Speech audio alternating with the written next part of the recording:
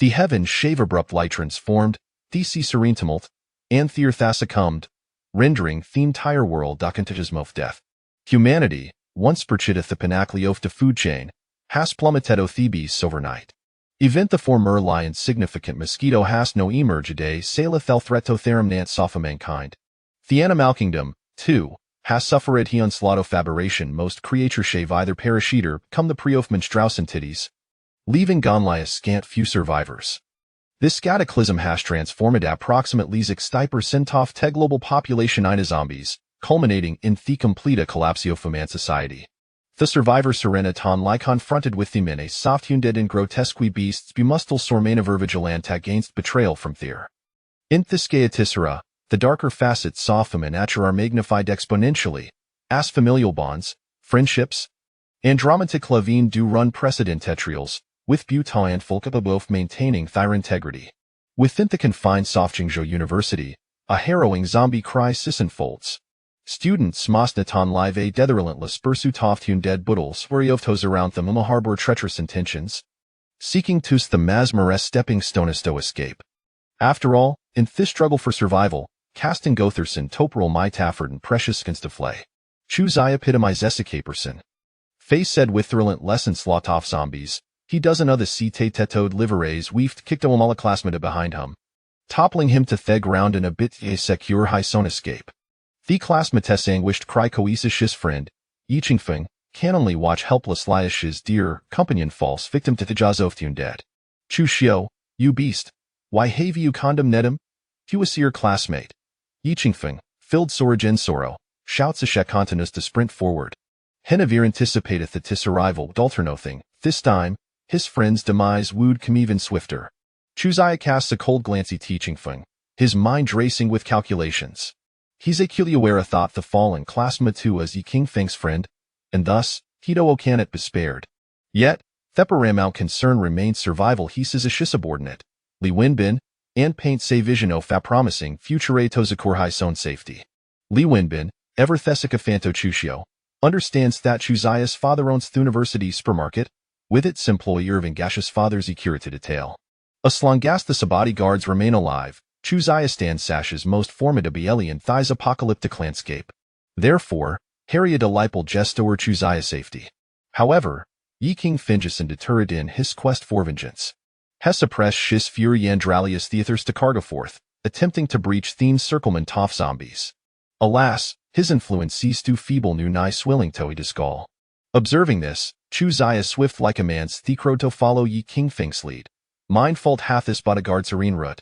And no nerwish to antagonize a Thiesan Famagion master. Seeing the group's weakness, Yi King Feng slips skirlin to a sneer. He recognizes that the event soft hepasteriant and unfolding. Chuzayu is notarius within the shul, arrogant and overbearing, with Nuna daring to provoke him. Now, amid the zombie ecrasis, a nation unable to care for itself eaters and thebering cough chaos. Chuzayu webstrud hey trong, making his way downstairs, his gazy alert lie scanning surroundings. Hesilant lie ray ois and having assumed an identity theta forged shim the luxury of bodyguards. Despite feeling gassins of absurdity and helplessness regarding his transmigration. Hegrip shiz de Gertie, Iver prepared for unforeseen circumstances.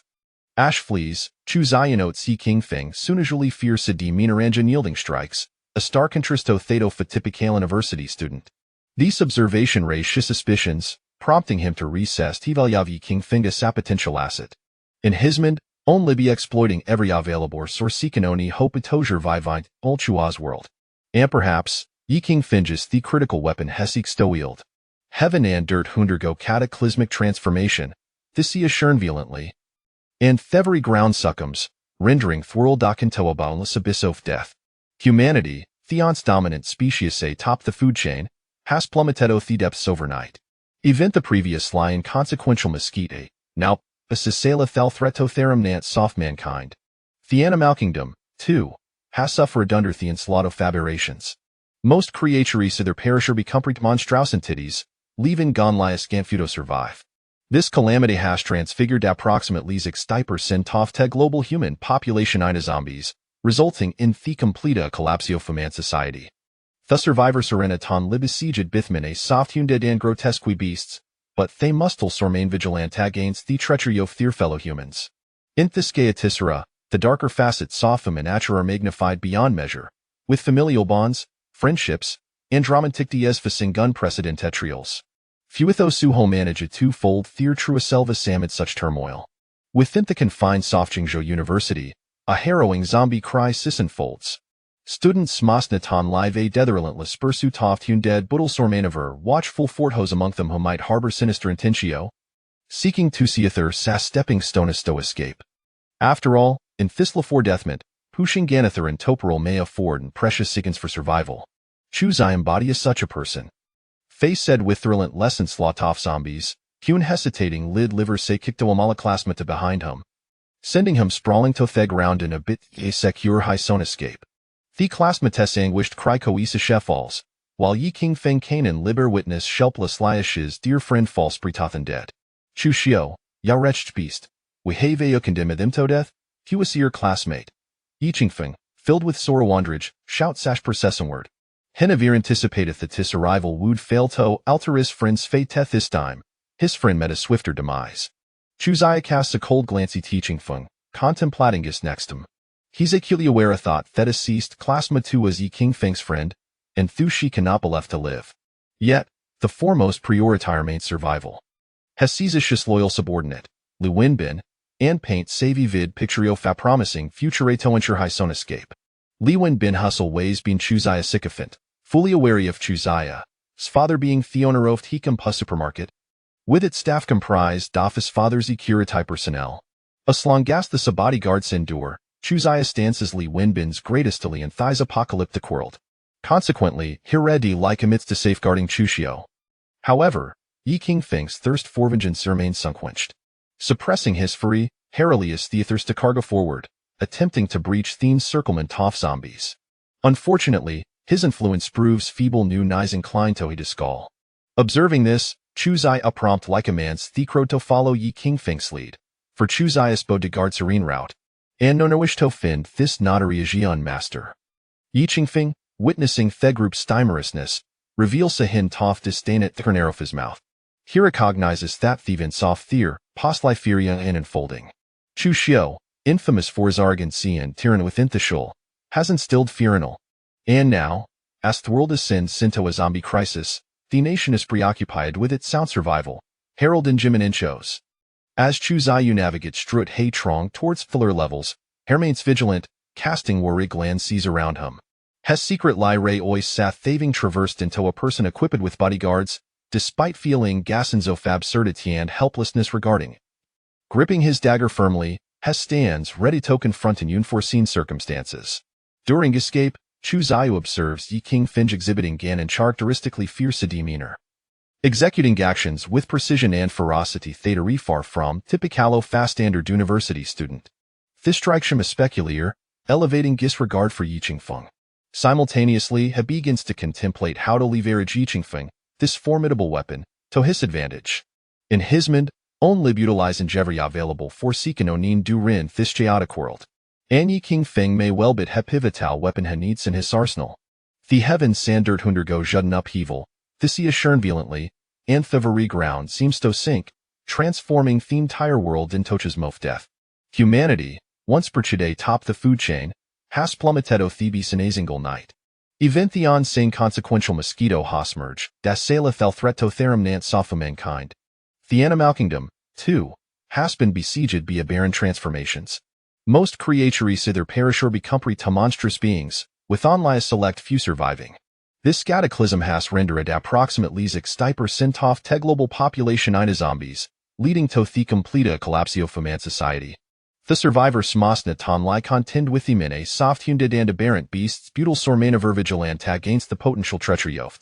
In this Tisera, the darker facets of human nature are magnified infinitely, subjecting bonds of kip, friendship, and love to unprecedented trials, with only a scant fuelable to maintain her moral compass. Within the confined Sofjingzhou University, a horrific zombie crisis unfolds. Students must have a relentless pursuit of hunded while remaining were yoved hosey around them whom he harbor malicious intent, seeking to the mass stepping stones to escape. After all, in this struggle for survival, casting Gotherson Toperol may afford and precious fins to flay. Chuxiu epitomizes this ruthless survival instinct. Confronted with the relentless advance of zombies, Hyun hesitating lid liver se kikto amala classmate behind him, sending him sprawling to the ground in a bit to secure high son escape. The classmate's anguished cry coeses his friend, Yi Qingfeng, can only watch helpless Liash's dear companion fall spritothen dead. Chuxiu, you beast, we have a condemn him to death? He was your classmate. Yi Qingfeng grorsanata multhof griefandrige, pushing forward in eight spiriti temp told her his friend's fate. Only to find that his arrival hashes and his companion's demise. Chuxiu casts a colency teaching Feng, contemplating his next him. He understands that the fallen classmate too is a friend of teaching Feng, and that these individual cannot be left to live. Yet, the foremost priority main survival he seizes the opportunity to rally his subordinate, Li Wenbin, weaving a vision of a promising future to ensure his own safety. Li Wenbin has always been Chuxia's loyal acolyte, well aware that Chuxia's father owns the university supermarket, with its employee Irvin Gash's father's Ikirita detail. As long as the Sabati guards remain alive, Chuxia stands as Li Wenbin's greatest ally in Thai's apocalyptic landscape. Thus, heredily voustos Chuxia's well-being. However, Yi Qingfeng does not relinquish his desire for vengeance. Suppressing his fury, Heckle supon the to cargo forward, attempting to brain eye through teen circlement off zombies. Alas, his influence proved too weak, and known he'd his gall. Observing this, Chuxia prompt like a man's thecro to follow Yi Qingfeng's lead after all. Chuxia spotted guard serene root. And Thegrupus loath to find this notary Jian master. Yi Qingfeng, witnessing the feeble disposition of Techroad, allows as Murkoff disdain to surface. Here realizes the tistery I repeating itself. Chuxiu, infamous for his arrogancy and tyranny within the shoal, facies new position. Now, in a world plunged into a zombie crisis, the nation is too preoccupied to intervene, and chaslim's inevitable. Chuxia weaves strut trong, descending the stairs with avigilantia scanning surroundings. Hezelant lie ray oi sethaven gasm person a thought grant shemik sesta bodyguards. Evenas the react off traversing gintithis realm feel sabsur dan lamentable. Hegripsh's dagger firmly, ever ready for unforeseen circumstances. Ash flees, Chuxi unitis's Yi Qingfeng soon expected la fierce diminuris strikes are both steady and brutal. Stark-like contrasting the behavior of fat Picale University student. This raises Chuxia's suspicions, prompting him to recess Tivelyav Yi Qingfeng's potential asset. In Chuxia's mind, leverage and Jevria available forces essential for survival in this tumultuosa. Perhaps, Yi Qingfeng could serve as a pivotal weapon in his arsenal. The zombies obstructing the path ahead, though drawn by the commotion, were swiftly dispatched by Yi Qingfeng and his companions. Meanwhile, the horde outside gradually diminished under the relentless assault of the group. Most of the zombies remained in the building's corridors and classrooms, pursuing the living, as the apocalypse had struck during class hours.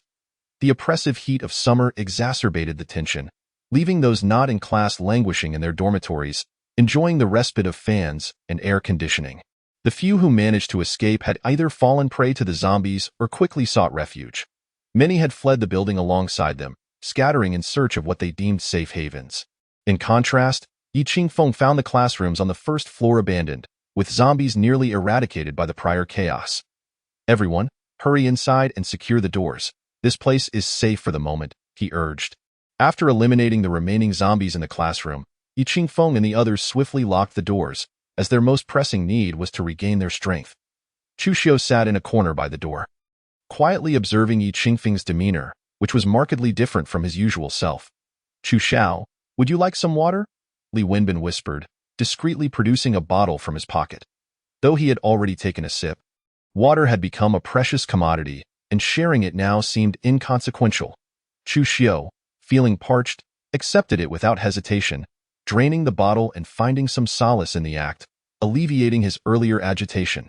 At that moment, Li Wenbin stealthily tugged at his sleeve, gesturing towards someone beckoning from outside the classroom. Noticing the figure, Chuxiu signaled for silence to Li Wenbin, seizing the opportunity presented by the taller figure blocking the view. Chuxiu prepared to make his escape. Yi Qingfeng seemed unusually relaxed, sitting on a chair, while the threat of zombies had temporarily receded, allowing them to gather strength for a safer retreat. His own body felt too frail to endure intense combat. Those who had fought alongside Yi Qingfeng were astonished by his prowess. They had not anticipated that the typically timid individual would unleash such ferocity in the face of the apocalypse. "How have you become so strong?" Huang shouting exclaimed, clutching a bloodied bench leg, her astonishment palpable that it's nothing. "Perhaps the dire circumstances have awakened my latent potential," Yi Qingfeng replied, diverting the conversation. Huang shouting had significantly aided him in his past life, and her background was far from ordinary. She was among the first to be rescued from school, following Chu Xiu. Although their relationship had never fully developed, they had both conveyed their feelings to one another. After his transformation, the obstacles from her family had seemingly vanished, making their union a natural progression. Everyone harbors secrets, and Huang shouting refrained from probing further, as they had scarcely interacted during their school days. To her, he had merely been an ordinary classmate. Yi Qingfeng concealed the affection in his gaze, while subtly protecting her during combat. Little did she know of the countless zombies he had vanquished in his previous life. Once he reawakened his abilities, he would undoubtedly surpass his former self. Moreover, he would navigate through fewer pitfalls and rectify past regrets, allowing them to be together more swiftly. Regrettably, his recent attempt to save a dear friend had been thwarted by the butterfly effect of his actions, leading to an untimely demise at the hands of the undead. Reflecting on his friend's death deepened Yi Qingfeng's resentment towards Chu Xiu, prompting him to glance behind, only to discover that both Chu Xiu and Li Wenbin had vanished. "Where are they? Have they simply disappeared from the classroom?"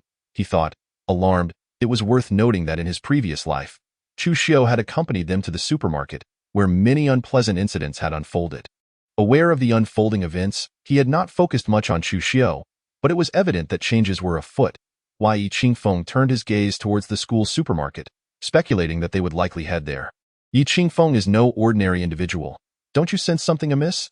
In the supermarket, Chu Xiu observed Li Wenbin gulping down water. "Chu Xiao, that guy is merely lucky. It's sheer fortune that he is still alive." "His usual demeanor betrays his weakness," Li Wenbin remarked, seemingly oblivious to the gravity of the situation, attributing it all to coincidence. It merely good fortune." Chu Xiu disagreed, noting that Yi Qingfeng's calmness and adeptness at slaying zombies could not be reduced to luck alone. "Can the supermarket's glass withstand the force of a zombie's impact?" Chu Xiu suddenly noticed the marks of previous collisions on the glass, growing concerned about the supermarket's structural integrity. "Rest assured, this glass was specially procured by the chairman. It's bulletproof," Li Chang said, his hands stained with blood as he gripped his handgun, keeping a vigilant watch on the zombies meandering outside. The other 6 bodyguards, led by Li Chang, were strategically positioned throughout the supermarket, prepared for any unforeseen developments. Originally 8 bodyguards had been present, but 2 had succumbed to the undead and were subsequently eliminated by Li Chang and his team. With safety concerns addressed and supplies plentiful, Chu Xiu contemplated their situation. "We cannot remain here indefinitely. The school will soon become a haven for zombies." Reclining in a chair, he pondered the timeline for military assistance, suspecting it might be a long wait. Relying on others was less reliable than relying on oneself. Having traversed into this perilous realm, he understood the necessity of careful planning to survive. "When will they come for me?" Chu Xiu inquired. "Don't worry, the chairman is arranging for your rescue. We just need to remain here in the supermarket and await aid," Li Chang reassured him, aware that ensuring Chu Xiu's safety was paramount for his own family's security. "Look at the sky," Li Wenbin suddenly exclaimed, pointing at the blood-red heavens. The true transformation about to begin." Chu Xiu stood, his eyes gleaming with intensity. Chapter 3. The Darkest Night, the Powers of Darkness finally. The moment has arrived. Yi Qingfeng, having remained motionless in the classroom, awaited this very spectacle. Through his observations, he had noted that prior to the celestial upheaval, the zombies were devoid of cognition. The classroom erupted into chaos as the phenomenon in the sky incited panic among the occupants. With no one certain whether it boded well or ill, or what might transpire in the following moments. Only Yi Qingfeng recognized this as an unprecedented feast. On the darkest night of the celestial transformation, the world would be bestowed with the key to evolution. This feast would persist until dawn. Survival of the fittest, the true era of chaos was on the verge of commencing. Soon, he thought, as he witnessed the world outside gradually lose its color. Darkness reigning supreme. Excitement welled within him, for it seemed that even greater changes were imminent. Perhaps the zombies were merely the beginning. Within the supermarket, Chu Xiu observed the encroaching darkness and felt the weight of foreboding settle in his heart. What? This is just the beginning. Li Wenbin regarded him with disbelief. You think the zombies are terrifying? A flicker of concern crossed Chu Xiu's face. If his assumptions were correct, the true horror lay within this transformation of the heavens and earth. Isn't that so? Li Wenbin retorted, recalling his near brush with death at the hands of the undead. Rest well? It won't be long before we have visitors, Chu Xiu replied, reclining behind the cash register to conserve his energy. The supermarket was stocked with ample supplies, and his hunger gnawed at the remaining students of the university. They would inevitably gravitate towards this haven. Being the sole large supermarket on campus, it offered a comprehensive array of necessities. As the crowd swelled, complications would surely arise. However, with a firearm in hand, he felt assured of maintaining order. Chu Xiao, wake up! Something's wrong. Li Wenbin urgently shook him awake. At the mention of trouble, Chu Xiu sprang to attention. Li Chong, he called out immediately. Here, Chu Xiao, Li Chong responded promptly. Hand me the gun. Of course. Chu Xiu took the pistol from Li Chong, feeling a surge of security. When did the undead become so invigorated? Outside, the number of zombies had noticeably swelled. They howled ecstatically toward the sky, displaying an unnerving energy that boded ill. Had it not been for the streetlights illuminating the area, their alarming condition might have gone unnoticed. Chu Xiao, the zombies began gathering around shortly after you fell asleep, Li Chong reported. I suspect their agitation is linked to the celestial phenomenon, and their strength may have increased as well. He pointed to a crack on the once immaculate glass. Worry etched on his face, fearing that the next impact could shatter it entirely. Just as Chu Xiu was about to speak, he suddenly sensed a peculiar change within his body. A strand of terrifying dark power manifested in the palm of his hand. This force was immensely potent. Excitement surged through Chu Xiu as he realized he had awakened such a formidable ability. His gaze instinctively shifted towards the others. If he had awakened an extraordinary power, what about them? Wow, young Master Chu, look!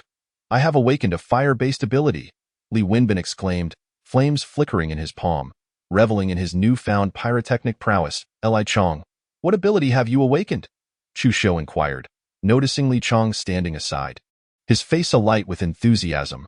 Young master, my awakened ability is control. Li Chong did not choose to conceal his powers. Instead, he openly declared his awakening. Concealment would serve no purpose and might even create a rift between him and the young master. For he would eventually need to utilize this controlling ability. The remaining 6 bodyguards had awakened 3 earth-based abilities, 1 water-based ability, 1 strength-based ability, and 1 speed-based ability. Was the probability of awakening abilities truly 100%? For now, Chu Xiu refrained from drawing conclusions and decided to observe the students in the school further. At that moment, a sudden crash against the glass startled everyone, and they turned to look outside. 6 zombies had gathered, excitedly banging against the glass door. Observing the zombies, as if on stimulants, the dark power within Chu Xiu began to stir. Very well, let me test the strength of my dark ability on you first. We cannot let them damage the door. We must open it and eliminate them at the earliest opportunity. Young master, I will control them. The rest should be ready to strike, Li Chong stated, emboldened by his newfound powers. No problem. The 6 bodyguards immediately stood at attention, their eyes fixed on the door, wielding large cleavers. These weapons had been prepared in the supermarket's warehouse before the apocalypse, and now they were finally put to use. Chu Xiu focused on the 6 zombies outside, ready to act the moment the door opened. He had no intention of relinquishing this supermarket stronghold. The reason was simple. There were still many living students in the school. Even if the awakening rate was not 100%, he could gather numerous awakened individuals for his own use. The emergence of ability users would completely reshape this world, and he was determined to secure his place in this new era. In his view, the magnitude of future influence depended on whether he could seize advantages and develop early on. Li Wenbin cautiously yanked the glass door open with a swift motion, in an instant. The 6 zombies lunged in, baring their teeth, their saliva repugnantly dripping. Chu Xiu did not immediately draw his gun. Instead, he holstered it. Dark energy surged into one of the zombies. Instantly, its pupils turned pitch black, influenced by the dark power affecting its movements. With a roar, the now enhanced zombie swept aside 3 of its companions. Soon, Chu Xiu injected 3 more strands of dark energy into the remaining zombies.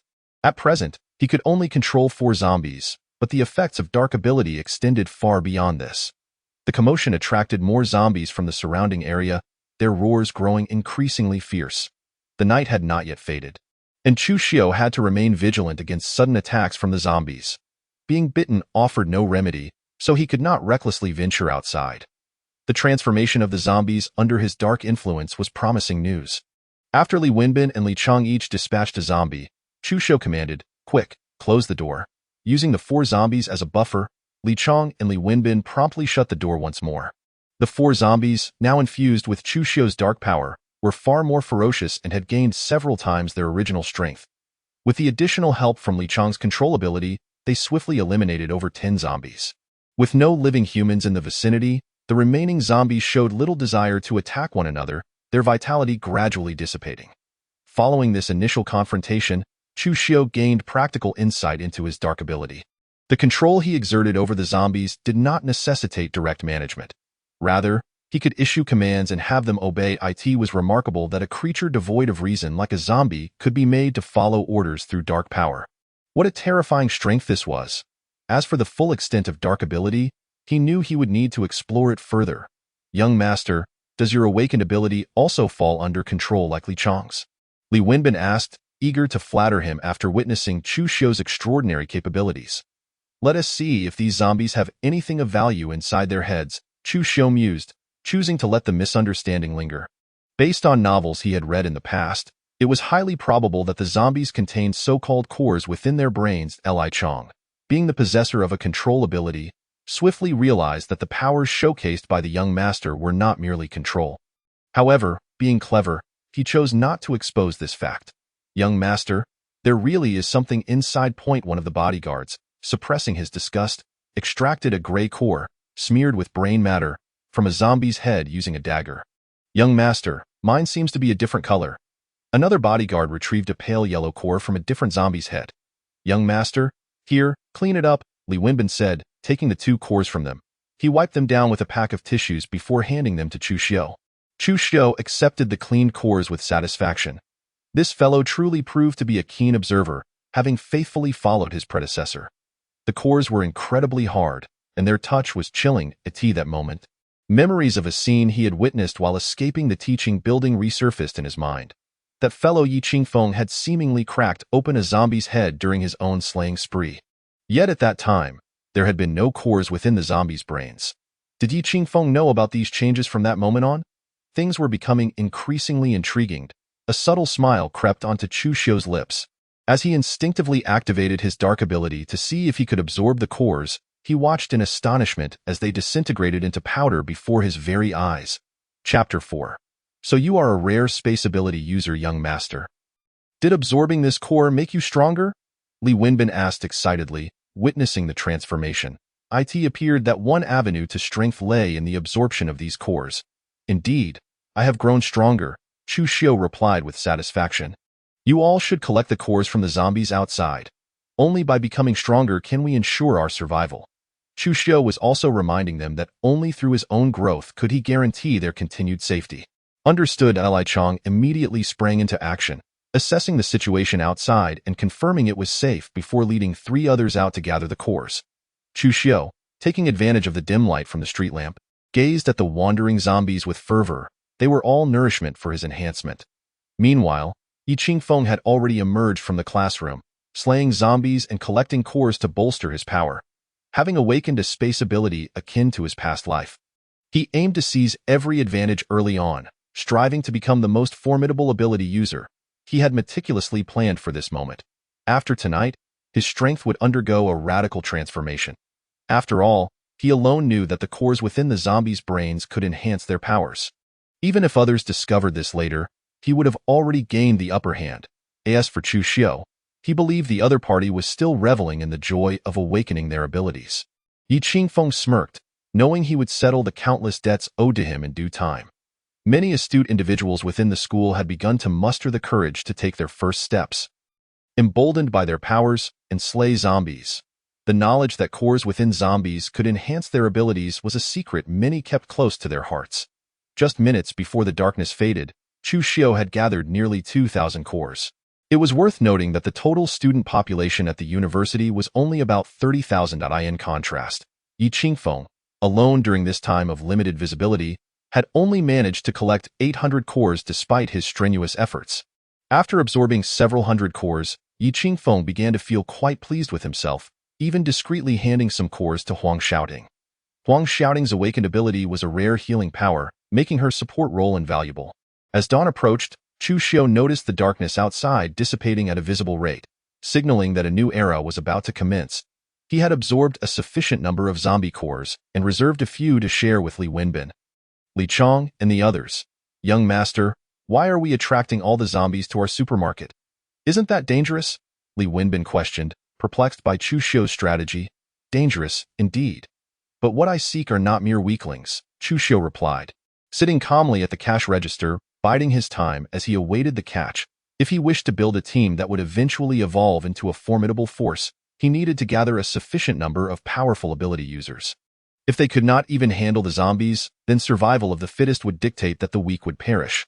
Previously, during the zombie crisis, the supermarket had been filled with students, but they were forcibly expelled by Li Chong and his group to prevent leaving any potential threats behind while rescuing the young master. Everyone, hurry. We're almost at the supermarket. Once we get there, we'll have food. Yi Qingfeng has been continually encouraging those behind him, standing alone against the strongest faction, while the zombies have become mere trifles for him. It seems he has truly transformed. Huang Xiaoting now regards Yi Qingfeng in a new light. The thought of Yi Qingfeng secretly providing her with a crystal core stirs a peculiar sentiment within her. It appears someone is approaching. Chu Xiao observes the commotion among the zombies outside, surging towards the rear, realizing that someone has certainly set their sights on the supermarket. Chu Xiao, it's that brat Yi Qingfeng. Li Wenbin suddenly exclaimed. Chu Xiao raised his gaze towards the distance, spotting Yi Qingfeng, akin to a god of slaughter, effortlessly decapitating zombies with a mere wave of his hand. The weakness of zombies lies in their heads. Either one must obliterate the skull or sever it. Impossible. How can this guy be so powerful? Li Wenbin gasped in disbelief. Chu Xiao, hearing this, looked at him, sensing something amiss, yet unable to articulate it. It's great that Chu Dexiao is inside. One of the classmates exclaimed upon spotting Chu Xiao in the supermarket. Sure enough, he is here. After clearing the path of zombies, Yi Qingfeng also noticed Chu Xiao. Everyone, stay close to me. The supermarket has enough supplies for our survival. Dexiao, should we open the door? Li Chong inquired. Each additional person means a reduction in resources. In this apocalypse, everyone understands the value of supplies. Haha, after all, we are classmates. Let them in, Chu Xiao decided. Subsequently, he issued an attack command to the nearby zombies. Those infected by dark powers seemed to have fixated on Yi Qingfeng, converging upon him with a cacophony of roars. What is happening? Those beside Yi Qingfeng, bewildered by the swarm of zombies, hastily unleashed their abilities. However, in the next moment, one of the foremost dark zombies effortlessly dispersed their attacks with a mere swipe. Chu Xiao smirked coldly, thinking it naive to believe they could eliminate zombies infused with his dark powers. With his current strength, the zombies he influenced would see enhancements in both defense and attack. Particularly, this mutated speed zombie pleased him greatly. Fall back.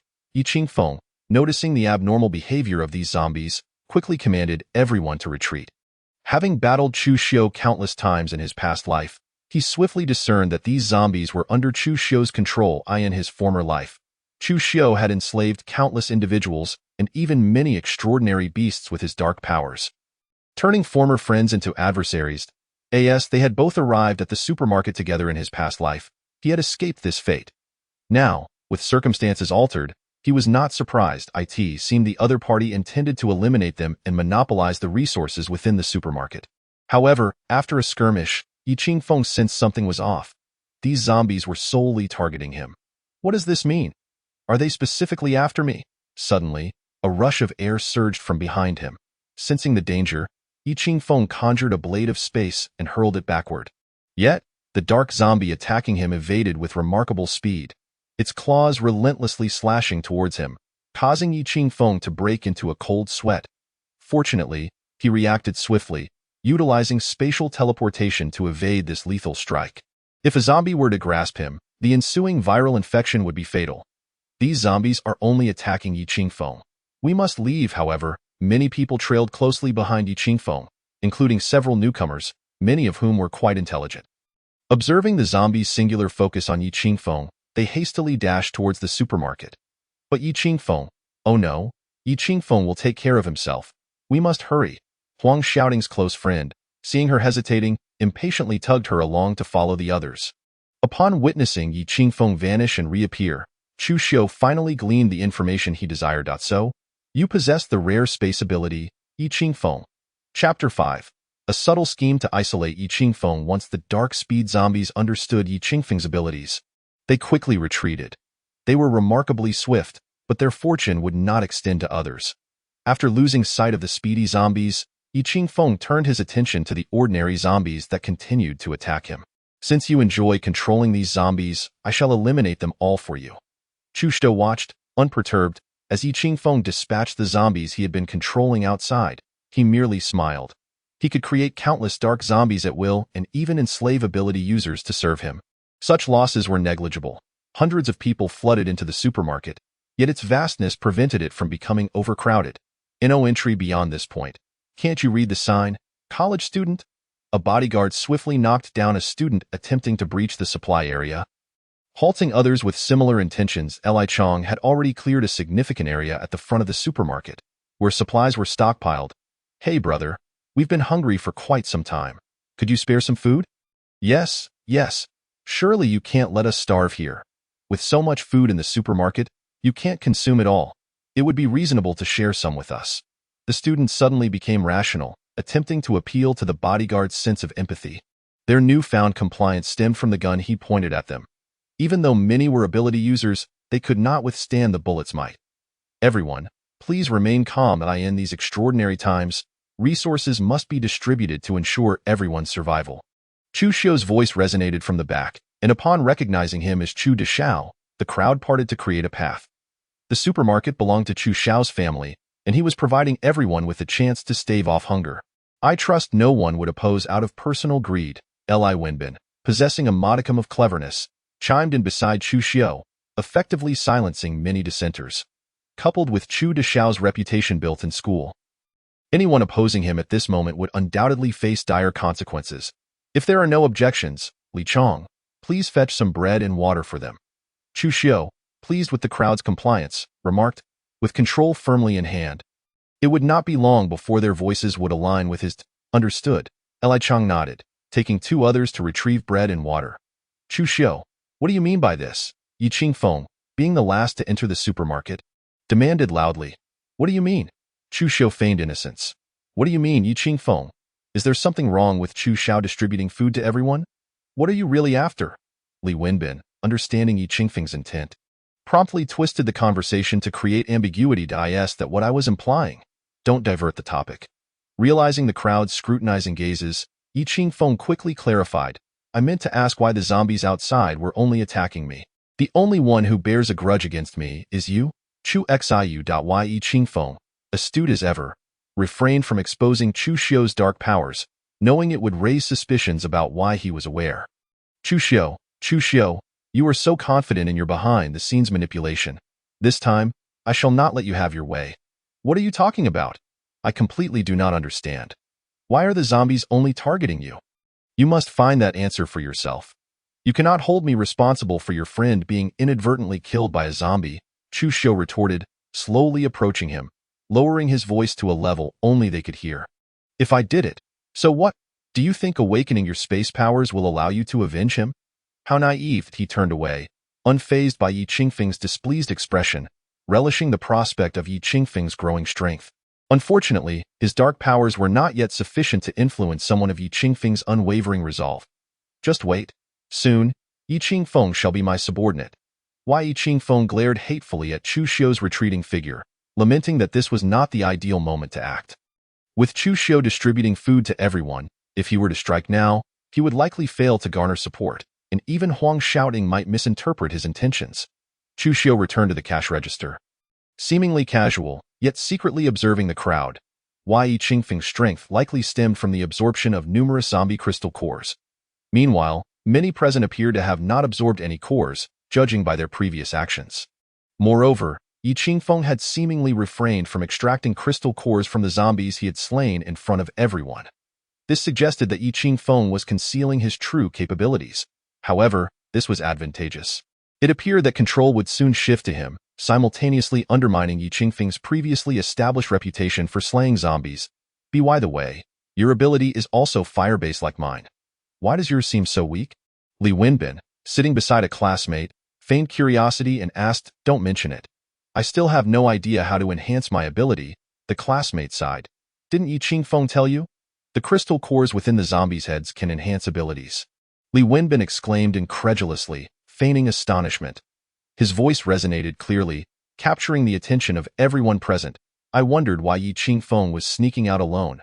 Turns out he was secretly absorbing crystal cores. I witnessed that rascal Yi Qingfeng surreptitiously passing something to the campus bell Huang shouting.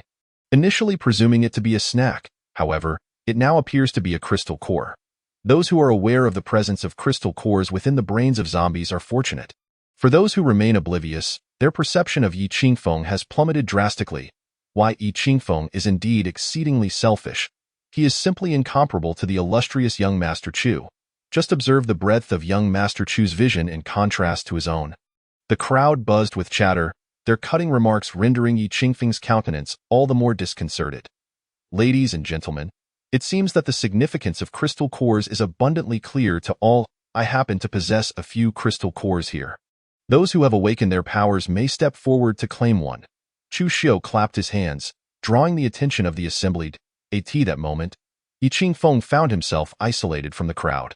Huang shouting had intended to join him, yet her close friend firmly restrained her. Yi Qingfeng, on the other hand, felt indifferent. They were merely a group of sycophants. How quickly these ungrateful individuals forget, were it not for him. Their very ability to reach the supermarket would be in question. Even if they wished to align themselves with him, he had no interest in accepting them. Yi Qingfeng was not in need of crystal cores. He dismissed their value entirely. Noticing that Huang Shaoting had not joined the queue, his mood lifted considerably. Li Chong and Li Wenbin commenced distributing crystal cores to the powers that had lined up. The waiting powers knew full well that young Master Chu was not one to act out of benevolence. Yet, they clung to the notion of seizing the opportunity while it was available. Chu Xiu rested his chin on his hand, a smile gracing his features as he observed the queue of powers. Remarkably, among the 200 individuals, there were over 60 with abilities. His intentions were far from altruistic. The crystal cores merely contained a hint of enhancement. Chapter 6. At last, the source of unease is revealed. Even Li Chong and Li Wenbin were oblivious to this matter. In this world, Chu Xiu trusted no one but himself. One must always remain vigilant. Even the crystal cores absorbed by Li Chong and the others had been tampered with by him. In this apocalyptic era, human hearts are inscrutable. It is far better to retain control in one's own hands. The subtleties of dark abilities are boundless, and this was merely a minor skill he had uncovered. Yi Qingfeng had no inkling of the additional effects of dark abilities. He was only aware that Chu Xiu's dark powers could enslave beings and manipulate minds. Nevertheless, Yi Qingfeng was utterly unconcerned with the opinions of others, as long as he was strong enough. Their perceptions held no value for him. Abilities do not adhere to any hierarchy. After all, the uniqueness of powers cannot be adequately described by mere levels. Observing the powers absorbing their crystal cores, Chu Xiu turned his gaze toward the ordinary individuals who felt despondent due to their lack of awakened abilities. The fates of these commoners would simply drift along. In Chu Xiu's eyes, they were mere cannon fodder. Before long, Li Wenbin approached to report his accomplishments. Young Master Chu, here is the list. Aside from a few dissenters, the rest are willing to join us. Well done, I shall personally deal with those dissenters. Chu Xiu examined the names on the list alongside their corresponding abilities, growing increasingly satisfied with Li Wenbin's capabilities. Li Wenbin grinned broadly, relishing young Master Chu's verbal commendation. Once young Master Chu achieved his goals, he would find himself in a position of unparalleled authority. Sometimes, wielding power also serves as a means to enhance one's own strength. Keep up the good work. I have high hopes for you. Chu Xiu was well aware of Li Wenbin's ambitions. Having aspirations and ideas is commendable. As long as one remains loyal to his cause, all other issues are insignificant. Thank you, young Master Chu, for your recognition. Li Wenbin felt a surge of motivation. What shall we do now? Aside from a few individuals, the rest have already joined young Master Chu's ranks. Huang Xiaoting, unmistakably, made her way to Yi Qingfeng's side. Taking a seat beside him, her friend among the ordinary crowd looked at her with exasperation. What is so appealing about Yi Qingfeng? That selfish individual has already been ostracized by everyone. It would be wiser to align with Chu Xiu. After all, he once harbored feelings for Huang Xiaoting. With their close bond, she believed she could secure a position of favor. Suddenly, Huang Xiaoting's friend had a change of heart, plotting something nefarious. Do not fret. The strong are always solitary, and those people are merely fair-weather friends, Yi Qingfeng stated nonchalantly. However, Huang Xiaoting hesitated. Enough with the however. Yi Qingfeng interjected, cutting off her words. What we need to focus on now is growing stronger. And that Chu Xiu fellow is fixated on nefarious paths and will never become strong. Why? Yi Qingfeng declared with unwavering confidence. I believe you have the potential to become a true powerhouse. Keep pushing forward. Huang Xiaoting nodded earnestly, feeling an inexplicable confidence in his words. Come, I shall lead you to hunt zombies and absorb crystal cores. Our priority now is to strengthen ourselves. Why? Yi Qingfeng opened the door and ventured outside with Huang Xiaoting. Upon witnessing their departure, whispers erupted among the onlookers. Look at Yi Qingfeng with the campus belle. He truly prioritizes romance over friendship, acting like a petty tyrant. Indeed, I believe he fears that we may surpass him. He possesses no vision. Yi Qingfeng is destined for mediocrity. Thank goodness I joined young Master Chu's team. I shall enjoy the good life. Exactly. Perhaps we could even win over the campus belle and present her to young Master Chu. The powers chattered incessantly, their words growing increasingly absurd, their faces adorned with lewd grins. Young Master Chu, I must share a secret with you, Li Wenbin said, practically bursting with impatience as he approached Chu Xiu. What news do you have? Speak, Chu Xiu replied, perplexed by his urgency. Young Master Chu, let us speak in private, Li Wenbin suggested, glancing around at the multitude. In the rear storage area, Chu Xiu was met with a woman, leaving him speechless. Did he truly seem like the sort to be so easily swayed? What? Do you think I am desperate? Chu Xiu shot him a dark look. Li Wenbin recoiled at the glare. Hastily clarifying, young Master Chu, you misunderstand. Speak quickly, Chu Xiu urged. Huang Xiaoting's friend quickly interjected, young Master Chu, I am Huang Xiaoting's close friend. Close friend? Chu Xiu mused, scrutinizing her closely. Given her demeanor, she must be one who plots behind the scenes. I could not bear to see Huang Xiaoting succumb to Yi Qingfeng's influence. She has been deceived by his flowery words. Her concern for Huang Xiaoting seemed insincere to Chu Xiu, who internally scoffed. In truth, only Yi Qingfeng and he were aware of Huang Xiaoting's healing abilities. Healing abilities? Are you certain? Chu Xiu pondered the value of a healer, realizing he had stumbled upon a potential asset. Healers were currently quite rare. Among the 60-plus individuals, none possessed such abilities, I am quite certain. She explicitly stated it and even healed my wounds from when I was escaping. Huang Xiaoting's friend, fearing disbelief, showcased her torn pants and the dried blood stains, revealing her knee, which bore no scars. So, what do you wish? Chu Xiu, recognizing her willingness to betray her friend so thoroughly, knew she must have an ulterior motive. Young master, she wishes to join us, Li Wenbin interjected swiftly. This is a trivial matter. I have no objections. In exchange for your information, I shall grant it. Chu Xiu readily consented. Thank you, young Master Chu, thank you. Ecstatic, Huang Xiaoting's friend felt a sense of security in aligning with Chu Xiu.as for Yi Qingfeng. He was clearly unreliable. She could not fathom what had ensnared her friend. One glance at Chu Xiu, and it was evident he had an immeasurable future. He understood the importance of gathering loyalty, destined to become a figure of great significance. Young Master Chu, shall we? Li Wenbin proposed to eliminate Yi Qingfeng, eager to assist Chu Xiu in ridding himself of this nuisance. Once Yi Qingfeng was gone, Huang Xiaoting would have no choice but to rely on them. Hearing this, Chu Xiu cast a deep, contemplative glance at Li Wenbin. At last, he understood the source of his unease. Chapter 7. The desire of subordinates to offer heads is inexorable. Previously, he had sensed something amiss. Now, he finally recognized the truth. He was increasingly exhibiting villainous tendencies. Why? Yi Qingfeng's circumstances, powers, and methods bore the hallmarks of a protagonist. If he could not eliminate him, what then? Chu Xiu inquired. Rest assured, although Yi Qingfeng is also a power user, he is no match for us, Li Wenbin asserted with unwavering confidence, his face filled with disdain for Yi Qingfeng. Chu Xiu sighed, realizing he was irreversibly cast as the villain. This subordinate was clearly the type to offer heads for experience. He appeared to be a clever young man, yet upon mentioning Yi Qingfeng, his intelligence seemed to dissipate.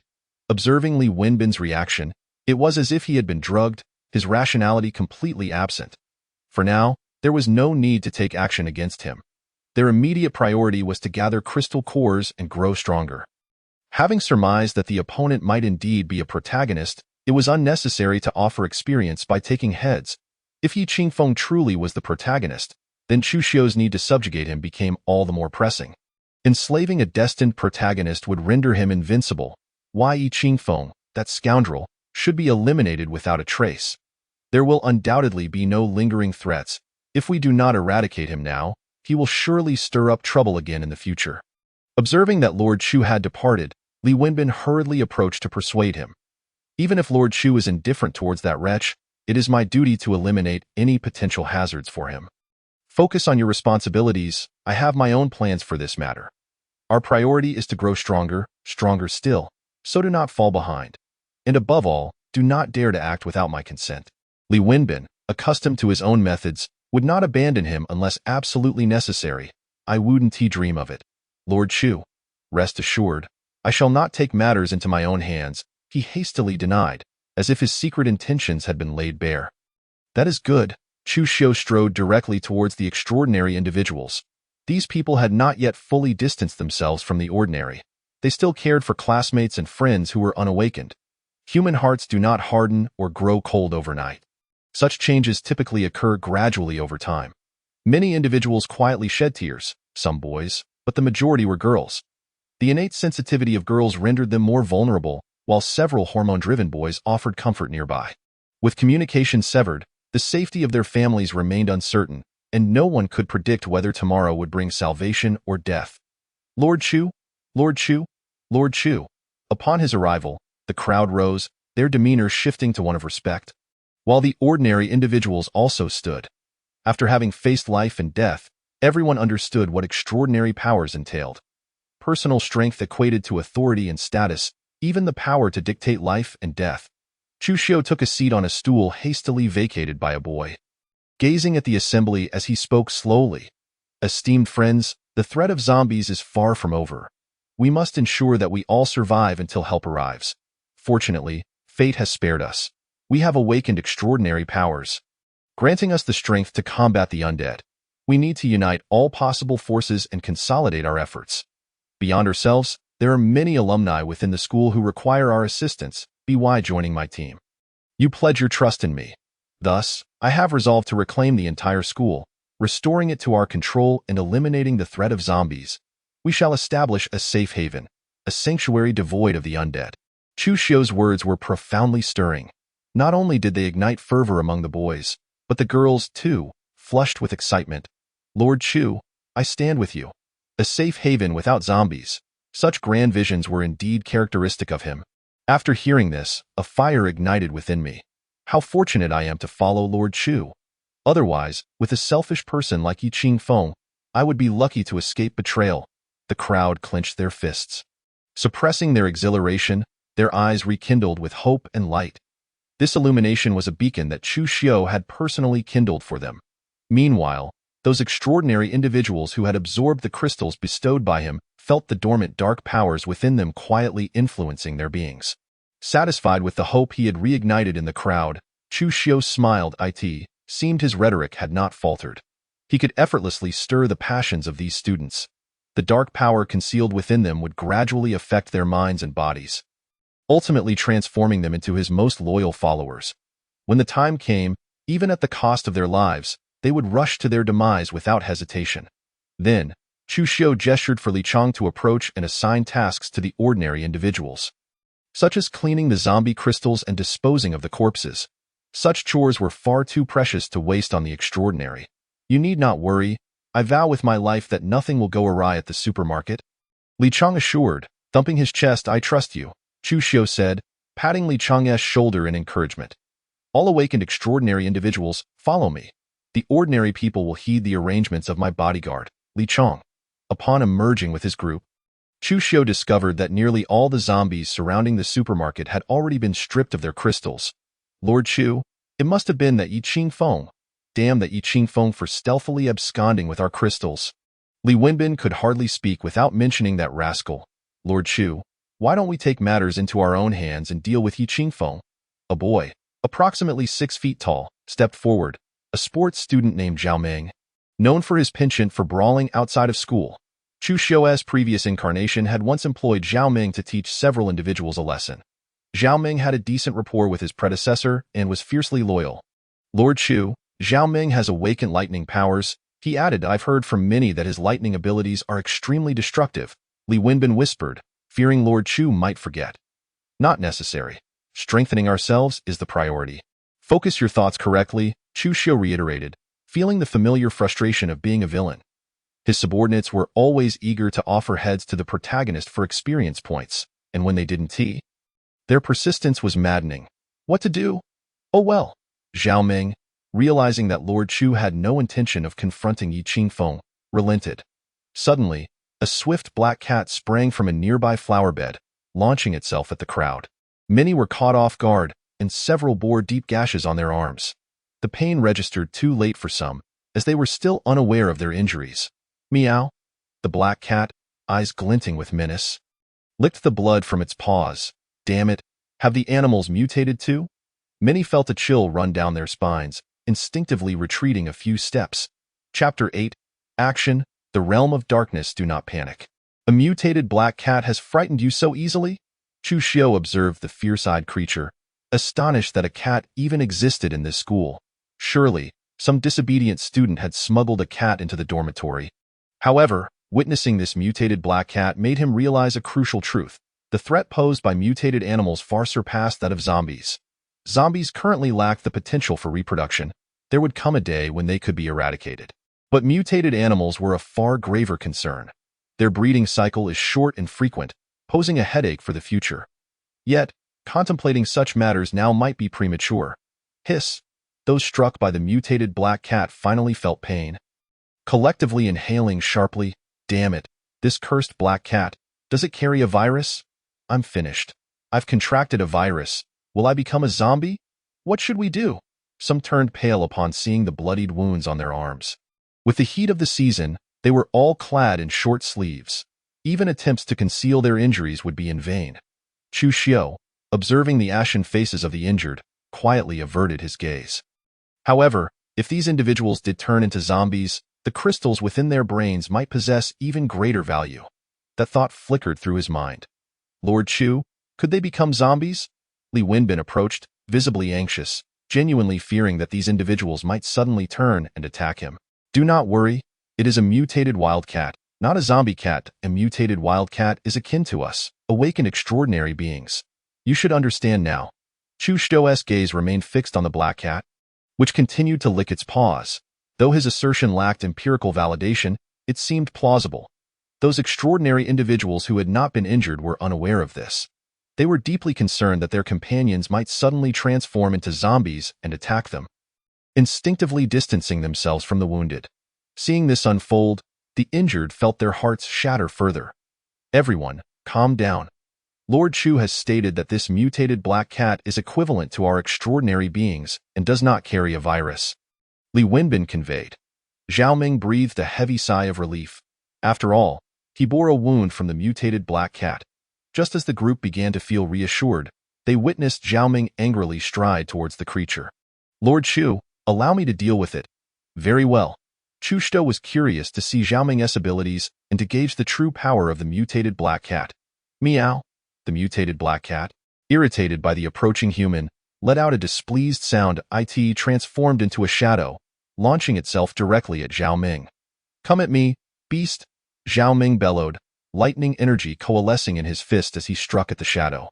His punch, influenced by his lightning abilities, moved with incredible speed.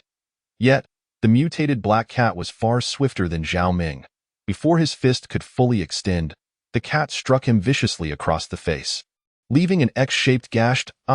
The searing pain radiated from his face as he staggered back. Meow. In the next instant, the mutated wild cat, eyes glinting with ferocity, lunged for Zhao Ming's throat. Boom! A black sphere collided with the mutated black cat, producing a piercing and anguished scream. "Are you all right?" Li Wenbin quickly pulled Zhao Ming to safety. "I should be fine." Zhao Ming cautiously touched his neck, ensuring he had not been bitten, and released a heavy sigh of relief. Just moments ago, he nearly believed he had his throat slit. The primary advantage of this black cat lies in its diminutive size and astonishing agility, making it nearly impossible to strike. Upon witnessing the mutated black cat become enraged by his presence, Chu Xiu observed its fur bristle in defiance. "Meow!" The incensed mutated black cat, eyes glinting with ferocity, charged at him with remarkable speed, transforming into a mere shadow.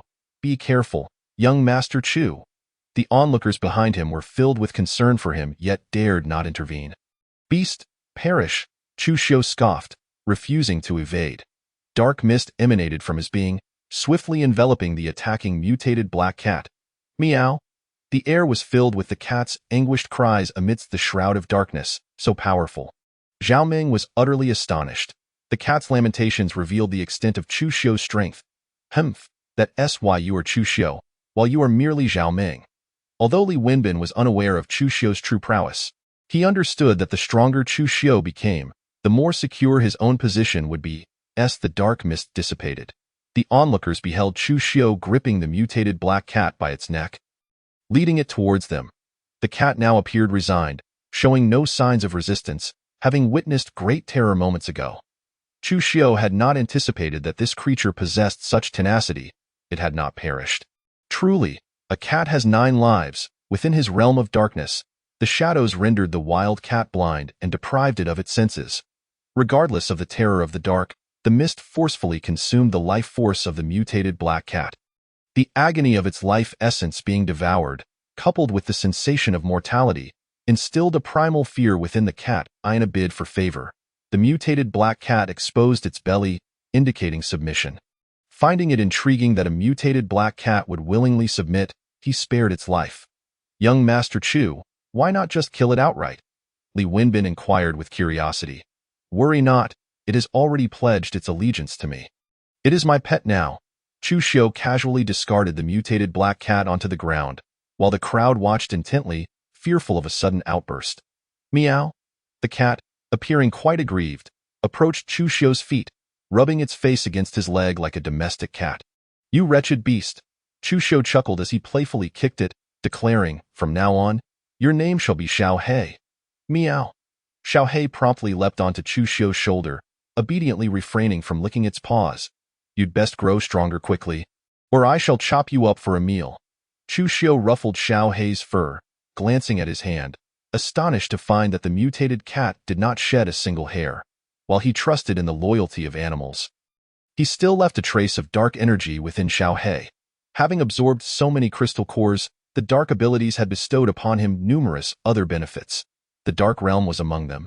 Xiao He seemed to be one who feared the strong while bullying the weak, with a keen sense of smell. Becoming Chu Xiu's pet was indeed a fortunate fate, sparing it from numerous hardships ahead. Witnessing Xiao He's sudden docility, Li Wenbin quickly lavished praise upon Chu Xiu. When it came to flattery, none could compare to him. One dislikes being praised, and this was one of the reasons Chu Xiu kept Li Wenbin close. The others quickly congratulated Chu Xiu on acquiring the mutated black cat as a pet. Chapter 9. The desire to seize Chu Xiu's opportunities indeed, just as I suspected. On the rooftop of a distant teaching building, Yi Qingfeng and Huang Shaoting observed the unfolding events. "What do you mean by that?" Huang Shaoting questioned, puzzled. "That black cat seems to be the same one we encountered earlier." "Not just seems, it is indeed the same black cat we encountered." Yi Qingfeng waved his hand dismissively, exuding a sense of resignation. This mutated black cat had once again crossed paths with Chu Xiu, becoming his pet. The cat's formidable prowess had led many who opposed Chu Xiu to their demise at its claws. In truth, Yi Qingfeng had contemplated preventing the cat from becoming Chu Xiu's pet. He had recently found the cat and fed it a power crystal core, attempting to win its favor. Regrettably, not only did he fail, but he also lost a valuable core in the process. Nevertheless, he vowed silently, "My fate is mine to control. Even if it is predetermined, I shall defy it." Yi Qingfeng was determined to seize Chu Xiu's opportunities next time. Since awakening his abilities and establishing his influence, Chu Xiu had navigated through life with remarkable ease, seemingly favored by the heavens. In contrast, Yi Qingfeng had to exert himself tirelessly, relying on his spatial abilities to survive and achieve his desires. It was profoundly unfair. Yet, Yi Qingfeng merely expressed envy, as he still preferred to earn what he obtained through hard work. Let us depart and continue striving for strength. Only by growing stronger can we ensure our safety and rescue others. All right, Huang Xiaoting nodded obediently. Typically, Yi Qingfeng would lead in battles while she followed, merely cheering him on and collecting crystal cores. Now that Huang Xiaoting understood him, Yi Qingfeng felt a sense of relief. He did not wish for her to misconstrue him as a cold-hearted individual. His slaying of zombies was to save those within the school, and as for aiding others, there would be opportunities in the future. Before Yi Qingfeng possessed adequate power, he would not venture to assist strangers in his past life. He had once been idealistic, but after witnessing too much betrayal and indifference, his heart had hardened considerably. A saintly heart only brings harm to oneself and others. Leaving the rooftop, Yi Qingfeng used the lock he had broken to feign a locked state before departing. The rooftop had originally been secured with a large lock for years. Previously, he had forcibly breached it, transforming it into a safe haven for the two after slaying zombies. As Chu Xiu gradually cleared the zombies, his group grew increasingly formidable. His goal was not solely to eradicate the zombies, but also to rally these newly awakened abilities. Ordinary people rescued also discreetly followed behind. Naturally, these newly liberated ability users would choose to join, as wandering alone remained perilous. Young Master Chu, this marks the second dormitory we have cleared, Li Wenbin, perceptive as ever, twisted open a bottle of water and offered it to Chu Xiu. Have you recorded everything as instructed? Chu Xiu gulped down the entire bottle in one go, carelessly tossing it to the ground. In such chaotic times, who would dare to reprimand him for littering? I have made the notes, young Master Chu. Please take a look. Li Wenbin promptly handed over a notebook. Chu Xiu casually flipped through a few pages. Noticing that Li Wenbin had meticulously recorded the distinction between ability users and ordinary people, and he nodded in satisfaction. Well done. I shall reward you with more crystal cores upon our return. Thank you, young Master Chu. Li Wenbin could not help but rub his hands together, grinning to him. This task was exceedingly simple, and it was far more enjoyable to shine before Chu Xiu than to engage in violence. Meng Gu, that fellow only knows how to flatter. There's no comparison to how you bravely charge into battle. An ability user beside Zhao Ming muttered discontentedly. Keep your voice down, that guy is quite cunning. Be careful, or he might set you up to feed the zombies. Zhao Ming hastily cautioned him against speaking carelessly. Li Wenbin had often devised plans to help Chu Xiu deal with others before the apocalypse. And the latter's vengeful and calculating nature intimidated even Zhao Ming. Boom. Outside the girls' dormitory, 200 meters away, a zombie was sent crashing into a first-floor room by a strength ability user. Fortunately, the room was unoccupied. But it was evident from the disarray that a zombie incident had occurred, and the inhabitants had fled. Roar! This zombie exhibited remarkable vitality. Despite having just taken a heavy blow to the head, it remained alive, growing even more frenzied. Goodness, still not dead? Huh? A fellow strength ability user was taken aback as he observed the zombie charging towards him with excitement. Boss, should we lend a hand? One of the followers behind him could not help but speak up. What? Do you think I can't handle this zombie? The leader's expression darkened instantly, and he retaliated with another punch that sent the zombie staggering back, his anger palpable. No, boss, don't misunderstand. It's just that many hands make light work. The follower, realizing his mistake, hurriedly waved his hands in explanation, fearful of his leader's displeasure. This leader, known as Zhang Kaifeng, was also a student from the school, accustomed to being arrogant. After acquiring strength abilities during the apocalypse, he had formed a small team. Struggling is futile. You shall perish beneath my fist. After Zhang Kaifeng obliterated the zombie's head with a single punch, he crouched down, preparing to extract its crystal core. Brimming with pride. Just as he was about to retrieve it, a burst of flames suddenly surged towards him, startling Zhang Kaifeng into dispersing the flames with a punch. His followers, who had been quietly observing, rushed to his side. Boss, are you all right? Chu Xiu, Li Wenbin, I never expected you two to still be alive. Zhang Kaifeng, known for his quick temper, glared at the approaching figures with hostility. Surprised to find familiar faces? He recalled their frequent conflicts. Young Master Chu, I can't believe Zhang Kaifeng is still alive. He truly has a charmed life, Li Wenbin remarked in astonishment as he stood beside Chu Xiu. What a twist of fate. It seems we cannot let this slide, Chu Xiu mused, equally surprised to encounter Zhang Kaifeng here. This man hailed from a wealthy family and had often been at odds with him in the past. The fact that he could shatter Chu Xiu's flames and remain unscathed indicated that his strength was no trivial matter. Chu Xiu narrowed his eyes slightly, a flicker of shrewdness glimmering in his gaze. Those who witness shall share the spoils. This crystal core does not belong solely to you. Seeing that Chu Xiao remained silent, Li Wenbin let out a cold snort directed at Zhang Kaifeng. What a joke, daring to seize my crystal core. It seems you are courting death, Zhang Kaifeng retorted angrily.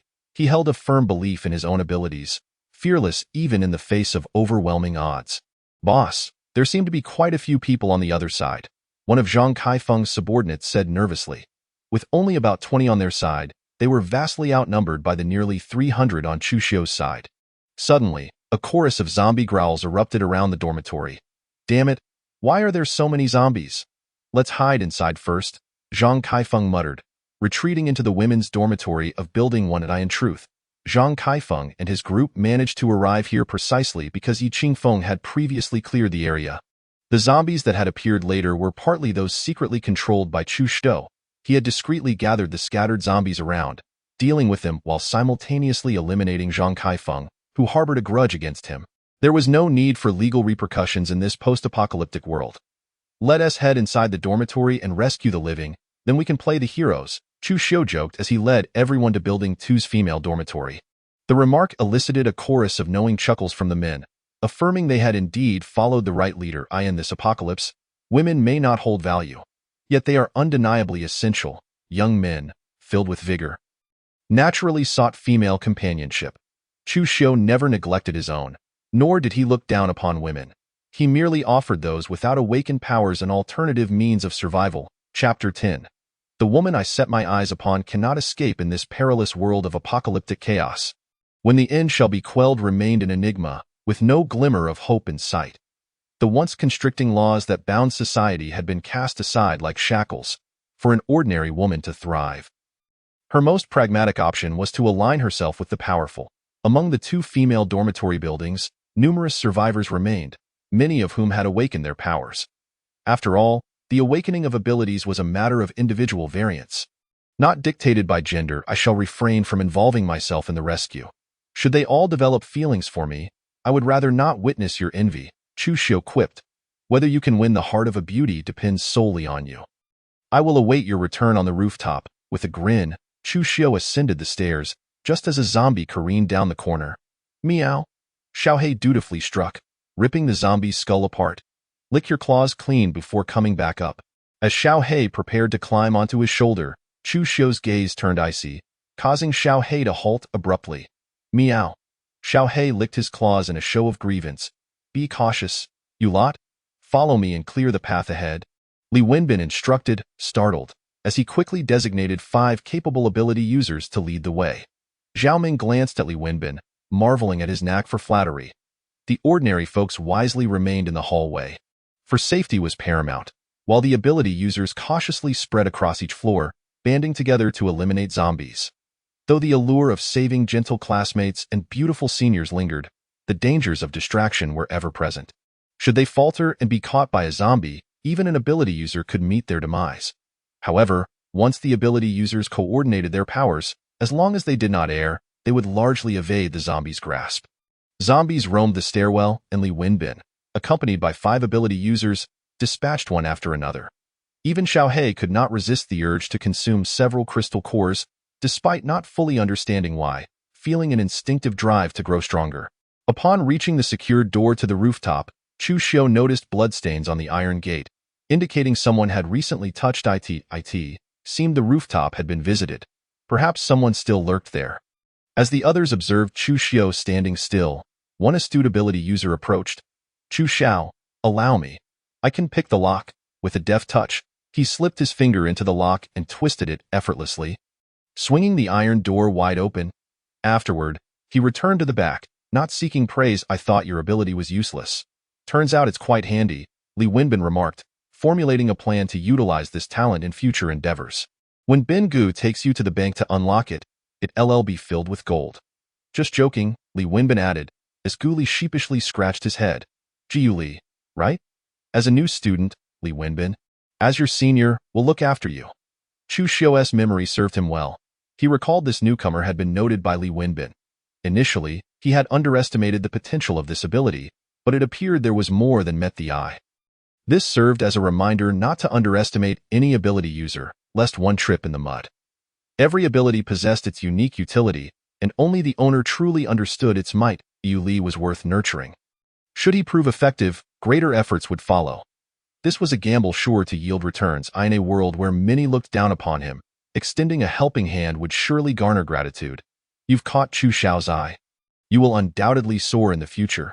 Stick by my side and be my little brother. Li Wenbin promptly pulled Gu Li close. If Chu Xiao valued him, it was only right that he extend his care. Thank you, Chu Xiao. Thank you, Ben Gu. I will strive to grow stronger and not let you down, Gu Li expressed, touched by their support. In such dire times, it was unexpected for Chu Xiao to extend a hand. Even when he believed his ability was futile, it was Chu Xiao who recognized its potential. Upon reaching the rooftop, Chu Xiao scanned the area and spotted a body lying in a corner. Chu Xiao, allow me, Li Wenbin interjected, swiftly approaching to inspect. Hey, Chu Xiao, this woman seems to be Chu Yuer, the student council president. Chu Yuer? At this revelation, Chu Xiao moved closer in surprise. Her beauty far exceeded that of the campus belle. Huang shouting.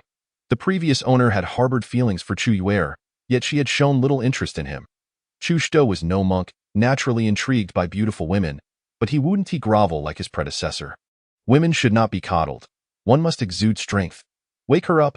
Understood, Chu Xiao. You, fetch me some water, Li Wenbin. Unsure how to rouse her, spotted someone behind him holding a bottle of water and his eyes lit up. With a splash, Chu Yuer stirred awake, the cold sensation revitalizing her, clearing her mind. Chu De Xiao, Li Wenbin. I never expected it would be you two to rescue me. Thank you. Upon seeing the familiar faces of her saviors, her heart swelled. Before the apocalypse, she had often interacted with the renowned Chu De Xiao and his loyal follower. Who would have thought they would come to her aid in such dire straits? Just then, Yi Qingfeng and Huang Shouting appeared on the rooftop. Having arrived using spatial abilities, Yi Qingfeng and Huang Shouting were visibly fatigued. Heaven has a path, yet you choose not to tread. Hell has no door, yet you come uninvited. Now that you are here, don't leave. Li Wenbin glared at him menacingly. Chu Xiao had long harbored feelings for Chu Yuer, making this the perfect opportunity to win her heart. Yet, at this critical moment, Yi Qingfeng had the audacity to intrude. It was a death wish. Yuer, come here. Huang Shouting, worried for her friend, called out, fearing Chu Xiao might take advantage of her. Shouting, I'm so glad you're safe. Chu Yuer smiled, relieved to see a familiar face. In such a moment, encountering someone she recognized was the greatest encouragement to survive. Wait, the woman I have set my sights on shall not escape, Chu Xiao declared, stepping forward to block Chu Yuer's path, his gaze possessively invading her space. While I am grateful for your rescue, where I go remains my choice. Chu De Xiao, you have no right to interfere. Chu Yuer retorted, her frustration evident at his invasive demeanor. Chapter 11. The forceful kiss of Chu Yuer. Miao. Xiao He, sitting loyally at Chu Xiao's feet, growled protectively, revealing his sharp claws. No right to interfere? How about now? Without hesitation, Chu Xiao grasped Chu Yuer's head and leaned in to kiss her, fulfilling the desires of the previous owner. After all, Chu Yuer perfectly matched his tastes, and his earlier frustrations melted away. Indeed, women were the finest remedy for a man's woes. Let her go. Yi Qingfeng's expression darkened, unable to fathom Chu Xiao's audacity. Li Wenbin, unwilling to tolerate Yi Qingfeng blocking the rooftop entrance, ordered Gu Li to transform into a bee and summon reinforcements. Brothers, follow me. With a decisive wave, Li Wenbin unleashed a torrent of flames towards Yi Qingfeng. The fire-based abilities are rather mediocre. Yi Qingfeng's gaze was icy as he raised his hand, consuming the flames with spatial power. He had witnessed far more formidable fire abilities in his previous life, and this mere flicker of flame did not warrant his attention. Suddenly, an ability user was sent sprawling to the ground by a kick from Yi Qingfeng. Sliding several meters, Huang Shouting, observing the battle, felt an acute sense of urgency as she glanced towards Chu Yuer. "You shameless scoundrel!" Chu Xiu released Chu Yuer, who was struggling in his embrace, and she immediately wiped her mouth in disgust. With a slight smirk, he said casually, "I'll mark you as mine. From this day forth, you shall be my woman. In the future, you will enjoy a life of luxury." Chu Yuer looked at him with utter revulsion, spitting out the saliva in her mouth. "Who is your woman? I was never yours, and I will never be. Let me make this clear, Chu Xiu. I have never liked you before, and I will not like you now. If it weren't for the fact that you saved me earlier, I would have taught you a lesson." Feeling an overwhelming sense of shame after being forcibly kissed in front of so many people, Chu Yuer felt utterly uncomfortable. "I have encountered many deceitful individuals like you. You will gradually adapt to it." Suddenly, Chu Xiu noticed that Chu Yuer's expression appeared to have improved significantly. He could not help but comment, "From your demeanor, it seems you have awakened your abilities." As he spoke, his gaze shifted back to the battle between Li Wenbin and Yi Qingfeng. The others had already been knocked down, leaving only a battered Li Wenbin struggling to hold on. Seemingly at Yi Qingfeng's mercy. The boss flirts, the underlings get beaten.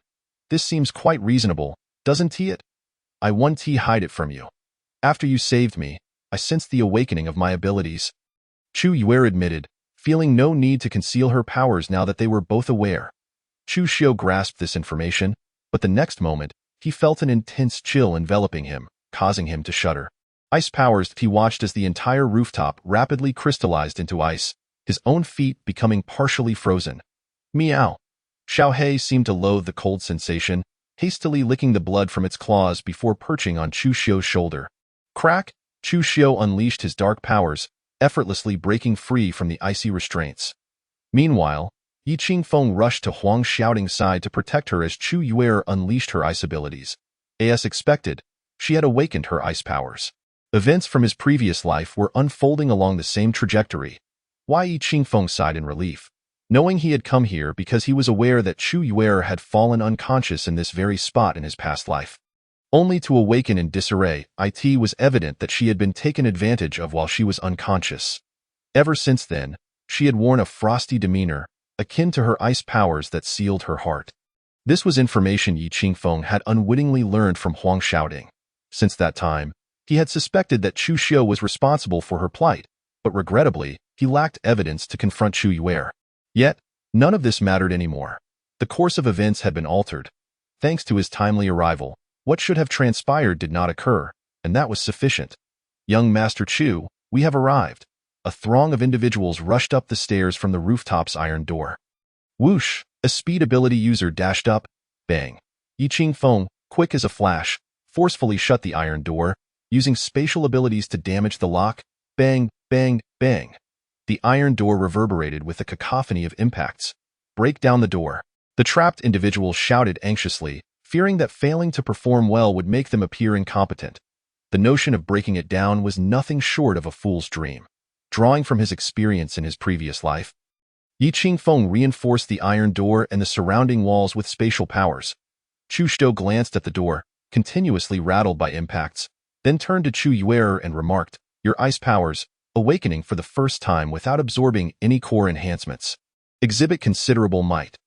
Your potential is impressive. It seems I can no longer let you go. If I cannot manage even one woman like Chu Yuer, how can I hope to conquer the future? Should I release this woman, she may very well become my greatest adversary in time." "Are you certain?" Chu Yuer gathered ice energy in her hands, her tone turning menacing. "Do you believe your meager strength could possibly contend with me? What a naive woman." Chu Xiu lightly stomped his foot, and all the ice powers on the rooftop were instantly devoured by the dark force. "How is this possible?" Chu Yuer stood stunned, fully aware of her ice power's strength. She had not anticipated that a mere stomp from Chu Xiu could shatter her greatest source of confidence. It's better for a woman to be a bit gentler. Being too cold is not good. Chu Xiu chuckled, seizing her hand and suppressing her power. "Let go of me." Chu Yuer struggled fiercely, only to realize her abilities were firmly restrained. In a moment of desperation, her eyes reddened, and tears of indignation streamed down her cheeks. Yi Qingfeng observed the power Chu Xiu displayed with keen interest. He had not expected the opponent's dark powers to be even stronger than in his previous life at this juncture. It seemed the pressure he exerted had compelled Chu Xiao to grow stronger in a hurry. Truly, he was a favored child of destiny. Despite Yi Qingfeng's relentless efforts, he had merely caught up to the opponent's power level. Yi Qingfeng attributed Chu Xiao's enhanced strength to his own influence. Young Master Chu. Hiss, young Master Chu, please intervene for us. Yi Qingfeng, emboldened by a semblance of power, disregarded Chu Xiao's authority. Point 1. Must consider the master when striking a dog. Li Wenbin, displaying some discernment, crawled over to report grievances only after Chu Yuer was subdued by Chu Xiao. Qingfeng, please save Yuer. We cannot let her fall into Chu Xiao's clutches. Huang Shouting tugged at Yi Qingfeng's sleeve anxiously. Their relationship having advanced considerably, leading to a more intimate manner of address. Rest assured, Shouting, Chu Yuer will be fine. Yi Qingfeng gently reassured her. Chapter 12. The terrifying Dark Years woman, should you wish to flee? It would be wise to consider the consequences of being caught by me. Chu Xiao whispered a soft threat into her ear before releasing her hand. He then strode directly toward Yi Qingfeng, his gaze turning frigid as dark mist swirled around his hands. As the saying goes, one must consider the master when striking a dodge. Why, Yi Qingfeng, tell me, how should I punish you? The overwhelming dark power that accompanied his words sent shivers through everyone present. Chu Yuer felt an inner turmoil as she gazed at Chu Xiao's retreating figure, a cacophony of voices urging her to flee. Yet could she escape? Rationality told her it was futile. Do you truly believe you can best me? Yi Qingfeng sneered, instructing Huang Shouting to keep her distance from the iron door for her safety. Once things get physical, I may not be able to protect you. I hope you can maintain that bravado. Chu Xiao chuckled coldly, sensing that he had been underestimated. Regardless of whether Yi Qingfeng was a reincarnated being aware of the future or someone who had traversed into a novel's plot, he felt no fear. The feeling is mutual. Yi Qingfeng gathered strength in his legs, leaping into the air and vanishing in an instant. Noticing his disappearance, Chu Xiao immediately enveloped him within his dark domain. Time is supreme, space is sovereign. When contending with a spatial ability user, one must remain vigilant, especially when the opponent might be a protagonist.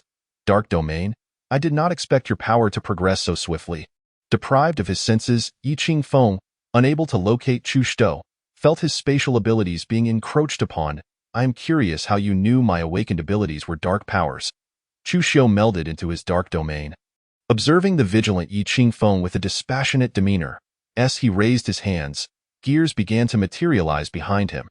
These were what he referred to as dark gears, inspired by a demon from a certain anime in his previous life. The dark gears could forcibly penetrate an opponent's body, controlling them to become his battle slave. This control was not subtle.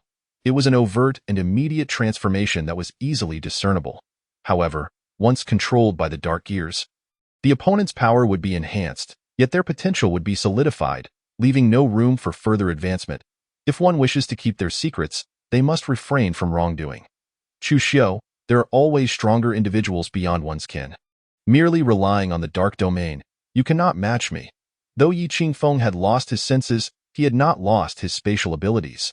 Space is omnipresent, and he was already well versed in its manipulation. Is that so? Chu Xiao, eager to test the might of his dark gears, commanded them to attack. Yi Qingfeng adeptly evaded the barrage of dark gears. Chu Xiao was taken aback. It seemed Yi Qingfeng had a profound understanding of spatial abilities. With this realization, he directed one dark gear forcefully beyond the confines of the dark domain.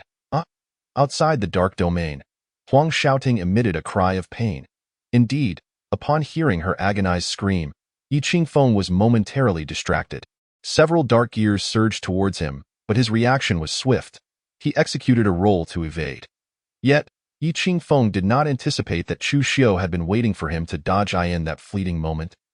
One dark gear, which had been lying in wait, swiftly penetrated Yi Qingfeng's body.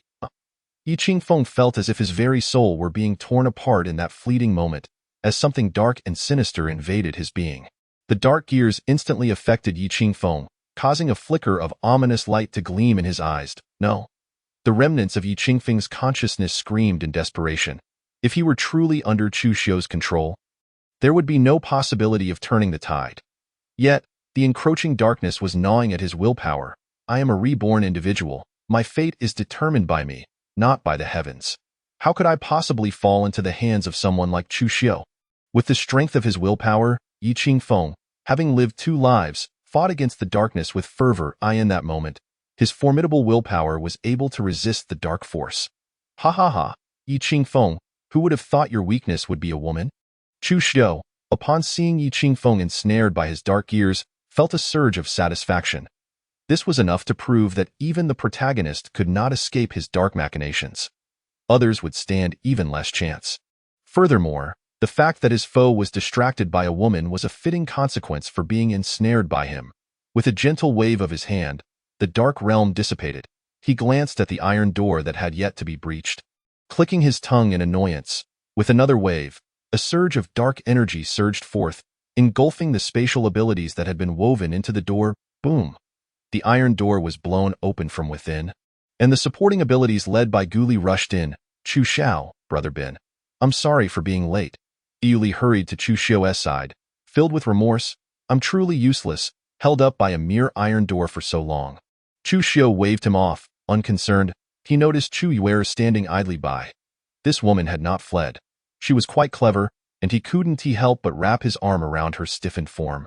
Let me show you the price of fleeing. He forced Yi Qingfeng and Huang Shouting to stand before him, observing the flickers of dark energy in their eyes, a trait he could not eliminate. However, Yi Qingfeng seemed to be struggling still, which further confirmed Chu Xiu's suspicions of his protagonist status. Only a protagonist could resist so persistently, akin to a centipede that remains alive despite being severed. Well, I won't hold this against you. But there must not be a next time. This moment. Li Wenbin was about to unleash his frustration on the unreliable Gu Li and the others.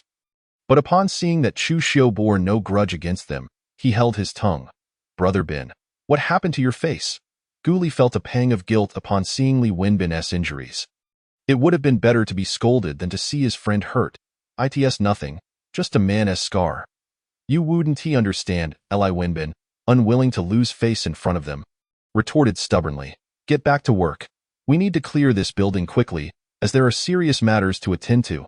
Understood, Brother Bin. Yuli quickly led the others back down. Chu Yuer pretended not to notice the embrace. Her gaze filled with complexity as she looked at Huang Shouting before her. She had not expected that Chu Xiu's powers were so formidable, capable of controlling others. Can you let her go?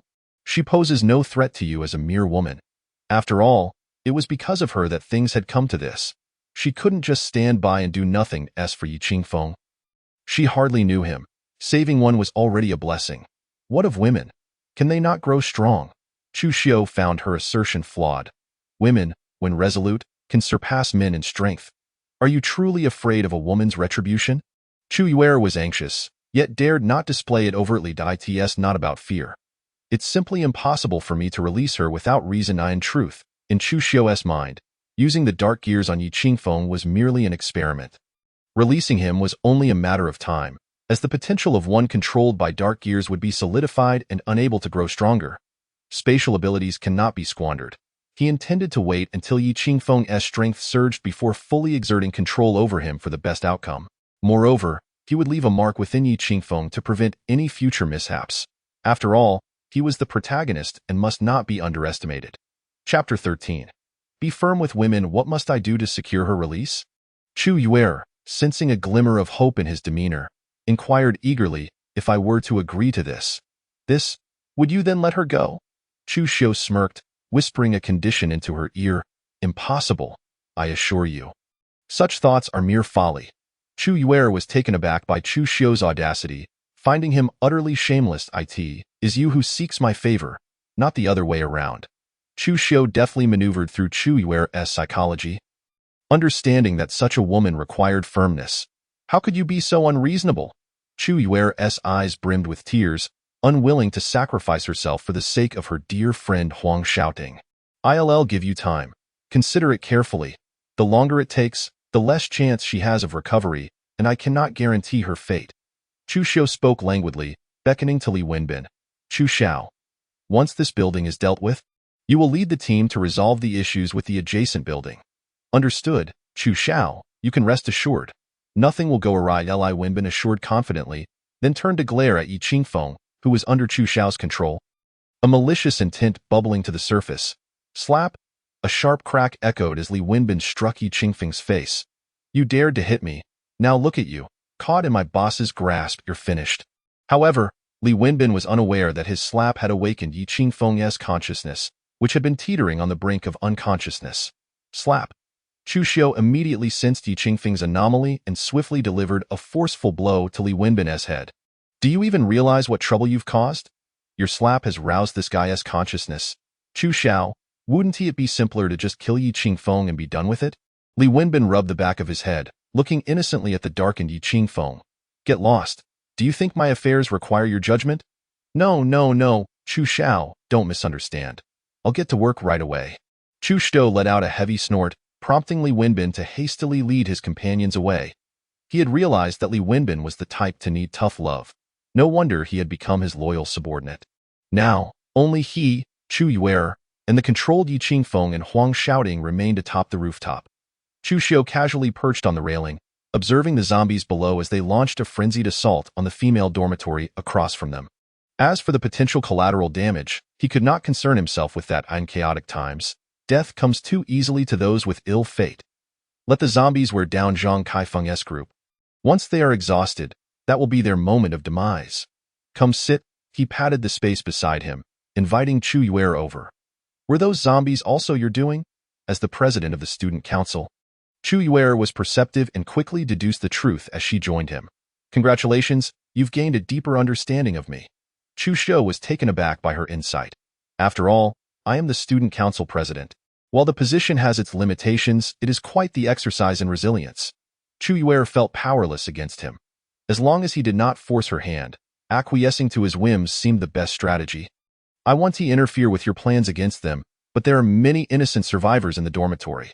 Chu Yue couldn't help but voice her concerns for those inside.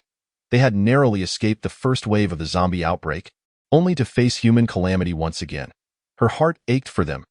Innocent? In times like these, do you truly think anyone cares about innocence? Only by surviving can one discuss such notions. This is an era where humanity has been stripped bare. Chu Xiu observed the flicker of compassion in her eyes, responding coolly. When the military arrives to clean up the aftermath, do you not fear your misdeeds will be revealed?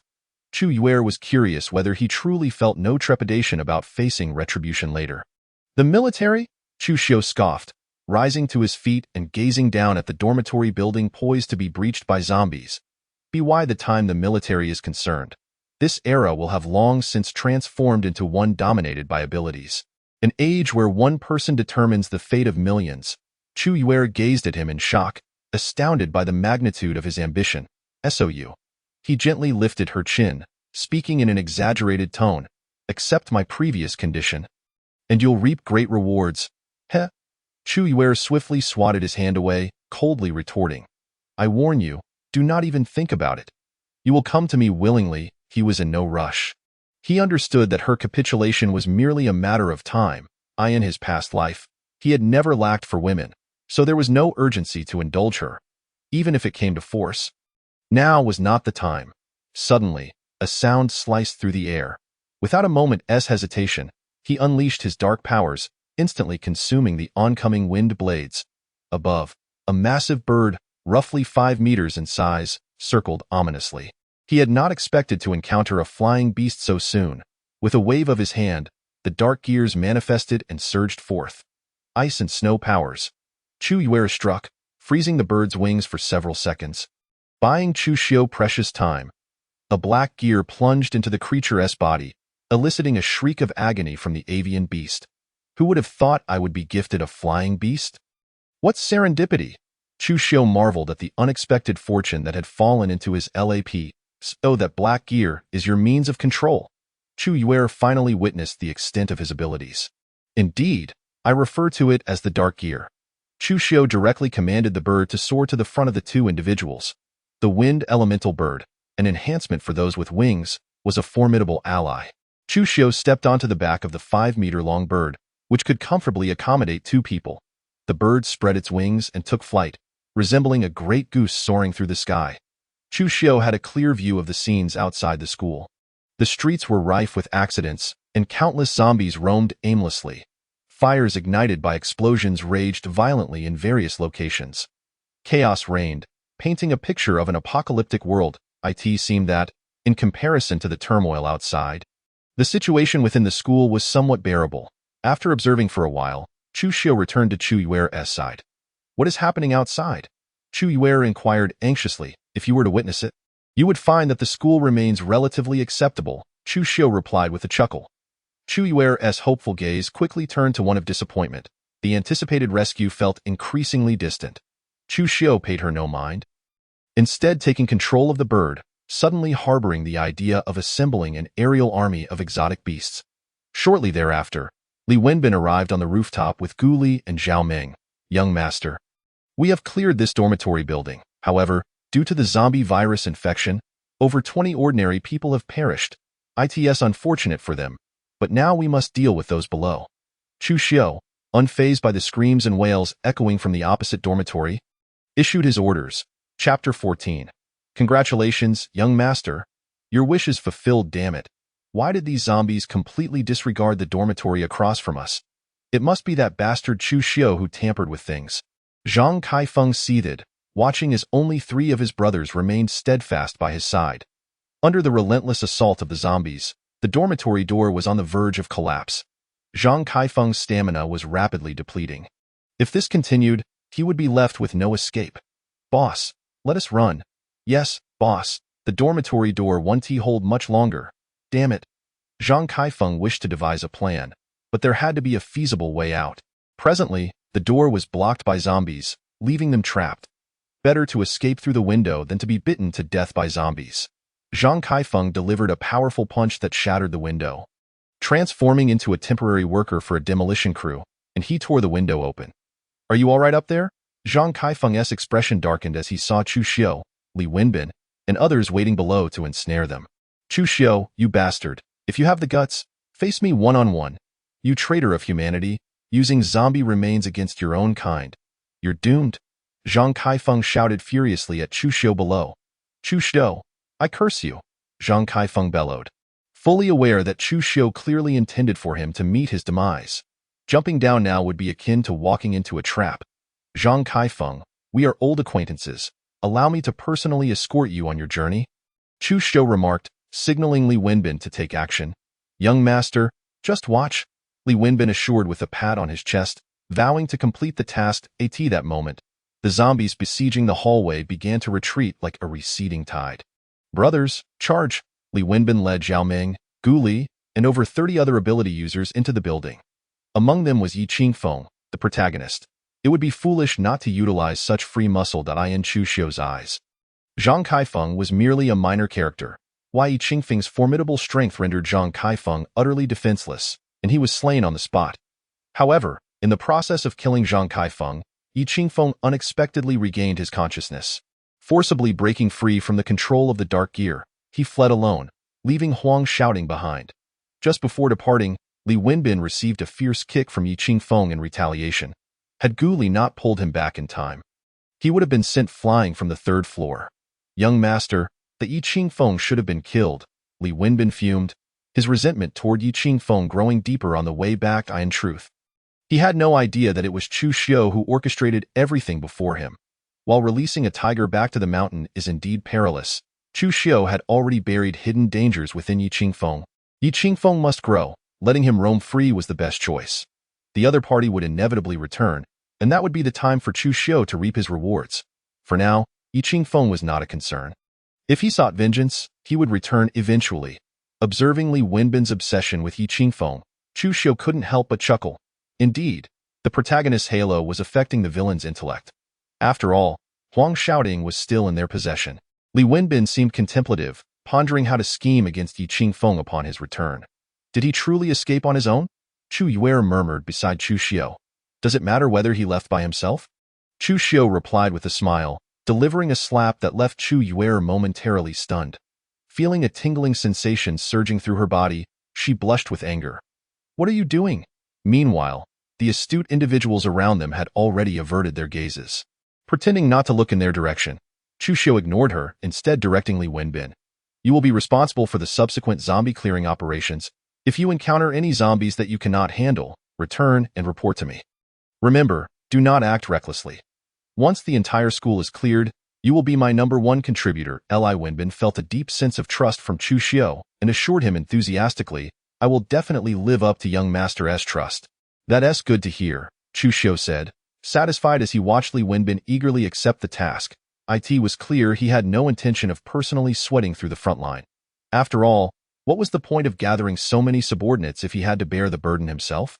He needed only to maintain control from the supermarket, while his subordinates would provide him with crystal cores to support his growth. Strengthening himself was essential for better protecting his subordinates. Upon returning to the supermarket, Chu Xiu discovered that Li Chang had brought in a considerable number of new arrivals. Young master, these individuals came to the supermarket voluntarily after your departure, Li Chang explained, presenting a list of names he had recorded. Chu Xiu glanced at the list and noted that only a few dozen more people had joined.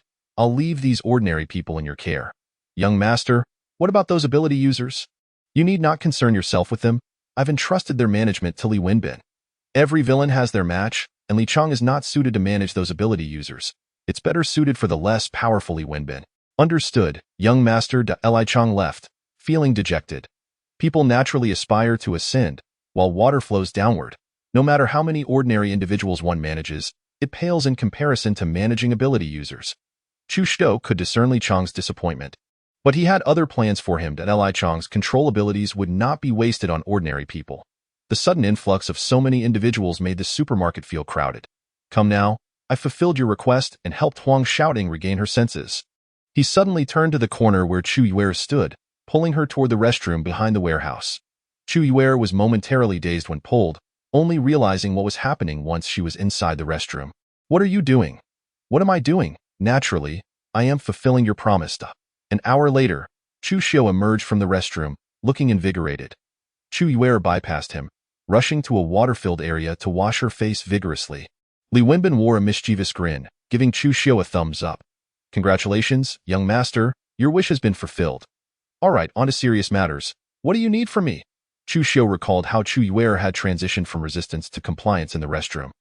And he felt a stir in his heart. This woman was indeed a little enchantress. Young master, I think we should consider expelling all the ordinary men and keeping only the women. After all, the supermarket cannot accommodate so many people, and leaving them here would only waste food. As Li Wenbin spoke of serious matters, he glanced behind him and spoke quietly to Li Wenbin. Do not forget that you were once an ordinary person. Upon hearing this, Chu Yuer rushed over to rebut him, disregarding the events that had just transpired. Chapter 15. Let us be realistic. Only those with milk are mothers. She had not anticipated that Li Wenbin could be so cold-blooded. The suggestion of keeping only the women carried a deeply unsavory implication. Since Chu Xiu had not voiced his opinion, who did Li Wenbin think he was? Li Wenbin cast a disdainful glance at her, clearly underestimating her just because she was Chu Xiu's woman. Enough with the bickering, Chu Xiu interjected, noting the tension between the two. You're right. It is indeed quite crowded. Li Wenbin raised his eyebrows triumphantly at Chu Yuer. See, I told you I was right. Here's what we'll do. Before nightfall, Li Wenbin, take her along with a group of capable ability users and thoroughly clear the nearest male dormitory building. Those ordinary boys can stay there temporarily. Just ensure they have food and water so they don't starve. As for the ordinary girls, see if any ability users are willing to take them in. If not, let them stay in the boys' dormitory as well. I'll take care of it right away. Li Wenbin, always obedient to Chu Xiu, had no objections. This plan made sense. I'll handle all the girls. Chu Yuer, being a woman herself, could not agree with what Chu Xiu had just proposed. Women ought to strive for self-improvement. Relying on men is unlikely to lead to a favorable outcome, especially in these apocalyptic times. With that, Chu Yuer strode purposefully towards Huang Shouting. Yuer, Qingfeng is truly safe now, isn't he? Huang Shouting's eyes lit up upon seeing her, and she hurried to grasp Chu Yuer's hand, posing a question she had asked countless times before. He is quite safe. I believe he has already fled far away, Chu Yuer replied with a hint of resignation.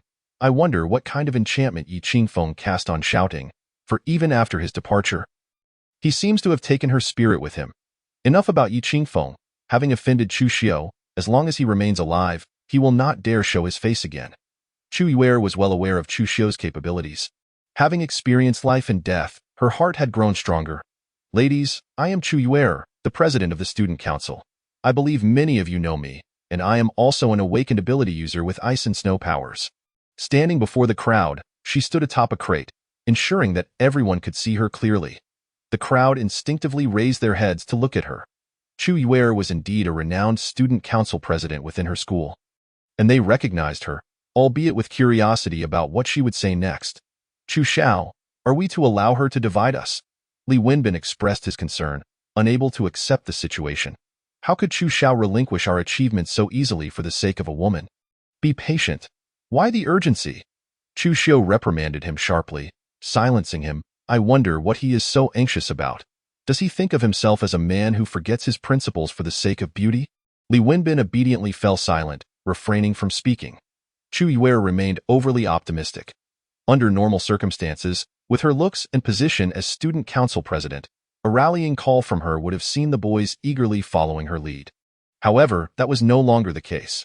In these dire times, survival was paramount. The only places in the school where food could be found were the supermarket and the cafeteria, one ready-made, the other freshly prepared. Chu Yuer pleaded passionately, but save for her close friend Huang Xiaoting, the others kept their heads down, ignoring her. Even if what she said were true and they were sent to live in the dormitories, it was still preferable to following Chu Yuer. With so many ability users aligned with Chu Xiao, safety was undeniably on his side. At the very least, Chu Xiao ensured their sustenance, while following Chu Yuer could lead to uncertain meals. The sense of security that men provided was not something Chu Yuer could compete with. What was wrong with relying on men? Perhaps, in time, one could even become the girlfriend of an ability user and live a better life. Moreover, some of the awakened female ability users remained indifferent to her pleas, primarily because it was Chu Xiao who had saved them, granting them respect within his domain.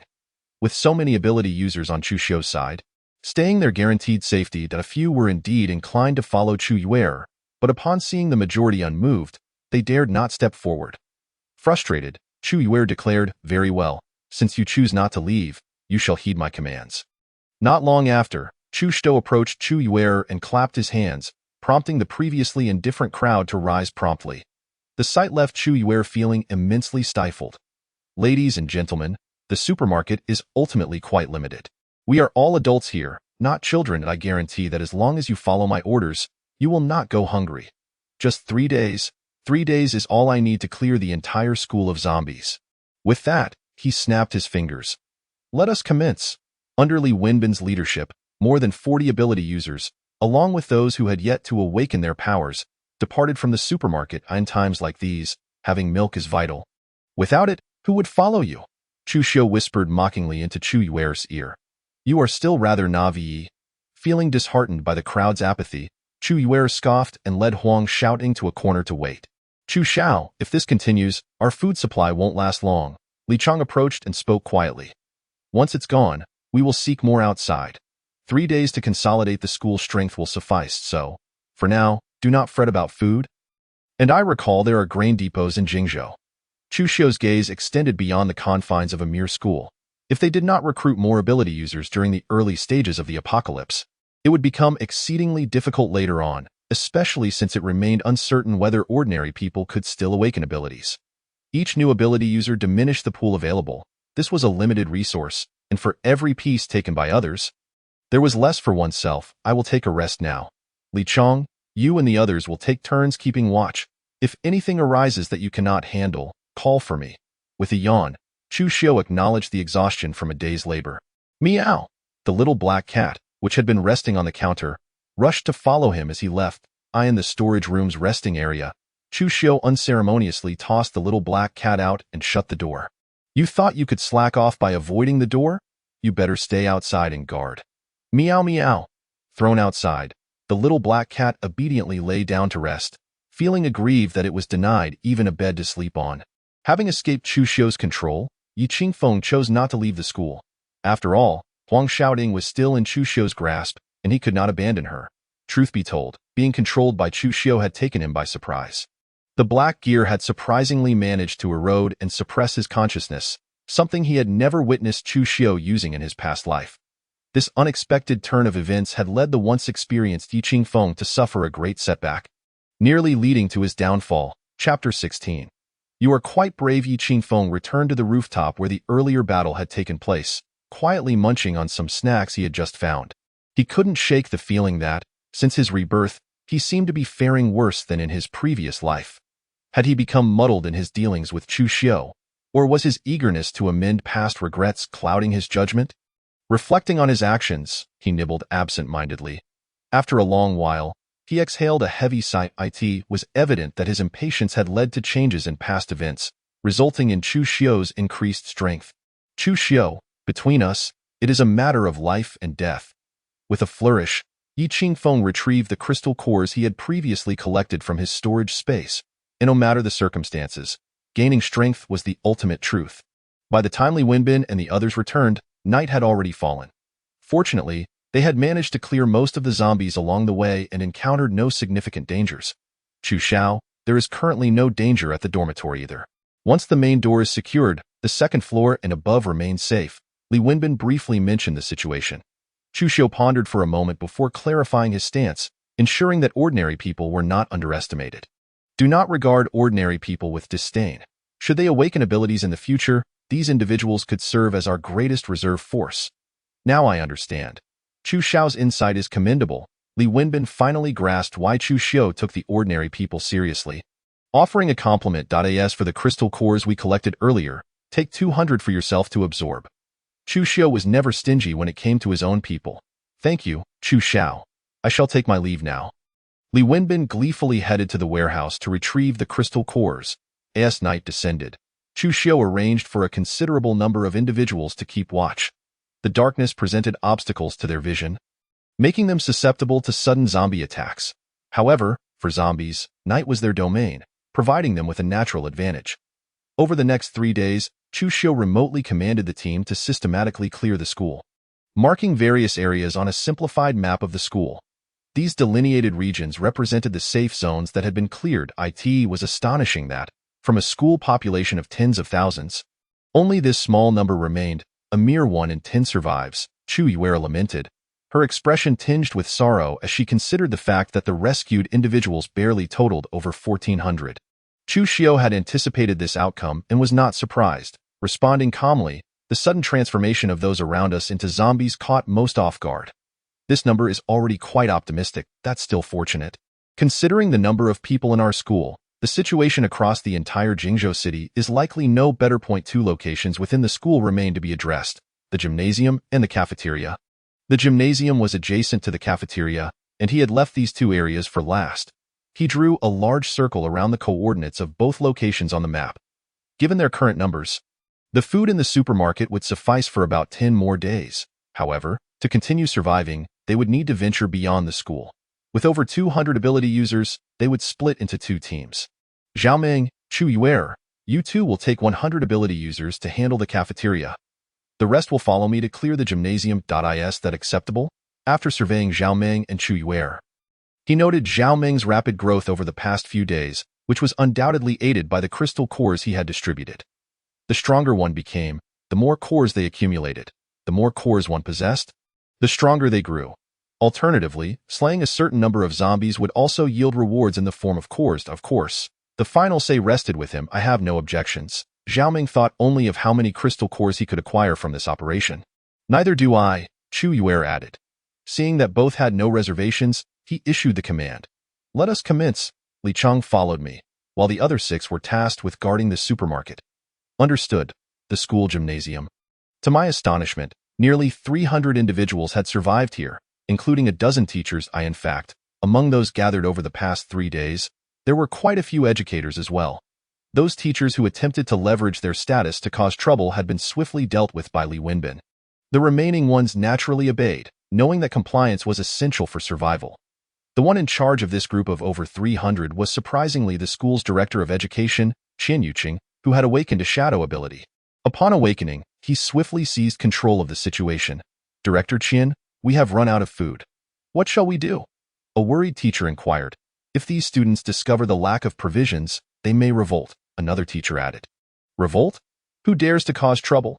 Let it be known that I will make an example of anyone who does, Director Qian retorted coldly, arranging for a small team to use themselves as bait to divert the zombies' attention, allowing us to retrieve some food from the freezer. This matter must remain known only to the 3 of us.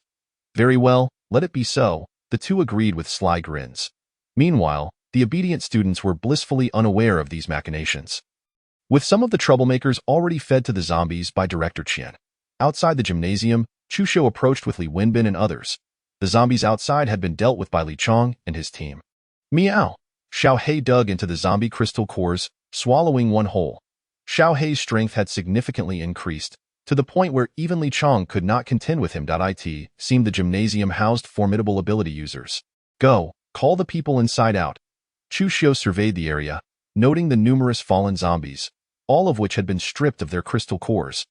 All right. Li Wenbin hurled a fireball at the gymnasium's entrance, causing the door to tremble precariously. Everyone inside, hurry out, or I shall not be gentle. To their surprise, it was Chu Xiu and Li Wenbin who had miraculously survived, indicating they must have awakened their abilities. Qian Yuqing stood in the stands, peering through the glass at the approaching throng of over 100 individuals. Observing Li Wenbin's demeanor, it seemed they might force their way in with a single strike. The door faltered, clearly showcasing Li Wenbin's prowess. Just as Li Wenbin prepared to break the door down, Director Qian smiled and opened it. Li, Chu, and all students, it is truly wonderful that you are unharmed. Upon recognizing the director, Li Wenbin's demeanor shifted to one of arrogance as he urged those inside to exit. Otherwise, I shall not concern myself with your title. At that moment, Qian Yuqing suddenly struck, his shadow morphing into numerous tendrils that ensnared no fewer than 20 individuals in an instant. If you all comply, we can have a civil discussion. If not, I care not whether you are students. Director Qian proclaimed with pride. Behind him stood several teachers and students, brandishing knives and other sharp implements. Chu Xiao, die! A student who had often been bullied by Chu Xiu lunged at him with a blade. Chu Xiu's dark ability consumed the shadow beneath him, causing him to vanish in a swirl of black mist. Bang! Director Qian was pinned to the ground, while the student met a gruesome end at the hands of Xiao He. Director Qian, you are quite bold, Chu Xiu sneered, pressing the director's head down. The audacity of the opposition to attack him before he even retaliated was bewildering. Who gave you the courage? Chapter 17. The little boss in the cafeteria, his actions instantly terrified those who sought to intimidate them into submission. Seeing Li Wenbin and the others ensnared, a surge of dark energy erupted. Kill them! Li Wenbin, known for his vengeful nature, roared in fury after breaking free from the shadow's control. Kill! The anger of those ensnared rivaled even that of Li Wenbin. They had come to rescue them from despair, yet were met with betrayal. Utterly inhumane. How did you break free from my control? Qian Yuqing, taken aback, could not fathom how Chu Xiu had become so powerful.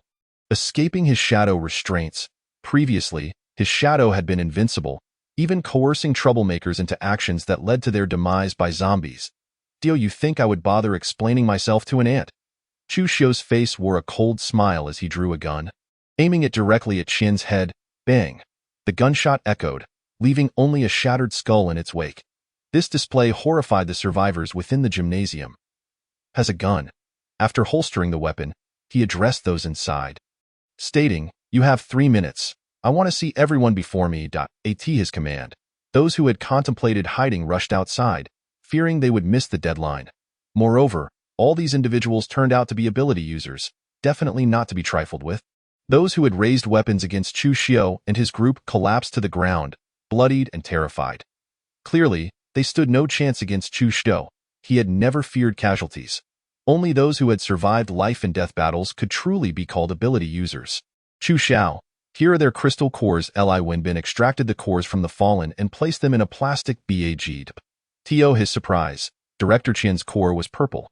Chu Xiao, what should we do with this one? Let Xiao He have it, Chu Xiu replied nonchalantly. The encountered crystal cores were broadly categorized into gray, black, red, purple, and blue, ranked by the strength of energy experienced upon absorption. He gazed at the frightened individuals who stood obediently before him, their expressions marked by a foul odor and the uncertainty of what lay ahead. Li Chong, it's your turn. Understood, Chu Xiao, Li Chong responded promptly, stepping forward with respect. Meow. Xiao He squinted at Li Wenbin. Here you go. Li Wenbin tossed the purple core to Xiao He. There was no arguing. After all, this was Chu Xiao's pet, and he was no match for it. Meow. Xiao He, clutching the core, leaped onto Li Wenbin's shoulder. Arching his back in contentment, Li Wenbin could only suppress his anger, recalling how he had previously complained to Chu Xiao about similar matters, only to be reprimanded by Xiao He in a secluded spot. With the situation in the gymnasium resolved, they headed to the cafeteria. Chu Xiao felt a surge of excitement. The consolidation of the school signified the imminent formation of his power. However, matters in the cafeteria were not progressing as smoothly. Ice and snow power. Chu Yuer rolled away just in time as a massive fist crashed down where she had just stood. Roar. The colossal zombie, covered in grotesque tumors, boasted a height of approximately 3 meters. The ice and snow powers clung to the giant zombie, seemingly inflicting no damage whatsoever. Zizi. A bolt of lightning struck down upon the beast. Enraged, the giant zombie retaliated as Zhao Ming utilized his lightning abilities to enhance his speed. Skillfully dodging its attacks, boom! The ground trembled beneath the furious giant zombie's assault, leaving deep craters in its wake. The creature's large mouth spewed forth a corrosive green liquid, which sizzled and melted the nearby benches and chairs. Thankfully, they had evacuated the area beforehand. Otherwise, the crowd would have had no escape, resulting in numerous casualties. Zhao Ming, does this monster have no weaknesses? Chu Yuer exclaimed, watching the smoking bench in trepidation. If I knew its weakness, I would have killed it already, Zhao Ming replied, hiding behind a bench. This creature is unlike ordinary zombies. Its weakness is not in its head. We can only wait for Chu Xiao and the others to arrive. Roar! The giant zombie charged forward, shaking the ground as it swung a massive fist toward Chu Yuer. An ice wall materialized before her, but this seemingly sturdy barrier held only for a brief moment. Yet, that fleeting second was sufficient for Chu Yuer to evade. Roar! The giant zombie, now angrier than ever, struck its own tumors, which dropped to the ground like elastic balls. Bong! The fallen tumors, each with a moving eye, swiftly leaped toward the two and exploded without warning, releasing a torrent of corrosive green liquid. In an instant, both Chu Yuer and Zhao Ming were splashed with several drops, which hissed and smoked upon contact with their skin, as if searing them with a hot iron. Ah! They gasped in pain, sweat beading on their foreheads. Run!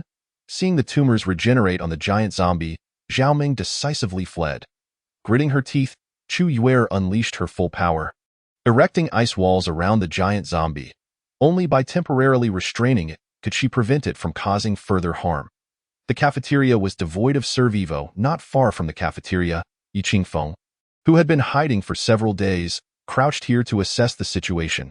In his previous life, he had never visited the cafeteria, yet this was the final bastion of Chu Xiu's dominion over the entire school. Yi Qingfeng could not allow Chu Xiu to develop his power so easily, as it would only complicate matters for him in the future. The zombies within were so formidable that even Chu Yuer could not subdue them. Hence, the zombie cores within undoubtedly held the potential to significantly enhance his own strength. While there are indeed bottlenecks in supernatural abilities, such limitations were not within Yi Qingfeng's purview. A so-called bottleneck in abilities merely stems from a lack of understanding. The deeper one comprehends their powers, the less these bottlenecks impede progress. The zombie cores within were his to claim. Meanwhile, Chu Xiu encountered a speed-type ability user rushing toward him for assistance. From this individual, he learned of the specific circumstances surrounding the cafeteria. To his surprise, a small boss had taken residence there, suggesting that this was the final hurdle in his quest to unify the school. Chapter 18. Excellent. Just splendid. The giant zombie charged out of the cafeteria and, at that moment, the ground suddenly collapsed. In its fury, it fell directly into a pit several meters deep. The ground had already been rigged with sharp metallic objects, which pierced through the giant zombie's body. However, this alone would not lead to its demise. Rather, it ignited the zombie's rage. One after another, eyeball tumors fell from its body, bouncing bizarrely towards the edge of the pit, like erratic balls. Bong, bong, bong. As these eyeball tumors leaped halfway toward the outside, they exploded, scattering corrosive green liquid like petals from a celestial maiden. Water-type ability users. Now, Zhao Ming, nearly losing his composure, shouted while dodging. 7 Water-type ability users scrambled to their feet, summoning torrents of water that swiftly engulfed the pit. The water cascaded down, rapidly submerging the entire cavity. Earth-type ability users, seal it off. Simultaneously, several prepared Earth-type ability users, enduring the corrosive liquid, gritted their teeth and worked together to block the pit. Just as the giant zombie was about to rise in fury, A hardened clump of earth, as solid as a coffin lid, sealed the opening. This trap was the result of a collaborative effort among the earth. Metal and water-type ability users. It should drown, right? Zhao Ming sighed in relief, albeit uncertainly. Be cautious and await Chu Xiu's support, Chu Yuer advised, shaking her head to signal the others to keep their distance from the pit to avoid any unforeseen accidents. Xiaoting, tend to the injured. Yes, I've already treated your wounds, Huang Xiaoting replied, relieved to see Chu Yuer's flawless skin. She felt limited in her ability to assist. When Yi Qingfeng was present, she felt utterly useless. However, beside Chu Yuer, she sensed her own value, for everyone relied on her powers. With continuous use of her healing abilities, Huang Xiaoting could distinctly feel her effectiveness improving. Thank you, Sister Xiaoting. Several younger students expressed their gratitude upon being healed. You're welcome, Huang Xiaoting smiled sweetly, instinctively tucking a stray lock of hair behind her ear, an unconscious gesture that stirred the youthful hearts of the younger students. Suddenly, a thunderous sound erupted from the pit, and the sealed ground began to seep with the green corrosive liquid. The once solid surface bulged upward, and a massive hand shot forth. It was still alive. Zhao Ming's pupils constricted as he charged his thunderous energy. Ice freeze! Chu Yuer, lacking a better strategy, used the seeping water to freeze it, hoping to delay the giant zombie's emergence. I'll handle it. A boy with enhanced abilities gritted his teeth and, disregarding the danger, dashed forward, slamming his hands onto the ice that sealed the pit. This ability could reinforce anything, including supernatural powers, but he could only enhance through direct contact. Come back. A fire-type ability user rushed over, pulling him back just in time. In that instant, the giant zombie roared, causing the fortified ice to tremble precariously. Seconds later, even the strongest ice could not withstand the giant zombie's wrath. Countless droplets of water mixed with the corrosive liquid splashed upon the giant zombie's emergence. Chu Yuer raised her hand and unleashed her full power, summoning a storm of ice and snow. The droplets instantly froze, cascading like snowflakes and shattering on impact. Now's our chance. At that moment, Yi Qingfeng, who had been observing from the shadows, made his move. Despite the giant zombie's strength, his spatial abilities could strangle it effectively. Yi Qingfeng dashed forward, utilizing his spatial powers to teleport directly in front of the giant zombie. Clasping its head with both hands, a smirk of triumph crossed his lips. Spatial strangulation. The immense force of spatial compression rendered the giant zombie's head as fragile as tofu. Upon seeing the color of the core, surprise flickered in Yi Qingfeng's eyes. Qingfeng. Huang Xiaoting was taken aback by his sudden appearance. Xiaoting, I'm back. This time, I will take you away. Yi Qingfeng was not at ease with her remaining here. If Chu Xiu harbored intentions toward her, it would be tantamount to walking into a lion's den. Yet, he failed to consider that if Chu Xiu truly had designs on Huang Xiaoting, he would not have allowed her to linger until now. Those who love dogs will inevitably find themselves in a heap of trouble. Huang Xiaoting is simply not Chu Xiu's type. However, if it could serve to strike at Yi Qingfeng, Chu Xiu would not hesitate to toy with her. Yi Qingfeng, how dare you show your face again? Hand over that green core. Zhao Ming, seeing Yi Qingfeng appear, surged forward, crackling with thunder as he threw a punch. His electrified fist brimmed with destructive force, moving with incredible speed. Kill! The crowd, discontented by Yi Qingfeng's opportunistic appearance, charged forward with grim expressions. The weak should be discarded into the refuse. Yi Qingfeng swiftly dodged, seizing Zhao Ming's elbow and twisting forcefully, eliciting a pained grunt from him. Bang! Yi Qingfeng's foot landed squarely on Zhao Ming's chest, harboring no goodwill for someone so willing to play the lackey for Chu Xiu. Spatial strangulation. A glimmer of murderous intent flashed in Yi Qingfeng's eyes, only for him to realize that his spatial abilities had no effect on Zhao Ming. A speed-type ability user quickly pulled the fallen Zhao Ming away. Zipping to a distance of several meters. One should mind their master when dealing with a doji. Yi Qingfeng. You truly are a persistent spirit. Chu Xiu's voice dripped with malice, his gaze dark and filled with barely suppressed fury. Had he not arrived just in time, consuming the opposing spatial power with his dark abilities, he would have lost a formidable ally. The protagonist was indeed full of surprises, constantly opposing him. It seemed he could no longer handle Yi Qingfeng according to his original plan.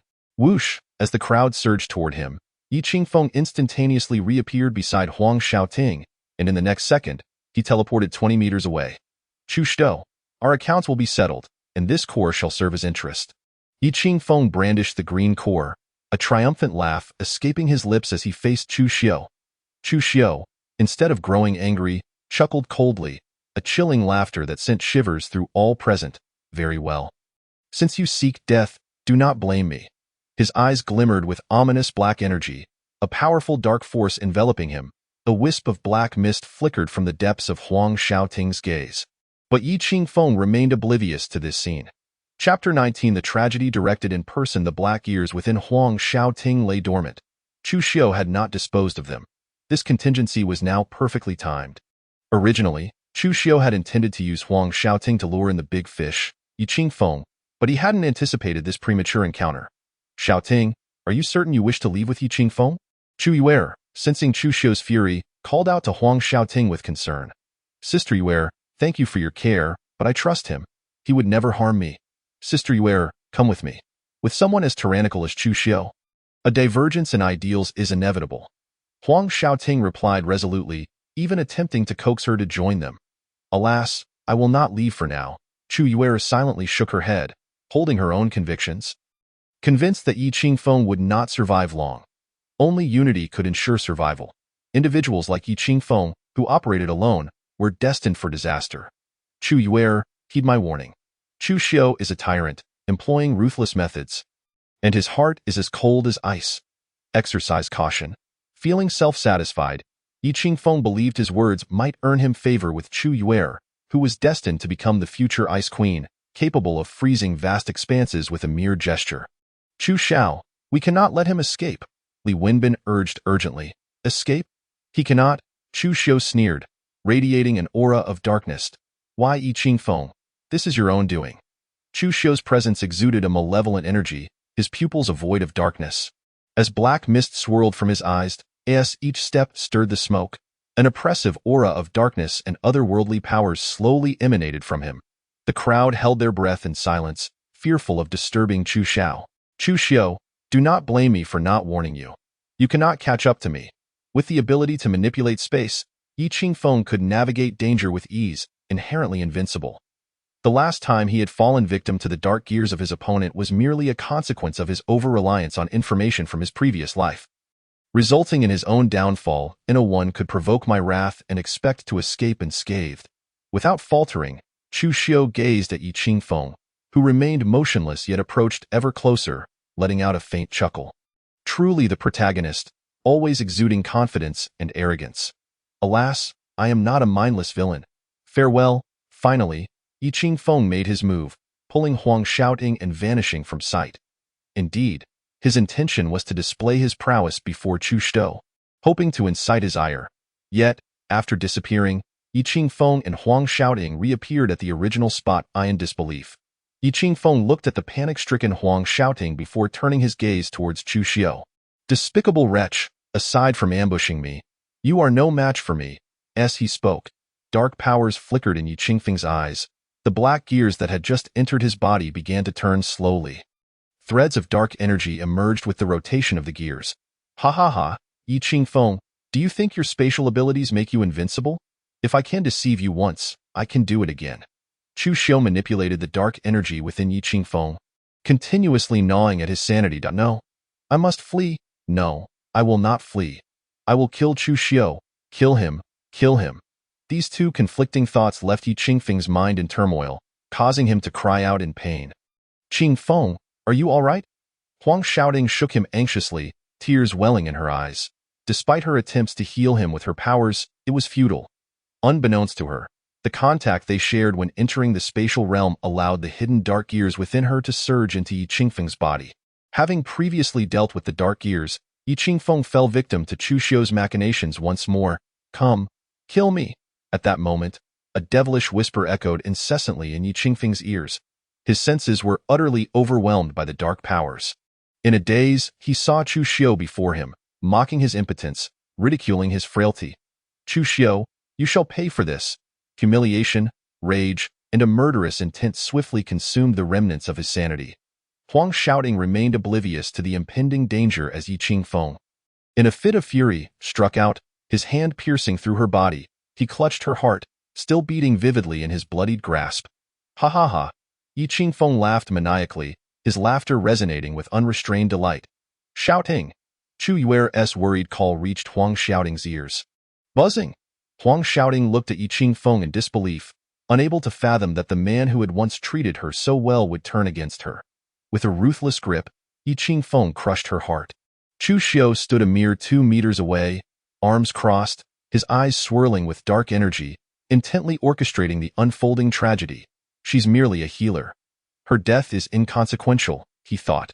Entangled repeatedly with the protagonist, she cannot be spared for that alone. Women are plentiful in this world. Calm yourself. Anyone who disturbs Chu Xiao's affairs will face my wrath. Li Chong, trained in secrecy by Chu Xiao, managed to restrain Chu Yuer with his powers before she could intervene. Release me, Chu Yuer demanded coldly. Li Wenbin, standing nearby, swiftly struck her unconscious, allowing her to collapse to the ground. After all, she was Chu Xiao's woman. It was best to avoid unnecessary conflict. Is this acceptable? Li Chong inquired. What issue could there be? I am merely alleviating Chu Xiao's troubles. It is my rightful duty. The scene of Yi Qingfeng being controlled by Chu Xiao to personally eliminate Huang Xiaoting thrilled Li Wenbin immensely. Truly, Chu Xiao is remarkable, orchestrating such a tragedy himself. It seems I have much to learn. Shouting, what has happened to you? It's impossible. It cannot be me. Yi Qingfeng, temporarily regaining his sanity, gazed at the lifeless Huang Xiaoting and the heart he held.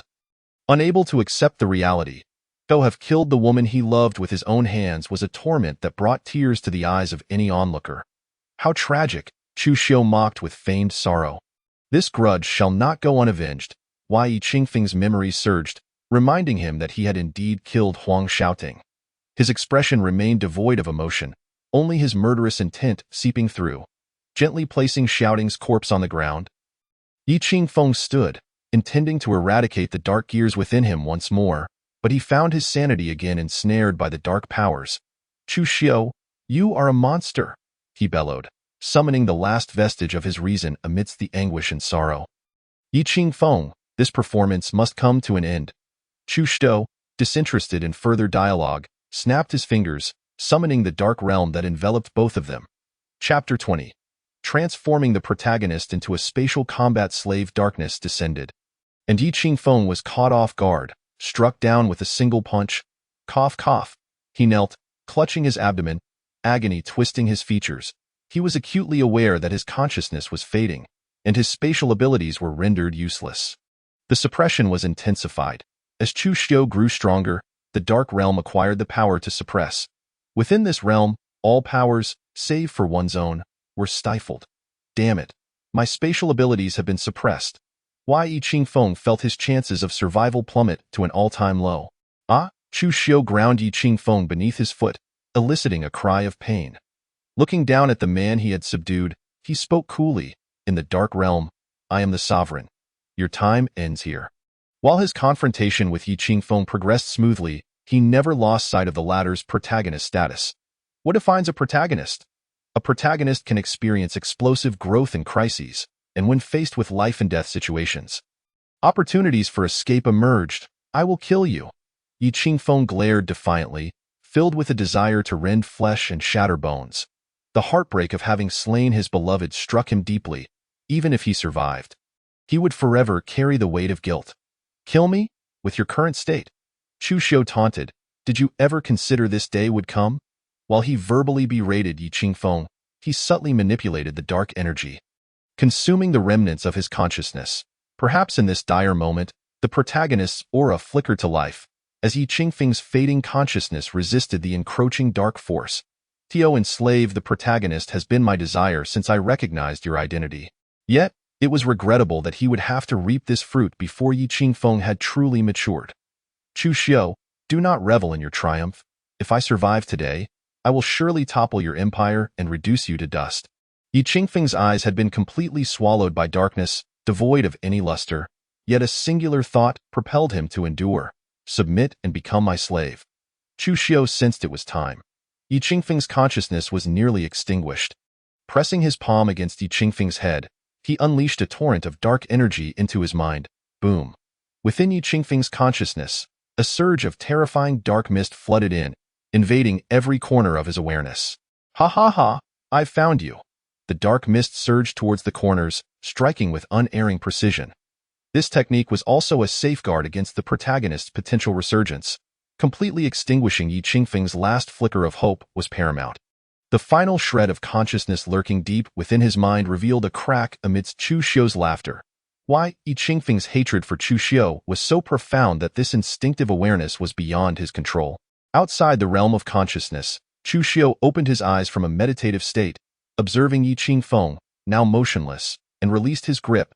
As the dark realm dissipated, Yi Qingfeng stood before him, eyes dark and soulless. Like a puppet. Chu Xiao, what has happened to him? Li Wenbin rushed over, perplexed by Yi Qingfeng's vacant gaze. From this day forth, Yi Qingfeng shall cease to exist. He will only be my spatial combat slave. Chu Xiu gazed with satisfaction at his creation. Only a protagonist deserved the title of combat slave. The dark gears within the spatial combat slave had been removed, for possessing them would hinder any potential for growth. The dark energy he wielded now occupied the space where Yi Qingfeng's consciousness once resided. This act could be deemed as usurping another's domain. From this moment onward, all actions of the spatial combat slave would be under his control. It was regrettable, yet necessity dictated such actions. Perhaps, in time, he could cultivate a new consciousness focused solely on battle. As he searched through the spatial combat slave's attire, he discovered no trace of the green crystal core. This is unexpected. Then, an idea sparked within him. He commanded the spatial combat slave to instinctively harness spatial power, uncovering a hidden storage space. Sure enough, the green crystal core lay prominently amidst a collection of crystals. Sparkling vibrantly, congratulations to Chu Xiao on the joyous acquisition of Yi. An extraordinary space battle servant, Li Wenbin nearly misspoke, hastily correcting himself to offer his congratulations. What could be the matter with her? It was only then that Chu Xiu noticed that Chu Yuer had collapsed on the ground, utterly motionless. This woman attempted to approach Huang Xiaoting, who was on the brink of death, only to be rendered unconscious by me. Li Wenbin spoke cautiously, fearful of incurring Chu Xiu's ire. Let two female ability users carry her back, he suggested. Chu Xiu chuckled at his approach, commenting that although it was somewhat rough, it proved effective. Li Chong arranged for some individuals to reinforce the school gate to prevent a zombie breach. Yes, young master. Gradually growing stronger instilled in Li Chong a newfound hope of reuniting with his family. Chu Xiao, the school is now entirely under our control. Shouldn't we venture outside to check on everyone, as there are growing concerns for our families? Li Wenbin, being a local, had previously refrained from expressing such thoughts due to safety concerns. Now that the school was secure, he couldn't help but wonder if his family was still alive. Apart from Yi Qingfeng, who was an orphan, nearly everyone had family members, and during these days, each had been anxious about their loved ones. Yet, until the school's fate was sealed, no one dared to voice their worries. With Li Wenbin's suggestion, the ability users turned their gazes toward Chu Xiao.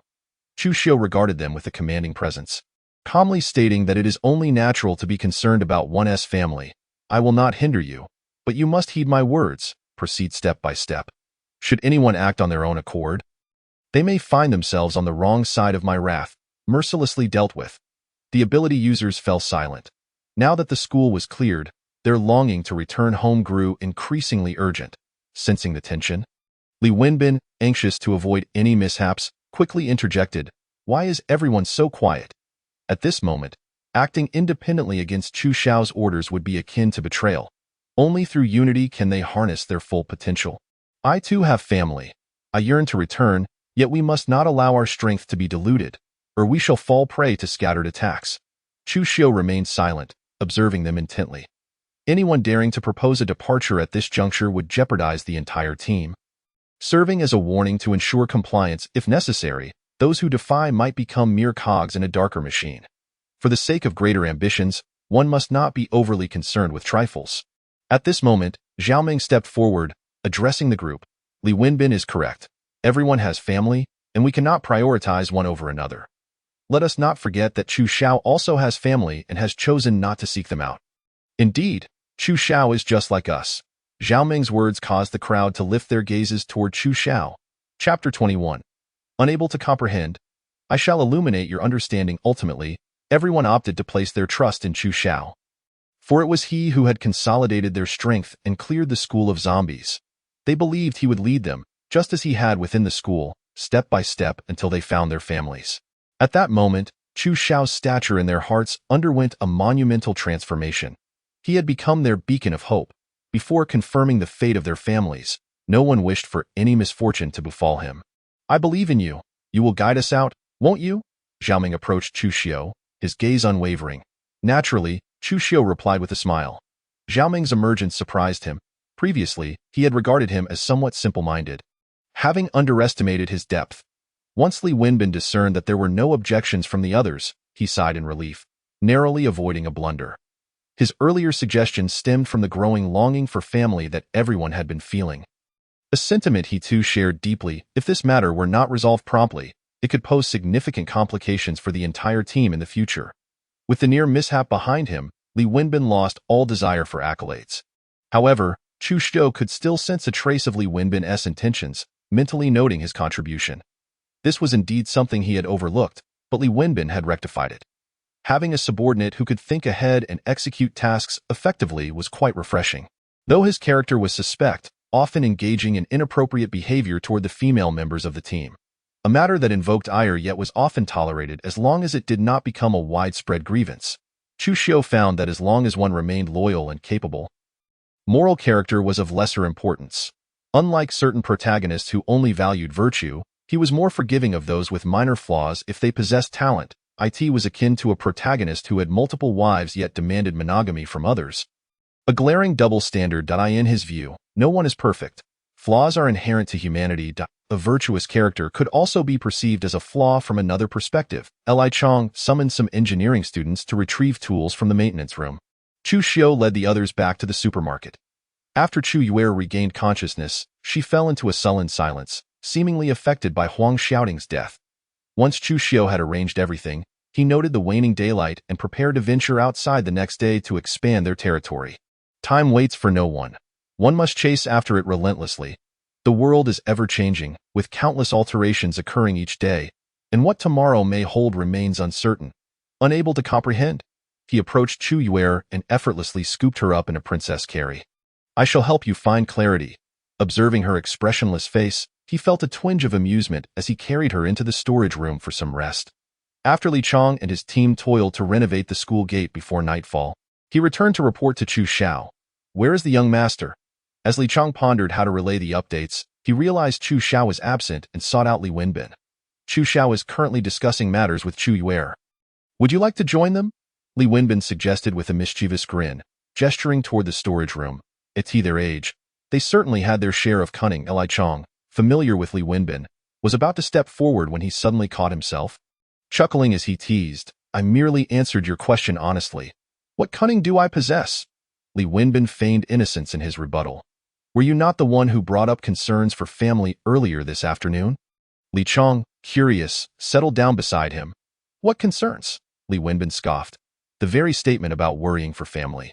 Did you not notice the shift in everyone's emotions and intentionally bring it up? Li Chong understood that while Li Wenbin appeared to be merely Chu Xiao's sycophant, he possessed a sharp intellect that often went unnoticed due to his actions.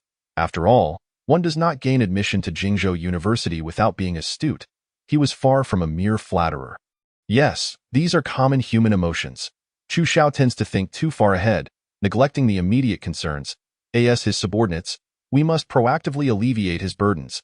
Li Wenbin nodded in agreement, openly admitting to Li Chong. I did not anticipate my musings on human nature would almost lead to disaster. However, the woman I slept with last night was quite exquisite. Are you certain you do not want to join? A little relaxation might do you good. Li Wenbin initially spoke earnestly, but his tone shifted to one of lewd amusement. Never mind. I have no interest right now. Li Chong waved his hand, sometimes perplexed by which side of Li Wenbin truly represented him. Watching Li Chong turn to leave, Li Wenbin resumed organizing the tasks assigned by Chu Xiao. In truth, Li Chong simply had not come to terms with his own thoughts. Can one not be intelligent and still harbor a fondness for women or enjoy domineering others? 2 hours later, Chu Yuer emerged from the resting room, her expression grim and limping. She had not anticipated that Chu Xiao would act so brazenly, forcing her into such a predicament. Chu Xiao stepped out, feeling quite pleased, the only alteration being a newfound wisdom. Once Li Chong approached him, he promptly reported, Young master, the gate reinforcements have been completed. There is no need for constant updates. Chu Xiu preferred not to be inundated with reports. As long as his subordinates were capable, he was more than willing to delegate authority, allowing them to act without concern. Very well, young master, yet there is one matter I must bring to your attention. Li Chong recalled something he had witnessed outside the school gate and continued, What is it? Speak plainly. Chu Xiu seated himself, preparing to hear the details. Li Chong stood before him, recounting the incident in its entirety. A 7-year-old girl, clad in a princess dress, wandered down the street with a doll, singing hauntingly eerie nursery rhymes. Chu Xiu gasped in astonishment. Is this true? Yes, young master. I assure you it is not an illusion. Li Chong affirmed, adding that the zombie seemed to fear the girl, daring not to approach her. It appears she has awakened a formidable power unknown to us. Return and rest for now. I will take note of this. Chu Xiu could not deduce the implications at present and resolved to investigate further the next day. If all goes well, this little girl might be quite suitable to serve as my battle servant.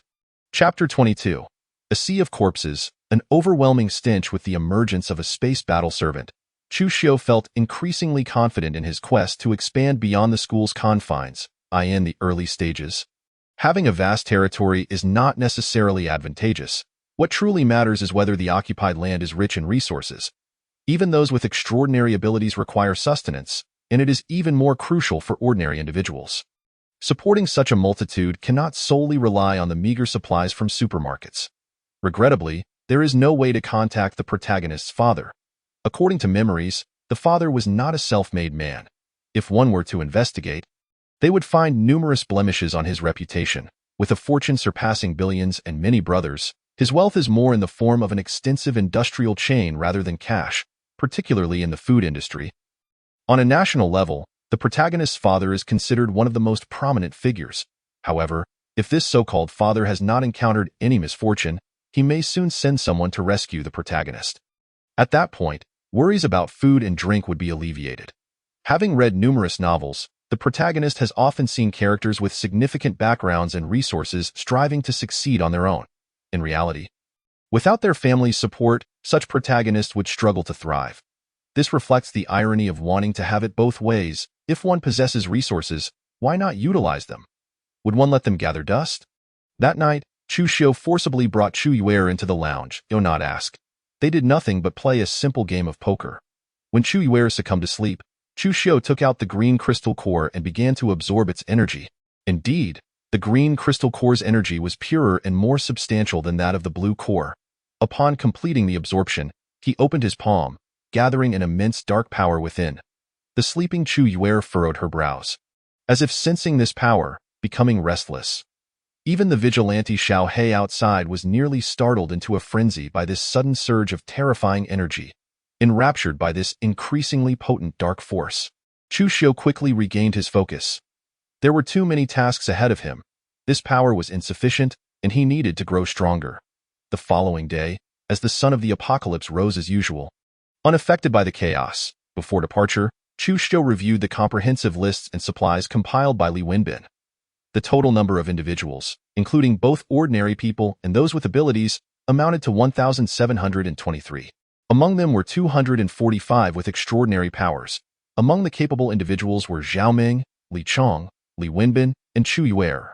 The abilities of Gu Li were somewhat lacking, but once he matured, he might prove to be a valuable asset in intelligence work. He circled the names of these 5 individuals, marking them for emphasis. Handing the notebook to Li Wenbin for safekeeping, he declared it time to set off. Turning his gaze to the eager, extraordinary individuals ready to embark, he spoke slowly. I need you to remember one thing. In times of turmoil, human hearts are difficult to gauge. Be prepared and do not harbor any pity for anyone. Remain vigilant at all times. Should anyone's compassion jeopardize the entire team, do not blame me for my ruthlessness. Li Wenbin swiftly echoed Chu Xiu's sentiments, warning the crowd in a stern tone. You all heard what Chu Xiu said. When the time comes, it will not be necessary for him to act personally. I will handle it myself. He believed everyone had encountered the tales of the apocalypse, particularly the long-standing adage, in the end times, eliminate the virtuous first, lest they bring harm to others and themselves. Li Wenbin's piercing gaze swept across everyone present. Under his intense scrutiny, the crowd lowered their heads, gripped by fear. Li Wenbin was not weak. and as Chu Xiu's right-hand man, his words carried the weight of his master's intentions. Who dared to resist? Who had the audacity to refute? None. Not a single soul. Chu Xiu's reputation had long since instilled deep respect. Both before and after the cataclysm, as they approached the school gate, Li Wenbin gazed at the surrounding walls with concern. Chu Xiu, while the school's walls are sufficiently high to repel most zombies, they cannot prevent human climbing. If anyone learns that the school is devoid of zombies, many will flock here seeking refuge.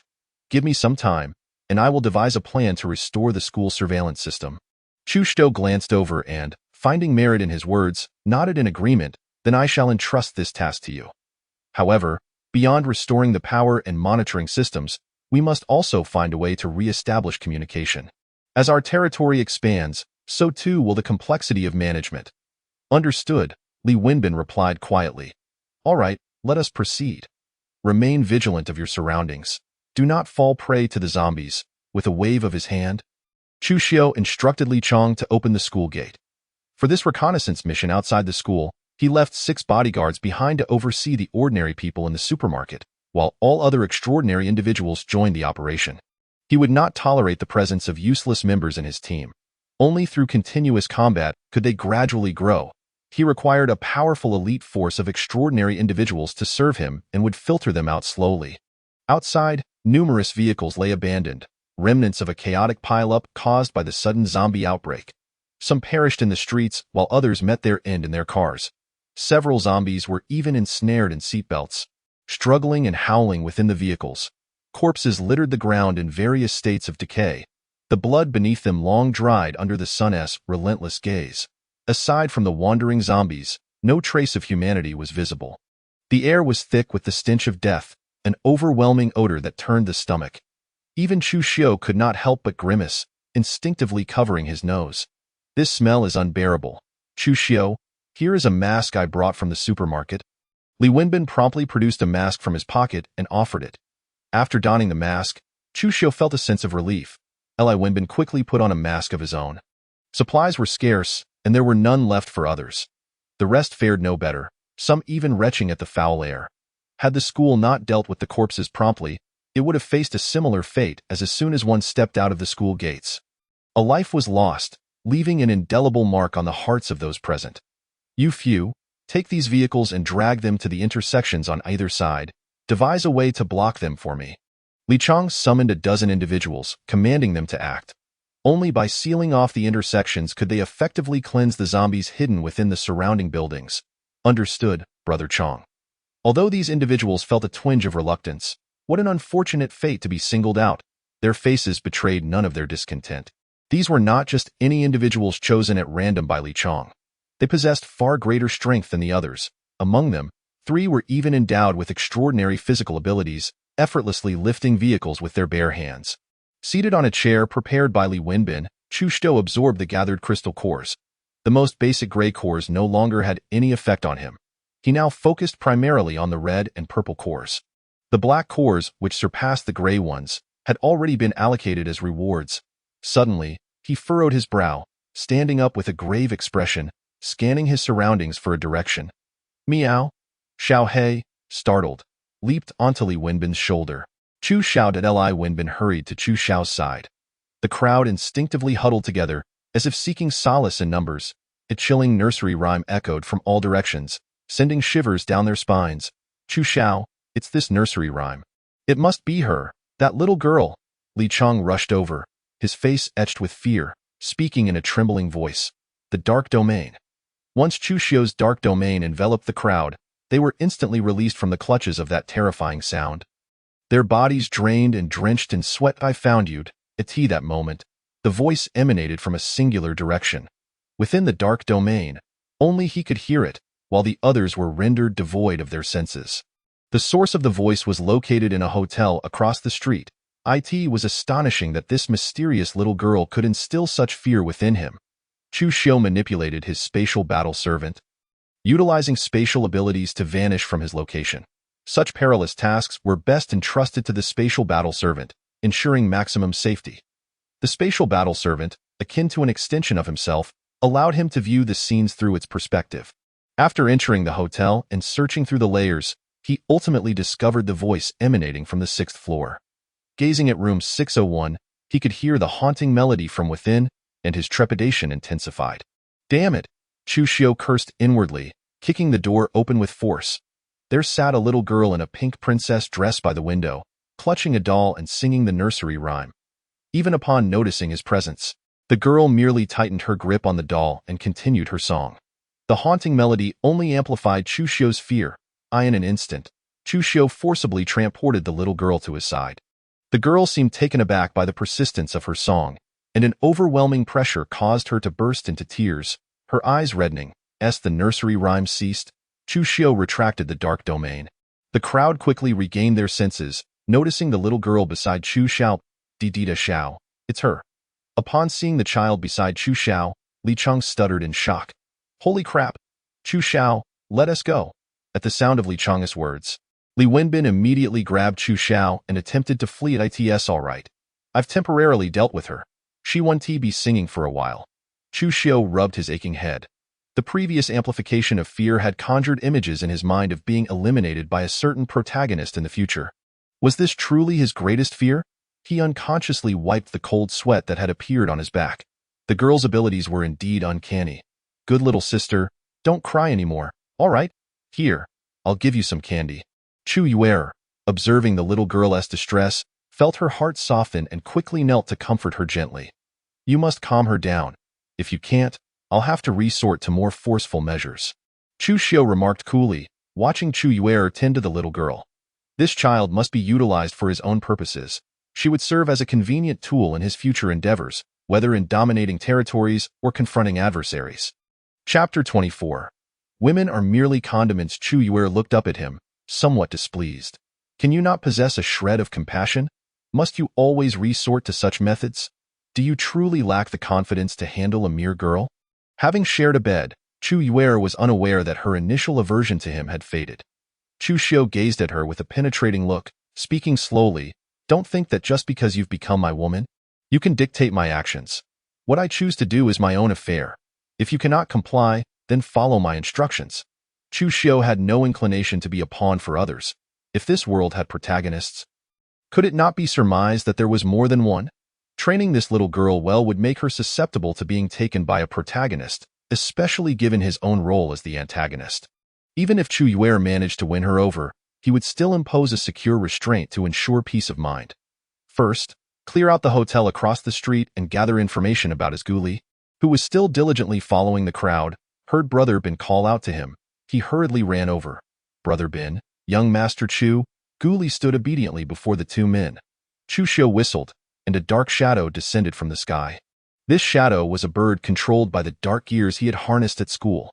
Once the bird landed at his feet, a terrifying force of darkness coalesced in his palm and was directly infused into Guli's body. The power coursing through you is mine. With my assistance, a simple command such as take off or land will suffice to control it. Yuli offered no resistance. He was astute enough to understand that as long as he did not betray young Master Chu, he would undoubtedly be safe. Go and assess the situation around you. I suspect all the living nearby have been taken away. Chu Xiu instructed Guli. Remember, do not engage. Return immediately after gathering information. Understood, young Master Chu. This was the first time Guli was executing a task on his own, and he felt the weight of responsibility pressing upon him, his expression turning serious. Young Master Chu had considered everything so meticulously. Even with his ability to transform flying creatures, the duration of the transformation was limited. With the bird providing aerial support, he felt as if he had a carrier on which he could rest while at sea. After watching the bird carry Guli away, he took Gu Qingshi's hand, speaking in a tone reminiscent of a mischievous adult luring a child. Little one, do you wish to find your mommy and daddy? I do, Gu Qingshi replied, looking up at him with an innocent voice. Chapter 25. A bunch of social miscreants as they crossed a street blocked by abandoned vehicles. Li Wenbin observed young Master Chu leading the little girl down the road. Chu Xiu glanced at the snarling zombies, and with a wave of his hand, dark gears flew into the bodies of the undead. The dark gears took root within the zombies, turning against their own kind and attacking those that remained uncontrolled. The dark gears continued to generate spontaneously. Controlling hundreds of zombies was now effortless. Of course, the mutated and powerful zombies were a different matter entirely. Big brother, you're amazing.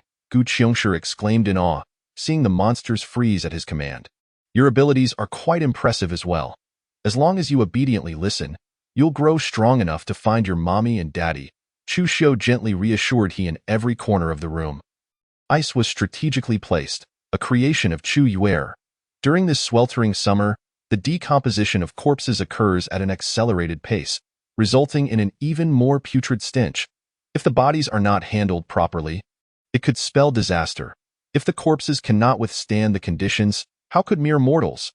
Chu Xiu has never been one to compromise his own comfort.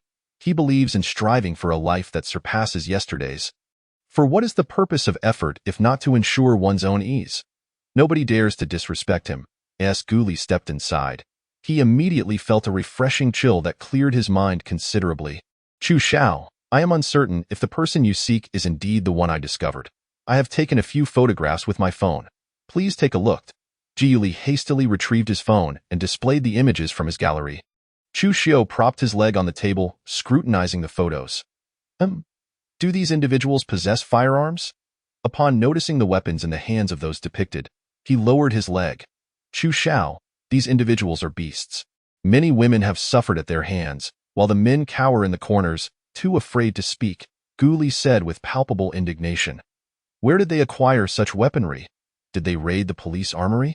Chu Xiu paid little heed to Guli's outbursts, responding with a puzzled tone, they are merely strangers, their fates are of no concern to me. However, the firearms do pose a challenge. Even those with abilities remain flesh and blood, unable to withstand the destructive power of bullets, especially when the quantity of ammunition remains unknown. Chu Xiao, these must be police weapons. I recognize this individual. He is a rapist who was imprisoned earlier this year. Li Wenbin entered the room, taken aback upon seeing the bald man in the photos. They are still alive. It appears the police situation is more chaotic than we imagined. A rapist, indeed deserving of death. Guli nodded in agreement, his voice laced with righteous fury. Chu Xiao, we should eliminate these people. Leaving them alive is a threat. Chu Xiu returned the phone to Guli, stating, these individuals pose a latent risk to us. We must devise a plan to retrieve the firearms. I will command my spatial battle servant to accompany you. Once we secure the weapons, dispatching these people will be a mere formality. In truth. He was intrigued. Such an arsenal would undoubtedly elevate his overall strength. If direct confrontation was unfeasible, then stealthily reclaiming the firearms was the best course of action. The spatial battle servant would serve as a mobile storage unit. Guli felt a surge of excitement upon hearing Chu Xiu's intention to deal with those individuals, yet their thoughts were not aligned. But can your current abilities facilitate such a transformation? To discreetly steal these firearms requires camouflage, and your abilities are crucial in this scenario, Chu Xiu remarked, uncertain of Guli's control over his transformative powers, and I will give it a try. Ji Yuli hesitated. Lacking confidence due to his inexperience. Little Gu, you must have faith. Sometimes self-assurance is the greatest motivator for strength. Noticing Guli's lingering self-doubt, Chu Xiu earnestly encouraged him. Look at Li Wenbin. Despite his seemingly carefree demeanor, his abilities are formidable. Anyone who underestimates him will surely face dire consequences. Chu Xiao, I am nowhere near as impressive, Li Wenbin said, scratching his head, feeling bashful from the praise. Ji Yuli's face flushed with excitement from Chu Xiu's encouragement. I understand, Chu Xiao, I will bolster my confidence and surely not disappoint your faith in me. I will give it a shot. If it fails, we shall consider alternative strategies. Chu Xiu discreetly commanded the spatial battle servant to appear in the guardroom. Guli inhaled deeply, feeling a twinge of anxiety as he activated his transformative ability. The spatial battle servant instantly morphed into a small black cat, just as Guli envisioned. Meow. The drowsy little black cat atop the table opened its eyes wide upon seeing its identical twin. Instantly awake, quiet, Chu Xiu swiftly swatted at it. Meow, meow. The little black cat quickly complied, fixating its gaze on the other black cat. Chu Xiao, I did it, Guli exclaimed, raising his fist in triumph as he sought Chu Xiu's affirmation. Good lad, I knew you could, Li Wenbin chuckled, patting Guli on the shoulder. Next time, I'll bring a sister for you. You can transform her into a small warehouse teacher. Sure, Brother Bin. No worries, you is fine. Guli replied with a grin. Although their exchange was quiet, Chu Xiu overheard. He was surprised to learn of Li Wenbin's artistic inclinations, even in such dire circumstances. Get to work. If needed, The spatial battle servant will intervene.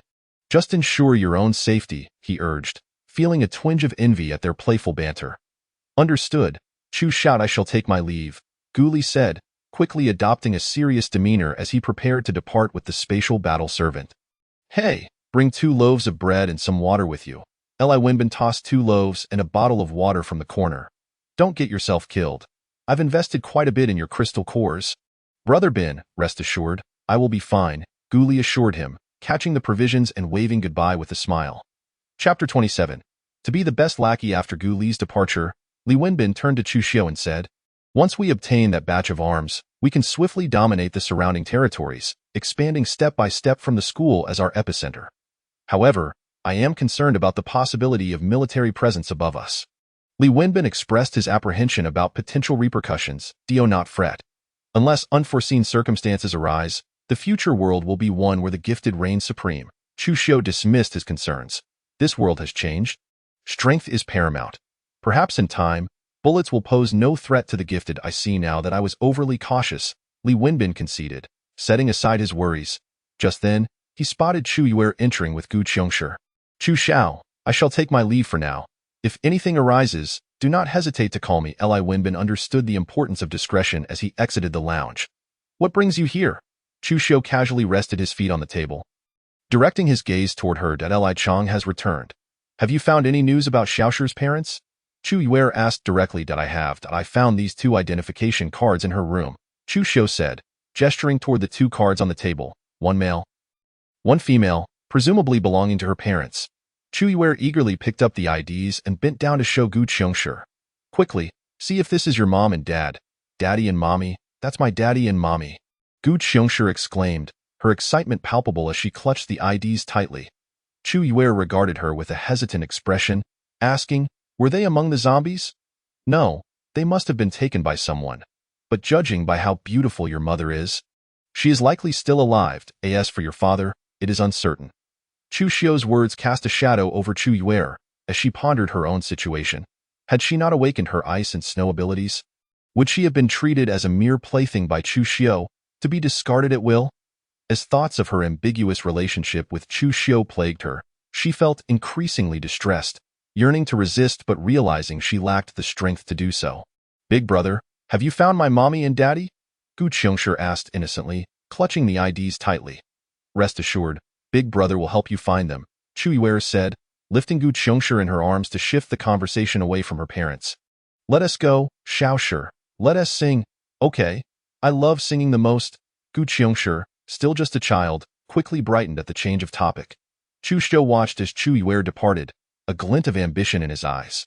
His interest in Chu Yuer extended beyond her beauty and abilities. Her identity as the daughter of the mayor of Jingzhou was invaluable. Apart from the school leadership, only he was privy to this information. Seizing opportunities is paramount. With his father currently unreliable, he could leverage Chu Yuer's status to his advantage. Should her father indeed be dead, he would not suffer losses. If he were alive, the benefits would be substantial. Having passed so many days, if her father were still alive, he would have initiated a rescue for his daughter by now. As fatigue swept over him, Chu Xiu inhaled deeply, observing the tranquil surroundings before succumbing to slumber. Despite the oppressive summer heat, the interior remained refreshingly comfortable, allowing him to sleep soundly. Outside, upon noticing Chu Xiao was asleep, Li Wenbin instructed Zhao Ming to gather a few others to stand guard. Stay alert. If Chu Xiao calls for me, come immediately. Li Wenbin spoke in a hushed tone to Zhao Ming. Rest assured, I will keep watch. My presence here is safer than yours. Zhao Ming expressed confidence in his thunderous abilities. Indeed, Li Wenbin entrusted the task to Zhao Ming, glancing around the resting individuals. Not spotting the one he sought, he directly inquired, where has Li Chang gone? One of the gifted individuals promptly replied, Brother Chang went to the school supermarket. Upon hearing these words, Li Wenbin immediately turned and entered the school, swiftly making his way to the supermarket. Once inside, he spotted Li Chang seated at the cash register, gazing at his wallet, which contained a family photograph. Brother Chang was feeling homesick. Li Wenbin took a seat beside him and inquired, Is there something you need me to handle for young Master Chu? Li Chang tucked his wallet away, looking at Li Wenbin and asking, What do you mean? With a serious expression, Li Wenbin replied, Li Chang, we shouldn't just follow whatever young Master Chu says. We must take the initiative. It is our duty to alleviate his burdens. You want to act on your own accord? Li Chang frowned. Upon hearing this, Li Wenbin's demeanor shifted, and with a click of his tongue, he retorted, "What do you mean by acting on my own? I do not appreciate such words.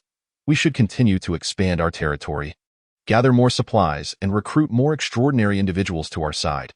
Isn't that what young Master Chu intends to do?" And then, Li Chang responded. Seeing that he was intrigued, Li Wenbin pressed on, "We should take proactive measures, with each of us leading our respective teams. Although there may be casualties along the way, the rewards will far outweigh the losses. What do you say? Are you in?" In truth, Li Wenbin's ambitions extended far beyond this. He was also contemplating how to rally others to serve under him. This was not a betrayal of young Master Chu, but rather a strategy to position himself as indispensable within Chu's camp. He believed that as long as Chu did not fall, he would undoubtedly emerge as one of the future powerhouses. Thus, Li Wenbin was placing his bets, staking his future on Chu, aspiring to be not just any subordinate, but one who stood above thousands. Once Li Chang agreed, the two began to mobilize their efforts. Outside the school, Li Wenbin led one group while Li Chang commanded another. "I'll take the left." "You the right. Is that all right?" Li Wenbin's heart raced as he glanced at Li Chang across from him. "Heh," Li Chang replied with a smile, turning his team towards the blocked street. Nevertheless, Li Wenbin retained a few individuals on standby for any unforeseen circumstances. Meanwhile, Chu Xiu had slept for about half an hour before slowly opening his eyes to find a vast expanse of emptiness outside. He sat up, perplexed. "Where has everyone gone?" Zhao Ming, noticing Chu Xiu's awakening, hurriedly called out from outside the window. "Didn't you send Li Wenbin and Li Chang each with a group to handle matters?" Upon hearing this, Zhao Ming sensed that something was amiss and promptly conveyed the truth. "I must have forgotten," Chu Xiu replied, lying back in his chair as his consciousness began to connect with the spatial battle servant. His recent awakening was triggered by the imprint of his consciousness left on the servant. It appeared that Gu Li had arrived at the location and was preparing to act. Once connected, Chu Xiu saw Gu Li and himself transformed into flies resting by the window, from which desperate cries from women and the lewd laughter of men could be heard inside. The gang led by the bald man was brazenly laughing. Upon witnessing this scene, Chu Xiu understood that these individuals posed no real threat. By the time they exhausted themselves, it would likely be nightfall. And at that point, he could seize the opportunity to take their weapons while they slept. As for resolving the situation with these individuals, he preferred not to act rashly until he fully understood their abilities. The world of powers was unpredictable, and a seemingly overlooked ability could lead to defeat. He preferred to exercise caution. A lion must use full strength when hunting a rabbit. Villains often faltered against protagonists due to hasty actions that allowed the latter to grow stronger. Suddenly, the supermarket's entrance was shattered by a single punch from a young man, the door collapsing under the force. "You beasts, you all deserve to die." The young man, upon witnessing the scene of violence, felt his eyes redden with fury, and a fierce wind erupted from within him, sharp blades of air sweeping through the supermarket. "Damn it, shoot him!" The bald man, Zhu Song, shouted angrily at his subordinates, who had just finished with a woman. However, the moment they turned, the young man's wind blades had already claimed their lives. An overwhelming force pressed down upon the young man, yet he moved with the swiftness of the wind, appearing before Zhu Song in an instant. With a hand that had formed a blade of wind, he thrust it into Zhu Song's body. "You beasts should not exist in this world." The young man expressed his deep disdain for such atrocities, dispatching Zhu Song with brutal precision, severing him in two. His remarkable ability to distinguish friend from foe was impressive, earning Chu Xiu's respect. "We have no grievances.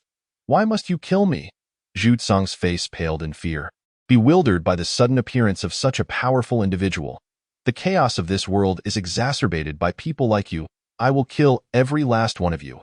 Yi Wufeng's expression hardened as he swiftly broke Zhu Song's neck.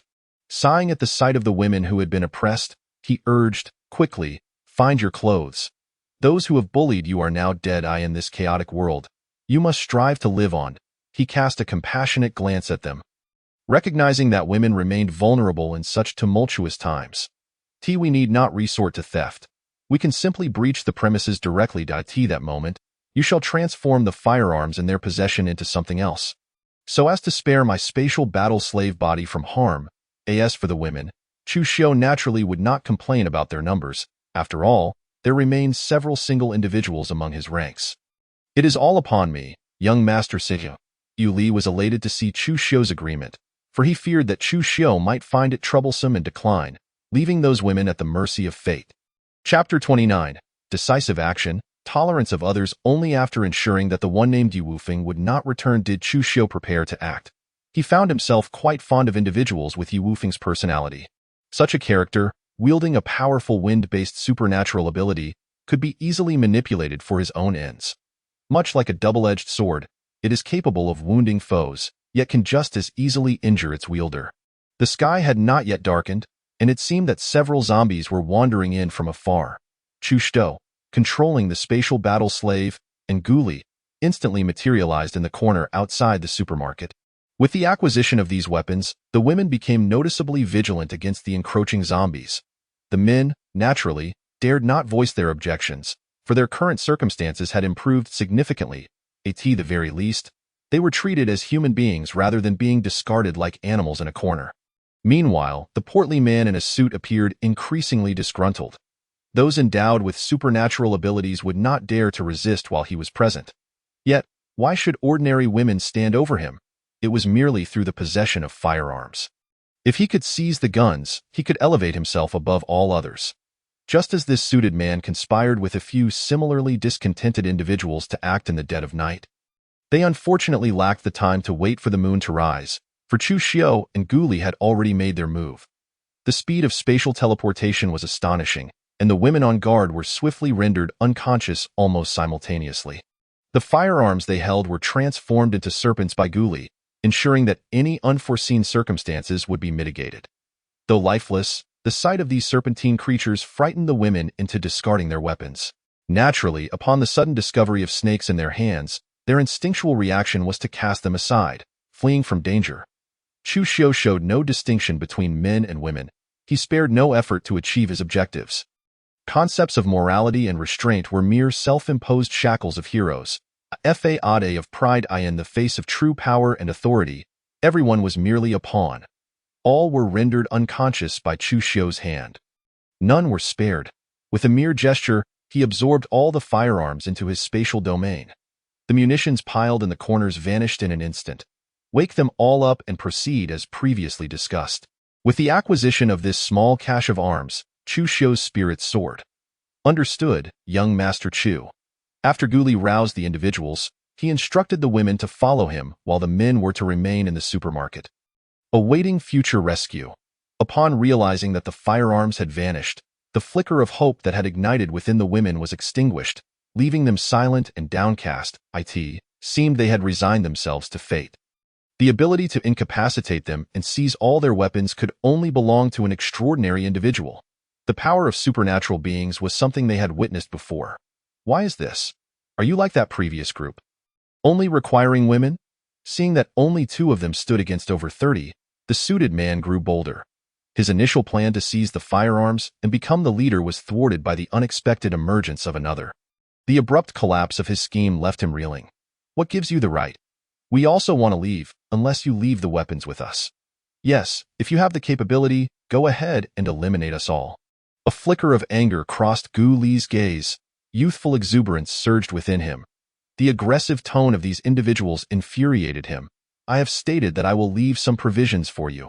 Enough, Gu Li. Allow me to handle this, Chu Xiu interjected, striding directly toward the men. What, do you truly dare to kill? The individuals believed that since the previous group had not exterminated them, these 2 youthful figures would be even less likely to do so. Silence! Chu Xiu's fist clenched in an instant. The hearts of those present felt as if gripped by a vice, causing their faces to contort in agony. Die! The force of spatial compression shattered their hearts into fragments, causing them to collapse, devoid of breath. The raucous voices that had filled the air fell eerily silent. The women, too, were rendered mute by fear. This young man was merciless in his actions. Young master, have you truly slain them all? Gu Li was taken aback by the swiftness of Chu Xiu's actions. These individuals are unworthy of pity. In turbulent times, severe measures must be employed.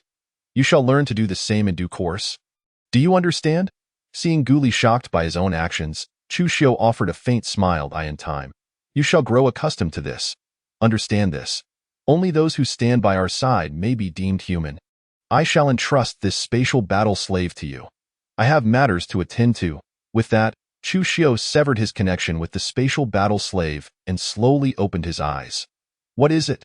He observed Zhao Ming outside, knocking on the window, his gaze drawn to the survivors appearing in increasing numbers. Young master, these individuals are survivors gathered by Li Wenbin and Li Chong. I have just received word from them, indicating they wish for you to await their good news. Zhao Ming promptly relayed the specifics of the situation. Have Chu Yue arrange these individuals. This minor matter need not disturb me. Chu Xiu withdrew his gaze, feeling a swell of pride in his subordinates who took the initiative to alleviate his burdens. While loyalty may not be guaranteed, their abilities certainly stood on their own merit. It is only natural for individuals to harbor personal desires. As long as they remain within reasonable bounds, I possess the capacity for tolerance. Understood, young master. Zhao Ming turned to one of his subordinates, pointing to him. You, go summon Chu Yue to handle these individuals. You may inform her of the arrangements. She shall see to it. I shall take my leave now, Mengu. This subordinate hurried off towards the school, where Chu Yue was playing with Gu Qiongshi. Perhaps she believed that such activities would distract her from her longing for home. If her father was safe, he would undoubtedly send someone to rescue her. She clung to hope. Yujia, many survivors have arrived outside. Young master wishes for you to arrange for them, I understand. You may return now. I shall be there shortly. Then I shall take my leave. After watching him depart, Chu Yue continued to push Gu Qiongshi on the swing. Little sure, shall we cease our play for now? Sister will take you to see many people. Sister Yu, let us go. If the big brother becomes upset, he might scold you. Gu Qiongshi, quite small, hopped off the swing and took her hand. How is it that such a tiny person can be so understanding? Chu Yue chuckled softly, playfully pinching her little nose, her mind drifting to thoughts of how Chu Xiu often teased her, causing her heart to flutter. How absurd! Why would I think of such things? She quickly shook off the image, grasping Gu Qiongshi's hand as they made their way outside the school. Chapter 30. Bountiful Harvest. As the former president of the student council, Chu Yue was adept at organizing individuals. However, she noticed a distinct divide between a certain group and the ordinary survivors. These individuals were endowed with supernatural abilities. It seemed that Li Wenbin and Li Chong possessed considerable skill. It remained a mystery what these two had said to persuade the survivors to willingly seek refuge with Chu Xiu. Does anyone know where young master is? Surely we are not to be denied a mere audience with him? I have come to pledge my allegiance to him, having heard from Li Wenbin that he is a true powerhouse. A mature-looking middle-aged man stepped forward to address Chu Yue, while the others echoed his desire to meet young Master Chu. A few, emboldened by their supernatural status, cast dubious glances in her direction. Please be mindful of your gazes. Chu Yue frowned, the temperature around her plummeting and turning frigid, causing those present to shiver uncontrollably. Behold, your sister is about to unleash her might. In the security room, Chu Xiu placed Gu Qiongshi atop the table, teasingly pointing at the furious Chu Yue outside. These individuals were unworthy of his direct intervention. Chu Yue could handle them herself. Those are all bad guys. Gu Qiongshi pouted angrily. Chu Xiu merely smiled in silence, observing how adeptly the little girl had become at wielding her abilities. It was evident that she could sense the thoughts of those around her. Should anyone's gaze remain inappropriate, do not blame me. Chu Yue was acutely aware of the benefits of establishing authority, particularly among this unruly group of supernatural beings. Meanwhile, those who already recognized her strength had quietly observed from the sidelines. All were endowed with abilities, yet the audacity of these newcomers was baffling. The natural inclination of student groups to be exclusive was a common occurrence. As time passed, such issues would naturally dissipate. This woman is unexpectedly formidable. Stop, I concede.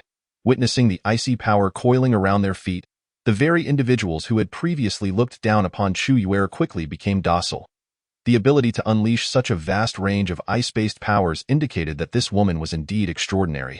Those who possess the ability to become extraordinary beings and survive are exceptionally cherishing of their lives. As long as they remain alive, they will naturally grow stronger and surpass ordinary individuals. Everyone present, stand firm and in order. Who among you is not an extraordinary being? Do not be misled into thinking that extraordinary beings are truly remarkable, for there exist numerous methods to bring about their demise. I trust you do not wish to experience this firsthand. Chu Yuera cast a serious gaze upon the crowd, the icy power coalescing in her hand, instilling trepidation in their hearts. This force far exceeded their abilities, evoking not only fear but also astonishment. Indeed, they had come to the right place. If a woman could wield such strength, one could only wonder how formidable Chu Xiao must be to subdue her. As the crowd settled down, the stern expression upon Chu Yuer's face softened, melting away like an ice mountain, leaving a refreshing warmth in its wake. In the security room, Chu Xiao observed Chu Yuer asserting her dominance. A glimmer of appreciation flashing in his eyes, her value was steadily increasing in his mind. After witnessing Chu Yuer handle that group of extraordinary beings, his attention shifted to the impending arrival of a cache of arms. Naturally, it would be the extraordinary beings who would be equipped with such weaponry. It was inconceivable to entrust these arms to ordinary individuals. With firearms, extraordinary beings would experience a tremendous amplification of their power. The future belonged to them, and thus, resources must be devoted to their enhancement. As for ordinary people, during this period of their lack of evolution, Chu Xiao had no intention of arming them. Do not blame him for being pragmatic. This is simply the reality, not a tale woven from fiction.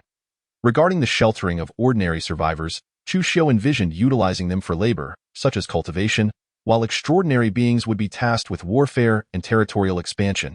Guli, encumbered by the women, returned at a slow pace, encountering numerous zombie attacks along the way. Were it not for Guli's diligent protection of these women, at least 7 or 8 would have perished. The practical efficacy of transformative abilities proved to be immensely significant. Guli no longer regarded his abilities as worthless. Through his meticulous safeguarding, the women had formed a vastly improved opinion of him. If his intentions had solely revolved around their physical forms, Guli would not have thrown himself into such perilous protection of them. At long last, Guli arrived at the school grounds before nightfall. "Senior Chu Yuer, I leave these women in your care." He hastily approached as he spotted her attending to the ordinary individuals. Chu Yuer cast a glance at the women Guli brought. "All of them. Where did you acquire so many women?" "It's a long story. I rescued them during a mission." Guli understood the gravity of the arms situation, thus refrained from elaborating further. When he turned to look for the spatial battle slave, he realized it had vanished without him noticing. At this moment, the spatial battle slave stood before Chu Xiao in the lounge, examining a handgun, which indeed appeared to be of standard production. This batch of arms was sufficient to equip 30 individuals. With over 3,000 rounds of ammunition, temporarily adequate. Arms are not solely for firing. They serve as a deterrent. In a world where order has recently crumbled, the threat posed by firearms can often outweigh that of extraordinary beings. "Chu Xiao, we have returned," came a voice that drew his attention outside. He observed Li Chong and Li Wenbin entering with palpable excitement. "Chu Xiao, we made a significant discovery. I found an extraordinary summoner. Quick, come in and meet Chu Xiao." Li Wenbin beckoned excitedly to someone outside. At a shy, slender young man stepped in, his gaze averted and head bowed. "Wu Jia, hurry and call for assistance."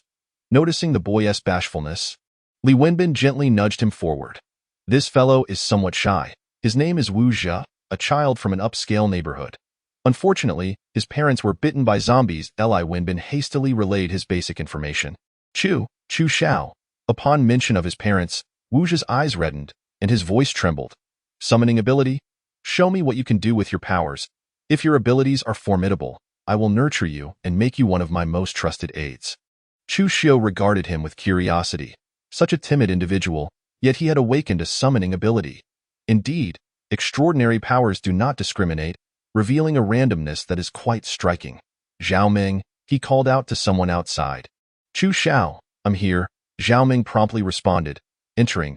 "Go prepare some food." "Understood." Wu Jia hesitated. "I need sacrifices to summon. The creatures I previously called forth were destroyed." He discreetly pointed towards Li Wenbin. "Who knows if that thing is your summoned beast?" Li Wenbin retorted, somewhat exasperated. "No matter, let's eat dinner first. We can discuss later." Chu Xiao was not in a rush, turning to Li Chong and inquiring, "What did you gain from this outing?" Li Chong, seeing Chu Xiao's interest, promptly produced a bag of crystal cores. "Chu Xiao, there are 2 green crystal cores in here." Chu Xiao gazed at him in astonishment as he took the bag and retrieved the 2 green crystal cores. He knew Li Chong's powers well, a control-type ability with moderate offensive capabilities yet exceptional control. "How did you acquire these? Surely, you didn't just pick them up." I discovered two mutated zombie beings battling each other and decided to let them eliminate one another. His luck was indeed remarkable. Well done. You may keep the rest of the crystal cores from this operation. Chu Xiu graciously accepted the two green crystal cores and generously awarded Li Chong the remaining spoils of the mission. Thank you. Chu Xiao. Li Chong was overjoyed to hear that all the crystal cores from this operation were his to keep. He was aware that there would be a considerable number of cores from this venture, and Chu Xiao had simply handed them over without a second thought. Li Wenbin looked on enviously. Two green crystal cores had garnered so many rewards for Li Chong, while he himself, Li Wenbin, sneaked a glance at the bashful young man. Hoping he could prove himself, Chu Xiao, there aren't too many self-heating hot pots left. Xiaoming placed several boxes of self-heating hot pots on the table, opening one for Chu Xiao. There's no need to worry about food. As long as we remain in Jingzhou City, we won't starve. Chu Xiu observed the steaming hot pot, his thoughts drifting to the granaries of Jingzhou City. Does Chu Xiao have any particular plans? Xiaoming asked curiously about how to procure food to sustain so many individuals. The granary, Li Wenbin interjected suddenly. Precisely, the granary. Chu Xiu had already resolved to seize control of the granary in Jingzhou City. By controlling the food supply, he could attract more extraordinary beings. Chu Xiao planning to take action against the granary. However, at this juncture, the granary was of utmost importance. If the authorities were still present, I doubt we could capture it. As a former veteran, Li Chong understood well that, during such tumultuous times, granaries would be closely guarded. Do not rush. Let us wait a few more days, and in the meantime, we should gather food diligently, paying close attention to supermarkets and other food sources. We can reduce the ordinary people's rations slightly. It's crucial to manage their food intake, as too much can lead to undesirable thoughts. As long as they do not starve, they will have the strength to work. Chu Xiu maintained a consistently stringent attitude towards ordinary individuals, while the extraordinary beings received normal provisions. For those extraordinary beings who did not contribute, he would impose a punishment of 10 lashes. Repeat offenders would face execution. Chu Xiu was never stingy with food for extraordinary beings, yet he did not indulge them either. Those present felt a tightening in their chests. Quickly lowering their heads, noticing Wu Zhe hunched over, devouring his meal, Chu Xiu turned his gaze to Li Wenbin. Prepare the sacrifices. I want to see his capabilities. I will do so immediately. Li Wenbin, neglecting his own meal, swiftly exited with the self-heating hot pot in hand. Given the current circumstances, wasting food was not an option. After Li Wenbin prepared several zombies as sacrifices, Wu Zhe finished his meal, leaving not a drop of soup behind. Observing his attire, which reflected the life of a privileged child before the apocalypse, one could hardly fathom the extent of change the apocalypse had wrought upon individuals. Chu Xiao, I am ready. I can summon at any time. Wu Zhe hastily wiped his mouth with his hand, still avoiding eye contact. Chu Xiao, I have prepared the sacrifices. Li Wenbin entered with enthusiasm, encouraging, you must strive to impress, Brother Bin. I have no idea what kind of creature I will summon. Wu Zhe spoke in a whisper, eyes glued to the ground. All right, let us proceed. Chu Xiu took his last bite, stood up, and stretched, eager to witness the spectacle. Outside, darkness had descended, and the school gates were firmly shut. Each extraordinary squad patrolled in a staggered manner, wary of zombies breaching the walls or unidentified individuals infiltrating their midst. The sacrifices prepared by Li Wenbin consisted of the recently slain zombies. Now lying just within the school gates, Li Wenbin and Li Chong simultaneously switched on their flashlights, casting beams of light toward the 3 fallen zombies on the ground. Let us begin. Chu Xiu, with both hands clasped behind his back, gazed at Wu Zhe, dark power swirling in his eyes. He hoped this fellow would surprise him. Wu Zhe took a deep breath, focused on the 3 zombies, and gestured in the shape of a triangle with his hands. At that moment, Chu Xiu observed a unique rune materializing, particularly striking against the backdrop of night. The summoning array gradually emerged and expanded from Wu Zhe's hands, enveloping the 3 zombies on the ground. The summoning array transformed into a vortex, a remarkably potent force radiating above the 3 zombies. In an instant, the zombies were forcibly absorbed by the summoning array. The runes of the summoning array began to shift and twist in an eerie manner, elusive and impossible to memorize. Before long, a creature descended slowly from the summoning array. It resembled a hellish 3-headed dog. Upon seeing the 3-headed monster, Li Wenbin exclaimed, "This is the dark infernal hound." a beast from another world. I knew it had formidable defense and attack power, but there's nothing to test it on. However, rest assured, it will undoubtedly obey my commands and not cause any trouble. Wuja hurriedly explained the information he had in mind to the group. The dark infernal hound's gaze locked onto Chu Xiu. Drawn by the powerful dark aura emanating from this human, Chu Xiu frowned, releasing a surge of dark energy from his palm. The dark infernal hound reacted swiftly, each of its 3 heads spewing forth dark red flames. The dark energy surged forward without abating, easily consuming the flames and striking one of the dog heads directly. The dark power spread rapidly across the dark infernal hound's body, causing it to howl in agony. Chapter 32. The betrayer Wuja was perplexed as to why Chu Xiu had suddenly attacked, feeling a surge of tension that rendered him speechless. The dark infernal hound seemed to recognize who was truly in charge, realizing that this summoner was rather unreliable.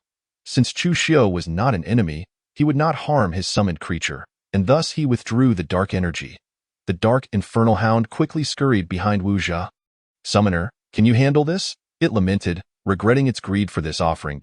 Wuja attempted to soothe its emotions by petting its head, explaining that this was a temporary summoning. Permanent summoning required specific conditions, either establishing a powerful master-servant contract or mutually signing an equitable agreement. In terms of strength, he was not capable of the former, and regarding the latter, he lacked the ability. The dark infernal hound possessed considerable power. It smiled at Wuja, feeling optimistic about the future. "Make good use of this power for me, and I shall not treat you poorly." "Thank you, Chu Xiu," Wuja responded, his face brimming with excitement. He was finally relieved from the worry of uncertain meals. Even as an ability user, he felt overwhelmed. After all, summoners were long-range mages, not warriors. He had previously stayed at home, afraid to venture outside for fear of being captured by zombies if luck favored him. The summoned creatures could procure food, but if not, he would go hungry. Meow. The little black fox strutted confidently before the dark infernal hound, raising its head as if surveying its subordinate. The dark infernal hound bared its teeth in a fierce glare. However, the little black fox showed no fear, even returning a provocative gaze, as if daring it to try and bite it. The dark infernal hound was unable to resist the urge to pounce. The little black fox, being clever, darted beneath Chu Xiu's feet and sat down. The dark infernal hound was instantly thwarted. Chu Xiu kicked the little black fox aside, admonishing, "You better behave. If you don't strive to grow stronger, I shall send you into its jaws." These words immediately subdued the little black fox. The dark infernal hound watched it with a mix of glee, eagerly awaiting this day. As night fell, arrangements were made for Wuja's lodging so he could rest early. Tomorrow would bring work. Today, your gains were commendable. The batch of crystal cores you collected will be rewarded to you. Chu Xiu contemplated the potential of that cache of arms, his plans for expansion already taking shape. Utilizing this batch of weaponry, he intended to recruit ability users en masse, expand his territory, and amplify his influence. "Thank you, Chu Xiu. We shall take our leave now." Li Wenbin had eagerly awaited this statement, and upon hearing it, he was overjoyed. He quickly pulled Wu Zhi toward the school, intending to share a dormitory with him. There was still Gu Li in their current dormitory. Having his subordinates close ensured his safety. He was not as formidable as Chu Xiu. Chu Xiu returned to the supermarket with Li Chong, Zhao Ming, and the others, where his resting place was the lounge within the market. Upon entering, he noticed Chu Yuer and Gu Qiongshi chatting and laughing. Seemingly getting along well, he did not request Chu Yuer to join him in his room. While he appreciated women, he was not in a constant state of urgency. When Chu Yuer saw that he did not call her, she felt a sense of relief mixed with an inexplicable hint of disappointment. One night passed without incident at the school gate. Around 10 o'clock the following morning, outside the supermarket, Chu Xiu assigned 100 ability users to Li Wenbin. However, Li Chong also received a similar allocation of 100 ability users. As his trusted aides, he held high expectations for both of them. Upon seeing themselves in control of 100 ability users, Li Wenbin and Li Chong felt an exhilarating thrill. Chu Xiu's delegation of power did not incite restlessness in them. Rather, it deepened their respect for him. The remaining 76 were entrusted to Zhao Ming. As a formidable ability user wielding lightning powers, he was naturally meant to stay close. After all, with Li Wenbin and Li Chong dispatched on tasks, it would be unwise to leave him without someone to attend to him. Doing everything alone would hinder the establishment of his influence. It was better for one to eat well than for the whole family to starve. Zhao Ming felt as though fortune had smiled upon him. He initially thought Li Wenbin would be the one at Chu Xiao's side. To his surprise, he found himself in that position instead. Zhao Ming stood beside Chu Xiao, grinning as he exchanged triumphant glances with Li Wenbin, who perceived Zhao Ming as somewhat bothersome with his simple-mindedness. Zhao Ming could not replace his role. Not everyone could easily take his place. You three should not become too complacent. Diligently serve me, and those who achieve merit shall be generously rewarded. The reward would be crystal cores, enhancing their abilities. Chu Xiao surveyed all the ability users present, holding a green crystal core in his hand and absorbing it before their eyes. The core disintegrated into powder in his grasp. At that moment, the dark domain activated, enveloping all the ability users present. The newly inducted ability users were thrown into a panic.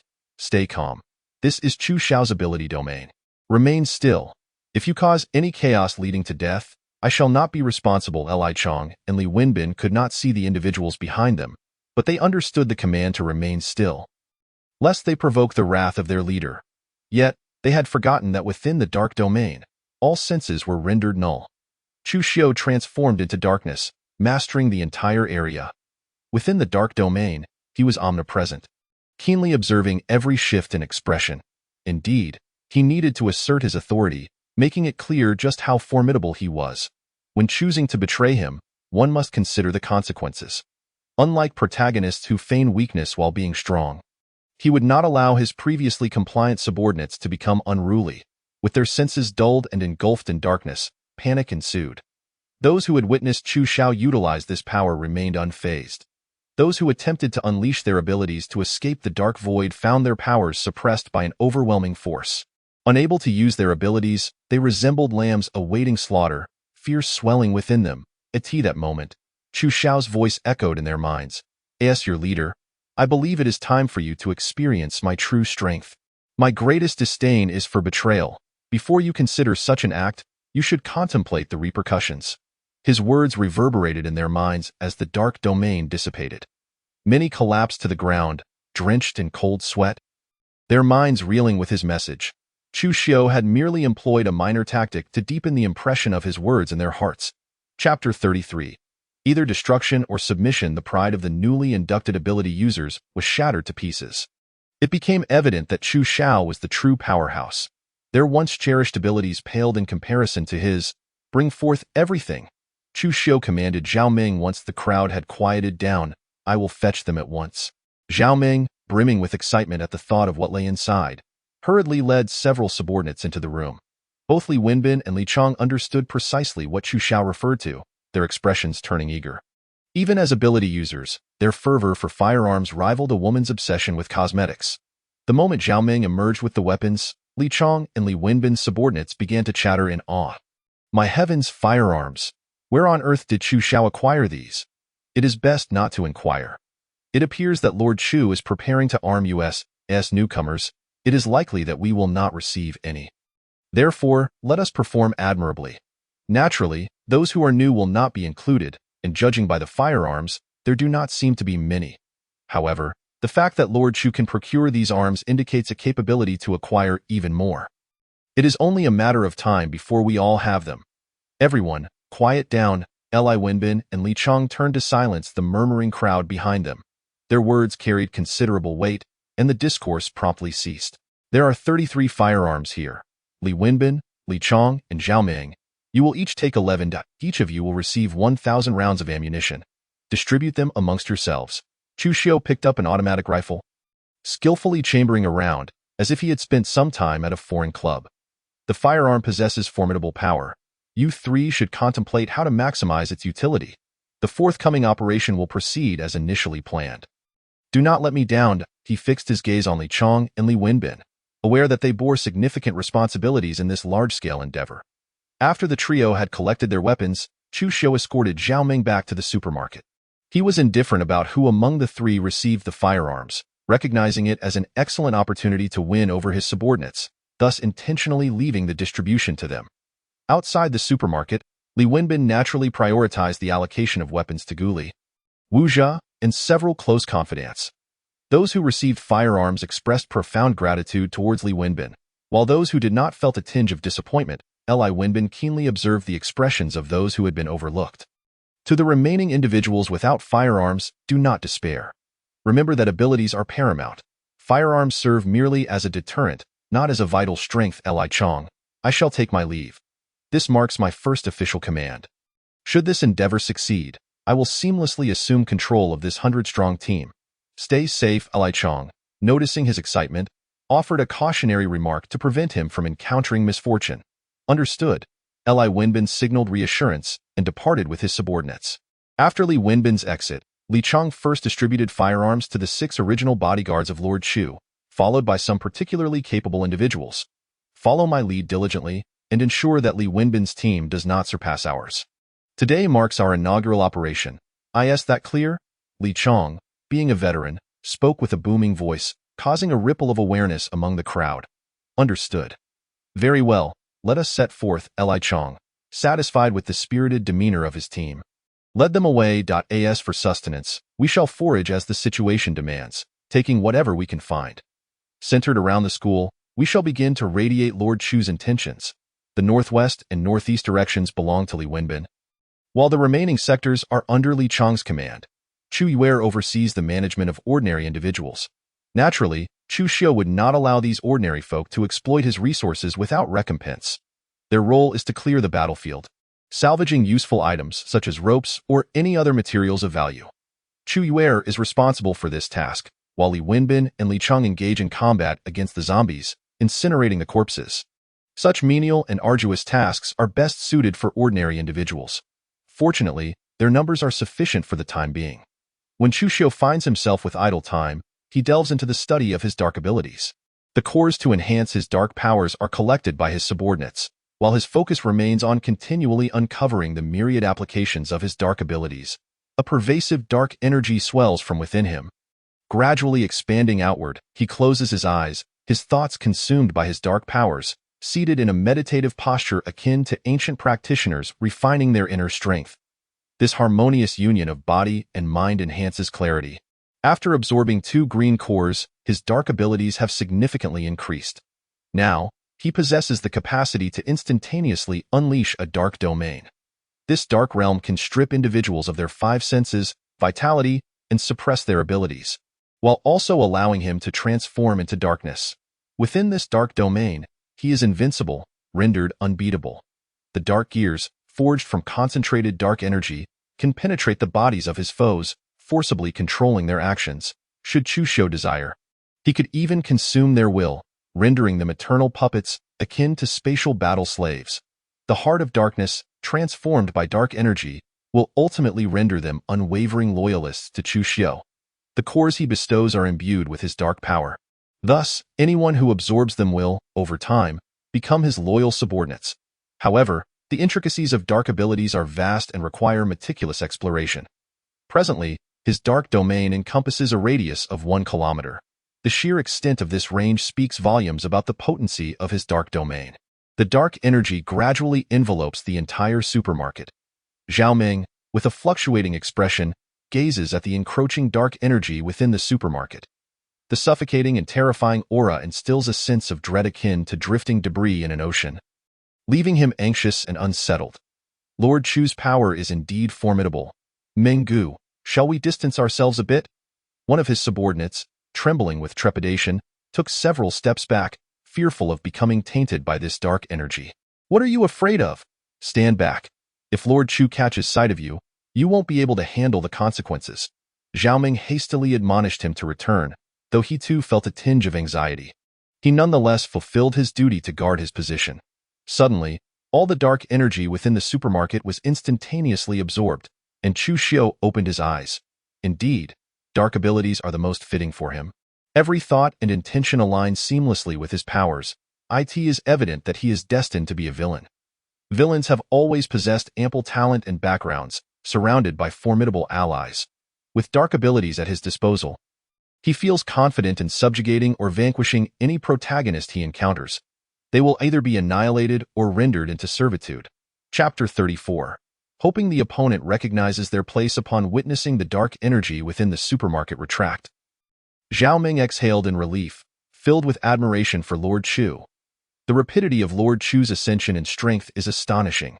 Even with the absorption of numerous cores, such swiftness seems implausible.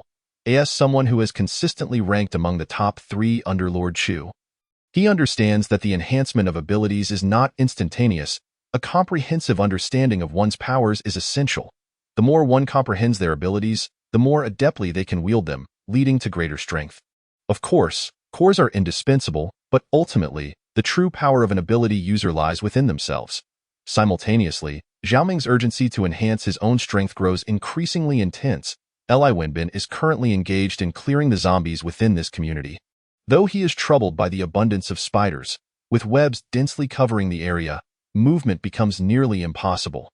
Resolutely, Li Wenbin decided to take decisive action. With a mere wave of his hand, the temperature surged, and flames swiftly engulfed the spider webs, shrouding the entire community in fire. Li Wenbin coldly observed the inferno he had unleashed, consuming the neighborhood entirely. Even if there were still living souls within, there was no alternative. If they perished, so be it. Life and death are fated. If one must die, it is simply their destiny. Those behind Li Wenbin felt no reluctance. The newcomers had endured the brutality of the apocalypse, while the veterans had faced numerous battles within the school. Death had desensitized their hearts, rendering it as commonplace as mealtime. As a fire-type ability user, Li Wenbin felt an intrinsic affinity for flames. Immune to the risk of being burned, he moved freely within the blazing inferno, dispatching any spiders that dared to attack, consumed by the flames enveloping him. Upon hearing cries for help from a nearby window, he cast a glance but chose to disregard the pleas. There must be a large spider within. Only by eliminating it can the smaller spiders be dealt with. After all, spiders reproduce at an alarming rate, and failing to eradicate the mutated spider could pose significant risks in the future. This area is under his jurisdiction, and should any issues arise, he would bear the primary responsibility.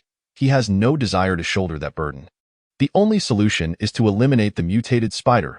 As he ventured closer to the spider's lair, he noted an increasing number of smaller spiders. Li Wenbin quickly deduced that the heart of this community was indeed the lair of the mutated spider. Halting his advance, he opted to retreat. He had no intention of confronting the mutated spider alone. His life is far too valuable. In any situation, it is best for his subordinates to take the lead. If they cannot prevail, he will seek reinforcements. As for pride, what value does it hold when lives are at stake? Exiting the range of the flames, the fire had notably diminished as spider webs burn rapidly, consuming themselves. If my instincts serve me correctly, there should be a mutated spider inside. Li Wenbin then turned to Gu Li and Wu Jia, his expression grave. You two must stay close to me. Otherwise, I cannot guarantee your safety. In truth, Li Wenbin is concerned for his own security. With these two at his side, he believes his safety is assured. The others, spread out, remain vigilant against ambushes. As the flames visibly dwindled, Li Wenbin issued the command to enter the community. Jiu Li and Wu Jia cautiously brandished their weapons, aiming at potential spider-infested areas. Li Wenbin positioned himself between the two, encircled by 3 layers of armed individuals for protection. The smaller spiders scuttled across the ground in hordes, launching agile attacks. A moment's hesitation could lead to being ensnared. However, everyone present understood the gravity of the situation, and they remained vigilant to prevent any spider from closing in. The remote attackers, endowed with supernatural abilities, found themselves encircled in the second layer, while the close combat practitioners stood guard on the periphery. At the heart of the residential complex, a colossal mutated spider lay coiled at the center of 4 towering buildings. Its size formidable, with legs measuring 5 to 6 meters in length. Suspended over 20 meters high, a gigantic web sprawled out, adorned with numerous white cocoons. Within these cocoons, aside from various mutated creatures, lay a greater number of humans, each ensnared and only their heads protruding, yet miraculously alive. Seemed the monstrous spider understood that fresh prey must be alive. Deceased food bore an unpleasant taste. Though not move, I shall rescue you. Yi Wufeng, who had previously saved women in a supermarket, was once again in the midst of a rescue mission. Beasts that feed on humans must be slaughtered. Yi Wufeng relished the solitude, thriving in this chaotic world. He was either on the path of saving others or engaging in the act itself. In this damned tumultuous era, he could only strive to save the innocent with every ounce of his strength. Should he see or hear someone in distress, He would never stand idly by. Li Wenbin had just arrived at the center of the complex when he immediately spotted the enormous mutated spider, along with a figure shouting and threatening it. Brother Bin, that's Yi Wufeng. He was the one who swiftly eliminated the supernatural beings in the supermarket, rescuing the innocent women I brought. Jiu Li, who recognized Yi Wufeng, hurriedly introduced him. Has Chu Xiao tried to recruit him? Li Wenbin inquired, turning to Gu Li. Not at all, Gu Li replied, shaking his head. This guy's words seem oddly out of sync with Li Wenbin harbored a certain disdain for this meddlesome supernatural being. The enraged mutated spider unleashed silk towards Yi Wufeng, ensnaring his body and wrapping around him relentlessly. Is this truly all you can muster? Yi Wufeng sneered coldly, effortlessly severing the threads binding him. The web, though remarkably resilient, was as fragile as paper under Yi Wufeng's wind-based powers. In the next moment, the furious mutated spider spat forth even more silk, launching an attack under the cover of its web. The spider's legs, honed to razor sharpness through mutation, posed a significant threat. With a single wave of his hand, Yi Wufeng conjured a massive, pale yellow wind blade that whistled through the air, severing all of the spider's limbs. Good heavens, this person is formidable. Should we recruit him to serve Chu Xiao? That seems unlikely. He clearly prefers to walk alone. Yi Wufeng's display of power left Li Wenbin and the onlookers in stunned silence. The mutated spider let out a mournful cry as it collapsed, and Yi Wufeng, moving like a gust of wind, appeared at the spider's head in an instant. A spear forged from wind energy plunged forcefully into the creature's skull, abruptly ending its life. Li Wenbin's expression shifted between uncertainty and contemplation as he watched Yi Wufeng rescue the individuals trapped in the web.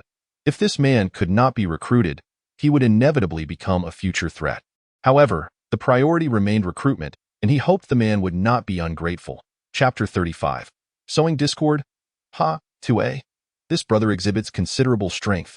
I wonder if he would be interested in joining us. Just as Yi Wufeng prepared to extract the crystal core from the mutated spider, Li Wenbin approached with his subordinates. It was evident that this spider possessed significant power, and the core within it was likely valuable. Li Wenbin could not allow Yi Wufeng to claim it. Apologies, but I am not interested, Yi Wufeng replied coolly, casting a glance at him before refocusing on the crystal core. To his surprise, the core was a vibrant green, yet it bore an unusual dark green hue, suggesting it was of a higher grade than the ordinary green core.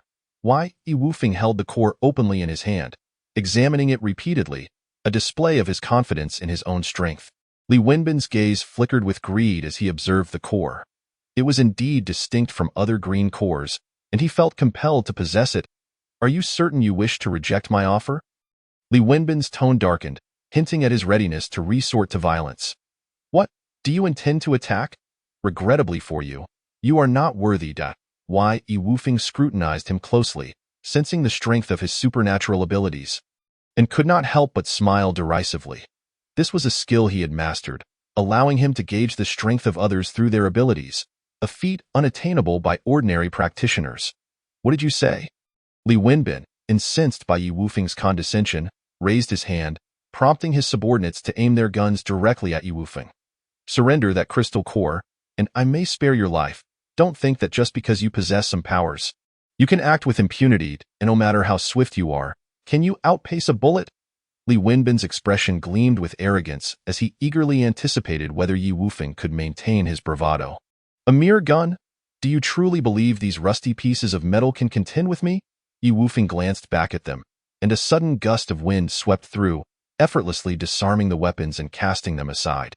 You lot are utterly inept. Li Wenbin's countenance darkened as he witnessed his subordinates being so easily disarmed, and those disarmed lowered their heads, fearful of his wrath.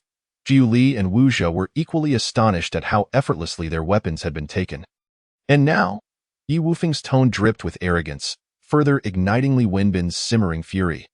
For reasons inexplicable, Li Wenbin found himself increasingly irritated by Yi Wufeng, his anger intensifying with each glance. You insolent wretch, if you refuse to recognize the gravity of the situation, do not blame me for being ungracious. As Yi Wufeng attempted to depart, Li Wenbin issued orders to prepare for battle. Hand over the crystal core obediently, or you shall never leave here. Not just you, but everyone you rescued will perish. Upon hearing this, Yi Wufeng's face turned icy, his tone darkening. Is that so?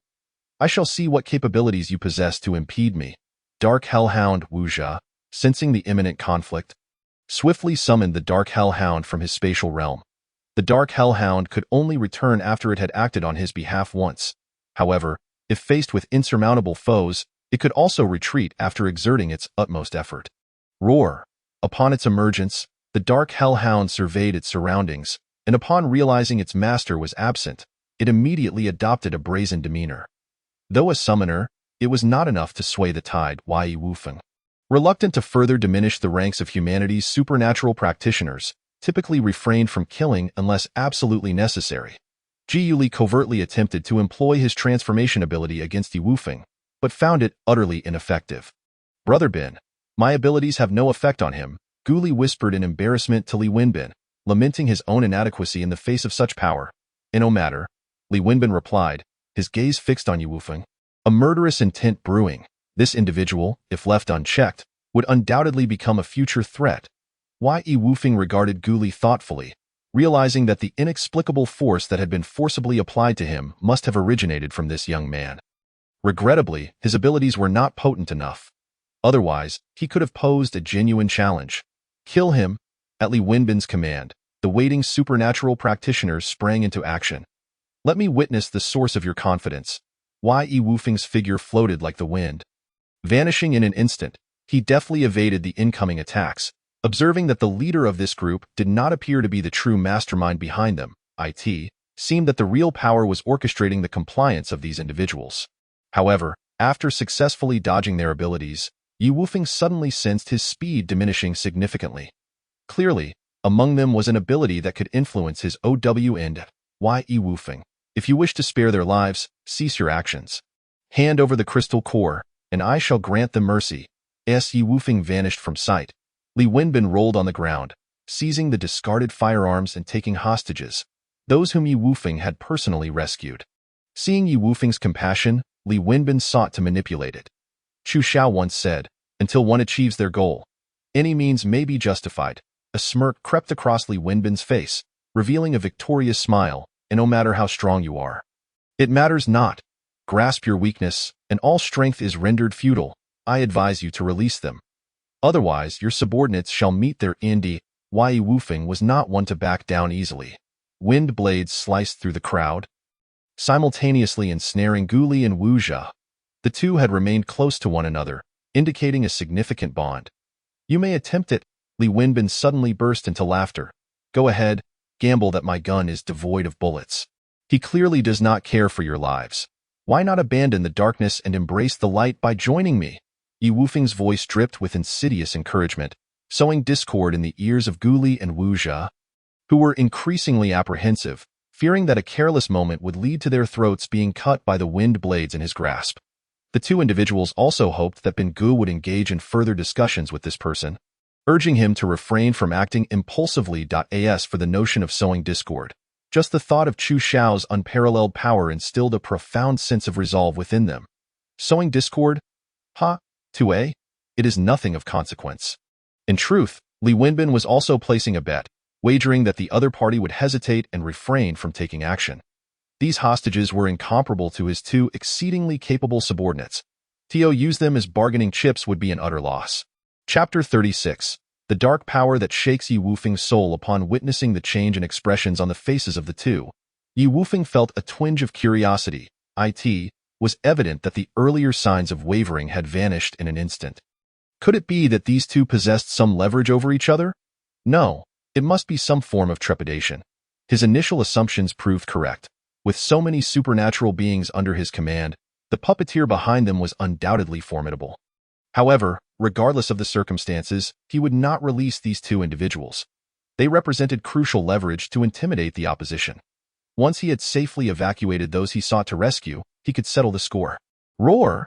The dark hellhound, witnessing its summoner being held hostage, could only growl in a show of intimidation.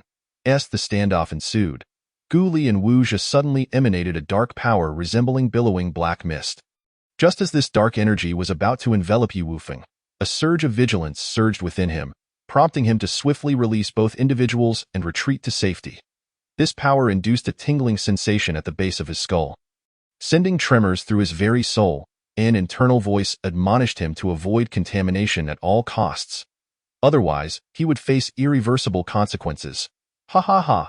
Upon seeing the tendrils of dark energy manifest, Li Wenbin suddenly felt emboldened. Firing indiscriminately and executing all the hostages. The audacity to incite discord before his very eyes demanded a price. You shall pay for this, Yi Wufeng, witnessing the utter disregard for life as the enemy opened fire, was consumed by rage. These were merely innocent individuals. The wanton slaughter of the innocent must be stopped. Just as Li Wenbin aimed his weapon at him, he discovered his gun cleaved in two by a wind blade. Immediately thereafter, two colossal wind blades crossed paths, leaving Li Wenbin with no avenue for escape. Cursed be it! Terrified, Li Wenbin hastily discarded his weapon, attempting to flee, only to be confronted by a formidable earthen wall blocking his path. The wall flickered with a golden glow, its solidity reinforced, and its defensive capabilities significantly enhanced. Bin Gu, quick, take cover. The supernatural beings who had acted were unwilling to witness Li Wenbin perish before their eyes. With so many witnesses, the burden of blame would fall upon them, especially since they possessed supernatural abilities. Some among them contemplated that saving Li Wenbin might earn them rewards. Seeing himself spared, Li Wenbin's heart brimmed with joy as he swiftly evaded. The robust earthen wall was abruptly severed by the wind blades, crashing down onto the very spot Li Wenbin had occupied.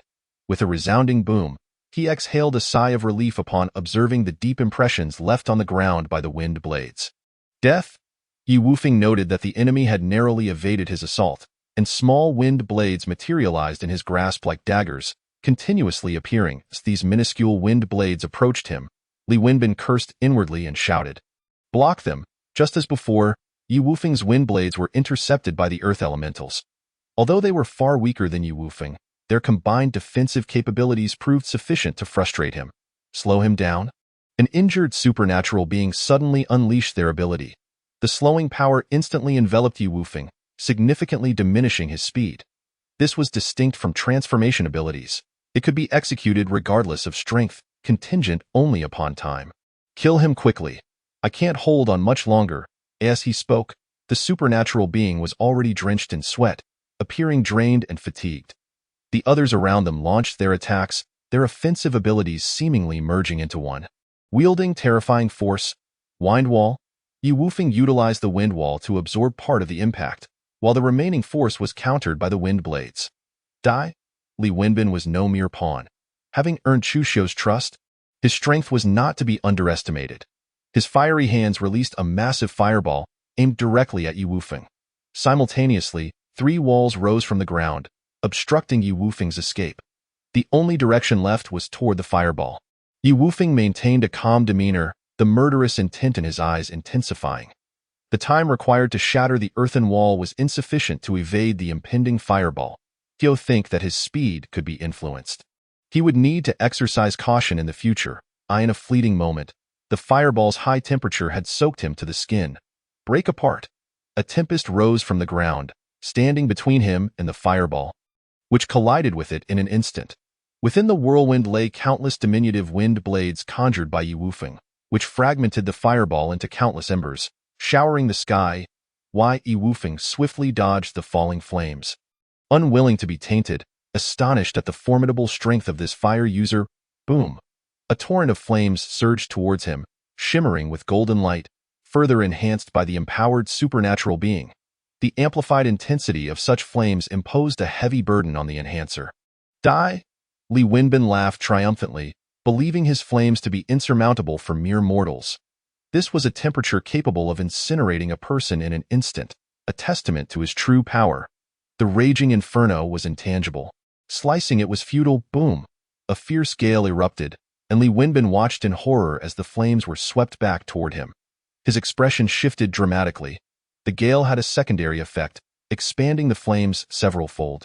With so many of his subordinates nearby, if the flames engulfed them, it would spell disaster. He was acutely aware of the power of his flames and hurriedly manipulated them to spare his men. Naturally, his subordinates were no fools. They would not remain stationary awaiting a warning. A robust earthen wall directly shielded them. However, the individuals quickly retreated, some appearing bewildered. Upon witnessing their escape, others followed suit. after enduring the flame scorching. The earthen wall suddenly exploded, sending countless debris flying. Those seasoned in the underworld understood the principles of thermal expansion, and it was entirely normal for them to be momentarily taken aback. Fortunately, Li Wenbin's subordinates had already taken cover behind another earthen wall, and they collectively breathed a sigh of relief. Dark Hellhound, it's your turn. Wu Zha, unwilling to remain useless, promptly signaled for the Dark Hellhound to advance. Roar! Obeying the command, the Dark Hellhound lunged toward Yi Wufeng. How dare you, beast! Yi Wufeng instantly hurled a wind blade. Roar! The Dark Hellhound, enraged, could not tolerate such disrespect from a mere human. A proud Dark Hellhound. Dark red flames erupted from its 3 heads, swiftly consuming the wind blade. The Dark Hellhound's speed was astonishing, closing the distance in an instant, its claws poised to strike. However, the delaying ability had already dissipated, and Yi Wufeng felt an unexpected lightness. Dodging the attack with agility, a wind energy sphere crashed down upon the beast. Roar! The Dark Hellhound, possessing 3 heads, could not perish as long as one remained. In a fit of rage, it sacrificed one of its heads, unleashing 2 dark red beams akin to lasers that pierced through Yi Wufeng's body. Caught off guard, Yi Wufeng had not anticipated the beast's willingness to sacrifice a head to inflict harm upon him. Enduring the pain, he swiftly retreated. Thankfully, in that critical moment, he had maintained his composure and evaded significant damage by avoiding vital organs. Chapter 37. Li Wenbin consolidates his subordinates' loyalty. The bodies of supernatural beings adapt to the intensity of their powers. Whether in terms of physical recovery or the protection of vital organs, they benefit from their supernatural abilities. This is why Chu Xiu confidently proclaimed that the future belongs to supernatural beings. Who would have thought that this beast could be so cunning? Yi Wufeng, observing the 2 gaping wounds in his chest inflicted by the beast, felt a chill seep through his teeth. Yet, while they were indeed formidable, they were merely a nuisance. Now, I shall truly engage. Domain of wind. Rat-a-tat-tat. Li Wenbin, unwilling to listen to this fool's prattle, seized his weapon and opened fire on Yi Wufeng, with only 11 guns to his name. It was infuriating that this scoundrel had managed to destroy 1.as. The bullets entered Yi Wufeng's domain of wind. They disintegrated into fragments, shredded by countless wind blades. In Yi Wufeng's understanding of wind abilities, wind was the sharpest of elements. Within this domain, he was invincible, embodying the essence of the wind god. In this realm of wind, flowers, grass, and trees were reduced to mere dust. Even a towering building was stripped of half its structure simply because a portion resided within the wind domain. Retreat! Upon witnessing the overwhelming display of power, Li Wenbin realized the gravity of the situation and hastily fled. Whatever the dark green crystal core was, it was of little consequence if he lost his life. The power unleashed by his opponent was akin to Chu Xiao's dark domain. He had not anticipated that the enemy had reached such a level, capable of manifesting a domain, a feat he could not contend with. The wind domain spread rapidly, and over 10 supernatural beings, caught off guard and positioned too close, were unable to escape in time, perishing on the spot. I warned you. I will kill you. Yi Wufeng's singular focus was to indiscriminately slay the innocent fire users. The remaining supernatural beings were not deserving of such a fate. As for those who were mistakenly killed, one can only say they chose the wrong person. Witnessing the expansion of the opponent's extraordinary abilities, Li Wenbin was so frightened that his hair stood on end, and he shouted, Wu Zha, quickly command your Dark Hellhound to buy us some time ago. Dark Hellhound? In a life-and-death situation, Wu Zha would not hesitate and promptly issue the command. The Dark Hellhound turned and charged towards Yi Wufeng, unleashing 3 streams of dark red flames. The realm of wind merely stalled for a few seconds before it could no longer withstand the onslaught and was devoured by the dark red flames.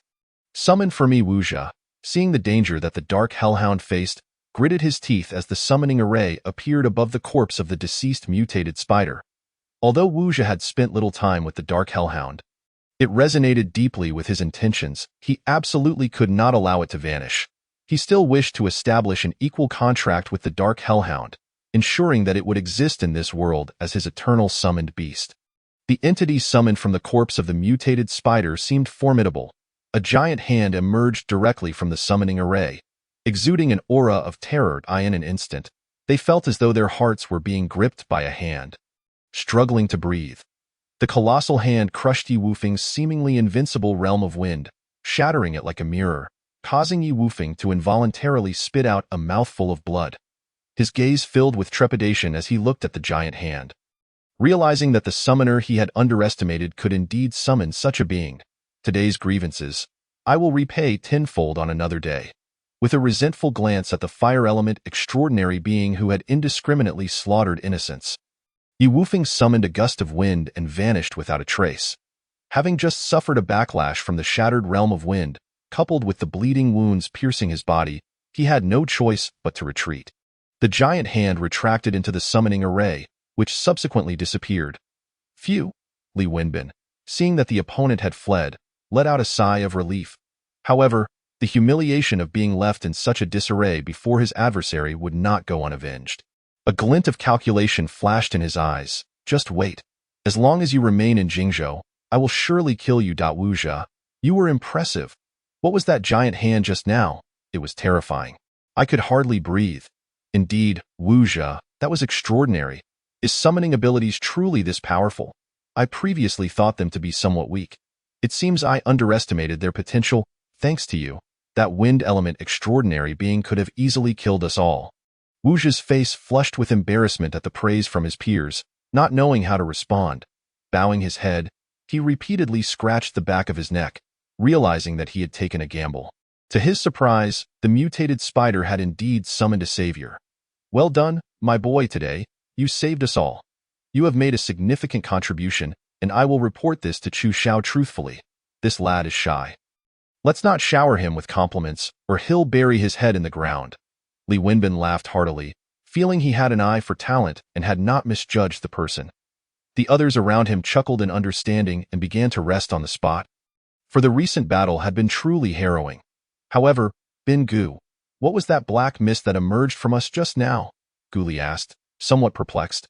Yes, Bin Gu. It seemed like you gained more confidence after seeing the black mist. Wu Jia was still able to converse with familiar faces. That was Chu Xiao's extraordinary ability. Only those favored by Chu Xiao can receive his protection. Had it not been for Chu Xiao's power aiding your escape, who knows what would have happened? Li Wenbin explained with a proud expression. Upon learning that it was Chu Xiao's ability that had protected them, the two felt their loyalty towards him deepen. At that moment, the dark power gradually influenced them, silently transforming them into staunch supporters of Chu Xiu. Li Wenbin, seeing that the remains of his deceased brothers were not preserved, felt an even greater hatred towards Yi Wufeng. The situation had been perilously close, resulting in the loss of a gun and several brothers. It's all that guy's fault. I must avenge my brothers. At this point, his eyes revealed a hint of sorrow, and his hatred for Yi Wufeng intensified. Li Wenbin's words filled the recently spared individuals with animosity towards that wind element extraordinary being, who had nearly ended their lives. If given the chance, they would ensure he met his demise. But rest assured, upon our return, I will personally explain everything to Chu Xiao. Even if he becomes furious, I will bear the consequences alone. With these words, while the others remained silent, they silently expressed their gratitude towards him. Bin Gu, this isn't just your problem. Wu Jia also felt guilty, pondering if he had sacrificed the mutated spider earlier, perhaps they would not have faced such calamities. Yes, Bin Gu, I too bear some responsibility. I did not contribute at all. I truly feel I should be punished. Yuli felt the most remorse, as he had been utterly useless. Chapter 38. Even the small figures have their own thoughts, all right? Enough of that. Let us rest quickly. We cannot pause our progress. The task assigned by Chu Xiao remains unfinished. Li Wenbin noted the expressions of his subordinates, feeling immensely satisfied. Uniting his followers' hearts was the true purpose behind his words. However, having lost 1/10 of their extraordinary beings, it was imperative to replenish their numbers. Otherwise, upon their return, Li Chong would undoubtedly mock him for his inadequacies. In the principal's office at Jingzhou University, Zhao Meng received a report from his subordinate and immediately knocked on the door. Upon receiving Chu Xiao's consent, he entered to report. Chu Xiao, the dispatched individuals have returned. Li Wenbin is safe, though he lost a gun and some extraordinary beings. The cause of all this is an extraordinary being named Yi Wufeng, who wields a power nearly identical to yours. Chu Xiao, seated in his chair with his back turned around upon hearing this. Are you saying the opponent utilized a wind realm? It should be correct, Zhao Ming replied, bowing respectfully. You may leave now. Chu Xiao's gaze was deep and unfathomable, revealing not a hint of emotion. Yes. Zhao Ming promptly exited. Closing the door behind him, he rhythmically tapped his fingers on the table. He had not anticipated that Yu Wufeng possessed such strength. Mastering the use of extraordinary realms indicated that his power had reached another level. The dark power he had previously bestowed upon Gu Li and Wu Zhe had been triggered, sensing the situation immediately. After all, talent is rare. The dark power infused within the two bore the intent of both surveillance and protection. Human hearts are fickle. Even after being tested by Gu Qiongshi, he remained uneasy. Zhao Ming, he called out to the outside. Chu Xiao, what are your orders? Zhao Ming hurriedly entered, bowing deeply in respect. Though he had spent a relatively short time by Chu Xiao's side, the oppressive aura emanating from him had grown increasingly heavy, making Zhao Ming more cautious. It was not fear, but a deep respect for Chu Xiao. Chu Xiao retrieved paper and a pen from his drawer, completed his writing, folded it, and handed it to Zhao Ming. Go find Yu Wufeng and deliver this to him. Zhao Ming felt a sense of confusion, but quickly accepted it. Understood. Chu Xiao, you may go. Chu Xiao turned his chair to gaze out at the beautiful scenery through the floor-to-ceiling window. The principal truly knows how to enjoy life. In this office, he has a panoramic view of the school's beauty. He had also transformed this office into a place for handling affairs. Even if he were to dominate all of Jingzhou in the future, this school would become his central hub. Wherever he resided would be the heart of Jingzhou. As his power grew, so did his ambitions. Meanwhile, Zhao Ming, tasked by Chu Xiao, found himself in a quandary. Yu Wufeng had already vanished without a trace, making it exceedingly difficult to locate him, especially with the surrounding dangers. Whether it be mutated zombies or extraordinary beasts, they posed a significant threat. He certainly could not venture out. He needed to remain by Chu Xiao's side. Assigning someone else for the task was equally problematic. With a troubled expression, Zhao Ming looked at the subordinates stationed outside. After surveying them, a clever thought struck him, and he decided to employ the art of shifting responsibility. Chu Xiao has just assigned a task. Who among you wishes to undertake it? This is a rare opportunity. I have secured it for you.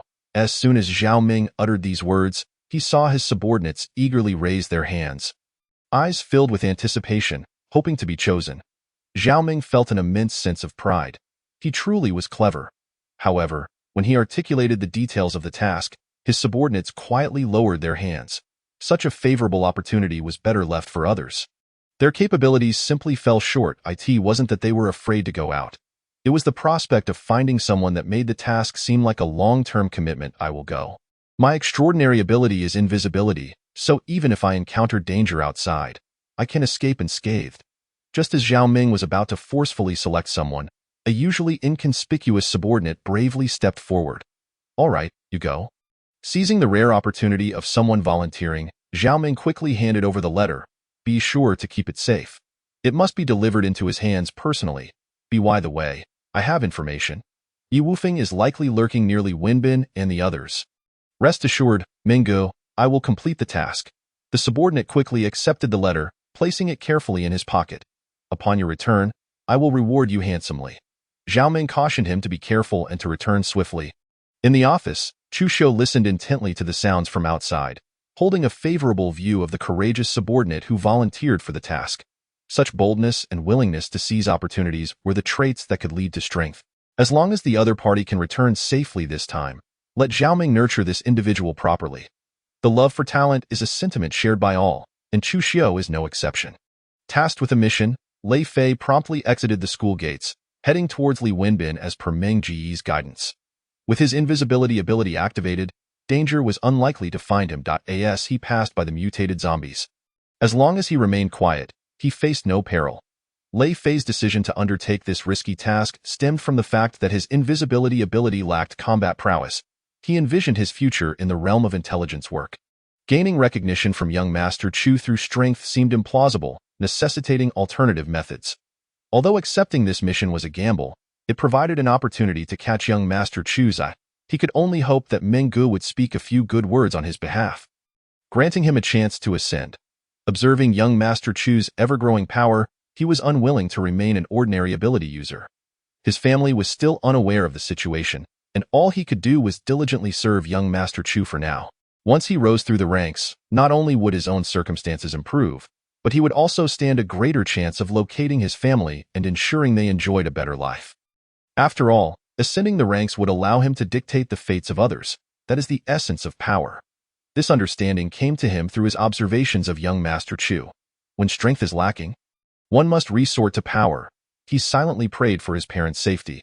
Upon encountering Li Wenbin and the others, Lei Fei deactivated his invisibility and greeted them. After a brief exchange, Li Wenbin watched as Lei Fei departed. Surprised that someone had so quickly developed aspirations for advancement, Li Wenbin's gaze involuntarily shifted to his subordinates nearby. If this subordinate were to rise above him in the future, it would spell trouble. A sense of urgency crept into his heart, though he knew he could not entertain any dark thoughts. If young Master Chu were to discover them, he would surely lose his trust. Weighing the potential gains and losses, they were entirely disproportionate. For now, the only course of action was to devise every possible means to grow stronger. After Lei Fei's departure, he diligently searched for Yi Wufeng's whereabouts. He had already gathered information about Ye's attire and appearance from Li Wenbin. After 4 days of effort, he finally spotted Yi Wufeng. As Lei Fei approached, Yi Wufeng seemed to sense something and turned his gaze in Lei Fei's direction. Quite perceptive. You must be Yi Wufeng. Making it easy for me to find you. Lei Fei exited his invisibility state, directly manifesting before Yi Wufeng. Chapter 39. Dialogue and Game. A complete defeat. An invisibility ability user. Furthermore, what do you require of me? Yi Wufeng, wrapped in medical bandages sourced from a pharmacy, appeared to be recovering well. This is a letter from young Master Chu that I am to deliver to you.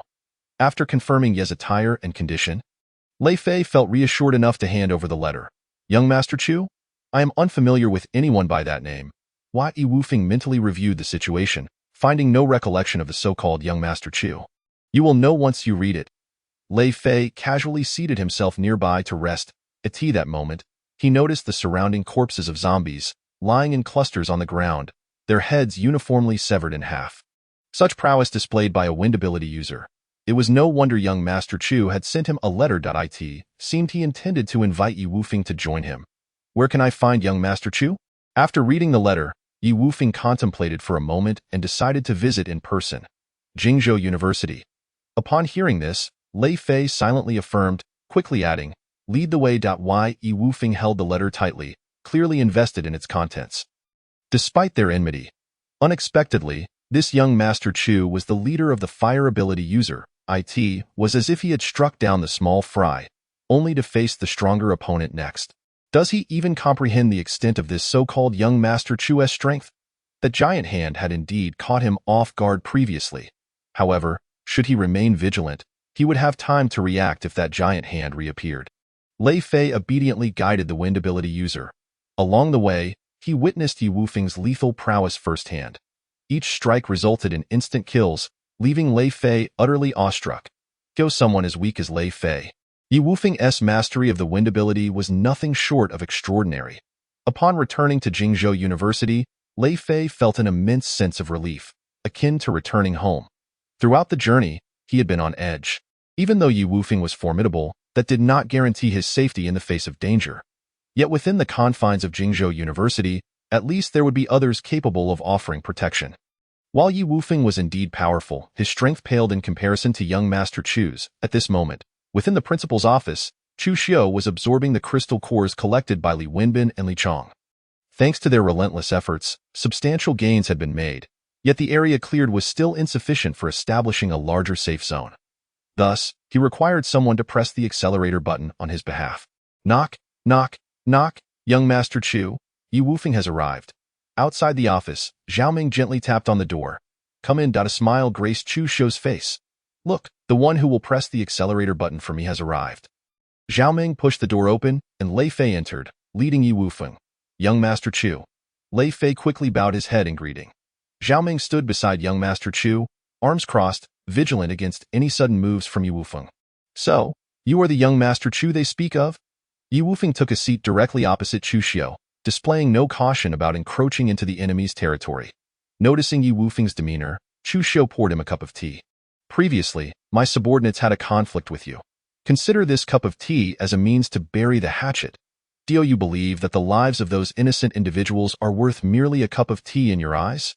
Yi Wufeng, gripping the teacup, turned it slightly between his fingers, suppressing his anger. In my view, a stranger is not worth even a cup of tea.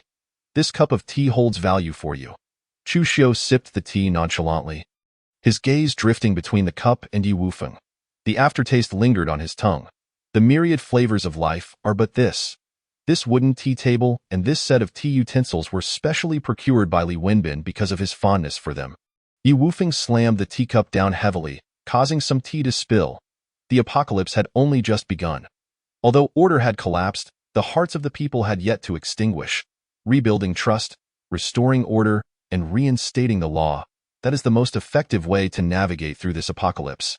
However, it is the existence of individuals like you, who disregard human life, that pushes this approach further away. Yi Wufeng's words resonated with everyone present, save for Chu Xiu. People are inherently this way. Only through loss do they learn to cherish. Before the apocalypse, they had all lamented various injustices, yet in comparison to the brutality of the new world, the pre-apocalyptic order seemed almost idyllic. Upon hearing this, Chu Xiu regarded him deeply, astonished by the naivety of his thoughts. Mutual understanding between people is unattainable. Your ideals are overly optimistic, much like your inability to comprehend my actions. What I am striving for is to establish a vast safe zone in Jingzhou. In this process, I require your strength. That is why you are here. He pointed at the letter in Yi Wufeng's hand, speaking coolly. You must have read the contents of this letter. Your arrival signifies your interest in what I proposed. Yi Wufeng acknowledged his intrigue regarding the letter, particularly one phrase. To save one person is inferior to saving 1,000. That was the reason that had compelled him to come here. However, he could not accept the degree of disregard for innocent lives exhibited by his counterpart. Noting Yi Wufeng's silence, Chu Xiu realized he had him in his grasp. At the same time, he harbored suspicions regarding Ye's potential as the protagonist. After all, in both character and strength, he bore a striking resemblance to one. Nevertheless, even if Yi Wufeng were the protagonist, it would not deter Chu Xiu's decision to utilize his strength. Conflicts naturally lead to casualties. I believe you understand this better than I'd. If you continue to dwell on the lives lost, I would suggest that the time you spend hesitating may result in more deaths than those you could save. By that logic, you have indirectly caused the deaths of quite a few. I hope you can consider the greater good. My subordinates comprise numerous ability users, far exceeding the number of lives you could save alone. The greater good? Yi Wufeng did not expect him to leverage the concept of the greater good against him. Jingzhou is far beyond your capacity to save lives. Why should I not choose to cooperate with the authorities? I have heard that they have already begun rescue operations. The authorities are more trustworthy than you. The authorities? Chu Xiu scoffed, as if he had heard a joke. Leaning forward, he braced his hands on the table, fixing his gaze on Yi Wufeng. The righteous act of taking the law into one's own hands is not favored by the authorities when it comes to unruly ability users. I believe you understand this principle. Otherwise, you would not have come to see me. I am your best option. No, that is not correct. You have no choice unless you wish to betray your own convictions. Merely seeking to assert your personal heroism through your own strength. Yi Wufeng's gaze wavered, momentarily silenced by Chu Xiu's overpowering rhetoric. The pressure of his words left Yi struggling to respond, as Chu Xiu seized the initiative in their dialogue. If this man does not perish, he is destined to become a formidable figure. Very well, but I require your men to follow my orders, and no problem. Chu Xiu raised his cup in acknowledgement. Yi Wufeng felt a surge of frustration. Inhaling deeply as he picked up in this dialogue, Yi Wufeng suffered a complete defeat. Chapter 40. The armed helicopter here to pick up someone. Yi Wufeng had no choice but to concede that his opponent's words were indeed valid. Despite their conflicts, the innocent remained innocent. He could not forsake the unblemished survivors for his own selfish interests. Moreover, he had observed numerous ordinary individuals at the school. Although their faces bore the marks of fatigue, they were, at the very least, still alive. They were undisturbed by zombies, unoppressed by others, and free from bullying. This was already a significant improvement. However, Yi Wufeng was unaware that Chu Xiu would never resort to bullying or oppression against these ordinary people. Only a deranged individual would do such a thing. Chu Xiu merely required these individuals to work for him, providing them safety and sustenance, transforming this place into a veritable paradise for them. As for those who expressed dissatisfaction, Chu Xiu had long arranged for their discreet resolution. The remaining individuals were all compliant, obedient, and diligent workers. Jiyu Qingshi's psychic abilities played a pivotal role in solidifying his influence. After Yi Wufeng reluctantly agreed, during dinner that evening, Chu Xiu introduced Yi Wufeng to Li Wenbin and the others. What? Young Master Chu, I am to follow his orders. Li Wenbin's reaction was one of incredulity. Staring at Chu Xiu in disbelief. How could this fellow, Yi Wufeng, be recruited by young Master Chu? It was impossible. Li Wenbin was the first to reject this notion. This man had once humiliated him with words, and now he was in a position to issue commands. What if he ordered him to his doom? Yi Wufeng flashed a sinister smile at Li Wenbin, nearly inciting him to act in anger. Sit down, remain calm. Noticing Li Wenbin's intense reaction, Chu Xiu raised a hand to signal him to take a seat. Simultaneously, his conviction that Yi Wufeng was indeed the protagonist grew stronger. Reluctantly, Li Wenbin sat down. Turning his head away, Lai Chong held no animosity towards Yi Wufeng and raised a glass in his honor. Why? Yi Wufeng reciprocated, acknowledging their lengthy collaboration and wishing to maintain a cordial relationship. Few were privileged to dine with Chu Xiu. Currently, only Li Wenbin, Li Chong, Chu Yuer, Zhao Meng, and Gu Qiongshi were present, with Yi Wufeng being a temporary addition. The meal was freshly prepared, as they had recently gathered ample food and some frozen vegetables. Yi Wufeng's joining was aimed at saving more lives, and they also needed his strength. It was a mutually beneficial arrangement, a win-win situation. Li Wenbin, with his character, will not plot against you in secret. During this time, cooperate well with him and learn from his side, Chu Xiu advised earnestly. Rest assured, young Master Chu, I will cooperate fully, Li Wenbin replied, understanding the underlying meaning of Chu Xiu's words and promptly standing up. I will also cooperate diligently, Li Chong added solemnly. Come, let us drink. After confirming that Li Wenbin understood his intentions, Chu Xiu raised his glass to the group and drank heartily. Chu Yuer added a piece of meat to Gu Qiongshir's plate, urging her to eat quickly. In these times, having access to meat was a luxury. After a hearty meal, Chu Xiu continued to absorb crystal cores to enhance his abilities. Later that night, he summoned Chu Yuer to his room. Now residing in a hidden room within the principal's office, which was around 50 to 60 square meters, Chu Xiu found it quite comfortable.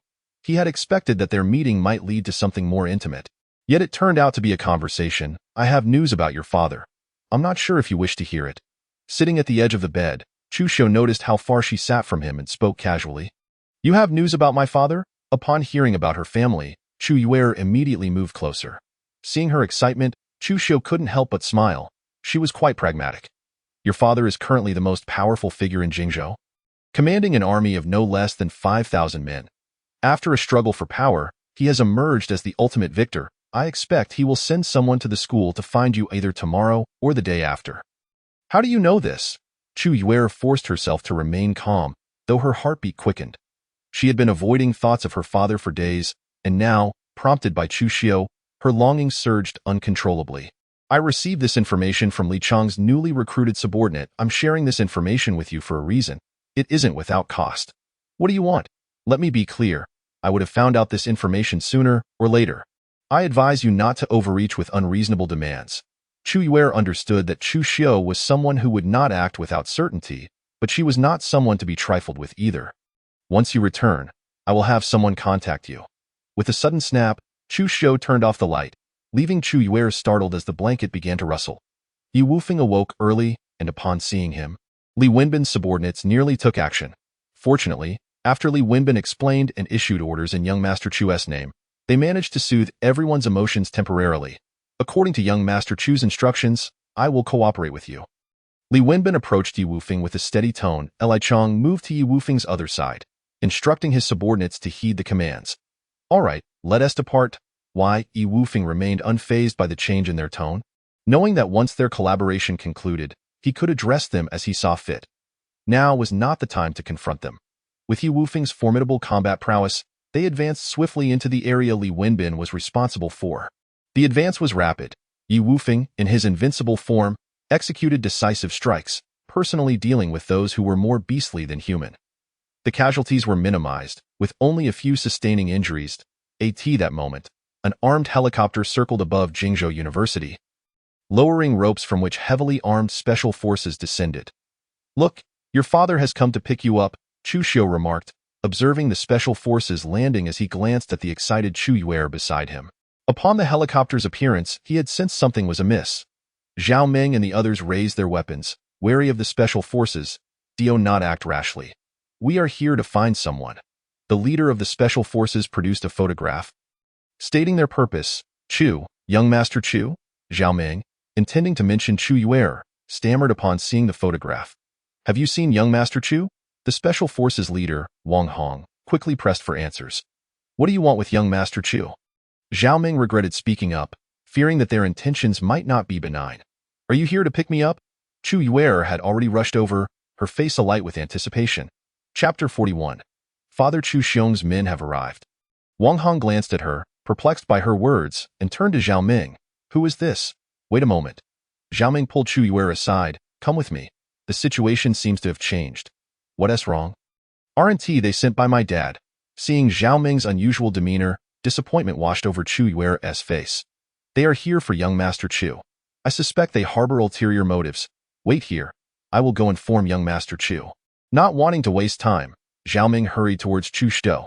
His feet thundered as he dashed into the building. Young Master Chu, something's wrong. Bursting through the office door, Zhao Ming shouted. What are you doing? Why the commotion?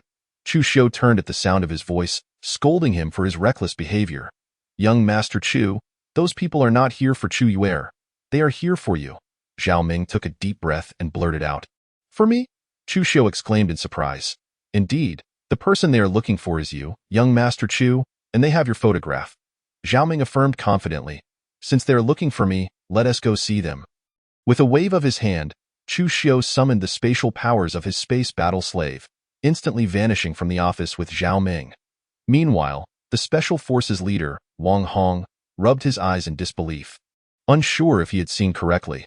But upon looking again, the three individuals stood before him, nearly causing him to discharge his weapon in shock.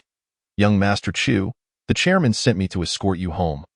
However, upon recognizing Chu Shou's face, he quickly checked the photograph again, his demeanor shifting to one of respect. My father has finally sent someone.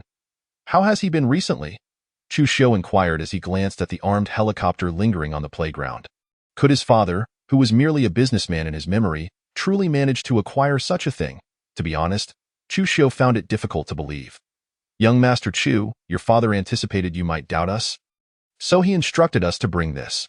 Wang Hong, sensing Chu Shou's skepticism, promptly retrieved an item that the chairman had specifically entrusted to him before leaving. Zhao Ming cast a wary glance at Chu Shou, noting his silence before stepping forward to scrutinize Wang Hong, snatching the satellite phone from him. Young Master Chu. Zhao Ming performed a brief inspection, though it was more of a formality, as he was unfamiliar with how to operate the device. Chu Shou held the satellite phone and dialed directly. During this time, he glanced at the robust man before him and inquired, What is your name? Wang Hong, with a solemn demeanor, respectfully replied, I am Wang Hong. Subordinate of the first squad, I am grateful for the chairman's trust and currently serve as the leader of the first squad. This man was indeed the young master, the sole son of the chairman. If he could earn Chu Shou's recognition, his return would not merely be as a squad leader. All right, I understand, Chu Shou responded, turning to walk to a secluded area. Once the call connected, he refrained from speaking immediately. Is it you, my son?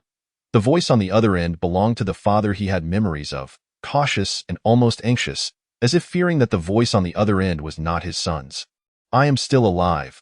I thought you had forgotten me. Now you finally remember to seek me out. If you had waited any longer, I would have assumed you were dead. Do you have any idea what kind of life I have been living here? Chu Shou mimicked the spoiled tone he used to adopt, expressing his anger into the phone. I'm sorry, my son. I did not take good care of you. I owe an apology to your deceased mother. However, rest assured, you will return with Wang Hong and the others. I will make it up to you abundantly. It is truly wonderful to hear you are safe.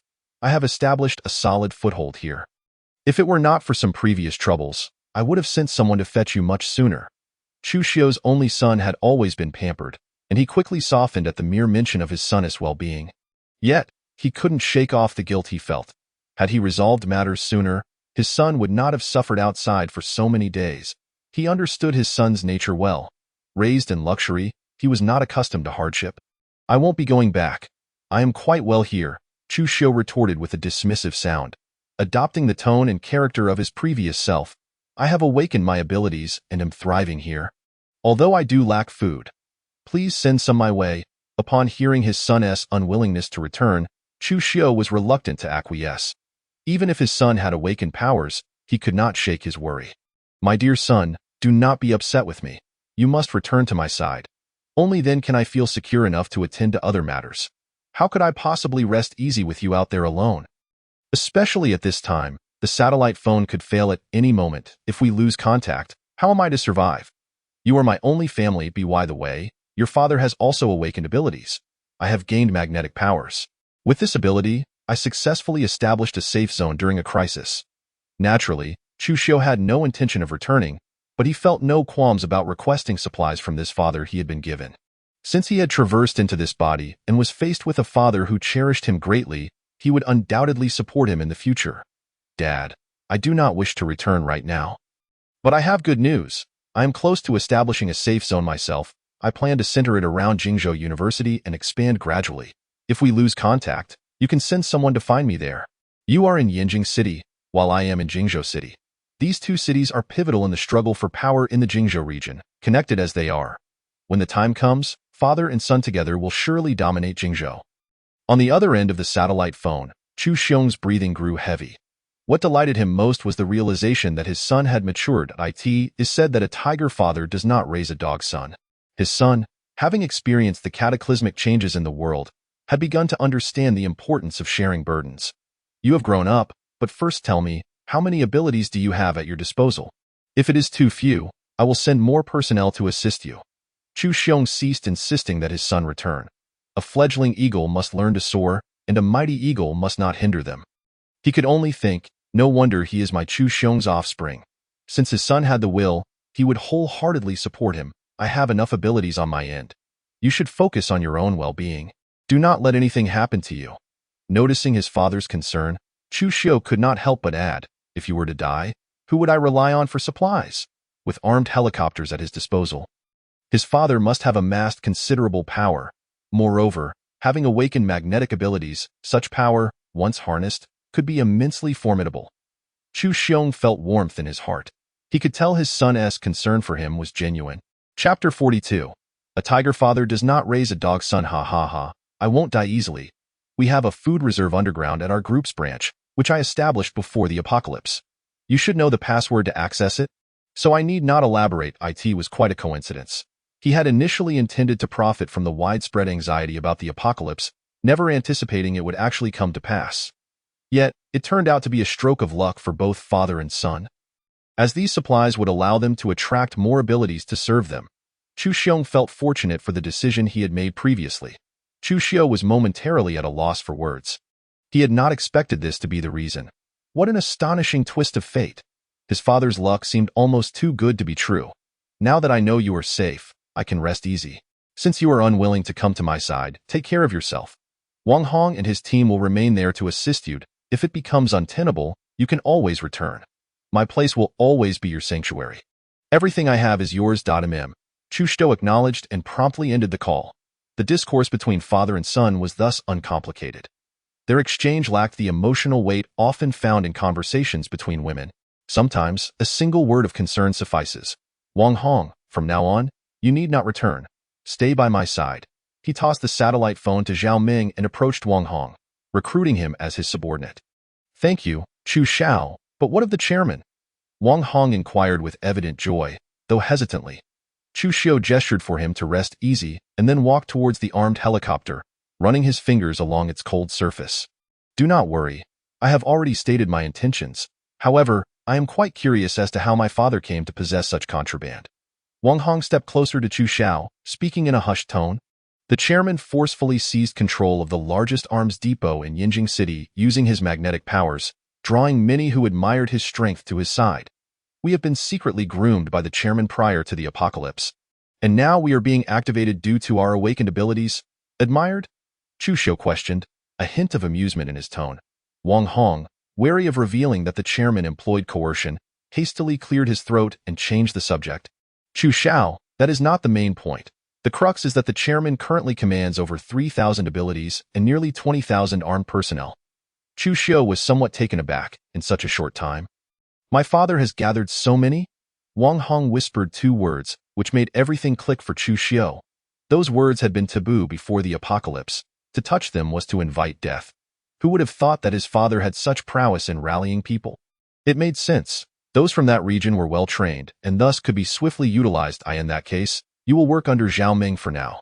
Chu Xiu instructed Wang Hong before signaling to Zhao Ming, who stood 10 meters away. Zhao Ming hurried over. Chu Xiao. Chu Xiu pointed at Wang Hong, indicating to Zhao Ming, he will be your subordinate from now on, serving as your deputy. His expertise is evident, and you will come to understand it in due course. Should you have any questions, feel free to ask him and strive to improve yourself. Zhao Ming, initially fearing for his position, was relieved to hear Chu Xiao's supportive words and quickly agreed.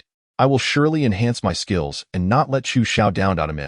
Chu Xiao glanced at the space battle slave, activating his spatial abilities, and returned to his office. He needed to begin planning how to relocate the food reserves from the group's branch. It was not safe to leave them out of sight. Even if they remained undiscovered for now, it was only a matter of time before they would be. Securing them early would ensure their availability.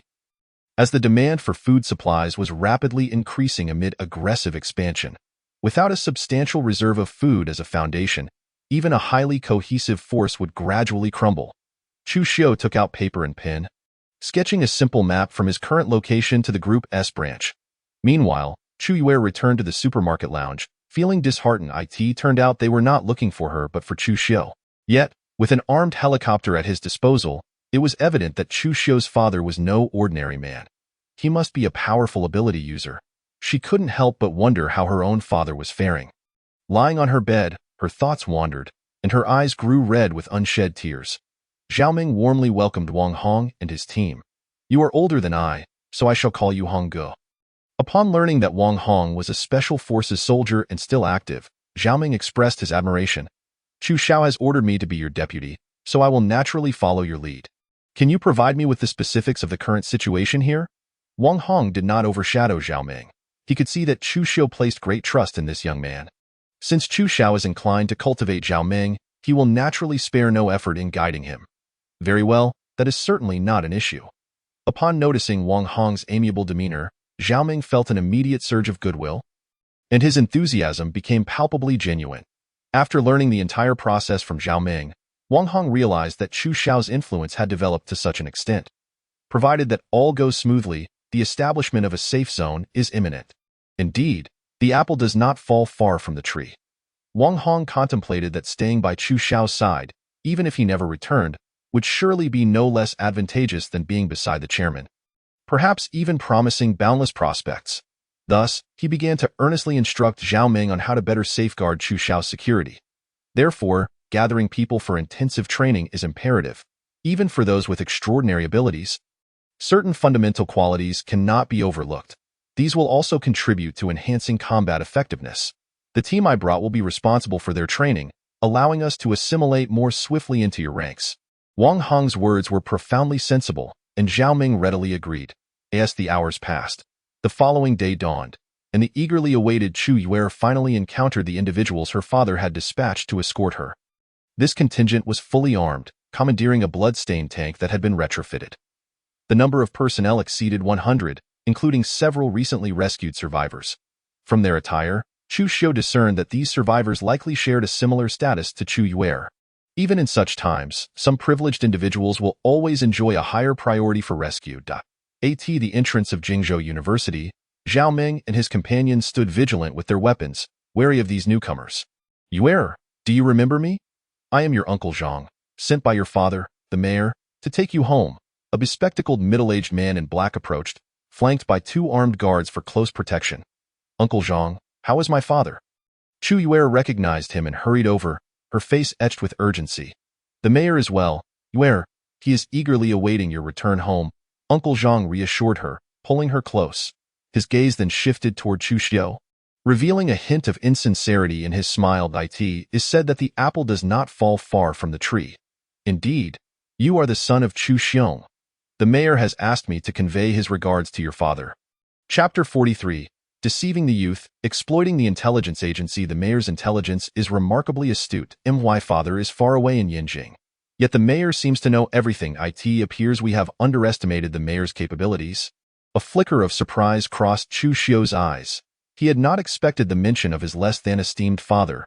Just recently assuming power, he is already so outwardly attentive.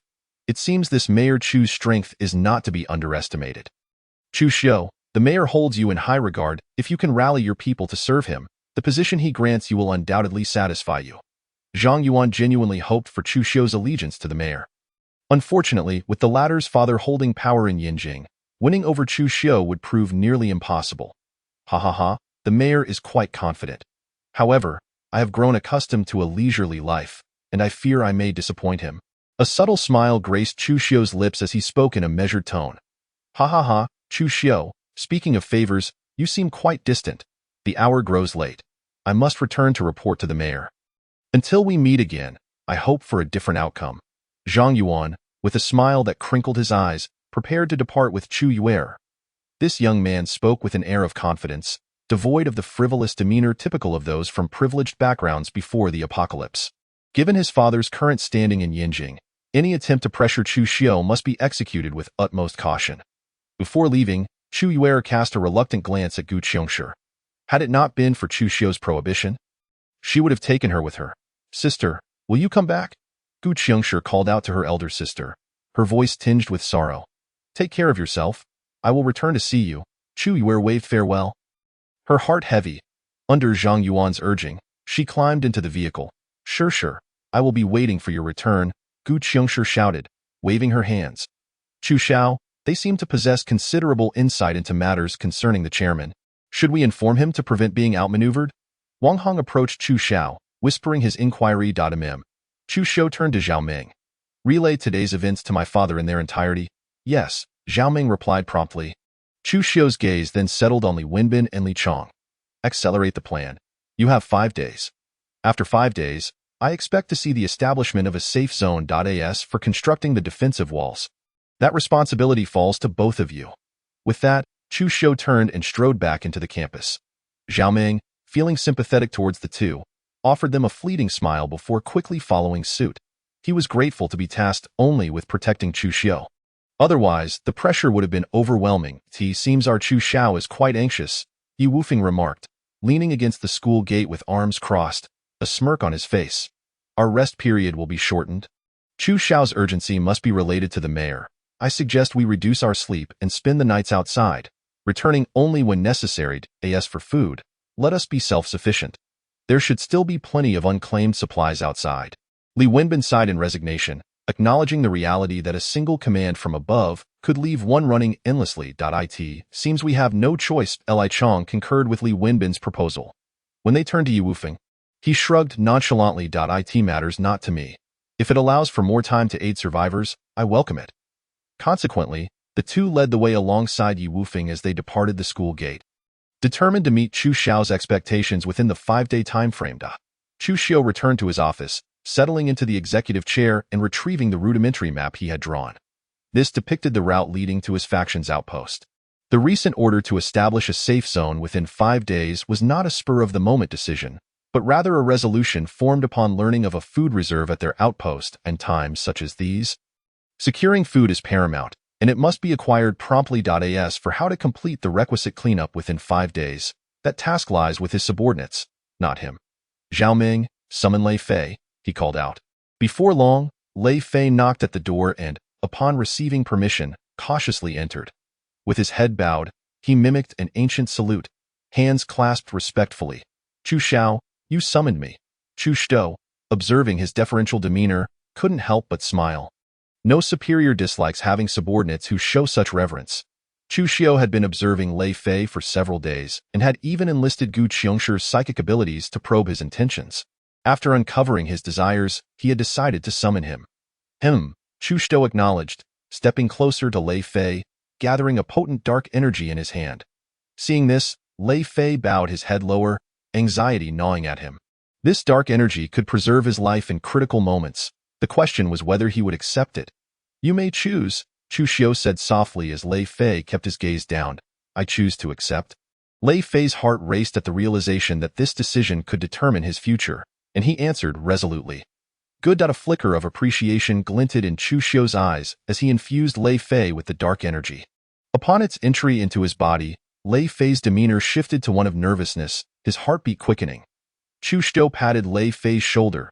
I need you to be my eyes and ears. Like the ancient Jinyui? Lei Fei's eyes lit up with excitement as he raised his head. Chu Xiu chuckled, amused by his audacity. He had aspirations of being a genie. It is merely an intelligence agency, yet I trust you understand the weight of this role. Lei Fei's disappointment lasted but a moment before he was overwhelmed by the good fortune of being entrusted with the entire intelligence agency. As a university student, he was acutely aware of the significance of such a position. Rest assured, Chu Xiao, I will fulfill my duties diligently and not betray your trust. Lei Fei pledged with fervor. Chu Xiu turned to gaze out the floor-to-ceiling window, surveying the view outside, and spoke calmly. I believe in your abilities, which is why I am entrusting you with full responsibility. However, others will not share my confidence. Thus, I present you with an opportunity to prove your worth. During this time, I will offer you no assistance. Everything will depend on your own capabilities. This statement ignited a fire within Lei Fei, who felt invigorated and confident. You can count on me. I will demonstrate to everyone that your choice of me was not misguided. Very well, Chu Xiu replied, satisfied, waving him off. Go. And do not let me down. Yes, Lei Fei departed, elated. In truth, there were no personnel to allocate for intelligence work, nor did he possess the energy to manage such affairs. Simply put, it was a matter of brainwashing an ambitious young man to commandeer an intelligence agency at no cost to himself. Chapter 44. Establishing the Safe Zone, City of Rebirth. Having contributed nothing, even if Lei Fei were to fail in the end, Chu Xiu would bear no loss. Conversely, if he succeeded, what he would gain is an intelligence agency. Yet Lei Fei himself harbored ambitions to ascend the ranks. Seeking to attain a position of stature, he unwittingly afforded the other party an opportunity, only for that individual to feel gratitude towards him in return. A subordinate eager for advancement can be effortlessly maneuvered by him. This is similarly true for someone like Yi Wufeng. It is only those devoid of desires who pose the greatest challenge for Chu Xiu. If such individuals do exist, they are either genuine sages or possess deeply concealed ambitions. 5 fleeting days passed. The stringent orders issued by Chu Xiu were finally accomplished in a timely manner. On the final day, formidable walls arose from thin air, seamlessly connecting without even the slightest gap. The expanse was vast. Atop the towering walls stood vigilant sentries, as well as specialized teams tasked with patrolling in a crosswise manner. The secure zone governed by Chu Xiu now resembled an ancient city, enveloped by its walls, providing those within a profound sense of safety. Leaning against the battlements, Chu Xiu addressed those around him with a calm demeanor. This mission has been successfully completed, and I am exceedingly satisfied. In addition to your basic rewards, I shall grant each of you 2 green crystal cores as an extra token of appreciation. Li Wenbin and Li Chong eagerly accepted the green crystal cores, expressing their gratitude to Chu Xiao. For both Li Wenbin and Li Chong, 2 green crystal cores were indeed quite alluring at this juncture. Yi Wufeng, you are also included. Chu Xiu's gaze shifted towards Yi Wufeng, who stood quietly observing the world beyond the walls. Me? Yi Wufeng exclaimed in surprise, pointing at himself. Indeed, these 2 green crystal cores are yours, Chu Xiu affirmed. His approach to rewards and penalties was always measured. He would not let Yi Wufeng's merits be overlooked, even if their collaboration was merely incidental. With the intention of recruiting Yi Wufeng, he opted for a strategy of softening first, followed by firmness. Should the other party fail to recognize his intentions, he would not hesitate to employ more forceful measures. In truth, Chu Xiu preferred not to resort to harsh tactics, as the ancients wisely stated. Winning hearts is paramount, which is indeed the method befitting one in a position of authority. Yi Wufeng regarded Chu Xiu with a peculiar expression, pondering the ulterior motives of this individual. Based on his observations over time, he recognized that this person was one who would not rise early without a benefit. Although their collaboration was not yet concluded, he did not consider himself allied with Chu Xiu. The 2 green crystal cores, despite being beneficial for him, were presented without a hint of hesitation from Chu Xiu, revealing an oddity in his behavior. This situation surely harbored some intricacies. Yi Wufeng's wariness heightened. Nonetheless, with a mentality of seizing the opportunity, he accepted the 2 green crystal cores. Seeing him do so, Chu Xiu concealed a smile. Take them. In time, this will become a habit. Moreover, these green crystal cores have been enhanced. Even Yi Wufeng's prowess would not discern the enhancements within. Winning hearts and minds, a dual approach, is truly splendid. This reflected his confidence in his current strength, which had far surpassed that of Yi Wufeng. The crystalline cores he had accumulated during this period had significantly bolstered his abilities. a testament to the greatest advantage of a ruler, the power to nurture oneself with the strength of many. Meanwhile, Li Wenbin observed with unease as Chu Xiao bestowed 2 green crystal cores upon Yi Wufeng. Although he recognized the critical role Yi Wufeng played in completing Chu Xiao's tasks, he could not shake his disdain for him. Particularly during their rescue missions, conflicts frequently arose regarding priorities, who to save first, who next, where Yi Wufeng would always contrive to counter his suggestions, showcasing his benevolence. Why Yi Wufeng disregarded Li Wenbin's disdainful gaze, harboring his own animosity and wishing to eliminate him. Once their collaboration concluded and the survivors of Jingzhou were saved, he would strike down Li Wenbin and then proceed to aid others elsewhere. Chu Xiao observed their expressions but chose not to engage further, continuing his inspection of the city defenses. As he traversed the path, the walls stood firm and solid. This magnificent structure had been erected in just a single day. Each wall had been reinforced by specialized ability users. In former times, such a monumental undertaking would have taken months to complete. However, with a few Earth-type ability users, it was accomplished in a day. In terms of patrols, Wang Hong, with his background as a special forces operative, managed the operations effectively, relieving Chu Xiao of the need for excessive involvement. Currently, his ranks boasted over 1,000 ability users, specifically 1,350 strong, with their strength having surged. The number of ordinary survivors had also escalated to over 11,500.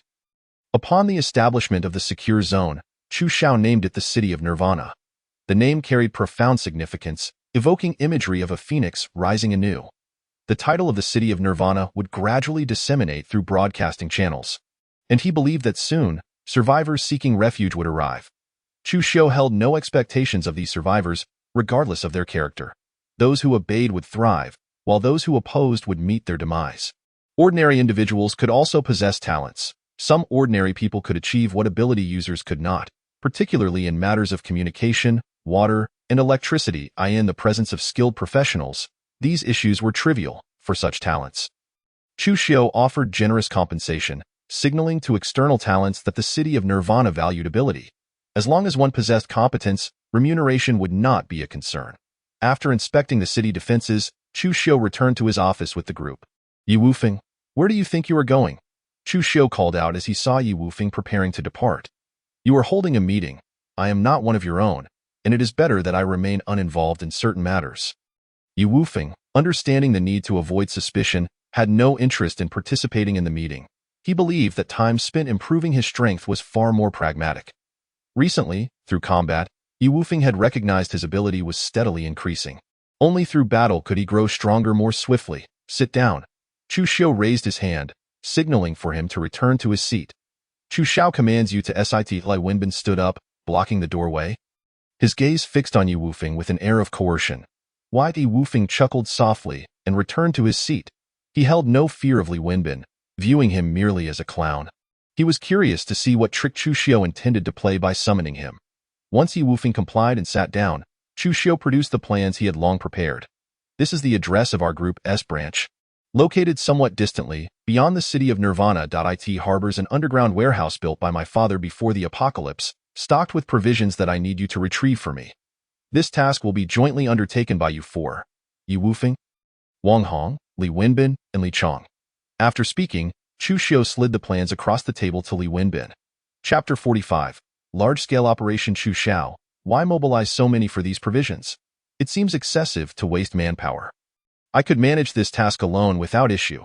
Upon examining the plans, Li Wenbin noted the distance to the destination but felt the difficulty was manageable. Recently, he had acquired several large cargo trucks, so transporting the provisions back would pose no problem. He merely needed to lead the team along the designated route. Even if they encountered adversaries attempting to seize the supplies, it remained to be seen whether they possessed the capability to do so. Moreover, no one in all of Jingzhou dared to rob the resources of the City of Nirvana. Even the Hope Base established by Mayor Chu would not easily engage in conflict with them. Li Chong, after reviewing the plans, also deemed the task uncomplicated, though he refrained from voicing his opinion. Yi Wufeng merely glanced at the plans without comment. Wang Hong felt he had no standing to interject. Deciding to follow Chu Xiao's orders. Are you so talkative? Do you think I am unaware of what you have thought? Chu Xiao fixed a cold gaze upon Li Wenbin, his tone stern as he reprimanded him. This lad had been experiencing notable growth in strength recently. Perhaps he had grown arrogant, daring to challenge his words. He felt it necessary to temper this youth's pride before it soared too high. "I was wrong," Chu shouted. Li Wenbin, chastised, immediately retreated like a turtle, no longer daring to persist. Recognizing one's errors is commendable. There are countless ability users in this world. One must always exercise caution to navigate the long journey ahead. Upon observing Li Wenbin's sincere attitude of contrition, Chu Xiu's expression softened. Although Li Wenbin could accomplish this task independently, he remained apprehensive, especially considering the substantial quantity of provisions involved. The allure of profit was potent. At this juncture, food held far greater value than gold. "This mission is of paramount importance. Proceed as I instruct. Furthermore, I expect not to hear news of you bungling this task in the future." His gaze bore down on the others with a palpable sense of pressure. Except for Yi Wufeng, the rest averted their eyes in trepidation. "We will certainly complete the mission," Li Wenbin and the others quickly assured him. Meanwhile, Yi Wufeng sat as an outsider, remaining still, curious about the quantity of provisions stored in that warehouse that warranted Chu Xiu's concern. Before departing, Li Wenbin was retained for a private discussion. While Li Chong and Wang Hong exchanged sympathetic glances. "Looks like someone is in for a scolding." Only Yi Wufeng, as he left, leaned in and mockingly clicked his tongue, incensing Li Wenbin to the brink of losing his composure. As Li Wenbin, anxious about further reprimand, sat in a state of unease after the others had left, his gaze flitted around, his heart racing with tension. The entrance to the granary was secured by a 12-ring password lock. "I will provide you with the password." Chu Xiu returned to his seat and wrote it down on a blank slip of paper, handing it to him. While it was indeed possible for ability users to forcibly breach it, entering through the password would be far more convenient. Due to the fact that the concept of an actual apocalypse was never considered before the end of the world, my father, in his practicality, did not implement extensive safety measures. After all, in the days preceding the apocalypse, order and law prevailed, and no one dared to take the risk of stealing hefty yet inexpensive supplies of food. I had thought that Lord Chu was about to reprimand me. When Li Wenbin realized that Lord Chu had no intention of chastising him, he immediately breathed a sigh of relief and adopted a more playful demeanor. Upon hearing this, Chu Xiu could not help but scoff. "Do not be complacent with your meager abilities. Do not assume that you are already formidable. Only when you are capable of dealing with Yi Wufeng should you allow yourself to flaunt your accomplishments. In times of peril, do not seek to prove your worth. If absolutely necessary, you may even consider selling Yi Wufeng. It is imperative to ensure that the food supply is transported back safely." Noticing Lord Chu's repeated emphasis on the importance of food security, Li Wenbin inquired, "Lord Chu, just how much food are we talking about that warrants such concern?" "Sufficient for us to sustain ourselves for over a decade." Chu Xiu revealed without reservation, knowing that Li Wenbin would eventually find out. 10 years worth of supplies. Li Wenbin was taken aback, his scalp tingling in astonishment. No wonder Lord Chu insisted on taking 4 people along. The sheer quantity of food meant that neglecting it would be utterly irrational. Initially, he had thought the supplies would last only 6 months, which is why he regarded Lord Chu's concern as excessive. It appeared that his perspective had been too narrow, his vision not fully expanded. "You may leave now." Chu Xiu propped his legs on the desk and closed his eyes to rest. He only needed to oversee the broader picture rather than fret over the safety of the food supplies. Understood. Li Wenbin left the password note on the desk and stood to depart, having memorized the code. "So, did you get scolded?" Once outside, Li Wenbin encountered Zhao Ming, who was eyeing him with a look of curiosity. A cold glance from Li Wenbin silenced Zhao Ming. This scoundrel had the audacity to gossip about him after a few days apart. Who gave him the courage? "Looks like you were in for a scolding." "But why didn't I hear anything?" Zhao Ming remarked, his expression betraying a sense of schadenfreude as Li Wenbin left without uttering a word. Wang Hong observed that Li Wenbin's demeanor did not reflect that of someone who had just been reprimanded. "Zhao Ming, Lord Chu has given me orders to attend to. I must take my leave." Wang Hong exchanged pleasantries with Zhao Ming. It seemed this operation was of great significance. "Go on. Were it not for Lord Chu's safety requiring my oversight, I would likely be the one undertaking this mission, not you." Zhao Ming was acutely aware that his proximity to Lord Chu rendered any chance of being dispatched externally nearly impossible. However, he held no regrets. "Well then, I shall take my leave." Wang Hong bid farewell to Zhao Ming and went to regroup with Li Wenbin and the others. Li Wenbin and Li Chong swiftly gathered their personnel. Each of their teams had expanded by 400 members, reaching a total of 500. Find a few ordinary people capable of driving large trucks. The older the vehicles, the better. Li Wenbin had no intention of allowing ability users to take the wheel. The more ability users present, the greater the security. After receiving a thorough reprimand from Chu Xiu, Li Wenbin's previously soaring spirits were momentarily subdued. Before long, the gates of Nirvana City slowly opened. A subordinate in a modified vehicle led the way, followed closely by a large truck filled to capacity with ability users. Li Wenbin and his companions occupied the front passenger seats of the first 4 trucks. Many ability users entering Nirvana City intended to trade goods, most of whom were lone wanderers or small teams. Upon witnessing the multitude of vehicles and ability users mobilizing, they were left in awe. It was said that the conditions for ability users in Nirvana City were exceptionally favorable, and such an impressive display signaled significant undertakings ahead. Boss, why don't we join Nirvana City and indulge in a life of luxury? One member of a small group could not help but exclaim. With Nirvana City as a backing, they would no longer fear offending powerful ability users or formidable teams. You little rascal, the leader of this small group slapped the back of his subordinate's head.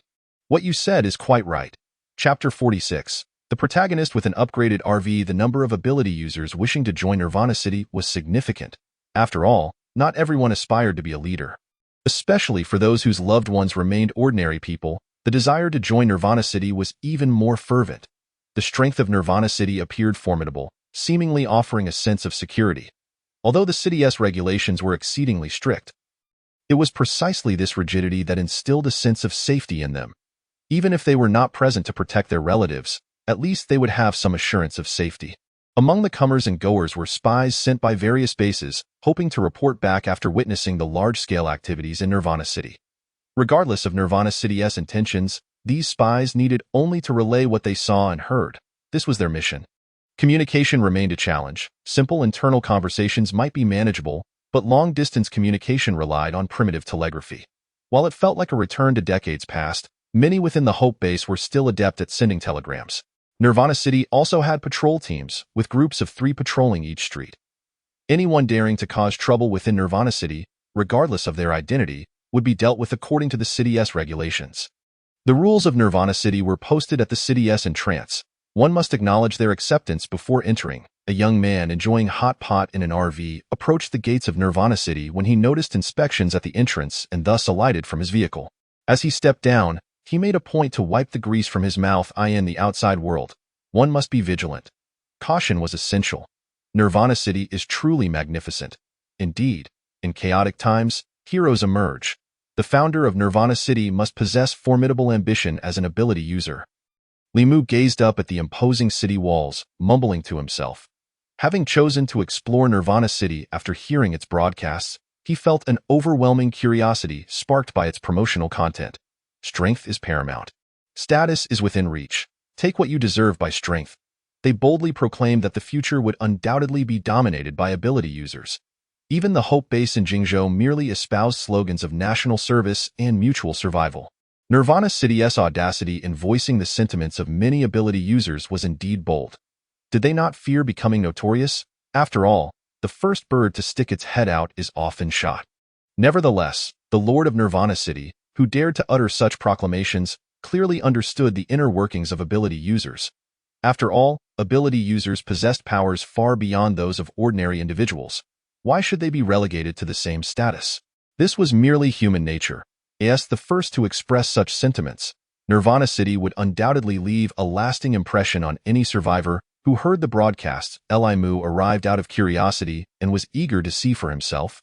Suddenly, he noticed a gathering of people near the city gate, and his eyes lit up as he hurried over.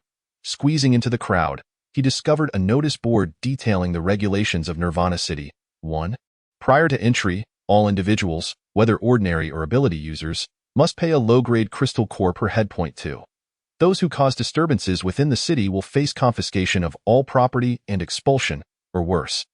Immediate execution. 3. Traders must conduct transactions at the city's trading post, paying a fee equivalent to 1/5 of the transaction amount. 4. Unauthorized trading within the city will result in instant execution, regardless of the circumstances. 5. All property within the city belongs to the Lord of Nirvana City. Any unauthorized occupation will lead to confiscation of all assets and expulsion from Nirvana City. Point 6. Theft, robbery, and random killings are strictly prohibited. Violators will face immediate execution, no questions asked. Point 7. The authority to interpret, modify, and add to these regulations rests solely with the Lord of Nirvana City. Upon reading the 7th regulation, Li Mu's expression darkened considerably. Good heavens, so you've become a local despot. Such bloodthirsty regulations, with the threat of execution looming at every turn, destined it to be unsustainable. Li Mu's admiration for the Lord of Nirvana City waned significantly. From this, it was evident that the path chosen by the Lord would inevitably lead to dictatorship. Absolute power could alter countless destinies with a single word, and many could lose their lives as a consequence. Yet, having come this far, it would be foolish not to explore further. Li Mu returned to his RV, secured the doors, and commanded the vehicle. Conceal all weaponry and revert to a standard RV. Understood, Master. A sultry digital voice echoed from within the vehicle. Satisfied that the interior had returned to an ordinary state, Li Mu proceeded to drive forward. After the apocalypse, although he had not awakened any abilities, he had acquired this mutated and upgraded RV. Any harm he sustained would be redirected to the RV. As long as the vehicle remained intact, he would survive. The RV not only boasted various weaponry but also expanded its interior space while maintaining the exterior dimensions. The weaponry could eliminate ability users with great efficacy. Most importantly, the RV's upgrades significantly enhanced his physical strength, with both defensive capabilities and personal power receiving substantial boosts. Thus, he was not weaker than ability users. Rather, due to the RV, his rate of empowerment was unmatched. Hence, this RV constituted his greatest assurance for survival in this apocalyptic world. Park the vehicle and disembark for inspection. At the city gate stood 10 vigilant ability users, one of whom pointed a weapon at the RV and commanded Li Mu to exit. Hey there, let us not be hasty. Li Mu feigned a look of fear, raising his hands as he exited the vehicle.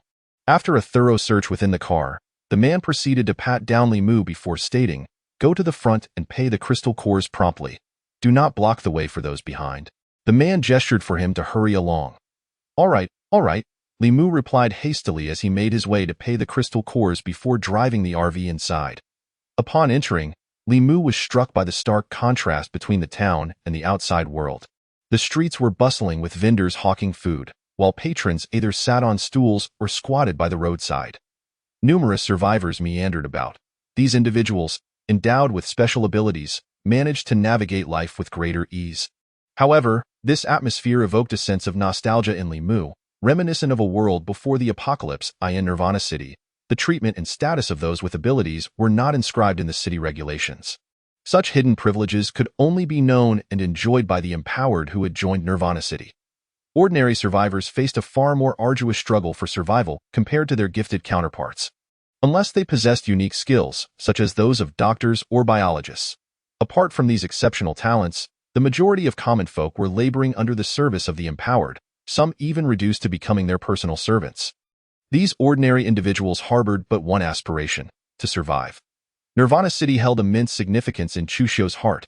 His own faction, naturally, required its own set of rules. One unwavering principle remained: all who joined Nirvana City would receive its protection. Chapter 47. The mutated willow tree that speaks human language. The former site of Jingzhou University now served as the Lord's residence. As the ruler of the city, Chushio was determined not to compromise on his own comfort. A lord's mansion was an absolute necessity. Having traversed into this world, he had yet to truly indulge himself. With Nirvana City firmly established, could he not savor the fruits of his labor? Jingzhou University, with its picturesque environment, was flourishing in the aftermath of the apocalypse, the flora in the back mountains thriving and multiplying, making it an ideal long-term residence for him. He even dispatched someone to inspect the area, discovering no signs of mutated fauna or flora. Yet, he did not lower his guard. In fact, his vigilance only heightened. He arranged for a bird under the control of the dark gears to continuously patrol the skies above the back mountains. Sometimes, the stillness could harbor greater danger. Nevertheless, this slight threat did not deter him from his decision to reconstruct the entire Jingzhou University into the Lord's mansion. A multitude of ordinary people had been conscripted to serve as laborers in Nirvana City. Though these individuals felt resentful, they dared not express their discontent, as no one paid heed to their grievances. Of course, Chu Xiu ensured they received a meager supply of sustenance, enough to stave off starvation. This specialized ration was tasteless, capable of sustaining 10 individuals on the amount typically consumed by one. As long as they were not starving, and could achieve a semblance of fullness, what was there to complain about? The only drawback was the lack of nutritional value.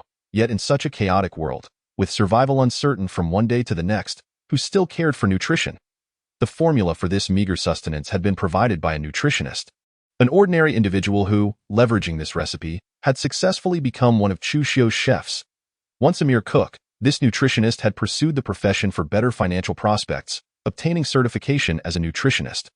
Under the assurance of safety, his status far surpassed that of most ordinary people. Who would dare provoke Chu Xiu's chefs? Even some with abilities would think twice before offending them. For the reconstruction of the Lord's residence, Chu Xiu entrusted the entire project to an architect. Regardless of which empowered individual's abilities were required, as long as they belonged to Nirvana City, they were at the architect's disposal. This architect, named Hu Jingshan, was also an empowered individual with the ability of data manipulation. This power harmonized perfectly with his profession, enabling him to construct relevant designs in his mind and generate them from thin air. The compatibility stemmed from the need for substantial real data to support such generation, and Hu Jingshan possessed an intricate understanding of architectural data. However, Chu Xiu often felt that Hu Jingshan had transitioned his data manipulation from a combat profession to a domestic one. Yet, everyone has their own path to tread. Chu Xiu merely mentioned it in passing, without further interference. Hu Jingshan, with a wife and daughter who had remained unscathed during the apocalypse, had, thanks to his abilities, been rewarded with a villa by Chu Xiu, marking him as a winner in life. Surpassing the majority in the principal's office, numerous dark gears floated about. Chu Xiu leaned back in his chair, observing the dark gears as his thoughts swirled. His current strength had seen considerable enhancement. It was time to test the next phase of the dark gears' capabilities. He cast a glance at the slumbering Xiao He by the desk. With a wave of his hand, he summoned 2 dark gears to enter the desk. With a crack, the desk began to slowly rotate, splitting apart. The slumbering Xiao He tumbled off the desk, startled into a shrill meow, clearly awakened by the commotion.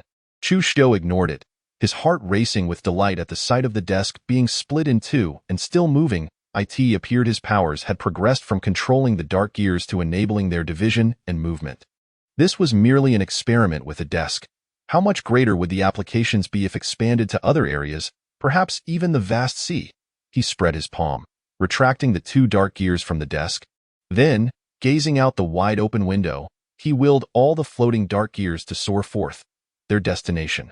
The back mountains of the schooled at that moment, deep within the back mountains, in a well-concealed cave, resided a colossal mutated willow tree. This tree, with sprawling branches and deep roots, grew robust and formidable. As the dark gears entered the depths of the back mountains, the willow tree became increasingly restless. "What on earth are these black gears?" it exclaimed in astonishment. "I must not be discovered. I must ensure my development." The mutated willow tree muttered to itself, hastily using its branches to seal the cave before remaining motionless. Masquerading as an ordinary willow tree, the cave enveloped in silence. Unbeknownst to Chu Xiu, who had yet to discover the cave, he continued to wield his dark powers, conjuring additional dark gears that flew into the back mountains. Only when he was certain that he could thoroughly fragment the area did he come to a halt. At this moment, within the back mountains, the dark gears intertwined and connected in all directions. When the time came, whether he wished to split the back mountains or relocate the entire expanse, it would merely require a single thought. So you were here, Chu Xiu suddenly chuckled. The dark gears within the back mountains were not mere inanimate objects. Their emanating dark aura radiated throughout the entire area, alerting Chu Xiu to the anomalies present. "Xiao He, you should understand that I do not keep useless beings," he said, slowly rising to stand by the window. His voice laced with an icy edge. Xiao He, the mutated black cat he had initially tamed, felt the threat in his tone, its fur standing on end in its transformed state. Xiao He had gained the ability to comprehend human speech. Once a pampered pet before the apocalypse, now it felt the terror of being regarded as expendable. "I know you understand my words. I have yet to delve into your abilities. I will give you one last chance. Go to the back mountains and eliminate the hidden threat there." Chu Xiu glanced at the trembling Xiao He and stated coolly, "Meow." Xiao He replied, perplexed, "Go now. I cannot specify what lies within that cave, but upon discovering it, you will understand." With a thought, Chu Xiu commanded his remaining spatial combat servant to transport Xiao He via spatial displacement. Meow! In the back mountains, Xiao He found itself beneath a towering tree, compelled to sniff around the ground in a bid to continue its lazy existence. Chapter 48. A Mother and Daughter Flower Indeed. My mother and I have endured hunger for 2 days. Were it not for your kindness, we would surely have perished. My daughter has inherited her mother's beauty and figure, being around 20 years of age. It seems implausible that one cannot find work in the city of Nirvana. In the city, I observe that ordinary people are diligently laboring. None appear to be idle. Li Mu's heart was filled with suspicion, prompting him to inquire directly. Zhang Yunmei hesitated, yet recognized that this was the sole opportunity for her and her daughter. From the gaze of this benefactor, she discerned no desire to scrutinize their appearances. Thus, Zhang Yunmei revealed the truth. A formidable supernatural being had taken a fancy to their looks, and no one dared to employ them. This powerful entity deliberately starved the two of them in an attempt to force their submission.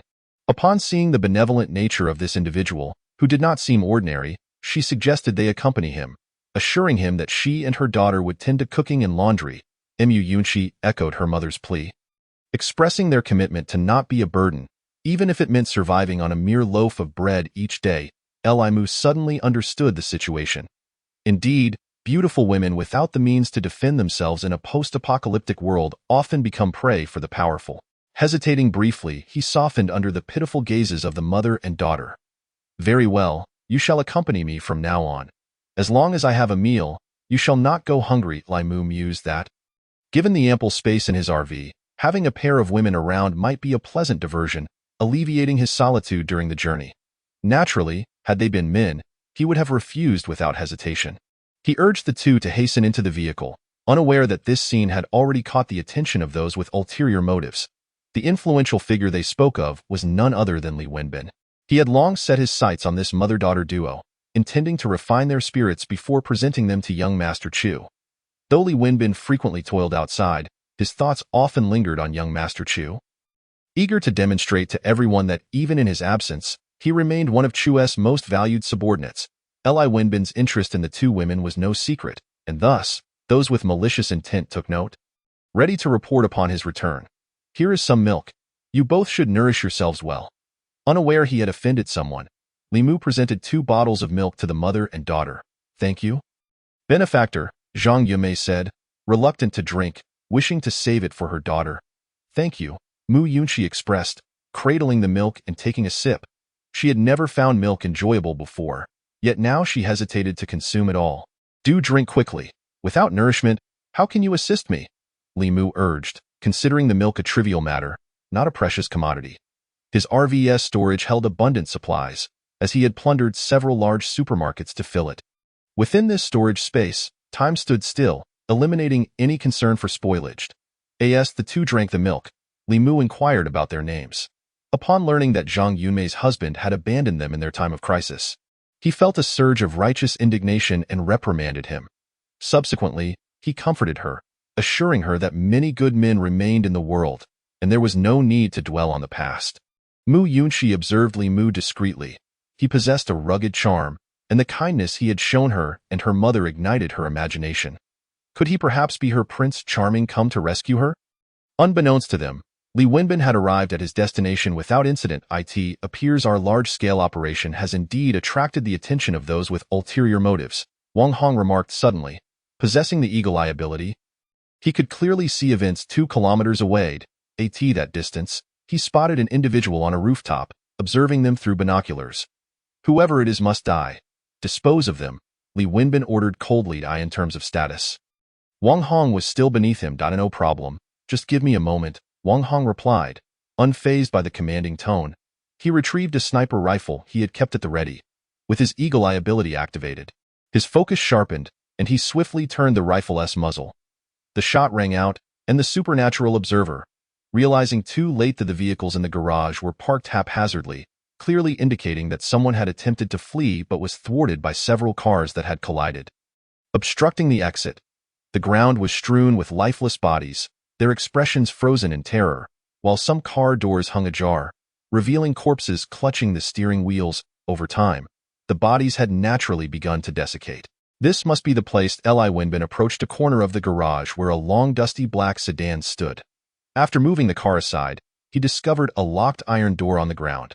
Gu Li's fingers deftly slipped into the keyhole, transforming into a key that easily unlocked it.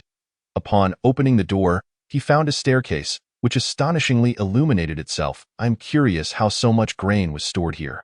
Li Wenbin stepped inside first, with Wang Hong being the last to enter, casually covering the iron door behind him. It is possible that the passage was constructed after the grain was stored. Li Chong muttered quietly. Li Wenbin shot him a glance. Your way of speaking makes me seem quite foolish, you know? Li Chong stifled a laugh and refrained from further comment. Once they descended the staircase, Li Wenbin finally beheld the password door that Chu Xiao had mentioned. Eagerly, he entered the code, and the heavy password door creaked open. If you told me this was a granary, I would readily believe it. Wang Hong was left dumbfounded by the mountain of grain piled inside. Ha ha ha, we've struck it rich. With this amount of grain, we could sustain ourselves for many years, Li Chong exclaimed, brimming with excitement. Quickly, go back and summon others to help transport the grain. Gu Li, I will need your assistance next. If you could shrink this grain, perhaps we could manage it in just a couple of trips, Li Wenbin said, pulling Gu Li close, his excitement palpable. This is far too much. I feel as though I will be drained dry trying to process it all. Gu Li thought Li Gu was being somewhat unreasonable. It's all right. Just do your utmost, Li Wenbin replied nonchalantly. Just as they were eagerly organizing the food, Yi Wufeng found himself embroiled in a conflict within the building. What do you think you are, daring to meddle in my affairs? Those outside are your people, aren't they? Numbers no longer hold sway in this world. What matters is power, the formidable abilities that surpass ordinary folk. The speaker was a high-ranking executive here, with dozens of survivors relying on him for survival. I cannot abide those who disregard humanity, who bully women and abuse their powers. Yi Wufeng declared coldly, his hand sweeping, sending countless blades toward his opponent. Chapter 50. Indifference to saving lives, only concerned with winning once. Ha ha ha, no one can kill me. The executive showed no intention of dodging, laughing maniacally as the wind blades sliced through his flesh. His formidable healing ability allowed him to recover from a state of disarray. Recovering abilities? Yi Wufeng furrowed his brow at the sight. Heh! The executive scoffed coldly, grabbing a nearby ordinary person and pressing a dagger to their throat. Since you care so much for these ordinary folks, why not continue? The moment you make a move, I will kill him right before your eyes. The ordinary person, a mere employee, trembled in fear, tears streaming down his face yet unable to voice a sound. Please, don't kill me, I beg you. Yi Wufeng's eyes flashed with murderous intent. But he composed himself. I advise you not to provoke me like this. Release him, or you will come to regret your actions. Is that so? I don't believe it. The executive laughed cruelly, the dagger gliding across the hostage's neck, prompting a scream of despair. You meddler, could you refrain from interfering? Do you want to get me killed? I beg you, just leave. I don't wish to go with you. The moment these words left his mouth, the other silent employees echoed his sentiments. Yes, we want to go with you. Please, just leave us alone. I still have a chance to survive here, but if you act, I fear I won't even have that. I would rather be a dog for the executive than face this, the fear palpable, especially as they witnessed the blood trickling from the hostage's neck, their hearts almost bursting with terror, in the face of life and death. Words flowed freely. Before the arrival of the executive, they had at least managed to survive, but now their safety was uncertain. Yi Wufeng's body trembled, his expression contorted in distress, finding himself in a dilemma. Applause erupted from behind him. Well said, indeed. This person simply loves to meddle. Li Wenbin had appeared unnoticed, applauding as he overheard the conversation. After all, he is still one of us. Let us not push too hard, or it will be difficult to explain to Chu Xiao later. Li Chong whispered beside Li Wenbin, cautioning him not to provoke Yi Wufeng further. He could tell that Yi Wufeng was not fully committed to Nirvana City. The executive could leave at any moment, and if provoked, how would they account for it to Chu Xiao? Most importantly, with himself present, he bore at least a third of the blame. Yes, Li Wenbin, Yi Wufeng is indeed powerful. We need his strength to assist Chu Xiao, Wang Hong shared Li Chang's concern, not wanting Li Wenbin to continue agitating Yu Wufeng. After all, the responsibility would fall on them. Aren't you all on the same side? The executive was somewhat baffled. He had noticed this group while observing from the floor-to-ceiling windows and had planned to wait until they left to seek food. Yet, he had not anticipated that his desire to avoid them would lead to confrontation. Naturally, we are not on the same side. I found your previous actions quite enjoyable, hence why I wish to introduce you to Chu Xiao. Li Wenbin disregarded the two, thinking that if they were to drive him away, he would face Chu Xiao and plead for forgiveness later. Moreover, this individual had managed to put Yu Wufeng at a disadvantage, garnering Li Wenbin's interest. Perhaps bringing this person back to serve Chu Xiao would prevent him from being blamed for driving Yu Wufeng away. Who is Chu Xiao? The executive inquired, confusion in his eyes. Chu Xiao is the lord of Nirvana City. You should consider yourself fortunate, Li Wenbin stated proudly as he mentioned Chu Xiao. You hail from Nirvana City? A flicker of apprehension flashed through the executive's mind, realizing he had just provoked someone from there. Should Nirvana City seek retribution, his fate would be sealed. He had intended to settle in Nirvana City in a few days. From the broadcasts, he understood that the city valued strength above all else, a paradise for those with abilities. The thought had initially captivated him. By the way, you are an employee of this company, right? Li Wenbin suddenly recalled a compelling reason to win over the executive. Yes, I am a senior executive here. My name is Eugene Qi. Why Eugene Qi noticed the shift in Li Wenbin's demeanor and tone? Realizing he was no fool, as a senior executive of Changxing Group's branch before the apocalypse, he was not one to act recklessly. The earlier provocateur had incited his wrath. A smile crept across Li Wenbin's lips. I forgot to mention, the heir of Changxing Group is none other than Chu Xiao. Therefore, we are indeed on the same side. Since Chu Xiao had never visited the branch, neither party recognized the other. Eugene Qi discerned that there was no reason for Li Wenbin to deceive him. Having met countless people, he could tell Li Wenbin was truthful. Consequently, he released his hostage and approached Li Wenbin with enthusiasm. Shaking his hand. What a misunderstanding, we are all on the same side. He had just been caught in a misapprehension. Setting aside the chairman's favor, he genuinely wished to join Nirvana City. Although he could perceive the discord between Li Wenbin and Yu Wufeng, he believed they were ultimately on the same side, a matter he chose not to involve himself in. Joining Nirvana City as a senior executive of Changxing Group, combined with his abilities, would surely earn him a prominent position. I am Li Wenbin, and these are Li Chang and Wang Hong. Li Wenbin grinned, casting a challenging glance at Yu Wufeng before introducing his companions to Eugene. Why Eugene Qi greeted the other two warmly, then hesitated and pointed to the young man with whom he had clashed. And who is this? Yu Wufeng, a self-proclaimed savior, always blabbering about rescuing the world. Li Wenbin exaggeratedly introduced, his tone dripping with mockery. Look, you cannot save anyone. I can achieve the same result with mere words. Li Wenbin cared little for the fate of the hostage. His sole concern was having bested Yu Wufeng in their exchange. Why? Yu Wufeng ignored them, his gaze fixated on the recently released hostage. Why is it that when I save you, you consider it harming you? Initially, the group cast a glance at the executive, and upon seeing his indifference, their words grew more caustic. There is no reason. We never asked you to save us. Exactly, do you really think you are a savior? Pooh. If not for you, we wouldn't have been so on edge just now. If it weren't for you, I wouldn't be bleeding from my neck, nearly losing my life. These individuals harbor a profound fear of malevolent beings, hence they dare not speak ill of them. Yet they remain unafraid of virtuous souls, which leads to an incessant flow of harsh words. Chapter 51. The dark forces influencing the protagonist's heart. Such is human nature, such is humanity, and such is the most realistic reflection of the human heart. Yu Wufeng had never encountered such a situation and was astonished that it could cause a fissure in his resolute heart. Was it I who erred? Yu Wufeng questioned himself internally. A sliver of darkness, deeply concealed within him, seemed to sense a shift and began to stir restlessly. Previously, Yu Wufeng exhibited no vulnerabilities, allowing this dark force to find no opportunity to influence him. However, the circumstances had changed. As Yu Wufeng's mindset shifted and he began to feel insecure, his inner turmoil provided the dark force with a chance. This dark essence was embedded within the 2 green crystals he had received as a reward. From that moment, it had been a planted seed, subsequently absorbed by Yu Wufeng, and had remained hidden within him ever since. This was the reason why Chu Xiao had kept Yi Wufeng around. Confident in his ability to turn him into an ally, a contingency plan in waiting.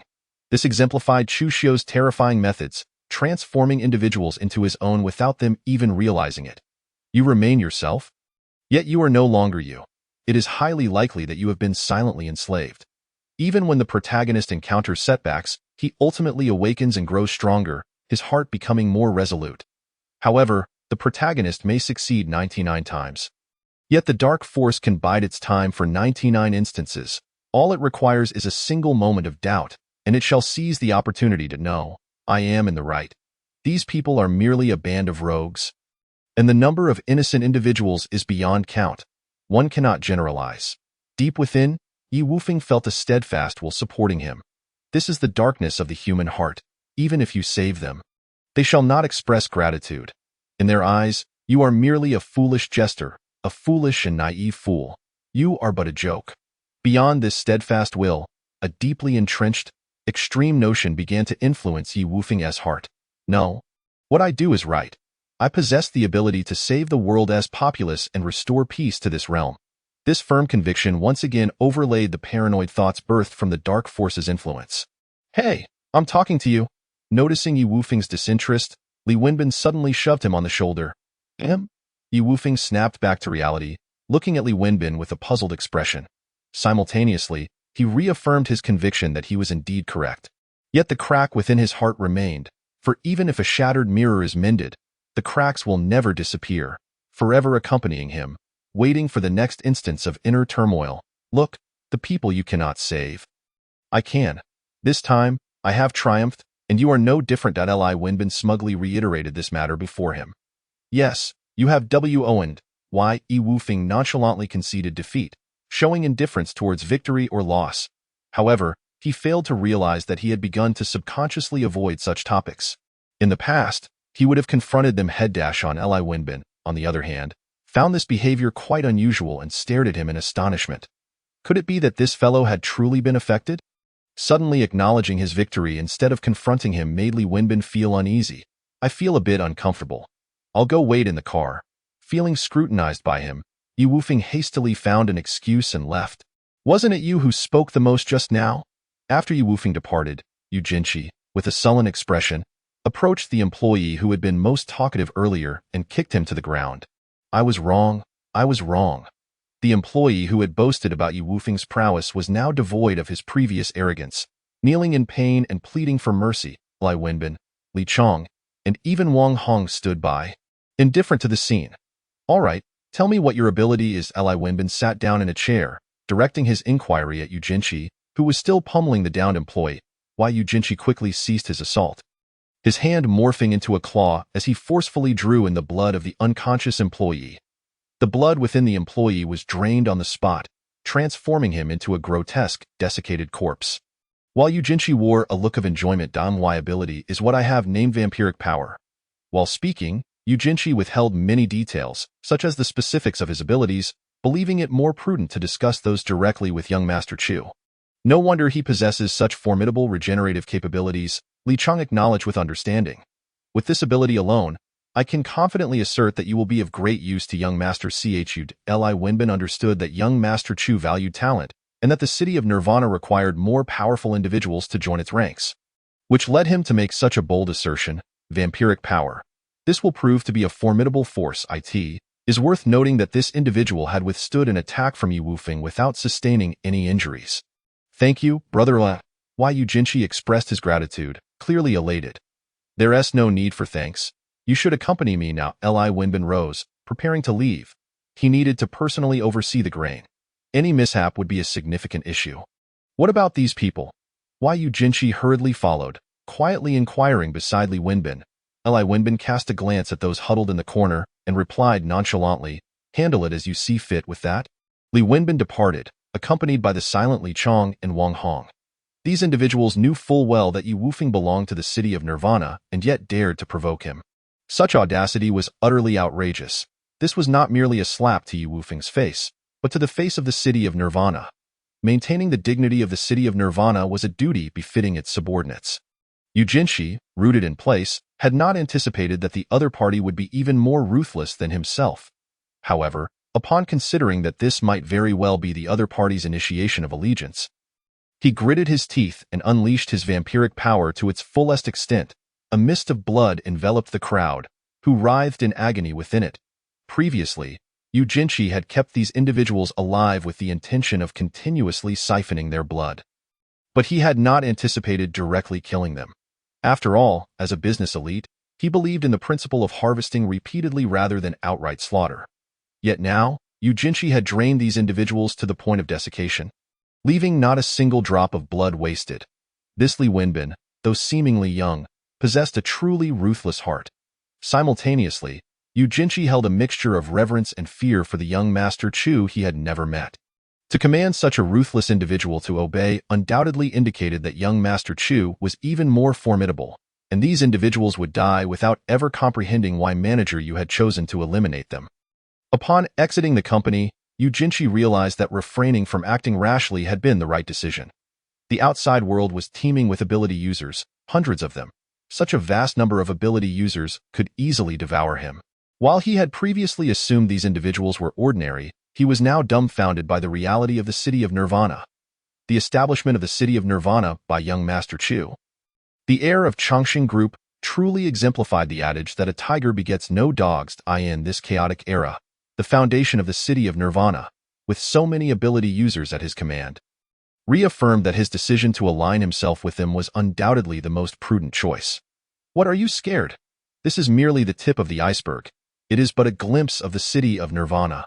Li Wenbin was quite pleased with Yujinshi's astonishment, wearing a smug expression. Chapter 52. My people have disappeared. Allow me to conduct a search. The mere tip of the iceberg, truly terrifying. Why? Yujinshi gasped in shock, the realization lingering in his heart. What are you all doing? Yujinshi suddenly noticed several individuals approaching from the garage, each cradling a small bag that appeared to be quite heavy, the granary. Which is to say, the food storage established by young Master Chu's father prior to the apocalypse, something you likely are unaware of. They were holding bags of grain. Li Wenbin provided a brief explanation. Knowing that Yujinshi would not dare to entertain any ill intentions, the grain so small? Yujinshi rubbed his eyes, convinced he must be mistaken. Ability users are destined to dominate the world. Do not apply the perspectives of the pre-apocalyptic world to our current reality. Li Wenbin regarded him meaningfully. Why? Yujinshi quickly signaled his understanding, mentally reflecting on his own thoughts.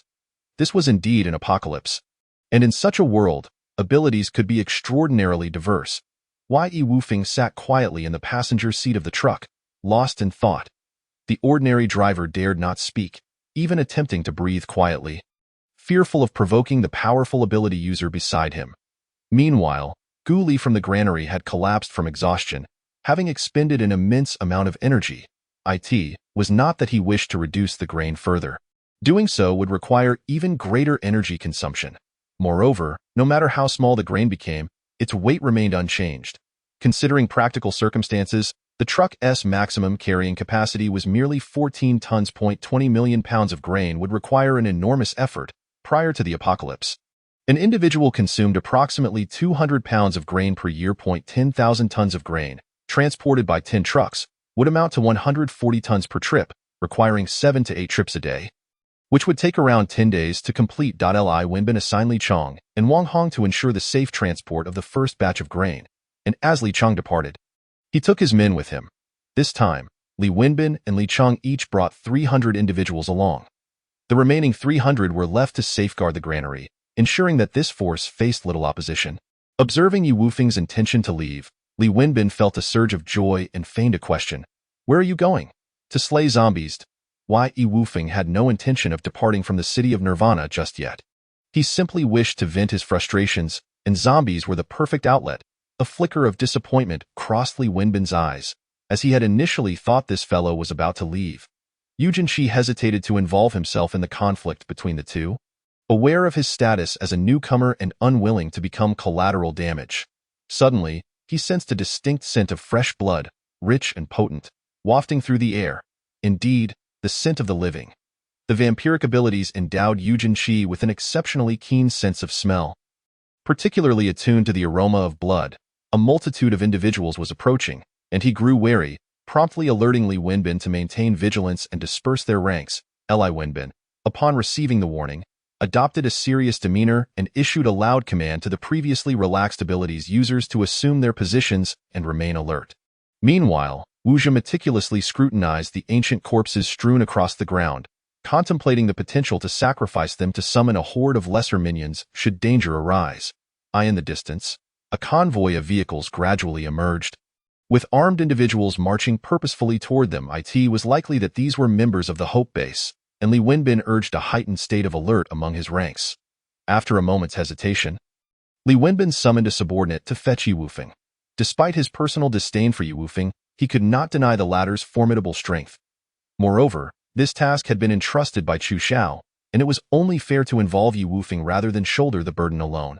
Li Wenbin, we meet again, he said as the convoy came to a halt approximately 60 meters from him.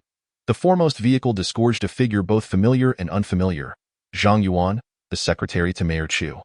What brings you and such a throng to our midst? Do you wish to declare enmity against Nirvana City? Li Wenbin, flanked by Wu Zhi and 10 armed subordinates, approached and halted 10 meters from Zhang Yuan. I merely heard of the grand arrival of Nirvana City's people and came to see if assistance was required.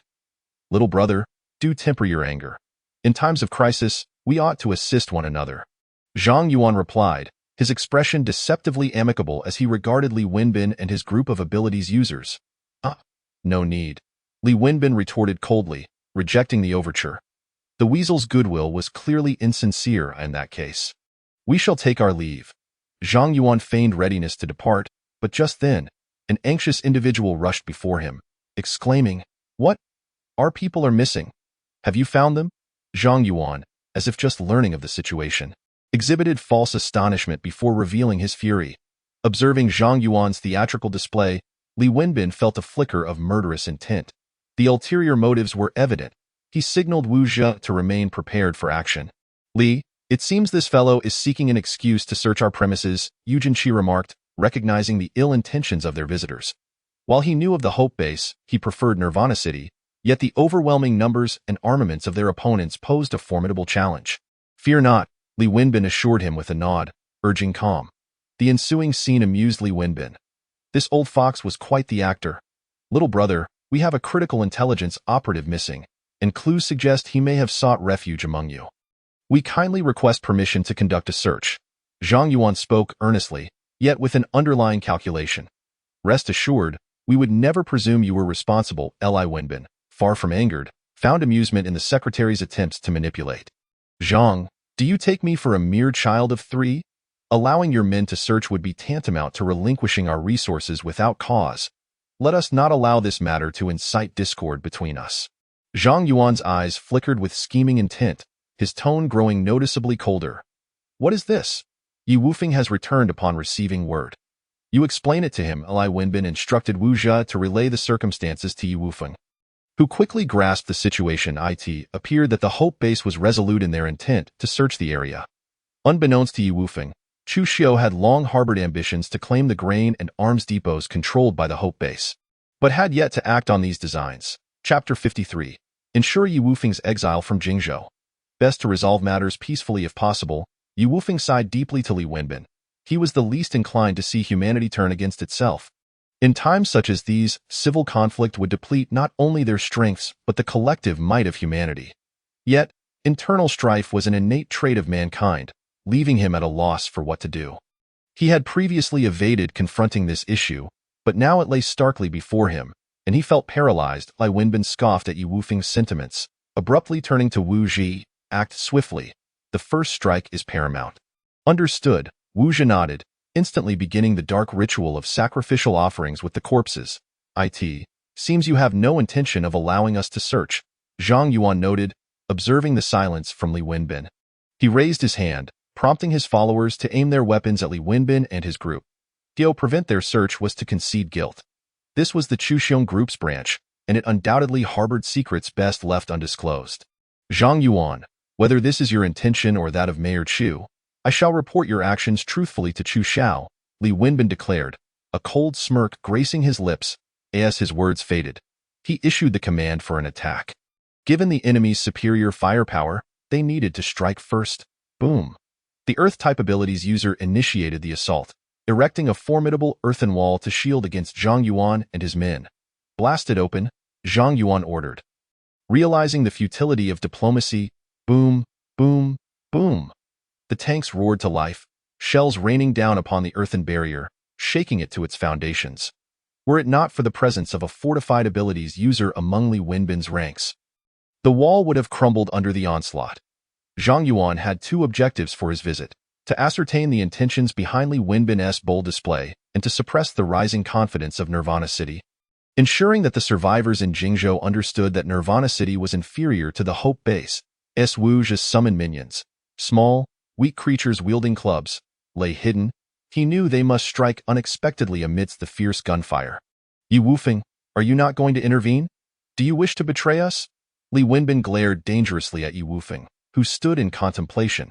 I need not your guidance, Yi Wufeng replied, recognizing the necessity to subdue their aggressors before reasoning could take place.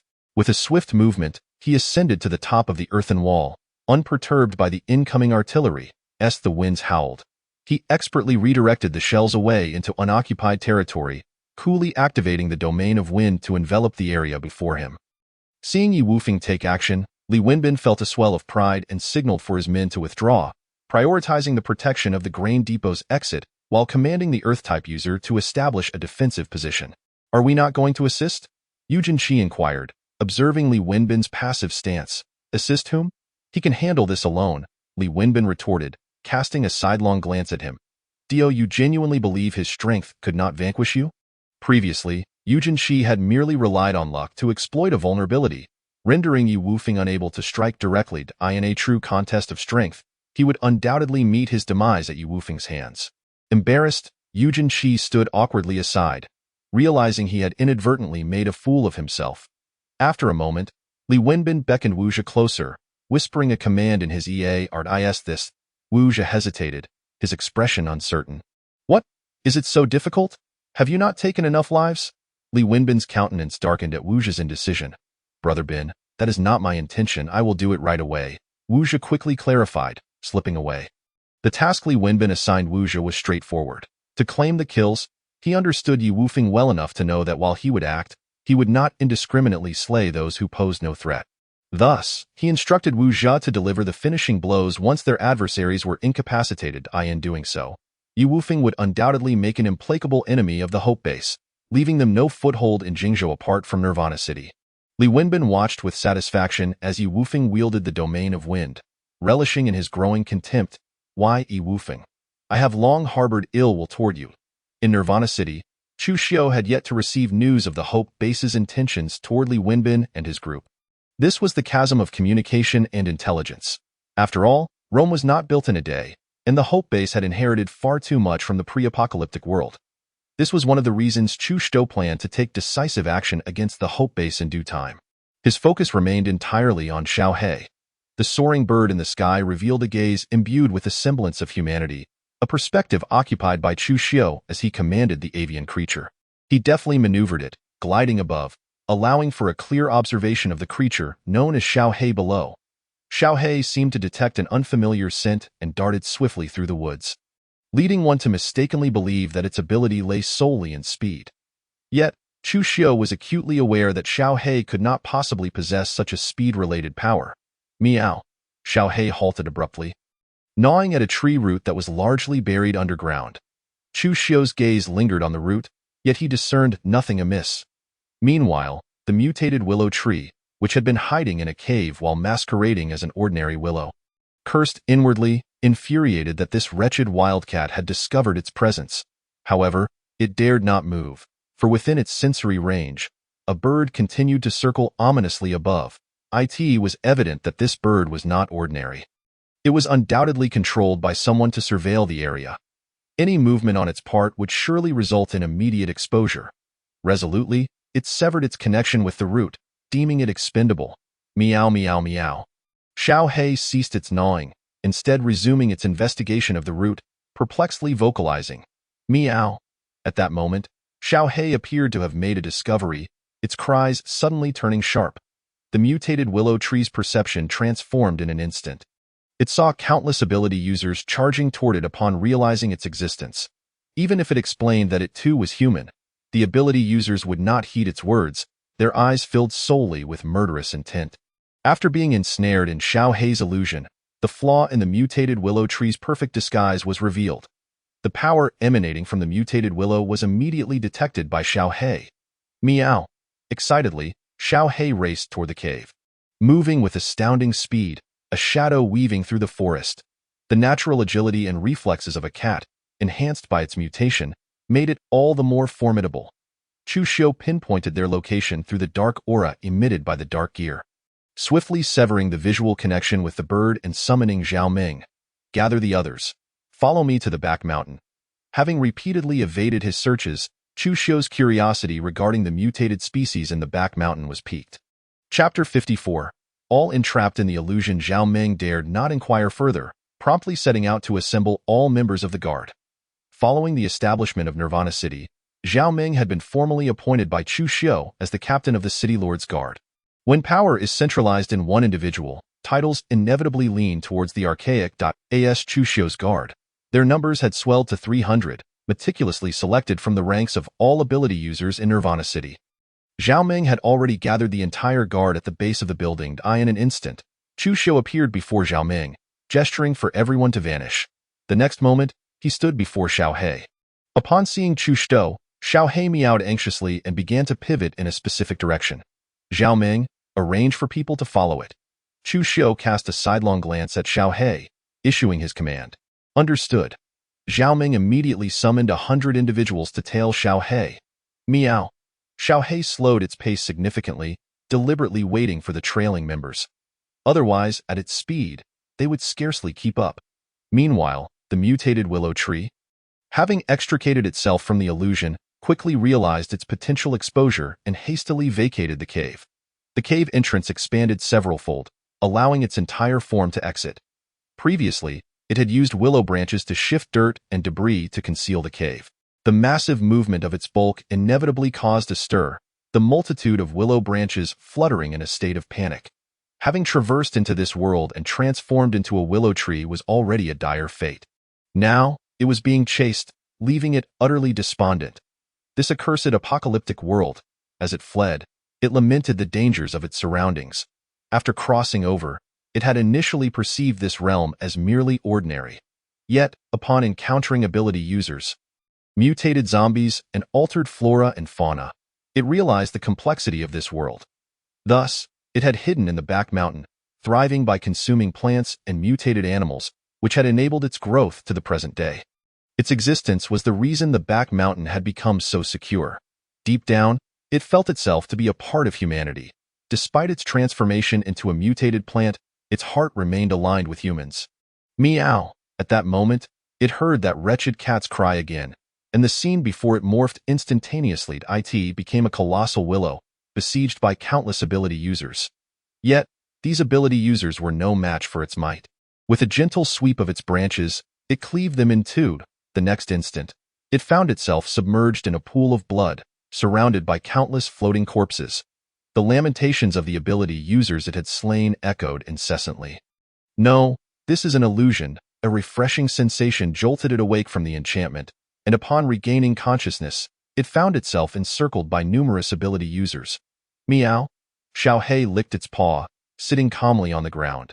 Quickly report to the city lord. We have located a mutated willow tree here. A fire-type ability user hastily instructed those nearby to return with the news.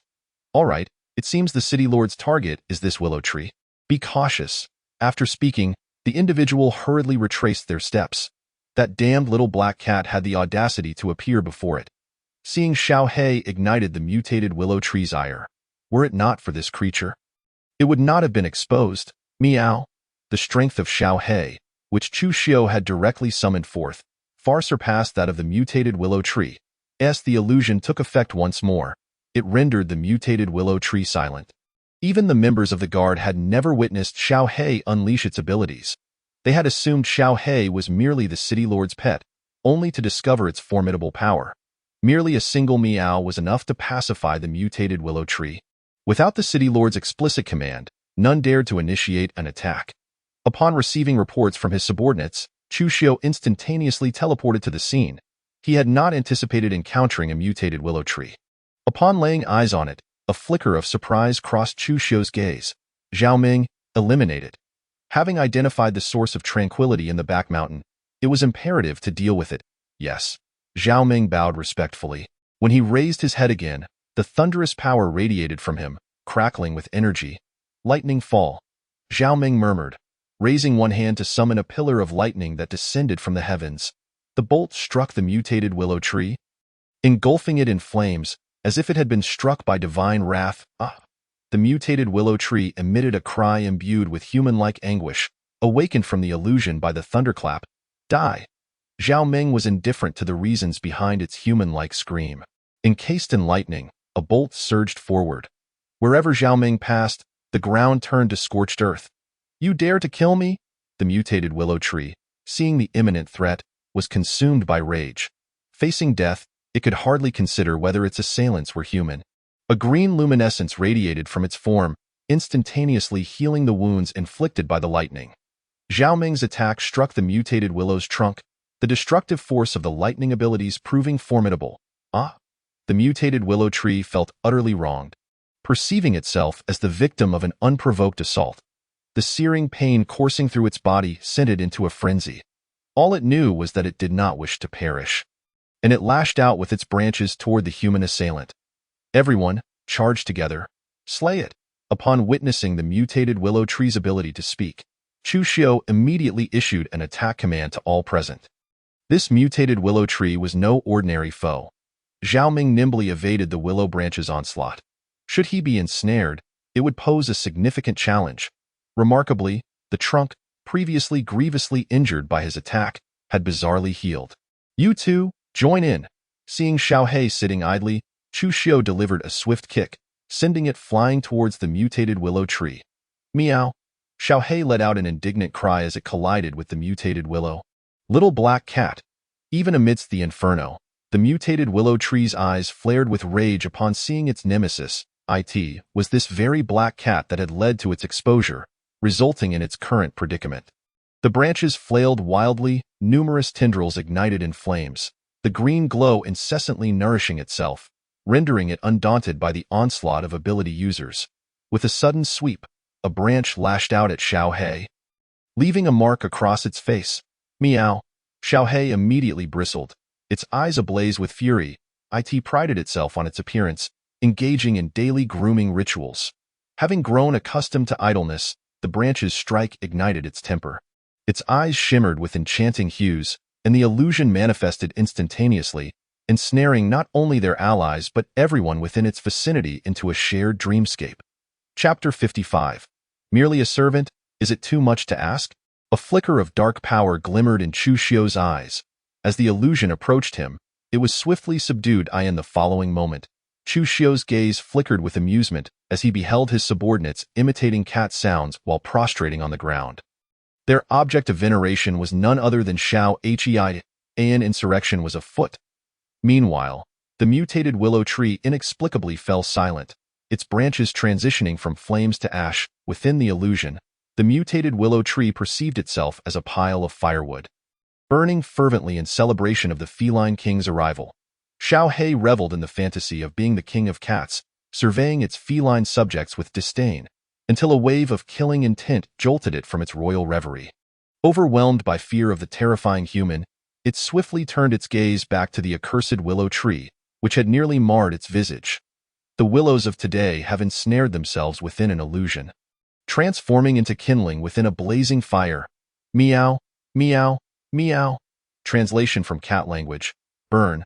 For this is the consequence of offending the noble feline beings from Cat Planet. Xiao He gazed down upon the subjects who revered him, raising his head with an air of haughty pride. Why does he love to sleep? Does he truly believe he is merely slacking off?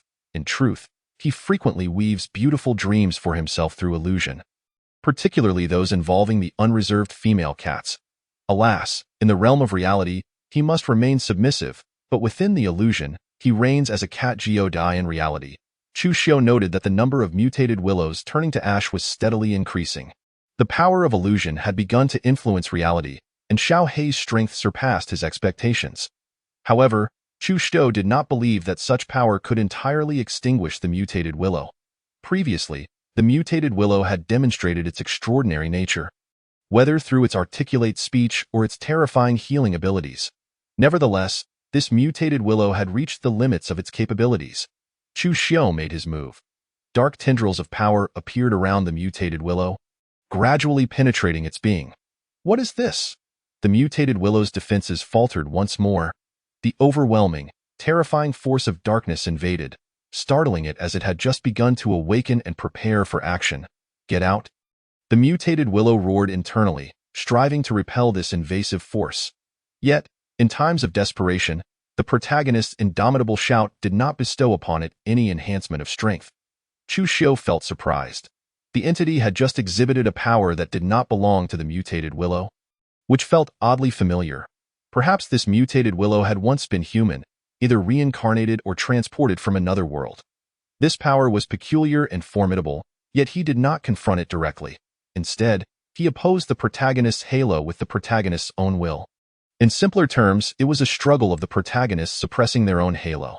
While this may sound straightforward, the execution proved to be exceedingly challenging. Of course, this was true for others. For Chu Xiu, it was entirely feasible. After all, with a successful precedent, his second attempt would be all the more proficient. Chu Xiu's dark abilities took a detour within the mutated willow's body, directly affecting its heart. Under the influence of the dark power, the mutated willow's inner thoughts became engulfed in negative emotions, weakening the power of the protagonist's halo significantly. When the protagonist's mindset falters, their halo inevitably weakens. It is akin to a CEO whose prowess lies in generating profit. When that CEO begins to falter, the board of directors will no longer cater to their whims, perhaps even contemplating a replacement. This principle holds true. The protagonist's halo is not an inherent trait, but rather a reflection of who bears it. Become my servant, and together we shall conquer the realms. Rather than employing the dark gears to control it, Chu Xiu opted to inundate the mutated willow with vast amounts of dark powers, rendering it utterly subservient. Initially, due to his inexperience, he had erased Yi Qingfeng's consciousness, but he had no regrets. Even if given the chance to redo it, he would make the same choice that time. He could only swiftly control the opponent using the dark gears. The mutated willow howled in anguish, its branches thrashing wildly, emitting countless green luminescences. It felt utterly wronged, having remained docile upon the mountain without harming any humans. Yet, when humans encountered it, they had never considered sparing its life. Was this what it meant to be of the same kind? Or was it merely a foolish hope to return to humanity? Why must you kill me? The mutated willow questioned vehemently, breaking free from the illusion. The bewildered onlookers awoke from the illusion. They gazed at Xiao He, caught in a dilemma of wanting to strike yet feeling powerless. To have worshipped the city lord's pet as the king of cats within an illusion was indeed farcical. The group tacitly refrained from discussing their experiences within the illusion, with only Zhao Meng casting a deep glance at Xiao He before silently returning to Chu Xiu's side. Why kill you? Chu Xiu mused softly. I do not wish to end your life. I merely intend for you to serve as a loyal servant. Is such a request truly excessive? He turned to Zhao Meng, who quickly shook his head in fervent agreement. Absolutely not excessive. The mutated willow continued to struggle, but the radiant green light was gradually tainted by the dark power. I refuse to accept this. It bellowed, its branches thrashing toward the crowd, ensnaring two ability users in an instant. Caught off guard, they were swiftly overwhelmed by countless branches that refused to relent, regardless of the external attacks. Chu Xiu observed the scene with calm detachment. The influence of the dark power had reached a critical juncture. Sacrificing two worthless lives for the sake of this mutated willow was well worth it. The mutated willow was taken aback by the disregard for the lives under its control. It felt itself nearing its limit, realizing that if it could not withstand this, it would never awaken again. The mutated willow cast aside the bodies of the ability users, who were drained of their life force, their deaths mirroring their previous states. The willow's branches began to dance once more, growing longer. It was a futile struggle, as the outcome had already been determined. Chu Xiu smirked slightly at the mutated willow's continued resistance. However, the deaths of the two ability users cast a shadow over the hearts of the onlookers. As the mutated willow sought to make a last-minute sacrifice, the crowd hastily fled. the mutated willow had descended into madness. Feeling as though it were no longer itself, driven to kill at the sight of others, reveling in the sensation of consumption. Ha ha ha! Let you all perish, you shall all die. The closer it drew to its limit, the more potent the protagonist's latent power surged forth. Even as the protagonist's halo began to wane, remnants of its strength remained. Yet, the mutated willow was no longer a match for Chu Shou. Minutes later, the mutated willow fell silent, exuding dark power. Chapter 56. Rescue? No. I shall steal the home master, the mutated willow addressed with utmost reverence. Chu Shou was immensely pleased with his second creation and beckoned for Xiao He to approach. Meow! Xiao He proudly lifted his head, eager for praise. Congratulations, you have preserved your feline life. Chu Shou casually tossed a crystal core as a reward. Meow! Xiao He contentedly devoured it, squinting in delight as he lay on the ground. Observing the now subservient mutated willow, he felt elated, realizing that while he was merely a pet, the mutated willow had become a slave. Though the wounds on his face remained, recovery was not difficult. The greater the ability, the higher the physical resilience. Had it been otherwise, Chu Shou would not have boldly claimed that the future belonged to the ability users. Chu Shou commanded the mutated willow to firmly root itself in the mountains behind, before proceeding to subdue one mutated plant after another. With matters resolved, it was time to depart. Chu Shou refrained from any ceremonial words, leaving with Xiao He. Gather the bodies of our fallen brothers for burial. Li Chong sighed deeply at the sight of the lifeless forms of his comrades, their faces twisted in agony, revealing the torment they had endured. Upon returning, Chu Shou noticed several of his subordinates pacing anxiously at the entrance. As they spotted him, they hurriedly approached. City Lord, news from Brother Bin has arrived. What is it? Speak inside. Chu Shou sensed that it was not good news. He entered and sat down, directing his gaze at the group. What has you so flustered? At last, the foremost individual spoke. City Lord, Brother Bin and the others are in trouble. The people from the base have launched an attack with numerous weapons. A flicker of anger crossed Chu Shou's face. He had yet to make a move against them, yet they had struck first. Clearly, he had underestimated their vigilance. However, now that they had taken action, they must bear the consequences. Relay my orders. Assemble 500 ability users, prioritizing those who arrive first. Also, prepare a larger vehicle for the trunk, he continued. Send someone to communicate the message that reinforcements are en route. Hold on. Understood, City Lord. The group complied and hurriedly exited.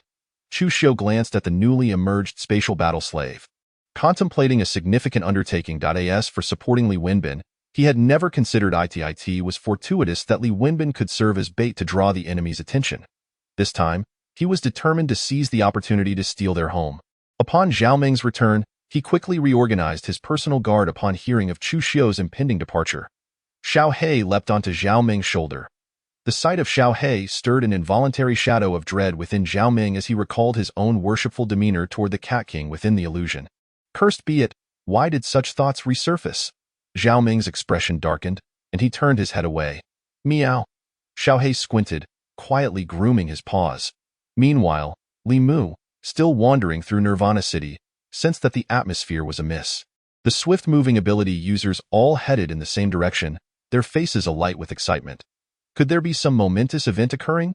Li Mu drove his car closely behind, but upon reaching the school's entrance, he was barred from entry. Peering out, he observed the ability users rushing inside, vanishing from sight. This location must be where the Lord of Nirvana City resided. Eager to uncover the truth, Li Mu parked the vehicle to the side, waiting for their return. The two women, too intimidated to voice their opinions, were struck dumb by Li Mu's actions. For them, the Lord of Nirvana City was a figure far beyond their comprehension. The more mysterious the individual, the greater their fear. After all, the greatest dread stems from the unknown.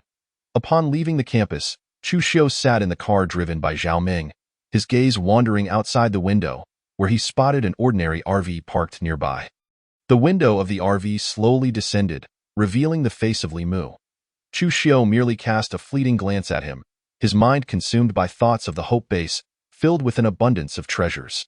Such treasures included biochemists, a plethora of firearms, and granaries, all targets he intended to seize. Chu Shou harbored no intention of concealing his movements. The Hope Base had embedded numerous spies outside the city of Nirvana. Once he dealt with their watchful eyes, they would be rendered as blind as bats to as for the eyes within the city. They could easily be blinded at his discretion. Sometimes, however, it was advantageous to leave them intact to feed false information to the enemy. That would be the Lord of Nirvana City. Limu closed the window again, pressed down on the accelerator, and followed closely behind. He activated the positioning program and sent out the locator. Positioning program successfully initiated. Locator successfully deployed. The one-click tracking function was engaged. With Limu's command, the RV instantly switched to autopilot, trailing behind the other vehicles without a hint of detection. The positioning map displayed by the RV was remarkably precise, eliminating any concern of being discovered. The mother and daughter duo were left speechless in astonishment. Limu had no intention of hiding the truth from them, so he briefly explained what technology was. After repeated explanations, the two gazed at him with admiration, surprised to learn that their benefactor was a self-taught inventor. Limu shamelessly took all the credit for himself. Within the city, the spies were swiftly assassinated on the spot. Meanwhile, just before Chu Xiu exited the city, those who had been observing movements in Nirvana City were all silent. The zombies should serve as cover provided by Chu Xiao for us. Once the zombies commence their assault, we shall breach this city wall. This time, I am relying on you. Xiaoming turned to one of his subordinates, entrusting him with a significant task. Chapter 58. The assault on Hope Base. Xiaoming's subordinate possessed a highly convenient ability, that of phasing through walls. In the pre-apocalyptic world, this would have been the ultimate tool for a reclusive individual. Xiao He, if you wish to keep your slacking off a secret from Chu Xiao, you must draw those atop the city wall into an illusion. Meow? Xiao He looked at him in confusion. That insufferable human had not specified that he should take action. If there was an opportunity to slack off, why not seize it? Rather than exerting effort, he preferred to immerse himself in an illusion, indulging in the company of several adorable little wildcats. Meow meow. Xiao He shook his head emphatically, asserting that he was merely a slacker. Seeing that it was unwilling to comply, Zhao Ming momentarily hesitated, recalling his previous embarrassing experiences within the illusion. After some contemplation, he decided not to stoop to the level of a mere wildcat. Meow! Xiao He comfortably nestled on his shoulder, falling into a deep slumber without a care.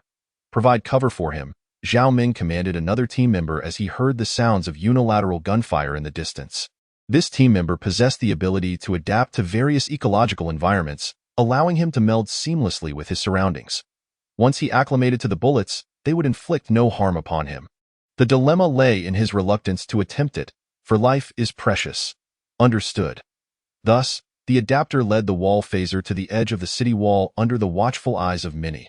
Subsequently, the adapter returned, guiding Zhao Ming and the others to hide in the dead angles beneath the wall until the vanguard team was assembled with 50 members. They swiftly eliminated the enemies stationed atop the wall. After issuing the command, Zhao Ming transformed into a bolt of lightning, charging forward. Within mere seconds, 2 armed civilians lay lifeless on the ground. The remaining individuals were among the elite combatants skilled in close-quarters combat. Dealing with them posed no challenge. Zhao Ming noted the guards were predominantly ordinary people. In truth, there were numerous ordinary individuals occupying high positions within Hope Base. The imbalance in the mindset of the ability users was inevitable, leading them to shy away from arduous tasks. Only the military's ability users garnered the trust of senior officials at Hope Base due to their unwavering convictions. Most of the external ability users faced exclusion, illustrating the current power dynamics within Hope Base. Brothers, kill for me, Zhao Ming exclaimed exuberantly after dispatching the last adversary. This time, he aimed to indulge in the thrill of slaughter. Charge!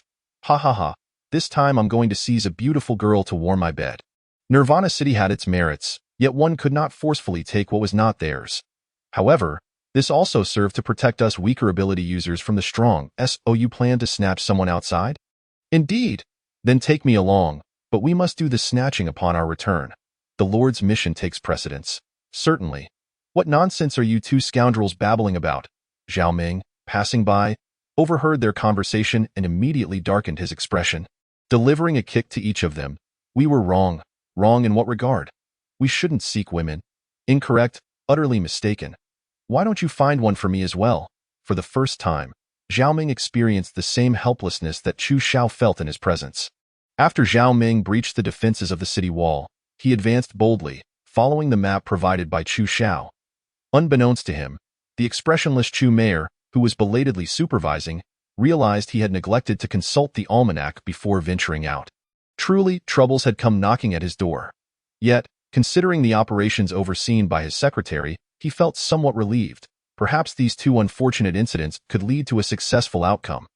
Zhao Ming had dispersed the members of the escort team, transforming one target into countless others. His objective was to delay the reinforcements to the greatest extent possible, buying time for his comrades. At this point, Chu Xiao had grown weary of such trivial pleasures. After all, defending the city using overwhelming firepower posed little challenge. He preferred to intensify the experience for them. Controlling the spatial war slave, he cast the mutated willow tree that had been transported into Hope Base. Simultaneously, he unleashed several mutated zombies. What is that? The soldiers defending the city were taken aback by the emergence of the mutated willow tree from the rear, astonished to the point of not even having time to fire their weapons. One soldier beside him was ensnared by the willow's tendrils. The darkened mutated willow struck mercilessly, leading to immediate death. Quick, teams 1 and 2, redirect your fire. Target the mutated willow tree. The officer atop the city wall wiped the cold sweat from his brow and barked orders into the walkie-talkie. However, no amount of firepower could halt the accelerated recovery of the darkened mutated willow tree. Black luminescence enveloped its form, and the bullet wounds rapidly healed. Damn humans, you all deserve to perish. The darkened mutated willow tree, having once yearned to become human, now harbored an intense hatred for humanity after its transformation. With the ability to speak and terrifying regenerative capabilities, countless rapidly growing tendrils assaulted the surroundings. This instilled greater fear in those outside of teams 1 and 2. As they were preoccupied with fending off zombies, unaware of the impending threat from behind. Amidst this pressure, many zombies drew closer to the city wall. One powerful zombie embedded its hand into the wall, forcibly climbing up and launching a surprise attack on the soldiers, resulting in a swift increase in casualties. Meanwhile, the orchestrator of this chaos, Chu Xiao, had vanished into thin air. This time, he had personally come with the primary objective of raiding the armory. The storage space of the spatial war slave was now sufficient to contain the entirety of an armory's arsenal, a feat accomplished through the expenditure of numerous crystal cores. Meanwhile, within Hope Base, Chu Yuera learned of the zombie incursion and rushed to offer assistance. She was already aware of the events unfolding outside and had even suspected Chu Xiao directly. However, she understood that doubting him would yield no results. She could not confront him in any meaningful way. For now, she needed to resolve the pressing issues before contemplating the rest. At the same time, Chu Mayer was grappling with a splitting headache as a series of dire reports flooded in. The high-ranking official's residential area at Hope Base has been compromised by ability users, resulting in several fatalities. Mayor, personnel from the Research Institute have vanished. Mayor, our food storage warehouse is ablaze. Mayor, numerous ability users are causing chaos. What should we do, Mayor? Mayor. With a sudden thud, Chu Mayer slammed his hand against the table, glaring at the remaining high-ranking officials while gesturing for the reporting personnel to leave. You lot need to come up with solutions. Are you all just sitting there chanting prayers? Usually, you all feast lavishly, but now it's unacceptable? I tell you, if you continue to shirk responsibility, I'll send you to the front lines. Having said this, Chu Mayer stormed off, leaving no time for them to react. Regardless of the situation, he had shifted the blame away. Now, it was about seizing power swiftly and resolving the issues one by one. Frankly, he had to thank this series of unfortunate events, for it provided him the opportunity to gain complete control over Hope Base and establish it as his own dominion. Chapter 59. A bountiful harvest even in humanity's most perilous moments. The nature of internal strife would never cease. Following Chu Mayer's strategic maneuvering, he immediately dispatched his trusted confidants to rapidly gather personnel, abandoning the area overrun by zombies and sealing off the remaining sections. This would mitigate the risk of a widespread zombie virus outbreak internally. Though it would cost a small number of lives, preserving the stability of Hope Base was deemed worthwhile. More importantly, he had placed individuals who did not belong to him in the most perilous positions, significantly reducing the power of the high-ranking officials. The ability users at Hope Base were effectively divided among Chu Mayer and the other high-ranking officials, including soldiers and weaponry. At this juncture, the mutated willow tree continued its rampage. Impervious even to high-intensity incendiary rounds, the darkened mutated willow tree, enveloped in black luminescence, persisted in restoring its vitality. The life force it had lost was replenished by those it dispatched. The zombies that Chu Xiao had casually thrown into the fray had initiated a widespread viral outbreak. The number of zombies was escalating rapidly. However, due to Chu Mayor's orders, the zombie virus was prevented from spreading further into other areas. Hurry, hurry. Destroy anything we cannot take. Absolutely do not leave anything for Hope Base. Zhao Meng hoisted a biological scientist over his shoulder, loudly commanding his subordinates. Move out immediately. They have already caught on. We cannot afford to delay any longer. Zhao Meng led a portion of his team towards their designated rendezvous. They had feasted well at this banquet in the armory. Chu Xiao meticulously collected every weapon, leaving not a single item behind. Before making his exit, as for the woman Chu Yuer, she still held value. She was the perfect pawn for the destruction of Hope Base. Meanwhile, Li Wenbin, engaged in combat outside the Chongqing Group's branch, dodged a shell with labored breaths. Where is the support? Could it be? Li Wenbin suddenly entertained a troubling thought.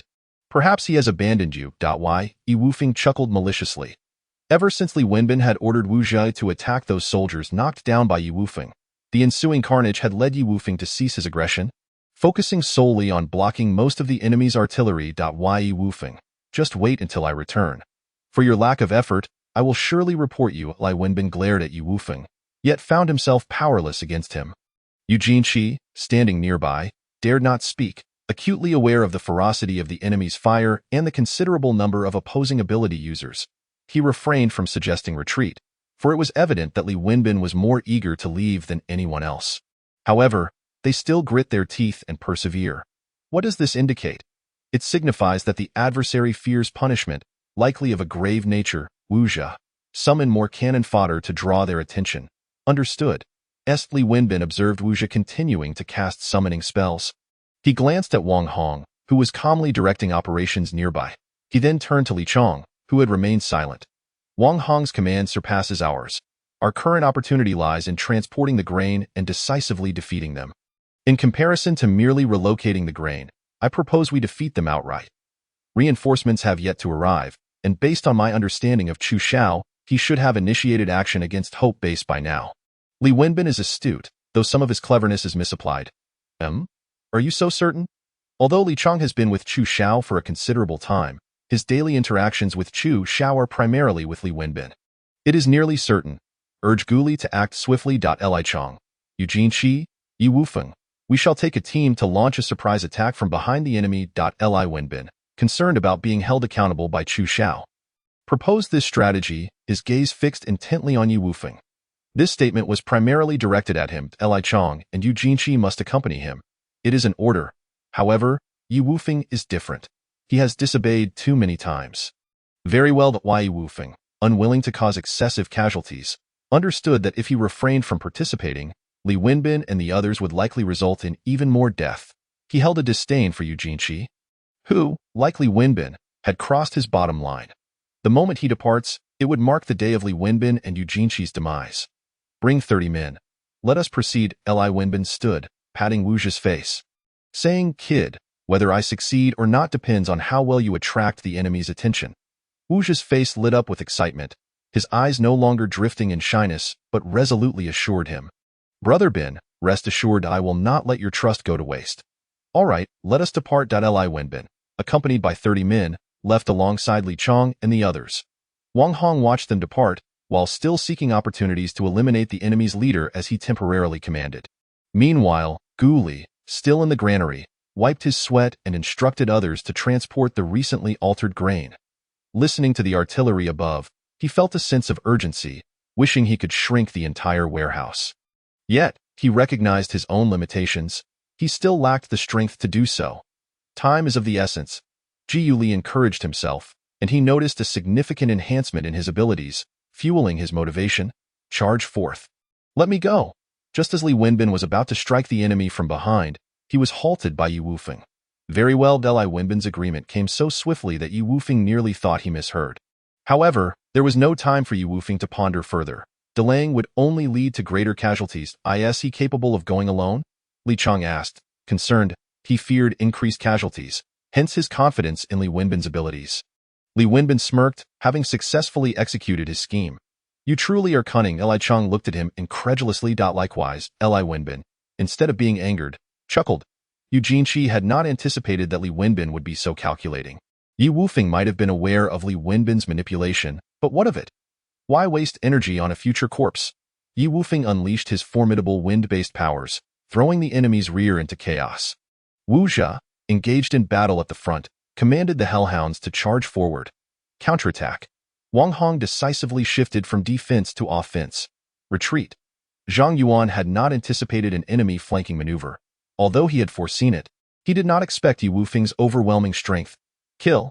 As Zhang Yuan prepared to withdraw, Li Wenbin disregarded Yi Wufeng's objections and struck down the retreating enemies. Yi Wufeng was firmly restrained by Li Chang. Although Li Chang's strength was inferior to Yi Wufeng's, he hindered Yi Wufeng's movements with his powers, preventing him from acting freely. Even if Yi Wufeng managed to break free, he would be constrained once more by Li Chang.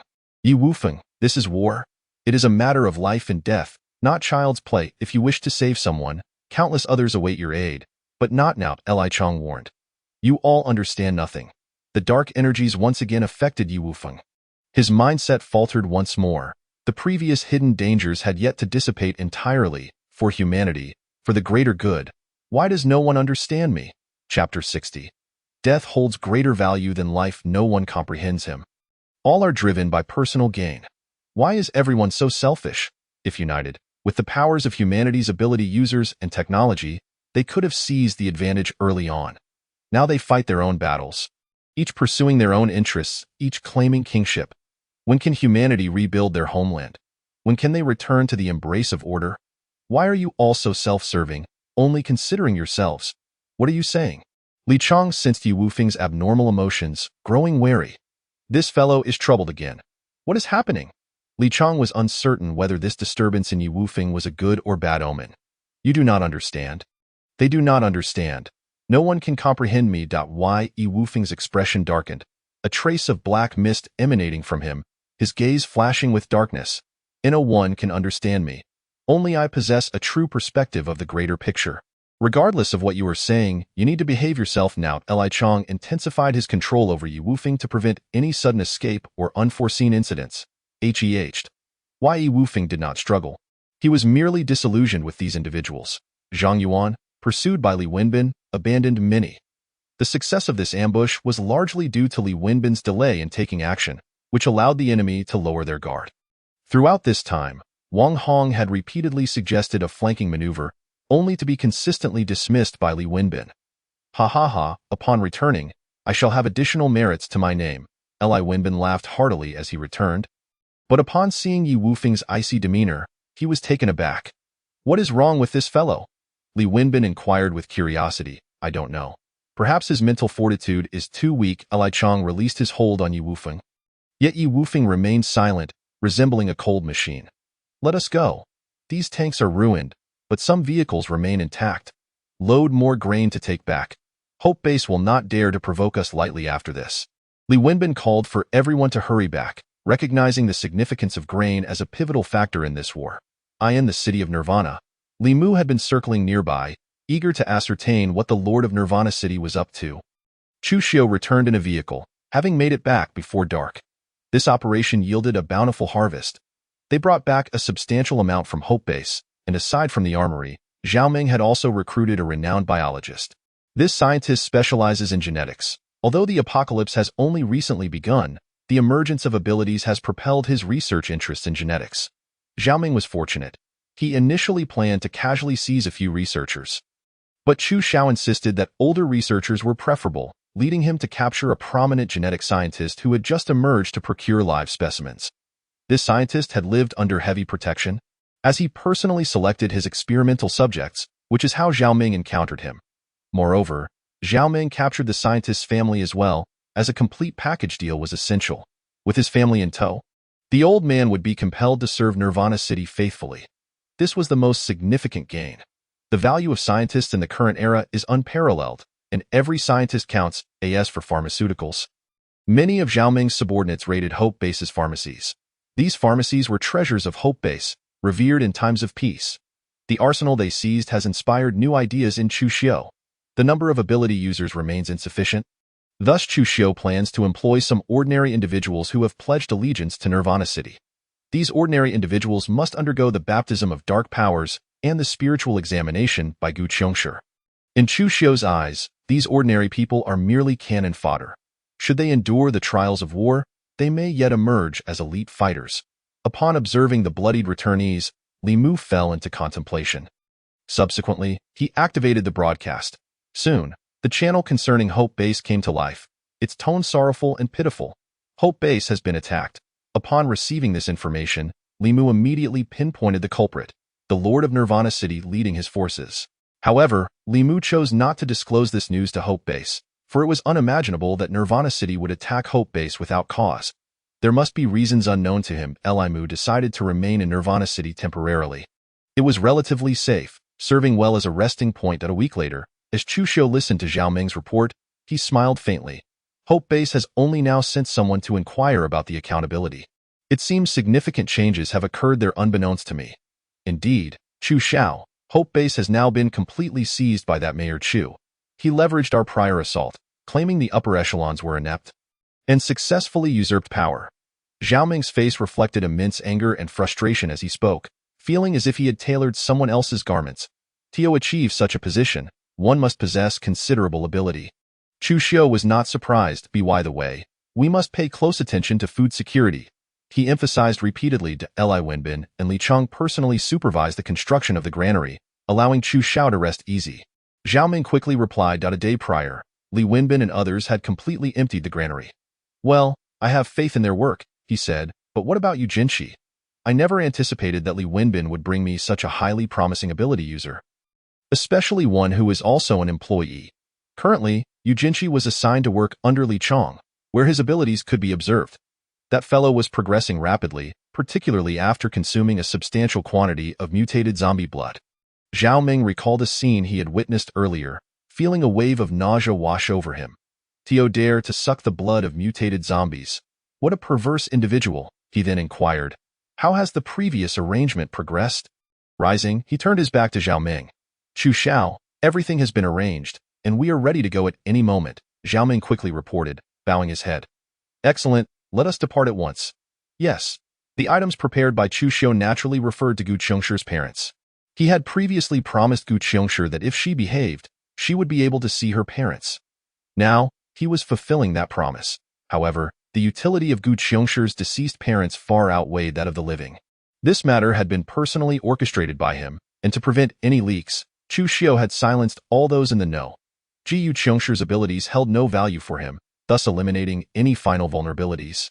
Big brother, can I go see my mom and dad now? As he opened the door, Gu Qiongshir immediately inquired upon seeing him. Of course, he responded with a smile, taking her hand to lead her to her parents. Chapter 61.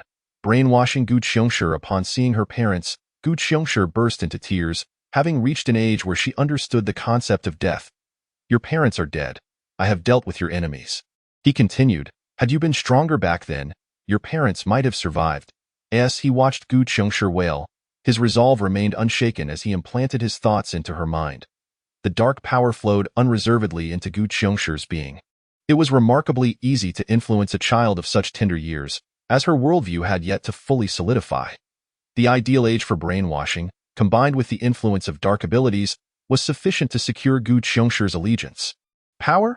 The depths of Gu Qiongshir's eyes brimmed with dark energy, her innocent gaze filled with a thirst for knowledge. Her reddened eyes, shrouded in darkness, evoked the image of a dark, enchanting young girl. Indeed, it is power. The mind abilities you possess, yet cannot wield correctly, which led to your parents' demise. Big brother, I was too weak. I must grow stronger.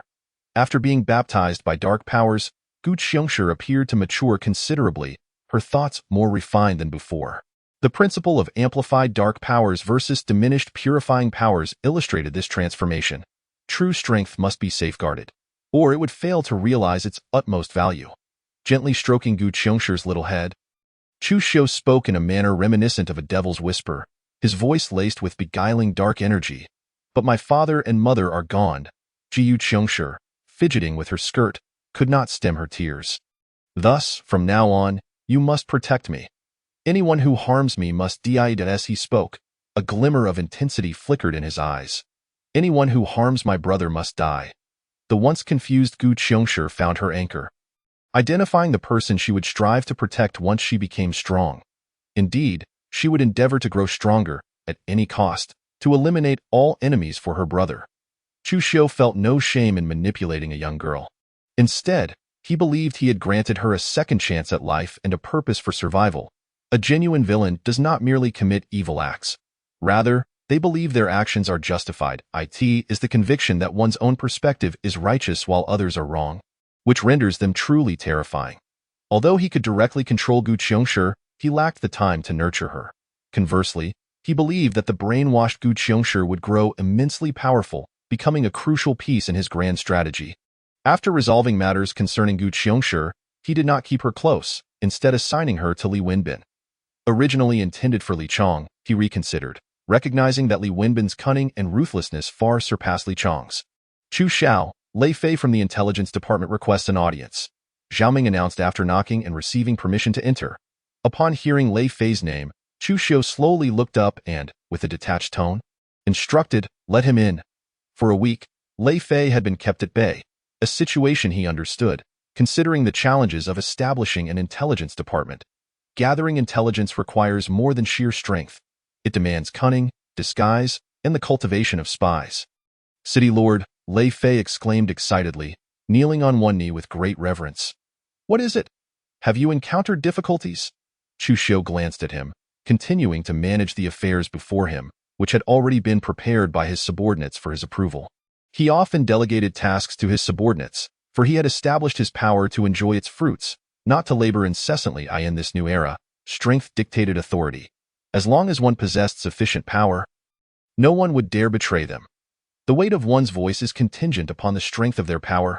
"City Lord, the basic framework of the intelligence department has been established, and I have also recruited numerous ability users." "Oh?" Chu Xiu replied, taken aback. It was unexpected that Lei Fei, with his abilities, could attract other ability users. "City Lord, I am aware that my strength alone cannot lure them, but I have discovered alternative methods." Lei Fei teased with a smirk, appearing quite pleased with himself. "I have come across many unique ability users. While their strength may be lacking, they possess significant utility for intelligence gathering.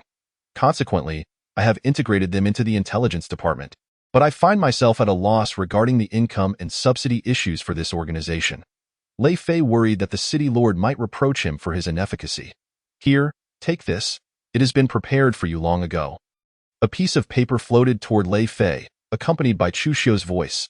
Apart from ensuring that hidden energy reserves remained within his subordinates' bodies, Chu Xiu was never stingy with their treatment. Lei Fei had already met the standards he had set in his mind.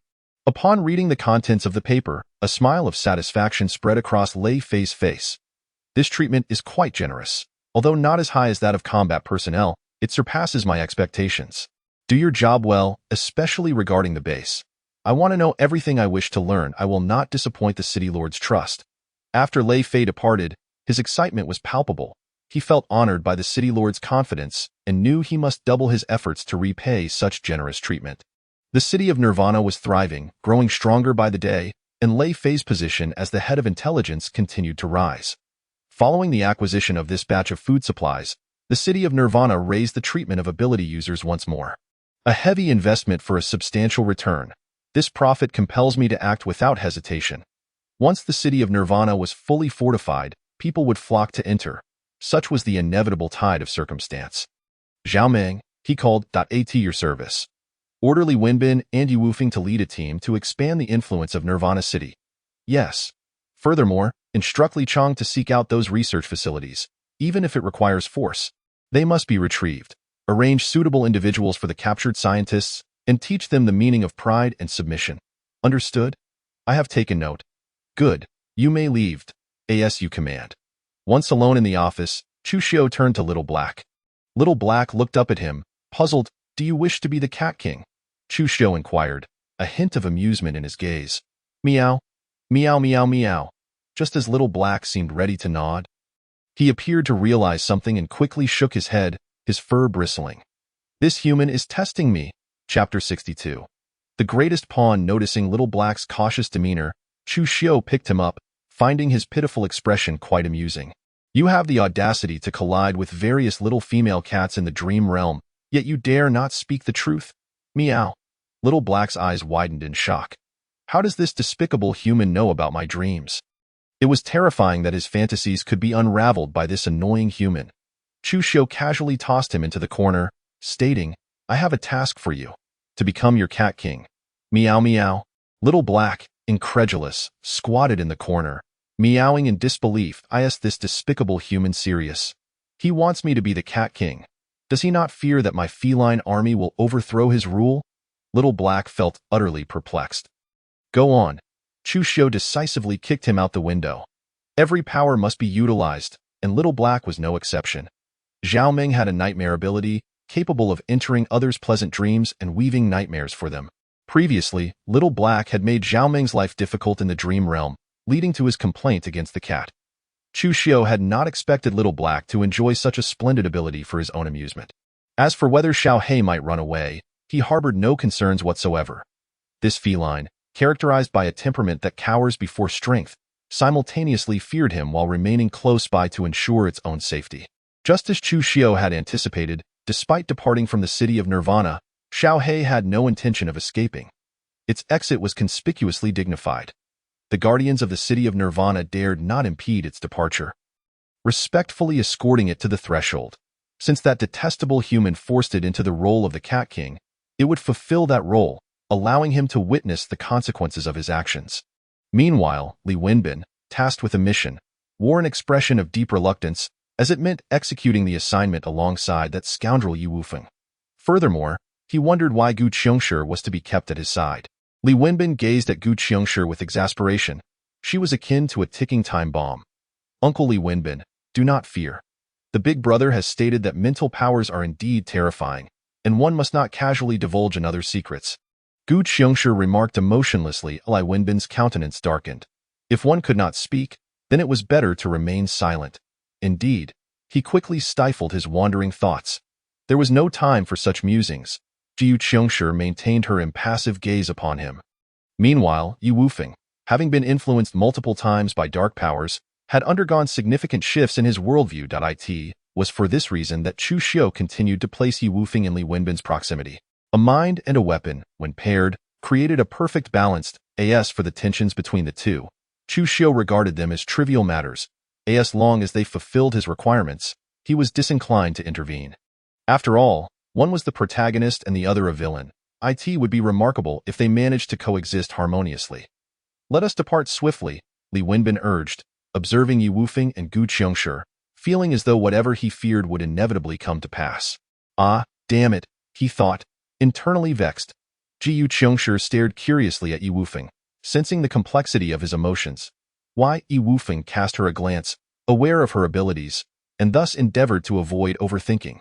This time, Li Wenbin intended to expand the influence of the city of Nirvana around the Hope Base, effectively curtailing its expansion, which would greatly benefit Nirvana's future dominion over the entire Jingzhou city. Did you say this was orchestrated personally by Chu Xiu? Mayor Chu Hongwei observed his precious daughter with a calm demeanor. I am certain, Chu Yue affirmed, disapproving of both Chu Xiu's methods and her father's actions. Nevertheless, one must be pragmatic. This situation had entangled far too many innocents. Nearly 10,000 ordinary lives had been lost, primarily due to infection from zombies after being quarantined. Chu Xiu's ability spatial in nature. Chu Hongwei furrowed his brow. While spatial powers indeed belong to Chu Xiu, his abilities were not limited to that. What they truly are, I cannot say for certain. They remain exceedingly mysterious. Once I gather more information, I shall inform you. Chu Yue reflected on the terrifying power that Chu Xiu wielded. However, it has been a week since. Can you not find it within yourself to forgive me? Chu Hongwei spoke with the tone of a typical father seeking his daughter's forgiveness for a misstep. I do not wish for my father to be the sort of man who would make such choices. Chu Yue replied, leaving without a backward glance. Abandoning so many innocents was hardly the conduct one would expect from the Hope Base. It was a betrayal of the very essence of hope. Those individuals, trapped in that region, had desperately yearned for salvation. Yet, the actions of the Hope Base had only led them to despair. Sighing deeply as he watched his daughter depart in silence, Chu Hongwei felt powerless. If given the choice, he would have never opted for such a course of action. He had made no choice at that time. However, his daughter was still young and naive, which was understandable. Although the Hope Base had previously been ostensibly under his control, it was now genuinely in his grasp. A week had passed, and he had already identified the true culprit. Yet, once war commenced, the outcome remained uncertain. The armory had been plundered. Chu Xiu, that scoundrel, was indeed the son of that infamous Chu Xiong. This time, he had suffered both losses and setbacks, causing Chu Hongwei's heart to bleed. Fortunately, there were multiple armories. Otherwise, he would have truly despaired. As the mayor of Jingzhou City, Chu Hongwei possessed information that many were oblivious to.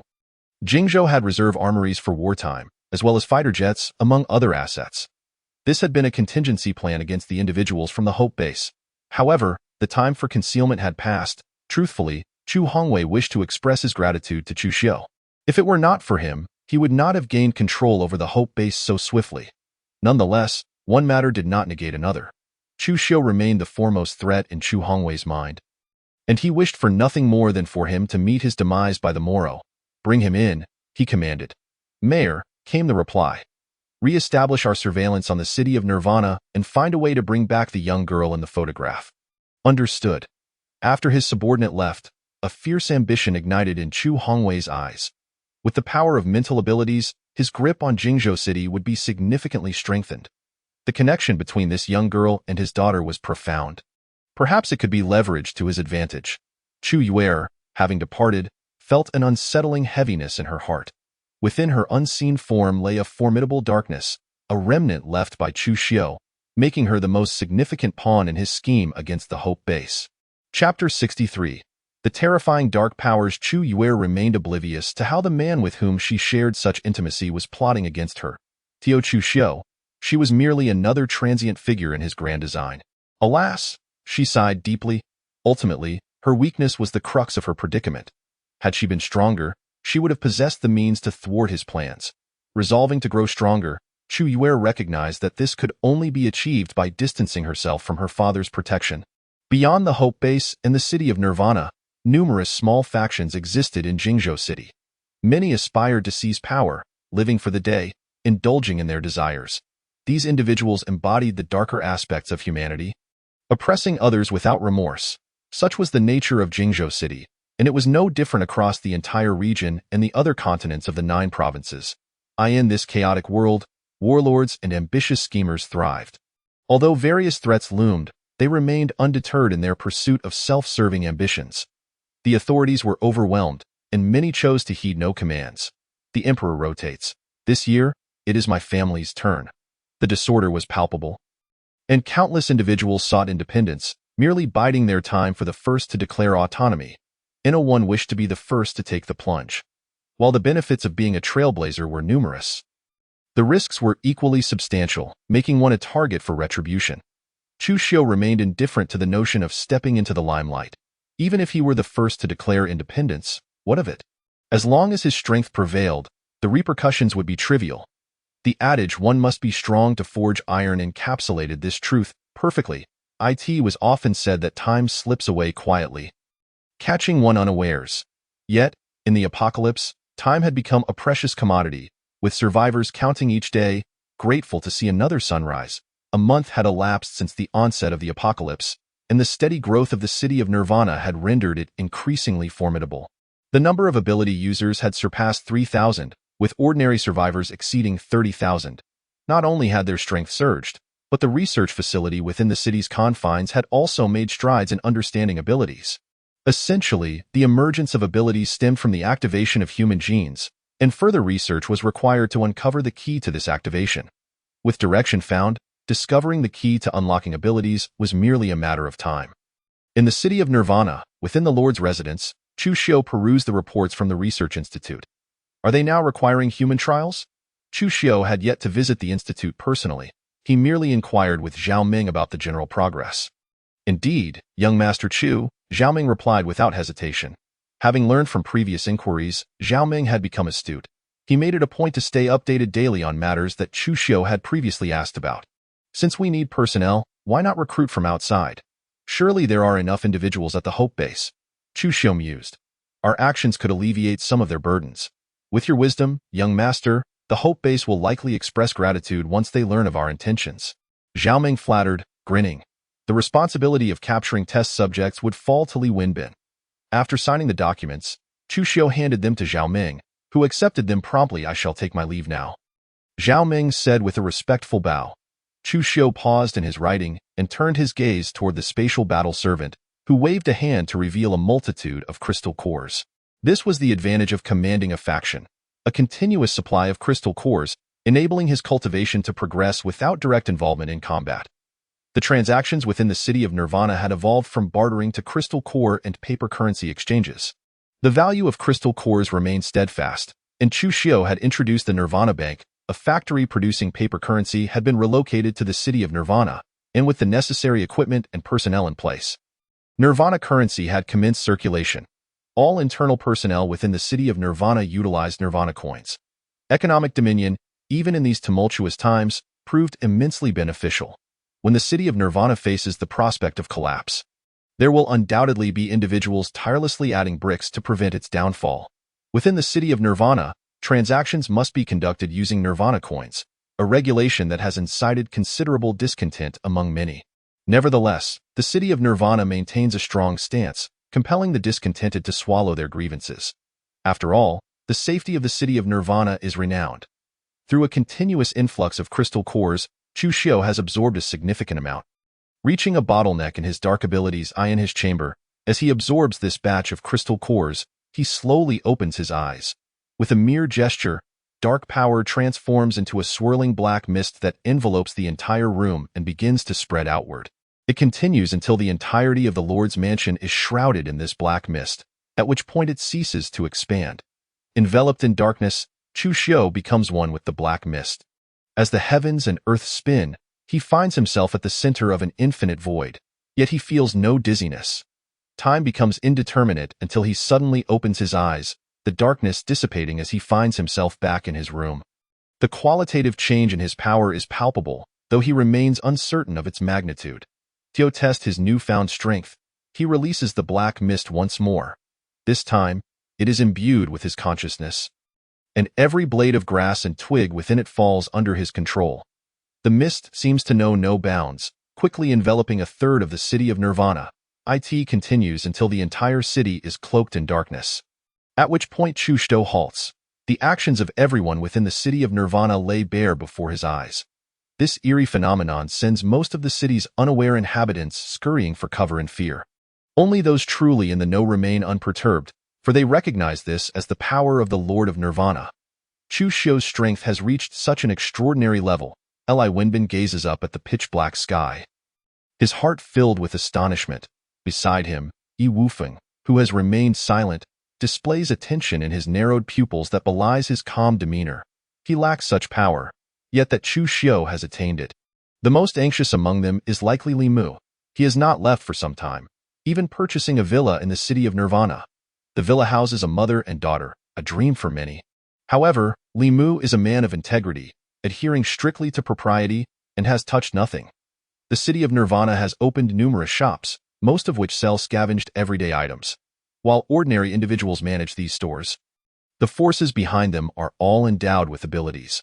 After taking the two women shopping for clothes, Li Mu encounters the ominous black mist. He had just received a warning from an artificial intelligence that this mist possesses awareness, prompting him to hastily shut down the vehicle systems. Chapter 64. A matter of rules? I am the rule. Li Mu dares not entertain any notions of luck. Observing the city of Nirvana's prolonged silence, he surmises that this is undoubtedly the work of the Lord of Nirvana's abilities. Aside from the Lord, it is unlikely anyone else would dare unleash their powers so brazenly. This is a blatant provocation against the city of Nirvana, akin to dancing on the head of the king of hell, an invitation for disaster. At this moment, the city of Nirvana is engulfed in darkness, and even lighting candles proves futile. Darkness reigns everywhere, and terror rises from within the hearts of the populace. The broadcast urges everyone to remain still and not move. Chu Xiu's consciousness takes note of the RV, recalling a prior encounter. However, the RV appears utterly ordinary, and its occupants seem like commonplace individuals. Yet, a suspicion arises in Chu Xiu's mind. This individual does not exude the typical aura of an ordinary survivor, but instead radiates the presence of a formidable ability user. Strange.as Chu Xiu's doubts flit away. His thoughts resume scanning other locations. Observational consciousness departing. Observational consciousness departing. The RV's intelligent system alerts Li Mu. Just as he contemplates relaxing, his heart leaps in alarm. Warning, warning, being scrutinized by an unfamiliar consciousness. Warning, warning. Li Mu's heart races, yet he maintains an outwardly calm facade, feigning ignorance. Chu Xiu's glance at him was merely incidental, yet the man's demeanor is excessively composed. Even amidst the darkness, he manages to maintain a tranquil expression, appearing as a common survivor with a clean, RV'd IT. Is no wonder Chu Xiu's mind wanders. A brief analysis reveals too many inexplicable facets about this individual. However, it seems the man is aware that he is being observed, as he diverts his gaze. Although Chu Xiu surveys the entirety of the city of Nirvana, his thoughts linger on this individual, who elicits a peculiar sensation. Perhaps he is the protagonist in this narrative. Darkness is eternal, yet light endures. The darkness of the city of Nirvana temporarily recedes, allowing light to return to the people's eyes. Xiaoming. Chu Xiu calls out to the door. Your subordinate is here. Xiaoming promptly enters. Go summon Li Wenbin for me. Chu Xiu has a few inquiries for that fellow. He recalls that Li Wenbin has suffered considerable losses at the hands of an individual. Yet he has been too indifferent to intervene until now, especially given the emergence of a rather peculiar character who resembles a protagonist. Li Wenbin, after all, is his subordinate, a villain's lackey, and it is entirely natural for him to provoke the protagonist. As Li Wenbin is still troubled by his previous misfortunes, he hastens to respond to Chu Xiu's summons. Upon arriving at the Lord's mansion, the guards do not impede his entry. Chu Xiu, you summoned me? Li Wenbin approaches, a grin plastered across his face. Chu Xiu gestures for him to sit, and after Li Wenbin, bewildered, takes a seat, he slowly inquires, how have you been lately? Have you encountered any troublesome matters? Ah? You already know about this? Li Wenbin scratches his head, mumbling softly. How is it that Chu Xiu is aware of such matters? Who has brought this to Chu Xiu's attention? Li Wenbin's series of misfortunes at the hands of Li Mu is no secret within the city of Nirvana. Anyone who knows Li Wenbin is well aware of this situation. Were it not for Li Wenbin's strict orders forbidding discussion of the matter, it would have likely spread openly by now. To think that you would suffer multiple setbacks at the hands of the same individual. This person is not simple, Chu Xiu remarks, observing Li Wenbin's expression of frustration. With a sigh, Li Wenbin recounts the entire sequence of events to Chu Xiu. After listening to the tale unfold, Chu Xiu is nearly convinced of Li Mu's identity as the protagonist, a protagonist who resides in an RV. It stands to reason that the RV serves as his unique advantage. However, during his observation, the RV appeared quite ordinary, save for one peculiar detail. It is remarkably new. Regardless of the state of its equipment or the cleanliness of its interior, one word comes to mind, new. So, you wish to eliminate him outside the city, yet he managed to evade you even after a brief departure. Why not take action against him within the city? Chu Xiu rises, pacing before Li Wenbin with an air of exasperation. Chu Xiu, I am merely upholding the rules of the city. Li Wenbin protests vehemently, eager to explain. Rules? A question mark seems to materialize above Chu Xiu's head. Indeed, it is about the rules. We must adhere to the regulations we have established. And besides, Li Mu is merely an ordinary person.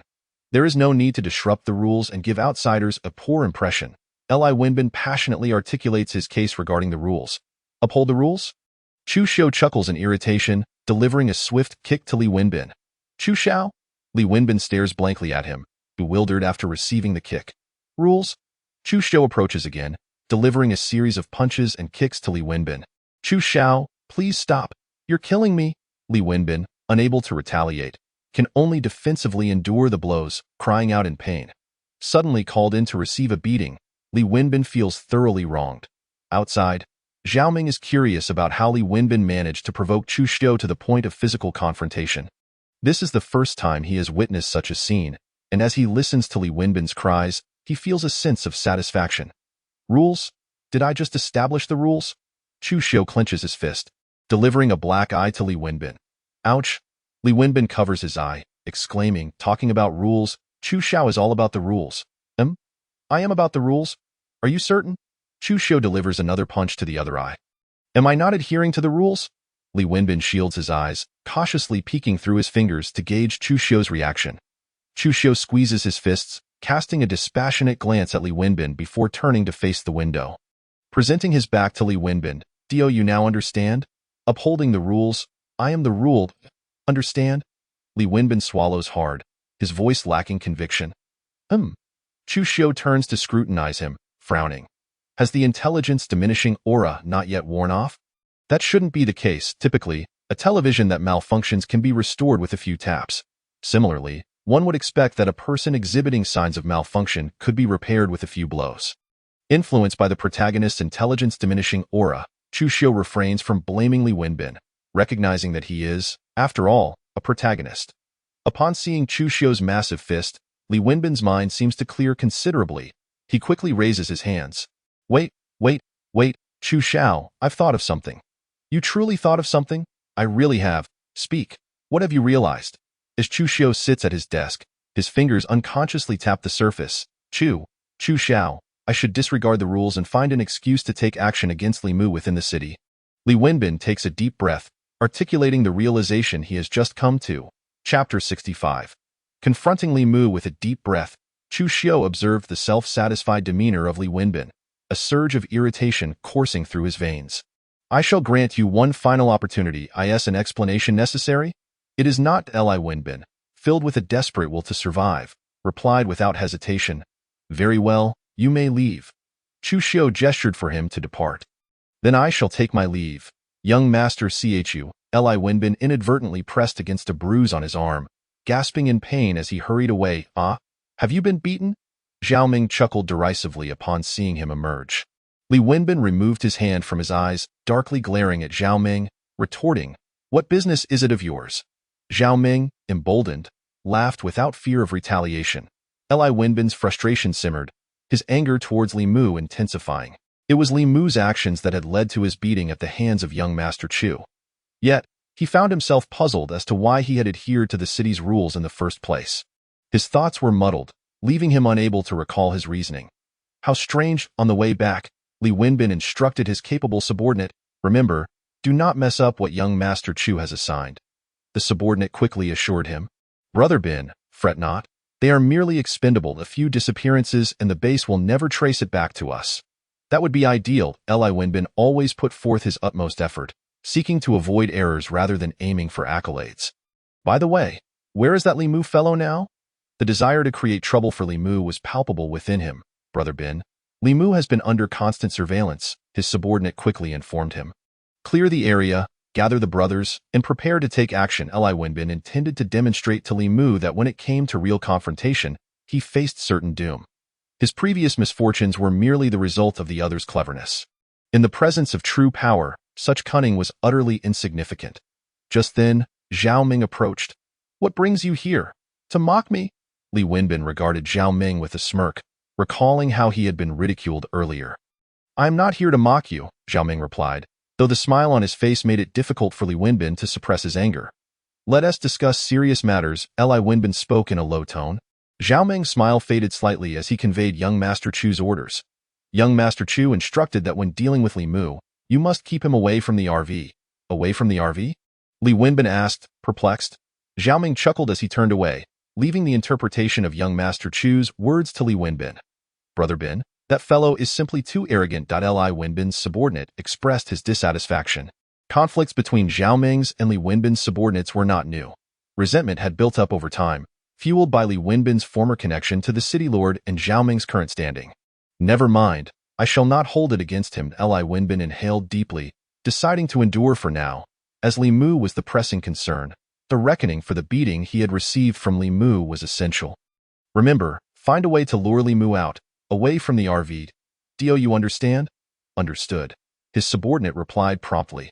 Luring Li Mu away proved to be remarkably simple. Li Wenbin's men swiftly abducted a mother and daughter. Inside a villa, the two were bound tightly, their mouths taped shut. In the city of Nirvana, achieving a silent abduction was a task best suited for its own inhabitants. When Li Mu learned of the news, his fury erupted. "This is utterly outrageous.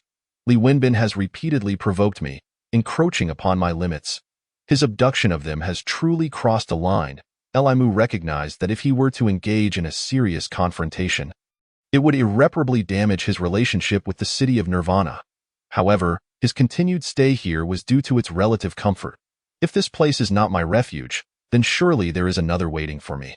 Since Li Wenbin dares to strike at me here, it indicates that he has irrevocably severed our ties. The rear mountain of the city lord's estate was the most tranquil spot, and it was here that Li Wenbin had prepared a grave for Li Mu. Furthermore, by choosing this location, Li Wenbin intended to demonstrate to young Master Chu his capability to handle the situation. Li Wenbin is making his move on the rear mountain. Following Zhao Meng's report, Chu Xiu chuckled with anticipation. If Li Wenbin could indeed deal with the protagonist Li Mu, he would be entrusted with greater responsibilities. However, Chu Xiu held little faith in Li Wenbin's ability to eliminate the protagonist. Arrange for the retrieval of Li Mu's RV, Chu Xiu commanded, his curiosity piqued by the protagonist's vehicle, a veritable treasure. His only concern was that once bound to the protagonist, one could not easily sever the connection or change the binding. Understood. Zhao Meng hurriedly exited to make arrangements. At the rear mountain, Li Mu arrived and quickly disembarked from his vehicle. Li Wenbin, have you seen these two women? Li Wenbin smugly remarked. This is what I prepared for young Master Chu. Once they catch his eye, they shall enjoy a life of luxury far surpassing what you can offer. Upon seeing Li Mu exit his RV, he scrutinized the vehicle but found nothing extraordinary. This is merely an ordinary RV. Nevertheless, since young Master Chu has requested it, I shall comply. Release them, Li Mu ordered upon noticing that they were unconscious but unharmed, feeling a wave of relief wash over him. What a joke! You think you can just demand their release? Li Wenbin retorted, Today, it is either you or me who will perish. This is the grave I have chosen for you. Splendid, is it not? With arms outstretched, he laughed arrogantly. However, I can offer you a chance. Li Wenbin had not forgotten about the presence of the RV. While he did not care for it himself, he was concerned about young Master Chu's sentiments. What opportunity? Li Mu inquired in a low voice. A chance to save their lives. Li Wenbin replied coldly, But you must come with me. Li Mu cast a wary glance at the RV, sensing something amiss. Yet he was confident that his secrets would remain undiscovered. Even if he distanced himself from the vehicle, he could still operate it remotely without fear. If they wished to scheme against him, they would need to consider whether they possessed the capability to do so. Thus, Li Mu followed Li Wenbin. You do possess some courage, Li Wenbin remarked with disdain. However, as they traversed halfway, Li Mu received an alarming notification in his mind. His RV had been stolen. Kill them! At that moment, Li Wenbin launched an attack on him. Chapter 66. Imprisoning Li Mu within the mountain. Li Wenbin wasted no time, delivering a fiery punch that struck Li Mu's body. Boom!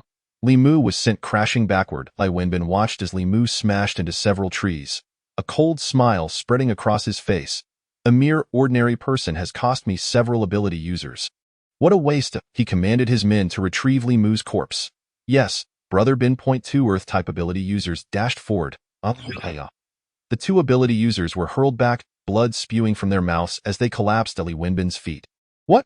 You're still alive? Li Wenbin's expression shifted to one of astonishment as he took a step back. The onlookers were equally taken aback as Li Mu emerged unscathed, his gaze fixed menacingly on them. Those who kill shall themselves be killed. So, are you ready? Li Mu tilted his head, exuding a confidence that irked Li Wenbin. Damn it, I refuse to believe I cannot kill you. Just as Li Wenbin was about to signal for an all-out assault, a radio crackled to life. Who is this? Who is calling at such a time? Li Wenbin answered impatiently. It's me, came Chu Xiu's voice. Young Master Chu, just now that scoundrel Zhao Meng kept pestering me with calls. I truly did not recognize it was you. Li Wenbin's previous anger dissipated as he quickly adopted a fawning demeanor. His subordinates stifled laughter, unable to contain their amusement. Is that so? Chu Xiu glanced at the innocent Zhao Meng and replied coolly. Let us get to the point. Use those two women to threaten him. You plan to engage him in a brawl? Are you out of your mind? Chu Xiu's last statement was a sharp reprimand. Li Wenbin quickly moved the radio away from his ear, realizing he had once again angered young Master Chu. On the other end, Chu Xiu hung up, frustrated with Li Wenbin's incompetence. Young Master, the RV has arrived. However, it seems somewhat unusual, Zhao Meng noted hastily. Go take a look, Chu Xiu instructed as he made his way outside. As for the unusual nature of the RV, that only heightened his interest. The RV was the protagonist's golden key. the most valuable asset. Upon reaching the RV, he witnessed it crashing through barrier after barrier of earth walls. Earth-type ability users were tirelessly maintaining the walls, attempting to slow the vehicle's advance. Young master. This is too strange. Xiaoming realized the RV had to be problematic. Destroy it. Chu Xiu refrained from approaching the RV, uncertain of its capabilities. Boom, boom.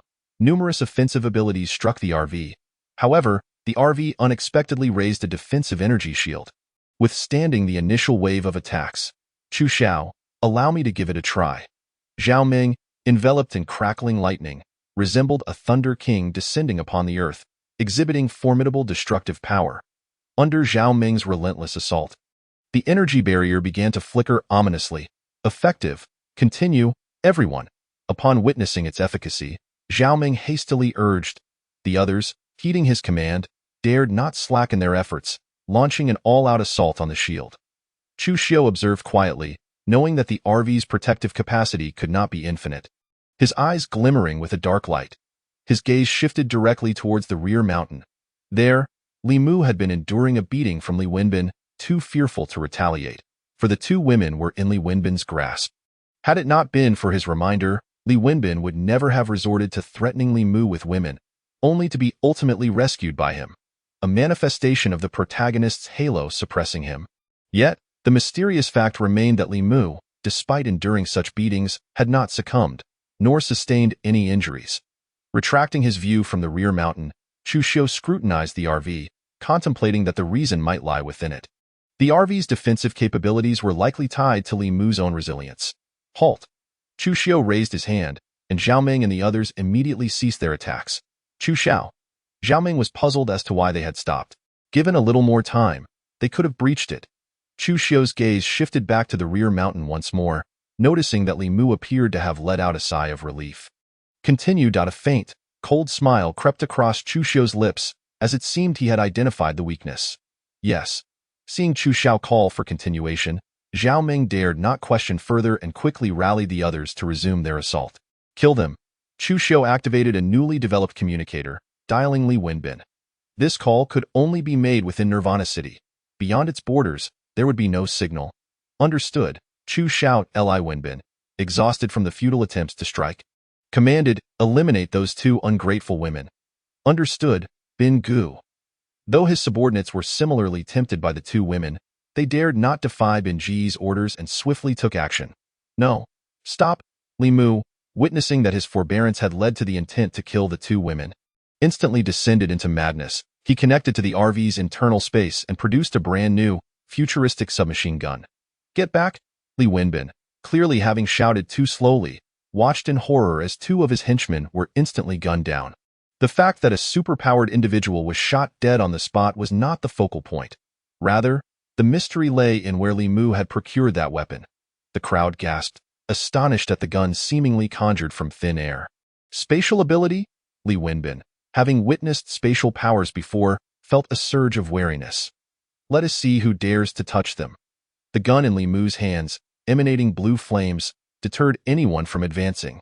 You useless fools! Charge! Li Wenbin, incensed by such indignity, issued a forceful command. Water mirror! Quickly take those two women away! A superpowered individual unleashed a water mirror, positioning it directly in front of Li Mu. Rat-a-tat-tat. Li Mu opened fire. But his bullets failed to penetrate the water mirror, instead ricocheting back. Damn it! Superpowered individual! Li Mu cursed silently. At that moment, several quick-witted individuals swiftly reclaimed the two women. Observing this, Chu Xiu decided it was time to act. He wielded the powers of darkness, tearing open a deep rift that caught Li Mu off guard, causing him to fall into it. The chasm brimmed with dark energy, as the ordinary abyss opened wide to engulf Li Mu. Once it consumed him, the rift healed instantly. What the hell? Li Wenbin, witnessing the dark power within the fissure, was taken aback by Chu Xiao's direct intervention. However, this also highlighted his own inadequacy. Regroup and deliver the women to the Lord's estate. Such valuable women, Li Wenbin could not afford to waste. If Chu Xiao had no use for them, he would indulge himself later. Chu Xiu confined Li Mu within the Dark Mountain's core, needing Li Mu to relinquish control over the RV. Chapter 67. The RV is mine. Not even 10 protagonists can stop me. It was only by transferring the RV's authority from Li Mu to himself that Li Mu would truly meet his demise. In this apocalyptic era, Chu Xiu would not overlook any opportunity for power enhancement, especially not the protagonist's golden finger. The protagonist's golden finger signified a pathway to greatness. Thus, he need not seek direction. It was a road laid bare before him. Even if Li Mu's protagonist halo flared, Chu Xiu was willing to take that risk. Dark power erupted from within Chu Xiu, a terrifying black mist flooding into the RV. Inside, the RV appeared rather ordinary, much like any typical camper. However, Chu Xiu understood that this RV held some connection to Li Mu. The rear mountain, now overtaken by dark gears, had been transformed into a land of shadows by the dark energy. Like Li Mu, who had plunged into the abyss, the surroundings were cloaked in darkness, void of touch or scent, suspended in space, causing his heart to spiral into chaos. Without the RV by his side, Li Mu felt stripped of all security. For so long in the apocalypse, it was the RV that had afforded him the confidence to navigate through perilous times. Damn it, let me out! In the boundless dark expanse, Li Mu forced himself to regain composure, shouting into the void. Yet, the emptiness echoed back his own words, reverberating hauntingly in his ears. Cursed! Li Mu recognized that this was indeed the work of the Lord of Nirvana City. He had never anticipated that his low profile would still provoke the Lord's intervention. As Li Mu's heart gradually steadied, at least he was no longer in immediate danger. Strangely, his assailant had not chosen to end his life. Yet, Li Mu's primary concern remained the RV. He could not afford to lose it. Was the RV damaged? Hurry and come get me. I should be in the rear mountain. Li Mu urgently reached out to the RV. Master, the RV is currently under siege by an unknown force, and it is using up its stored energy to resist. Calculations indicate that the stored energy can sustain for another week. Please increase energy reserves immediately. Master, should the emergency rescue function be activated? Activate it, quickly. A wave of joy surged through Li Mu's mind as he promptly issued his command. Meanwhile, within the mountain, the dark gears began to rotate slowly, threads of dark energy coalesced around Li Mu. The protagonist's halo erupted with great force, and Chu Xiu did not underestimate Li Mu, always keeping a watchful eye. Upon receiving Li Mu's command, the RV emanated a violent destructive energy, spatial transfer. Chu Xiu's gaze sharpened as he directly transported the RV to the rear mountain, right beside Li Mu. This sudden surge of power was unmistakably an attempt at self-detonation. It seemed the RV sought to escape its current plight to rescue Li Mu. When the RV reappeared beside Li Mu, its self-detonation immediately ceased. How did you arrive so quickly? Li Mu, possessing a unique connection with the RV, could sense its return. Yet, in the next moment, the RV was once again relocated to Chu Xiu's side. Like a yo-yo, spatial transfer could also set a time for the object to return to its previous position. Although spatial abilities belonged to the spatial battle slave, Chu Xiu's mastery over them deepened with each passing day. He harbored an ambition. One day, to devour the spatial battle slave and claim its powers as his own. Only time would reveal whether dark abilities could facilitate such a feat. He pinned his hopes on gaining a deeper understanding of dark powers in the future. Why did you run back? Just as Li Mu felt a fleeting joy, he discovered the RV had once again distanced itself, leaving him with a profound sense of loss. It was akin to a woman opening her arms, only for the next moment to have the door shut. Warning! An unknown spatial force has just emerged. Warning, warning. The RV's voice chimed in Li Mu's mind. The RV, having returned to Chu Xiu, no longer radiated signs of energy explosion. A slight smirk graced Chu Xiu's lips, a cold chuckle echoing within. If you have the ability, then explode. If you can, take Li Mu with you. Activate automatic attack mode. Grant all permissions, and come save me immediately. Li Mu, still imprisoned within the rear mountain, shouted helplessly. To expedite the RV's return to his side, he relinquished all permissions to the RV's intelligence. Command received. Temporarily taking over all permissions, activating all attack modes. The RV's intelligent voice resonated in Li Mu's mind, prompting him to instinctively exhale in relief. As long as the RV was intact, he would surely be saved. That was his unwavering confidence in it. Li Mu also recognized that the RV's situation was likely perilous. Given its current position, it was probably in the Lord's estate, indicating that the Lord of Nirvana had discovered the RV's uniqueness. Damn it! The invasion of the RV, the abduction of the two women, had utterly shattered the bottom line in Li Mu's heart. He vowed that once he escaped, he would overturn the entire Nirvana city. Nirvana Lord, I will slay you. Dark Domain. As the RV began to exhibit signs of attack, Chu Xiu immediately unleashed the Dark Domain, rendering himself invincible within its confines. Within the Dark Domain, the emergence of various conventional weapons from the RV left Chu Xiu in awe. The sizes of these weapons far exceeded what a mere RV could contain. The only explanation was that the RV possessed a reserve space, even capable of producing these unprecedented new weapons. A glimmer of greed flickered in Chu Xiu's eyes. This RV would be his.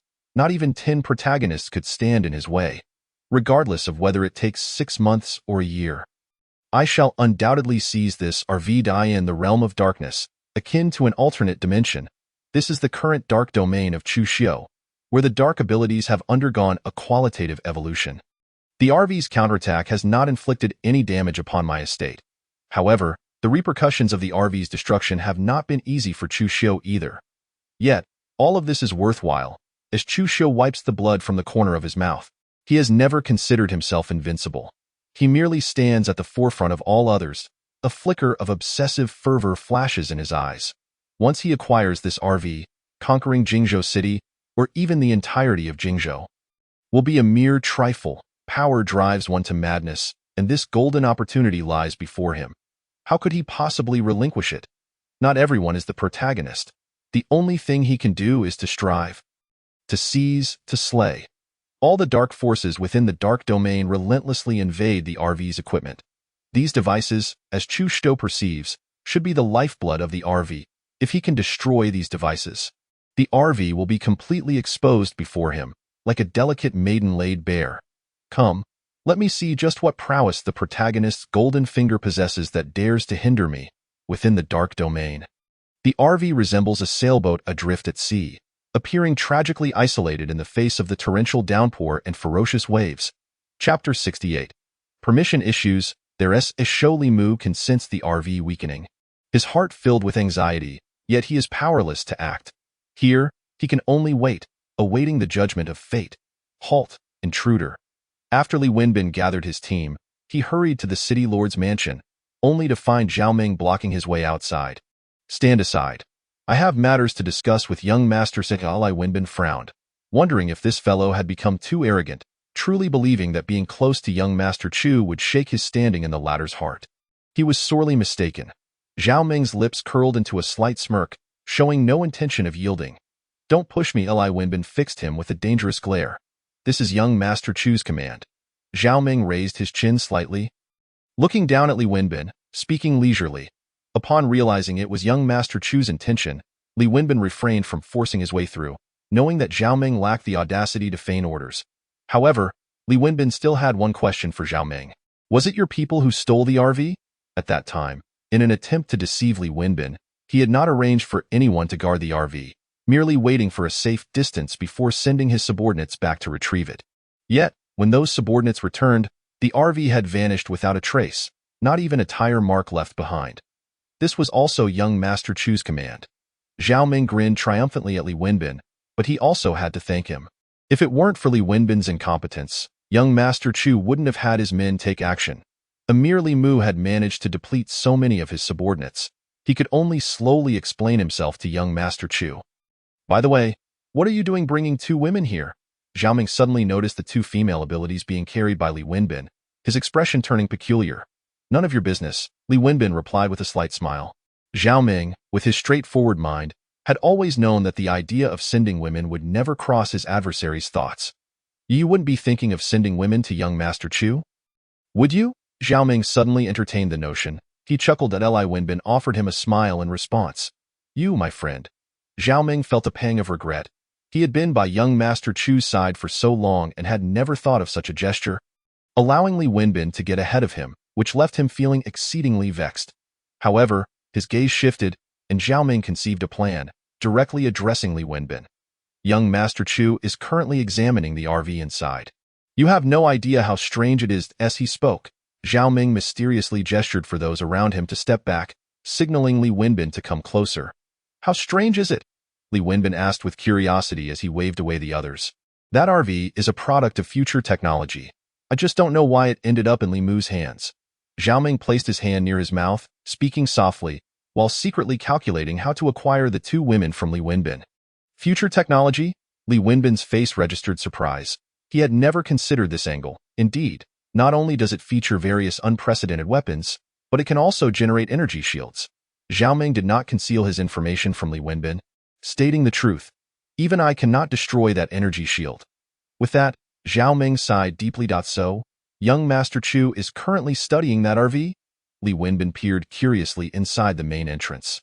Yes, that RV is resisting quite tenaciously. Which is why young Master Chu sent us out. It's likely that he won't grasp it anytime soon. Zhao Ming's true intentions began to unfold. Why not leave those two women with me? Once young Master Chu allows me back in, I can help you deliver them. That works. It's better this way. Li Wenbin didn't immediately grasp Zhao Ming's ulterior motive and thought it reasonable to wait. Thus he acquiesced. When Zhao Ming saw Li Wenbin leave the women with him and walk away with his subordinates, he revealed a smile, only to see Li Wenbin return. Upon his return, Li Wenbin caught sight of Zhao Ming's grotesquely smug grin. Damn, I wondered why you were so kind-hearted. Li Wenbin approached Zhao Ming once more and muttered under his breath, realizing he had let his guard down. It was unacceptable for him to be bested by Zhao Ming. Observing Zhao Ming's muscular physique and simple-mindedness, he hadn't expected him to be cunning. Hey, you can't wrongfully accuse a good person. I am genuinely trying to help you, yet you suspect I am deceiving you. Zhao Ming gazed at him with innocent eyes, hands raised, yet his smugness was unmasked.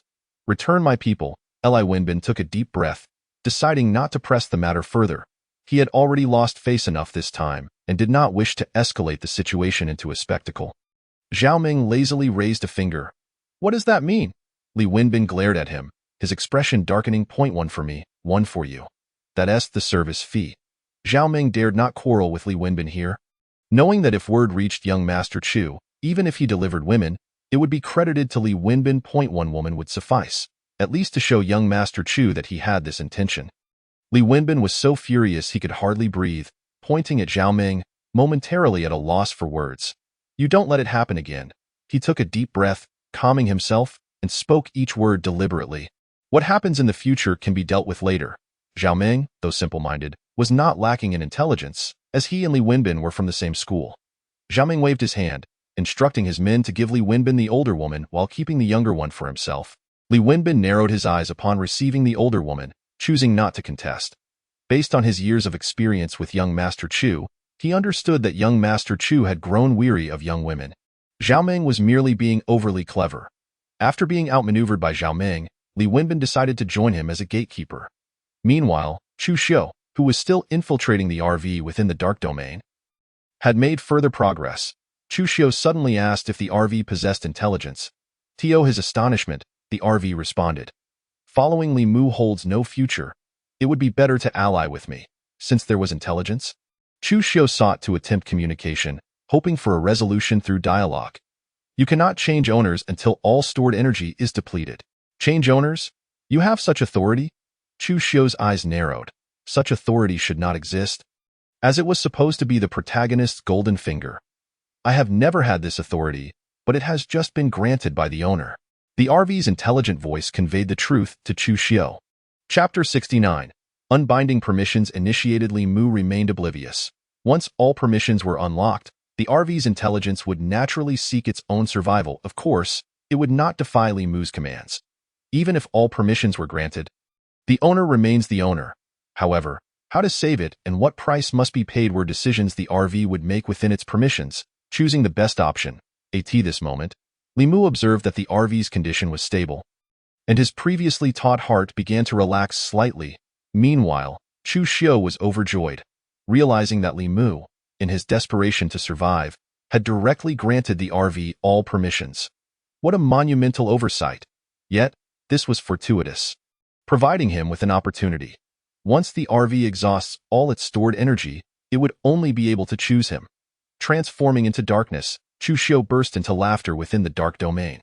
Endless dark power surged into the RV, causing its internal devices to hiss and emit smoke. Knowing what he must do, Chu Xiu would undoubtedly give his all. Simultaneously, he would not forget about Li Mu, who was temporarily trapped in the back mountains. Managing two tasks simultaneously posed no challenge for him. Li Mu would inevitably erupt one last time. The RV was in a precarious situation, and as the protagonist, Li Mu would surely sense it. Now that the RV had relinquished all permissions, it was hoped that it could exert its utmost power in his absence. However, Li Mu did not realize that the RV's permissions included the capacity to replace its owner. Yet, even if this authority was granted, the RV would never exercise it until the very end. Boom. Within the depths of the mountain, Li Mu swung his fists into the void with relentless determination. Refusing to yield, he continued to communicate with the weapons stored in the spatial reserve, firing until the magazine was exhausted. It was merely a mountain, yet it dared to restrain him with a cold gaze. Li Mu surveyed the surrounding darkness, fully aware that his bullets had found their mark. He had heard the impacts. Chu Xiu observed Li Mu for quite some time, and countless dark gears materialized. Soaring towards the rear mountain, Li Mu need not concern himself with them for now. As the dark gears were plentiful, he resolved to keep firing. Once he fully seized control of the RV, he would deal with Li Mu at his leisure. The absence of any injuries on Li Mu suggested that the damage had likely been transferred to the RV. Chu Xiu, in his previous life, had spent idle hours engrossed in novels, noting how such tropes were all too common. For an entire day, Li Mu unleashed his pent-up fury. A multitude of dark gears lay in ruins, courtesy of his firearms. While Chu Xiu replenished his supplies multiple times, the dark gears ascended towards the rear mountain. Many witnesses, particularly Li Wenbin and Zhao Meng, bore witness to the spectacle. With the frequency of Chu Xiu's dark gears appearing throughout the day, it was likely that Li Mu, imprisoned in the rear mountain, was still contemplating resistance. Li Wenbin's regard for Li Mu intensified with each successive emergence of the dark gears. Thus, it seemed he had underestimated the situation. Chu Xiu often remarked that one should never be careless. When engaging in battle, one must exert full effort even when facing a mere rabbit. Zhao Meng seized the opportunity to gloat before Li Wenbin. "You know nothing?" he scoffed. Li Wenbin, however, felt no inclination to retort. Zhao Meng chuckled insidiously, unaffected by Li Wenbin's sour expression. Within the Lord's mansion, Chu Xiu stood on the brink of victory. The energy shield of the RV had dimmed to such an extent that it appeared a mere touch would shatter it. During this time, Chu Xiu had endured considerable backlash, but he was unconcerned. A brief period of recuperation would suffice. The RV was a prize he intended to claim as he witnessed the energy shield of the RV shatter. Blood trickled from the corner of his mouth, yet he laughed maniacally. "The RV is now mine." A glimmer of brilliance flickered in Chu Xiu's eyes as he plunged into the RV's interior. "Warning, warning, warning, internal facilities compromised by 80%. Warning, warning, warning, internal facilities compromised by 80%. Warning, warning, warning, internal facilities compromised by 80%. Deep within the rear mountain, Li Mu was suddenly jolted by the RV's alarm. "Damn it, you bastard," he cursed inwardly. Could he not be granted a moment's reprieve? Li Mu, now resolute in his escape plan, intended to launch an assault at a singular point, leaving the Lord of Nirvana City no time to react. This was his sole option. The more anxious he became, the sharper his mind grew in this critical moment. It appeared there was no other recourse. Li Mu retrieved the bomb he had long since extracted from the RV's storage. Though it was small enough to fit in the palm of his hand, its destructive power could obliterate a mountain. However, deploying it would inflict severe damage upon the RV, which was already on the brink of collapse. Li Mu could easily imagine the consequences of such an action. Yet, he was out of options. To delay further would merely lead to a slow demise. Rather than succumb, he would fight back. "I contend with heaven. I contend with man. My life is mine to command." Li Mu gritted his teeth and acted decisively. This fellow had an unexpected card up his sleeve, using it only now, demonstrating remarkable patience. Chu Xiu glanced at the palm-sized bomb in his hand. It could not be allowed to detonate in the opponent's hands. From Li Mu's expression, it was clear he possessed unwavering confidence in his possession. Thus, Chu Xiu made a bold move, utilizing his spatial abilities to transfer the bomb into his own grasp. Meanwhile, deep within the rear mountain, Li Mu raged, frantically searching for the bomb that had vanished from his control. His impotent fury was met with indifference by Chu Xiu, who dismissed his pitiful outbursts. "Now, I present you with an opportunity for rebinding. You need not meet your demise." Following Li Mu, a mere wretch, would only squander your potential. Look at you now, merely an ordinary RV. To unleash your true capabilities, it must be through me. Chu Xiu regarded the RV, now at its wit's end, a faint smile gracing his lips. The RV was finally within his grasp. Based on final authority assessment, the RV is now at an impasse. No measures can salvage it, and it must choose to rebind its master. The RV's intelligence continuously flashed red alarms. Ding! Based on final authority assessment, the RV is at an impasse and will soon unbind from Master Li Mu. Ding! Based on final authority assessment, the RV is at an impasse and will soon unbind from Master Li Mu. Ding! Based on final authority assessment, the RV is at an impasse and will soon unbind from Master Li Mu. What? You intend to unbind me? The sound of the RV's merciless unbinding echoed in Li Mu's mind. I am the master. I refuse to unbind, he bellowed internally, adamantly rejecting the disconnection. Unbinding rejection failed. Autonomous unbinding permissions have been activated. Chapter 70. Unbinding successful, binding successful. How dare you? When did you acquire the authority to unbind autonomously? Li Mu protested, recalling the promise that he was the master. While you are indeed the master, the permissions were granted by you, the RV's intelligence patiently explained. All the while the unbinding procedure progressed. Reminder to the master. Unbinding is currently at 80.83.87. Li Mu's heart sank, his complexion turning ashen as he realized the ramifications of having relinquished all permissions to the RV. Damn it. Why did I grant it all? Suddenly, a thought struck him. RV, I demand to retract permissions. I am still your master, Li Mu commanded forcefully, a wave of relief washing over him, a triumphant smile appearing on his face. Fortunately, he had issued the command in time, narrowly avoiding disaster. Command received. Transferring permissions? Please wait. 10.16. Li Mu's expression stiffened, hope extinguished. Just moments ago, the unbinding had succeeded, and he was no longer the RV's master. The so-called transfer of permissions was now a futile endeavor.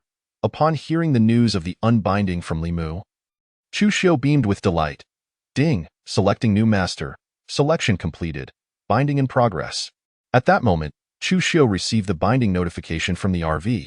Binding. Ding. Binding successful. Welcome, master, to the RV.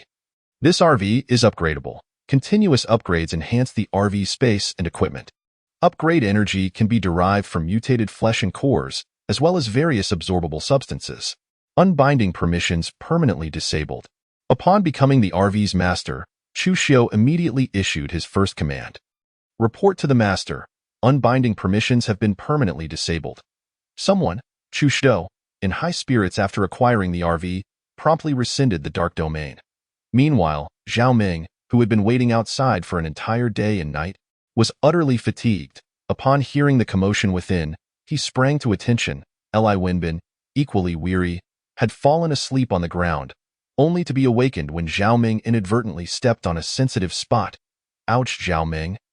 I'm going to kill you, Li Wenbin exclaimed, cold sweat breaking out from the pain. A sensation only a man could truly comprehend, one for which no remedy existed, and no pain could compare to this. My apologies, Zhao Ming at that time. Not only would he lose his position, but he would also be haunted by Li Wenbin, this eunuch. That would truly be a scene of unrelenting terror. Zhao Ming's imagination was remarkably vivid. As he pondered, he was suddenly struck by a shiver. Li Wenbin squinted, feeling a persistent sense that this fellow was scheming something. That kick just now was indeed quite forceful, but it was hardly enough to sever one's lineage. Young Master Chu, the gift I prepared for you last time has finally been retrieved today, Li Wenbin said, taking a deep breath, suppressing his pain, and managing a faint smile. Chu Xiu found it amusing and chuckled. A gift? You mean the woman by Li Mu's side? You and Zhao Ming each chose a woman, and the bond between the two is not trivial. What, do you think I am driven by lust? Chu Xiu's expression shifted instantly, and his tone turned stern. Upon hearing this, both Zhao Ming and Li Wenbin hurriedly lowered their heads, burying them deeply. Their actions were perfectly synchronized. Clearly accustomed to being scolded, both harbored a mindset of resignation. Being scolded was nothing new. Once the reprimand was over, with a gift presented, young Master Chu would naturally remember their goodwill. Noticing their tacit understanding, Chu Xiu teased them, You two cowards, well then, since it is your heartfelt intention, I shall graciously accept. Then let us wish young Master Chu a delightful time. They chimed in. Hee hee, enjoy yourselves. Li Wenbin and Zhao Ming quickly displayed a knowing smile that only men could understand. Scram! Chu Shou couldn't help but laugh at their antics, genuinely amused by their demeanor. Just scram. After Chu Shou accepted their offering, Zhao Ming and Li Wenbin happily scampered off. Once they departed, Chu Shou gazed at the mobile home and, with a flick of his hand, produced a new model submachine gun. This was indeed the weapon used by Li Mu. It was undoubtedly a futuristic armament, something he had never encountered before. Chu Shou parked the mobile home here, intending to upgrade it slowly once Zhao Ming's exotic beast meat arrived. His injuries were quite severe, though outwardly imperceptible. The nature of his wounds was internal. However, acquiring the mobile home had proven to be worth the cost. Returning to the bedroom, Chu Shou pressed against a spot on the wall, revealing a hidden door, and stepped inside. This was his secret training chamber. Sitting on the stone bed, the chilling sensation it exuded cleared his mind remarkably. Internal injuries are not easily remedied. They require the expertise of a healing ability user. Unfortunately, aside from the one he had previously eliminated, he had yet to find a medical ability user in Nirvana City. Chapter 71. Upgrading the mobile home. A new protagonist emerges, however. Chu Shou had to personally escort Li Mu. His injuries could wait. The protagonist could not be left alive. He had previously spared Li Mu only for the sake of the mobile home.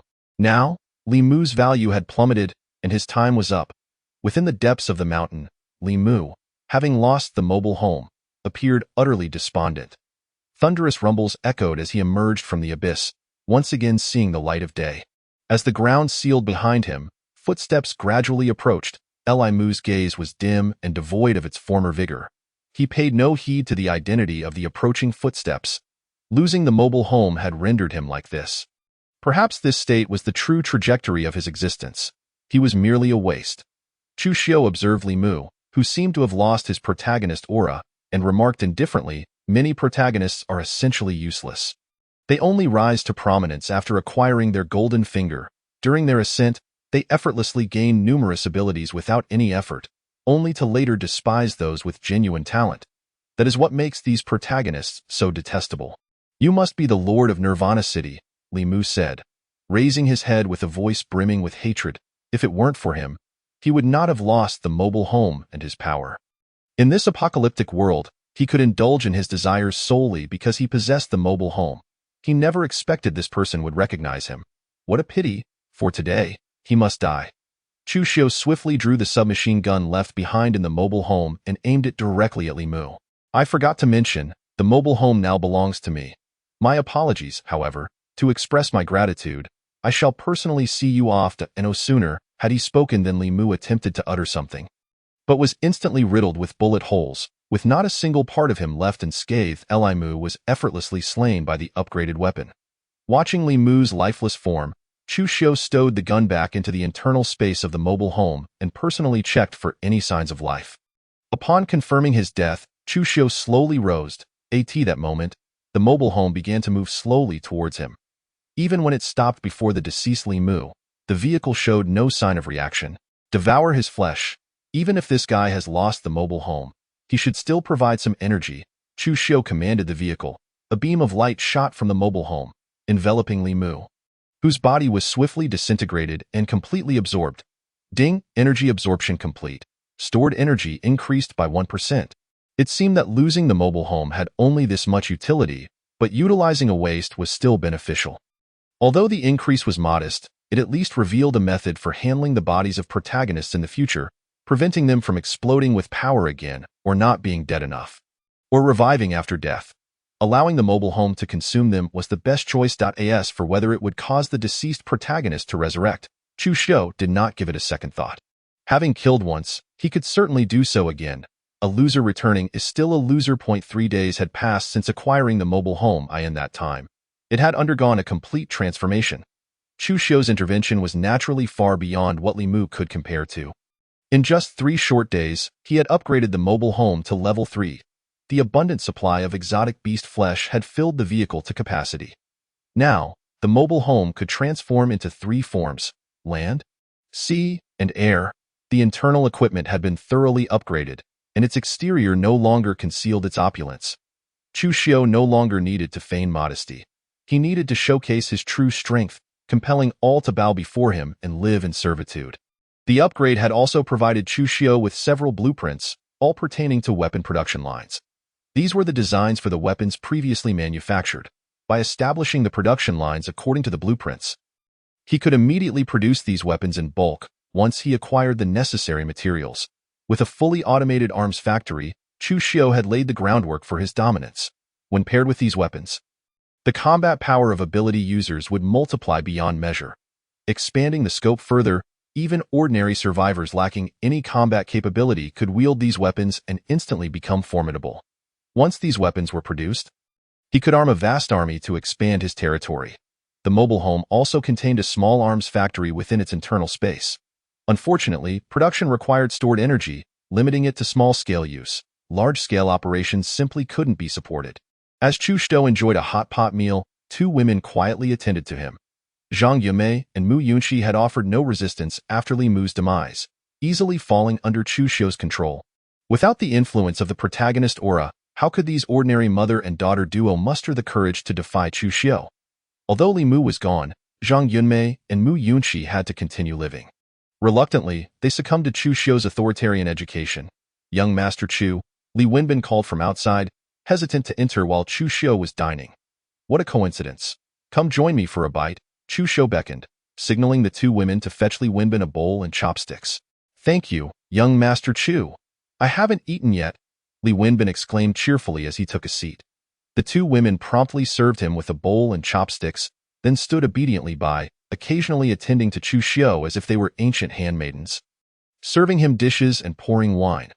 Although Chu Xiu had been intimate with these women, he did not consider that such an act entitled them to the status of mistress in his eyes.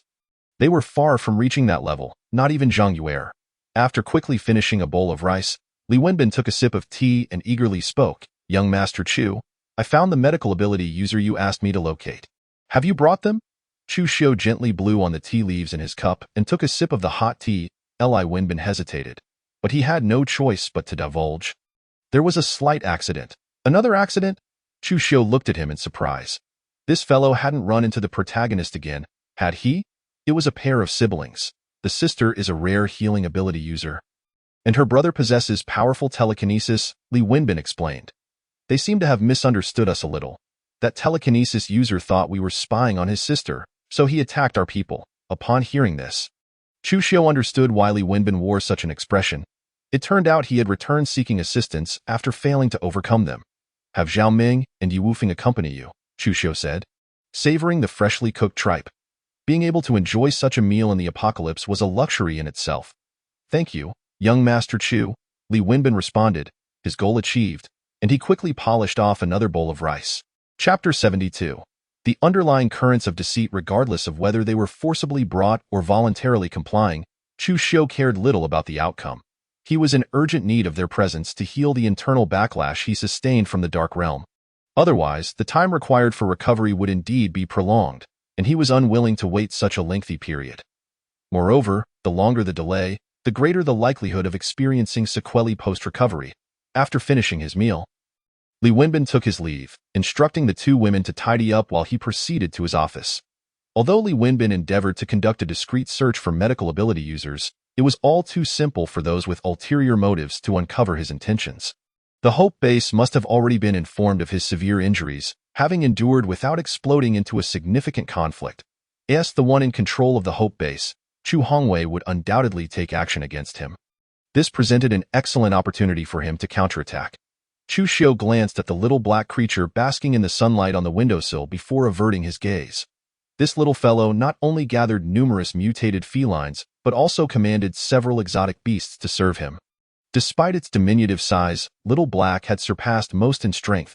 The army of exotic beasts under Little Black had always been one of Chu Xiu's trump cards, although he had yet to deploy this card. With Chu Hongwei intending to strike against him, he too harbored intentions of retaliation. During this period, he had been amassing power. There could only be one voice in Jingzhou, and that was his own. Chu Xiu decided to utilize his injuries to achieve his objectives. His grievous state would likely cause his opponent to lower their guard. as it would be a profoundly foolish decision for him to attack the Hope Base while gravely injured. Thus, he intended to act contrary to expectations. After all, the power he currently commanded did not necessitate his direct involvement.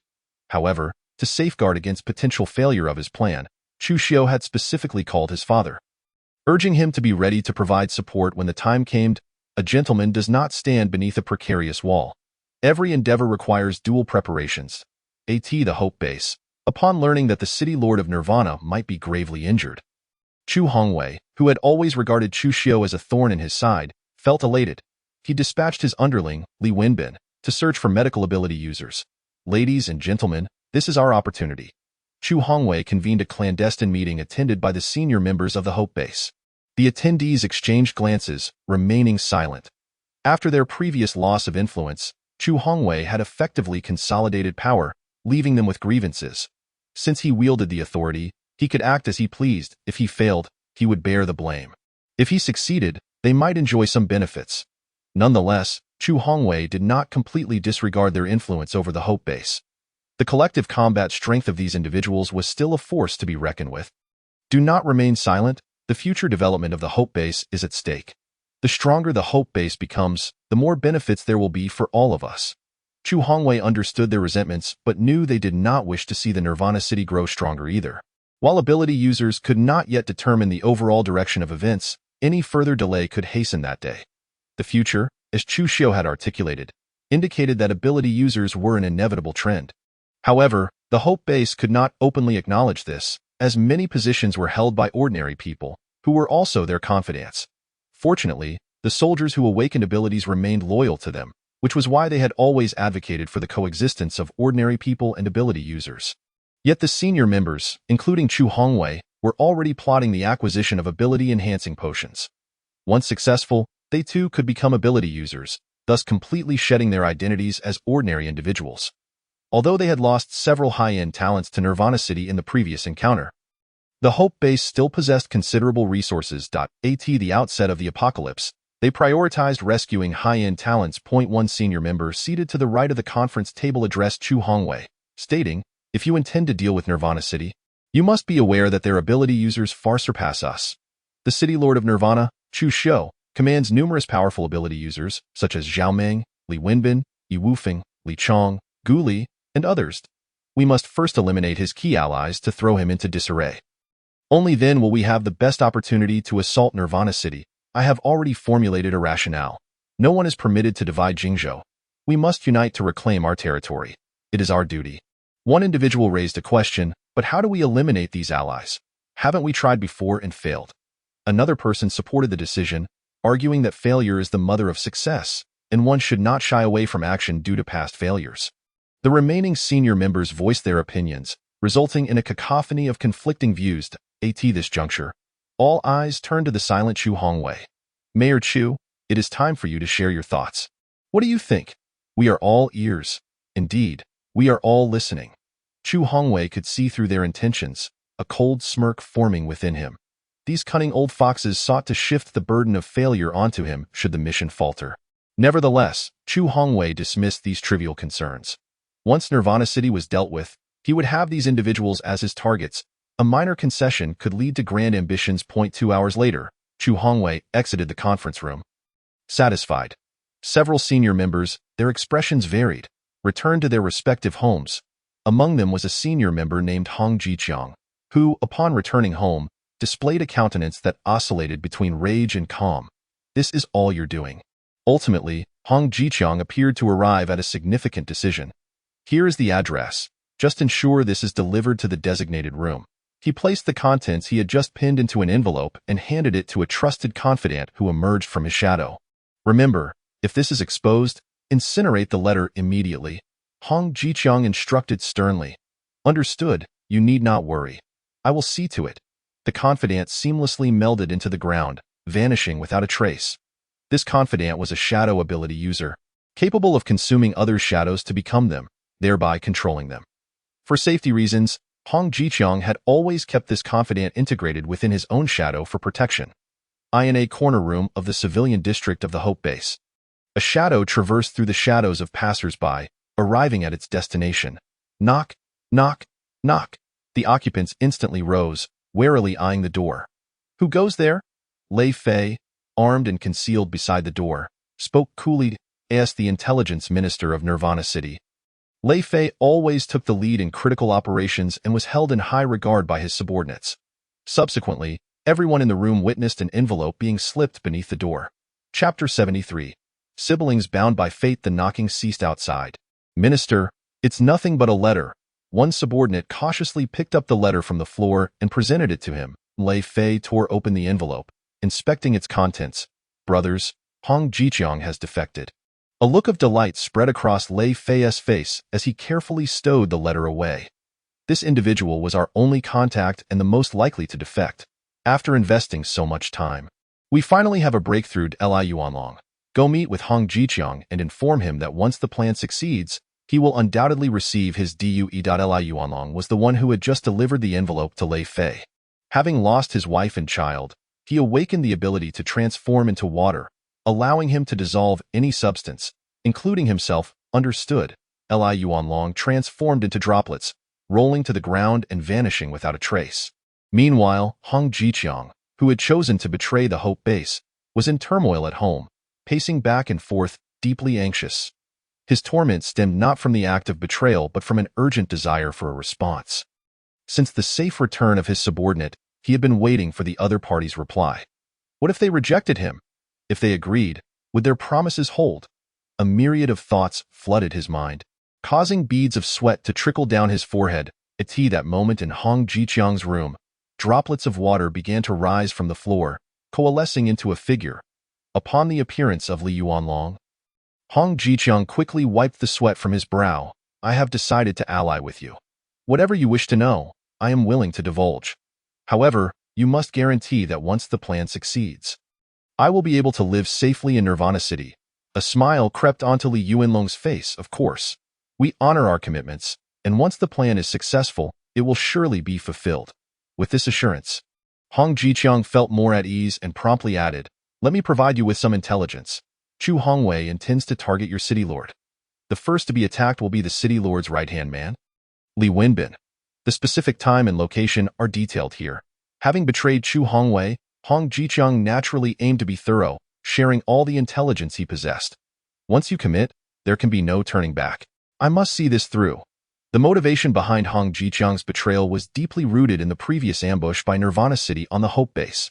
That incident had resulted in the death of his only son, a sacrifice made due to Chu Hongwei's machinations against the higher-ups. From that moment on, Hong Jiqiang harbored deep resentment towards Chu Hongwei. As Lei Fei and others approached him, his animosity only intensified, ultimately leading to his decision to betray. A son lost can be replaced, but vengeance must be exacted. Once he avenged his son, he could return to Nirvana City, seeking new relationships to start anew. After receiving the intelligence, Li Yuanlong carefully secured it before departing from the scene. After receiving this intelligence, Lei Fei immediately relayed the information back in the city of Nirvana. Upon receiving the message from Lei Fei, Chu Xiu smiled with satisfaction. Throughout history, most fortified cities have only been breached after internal issues arose. Eliminating Li Wenbin, naturally, Chu Xiu would not permit such a scenario, so he instructed Zhao Ming to inform Li Wenbin of the news. Upon hearing the news, Li Wenbin erupted in laughter, infuriated. Picking on the weakest? Did they think he was the easiest target? A tiger does not show its power and is mistaken for a sickly cat. Thus, for his own safety, Li Wenbin resolved not to let Yi Wufeng stray too far from him. Although Yi Wufeng was exceedingly detestable, Li Wenbin still acknowledged that his strength far surpassed his own. This time, Li Wenbin did not bring many people out of the city, merely 100 or so abilities users, all equipped with weapons. These weapons were the spoils from the last time Chu Xiao raided the arms depot at the Hope Base. "You seem quite afraid of death, preparing so thoroughly," Zhao Ming remarked with a light chuckle, observing Li Wenbin's fully armed subordinates. "This is merely being prudent, you fool. It seems that the target to eliminate is not you," Li Wenbin retorted, rolling his eyes at Zhao Ming. Upon leaving the city of Nirvana, everyone began to heighten their vigilance, for this place was far from the safety of home.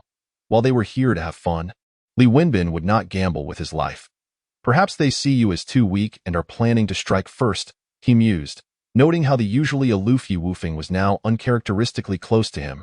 Yi Wufeng cast a cold glance at Li Wenbin beside him, disdain evident in his smile.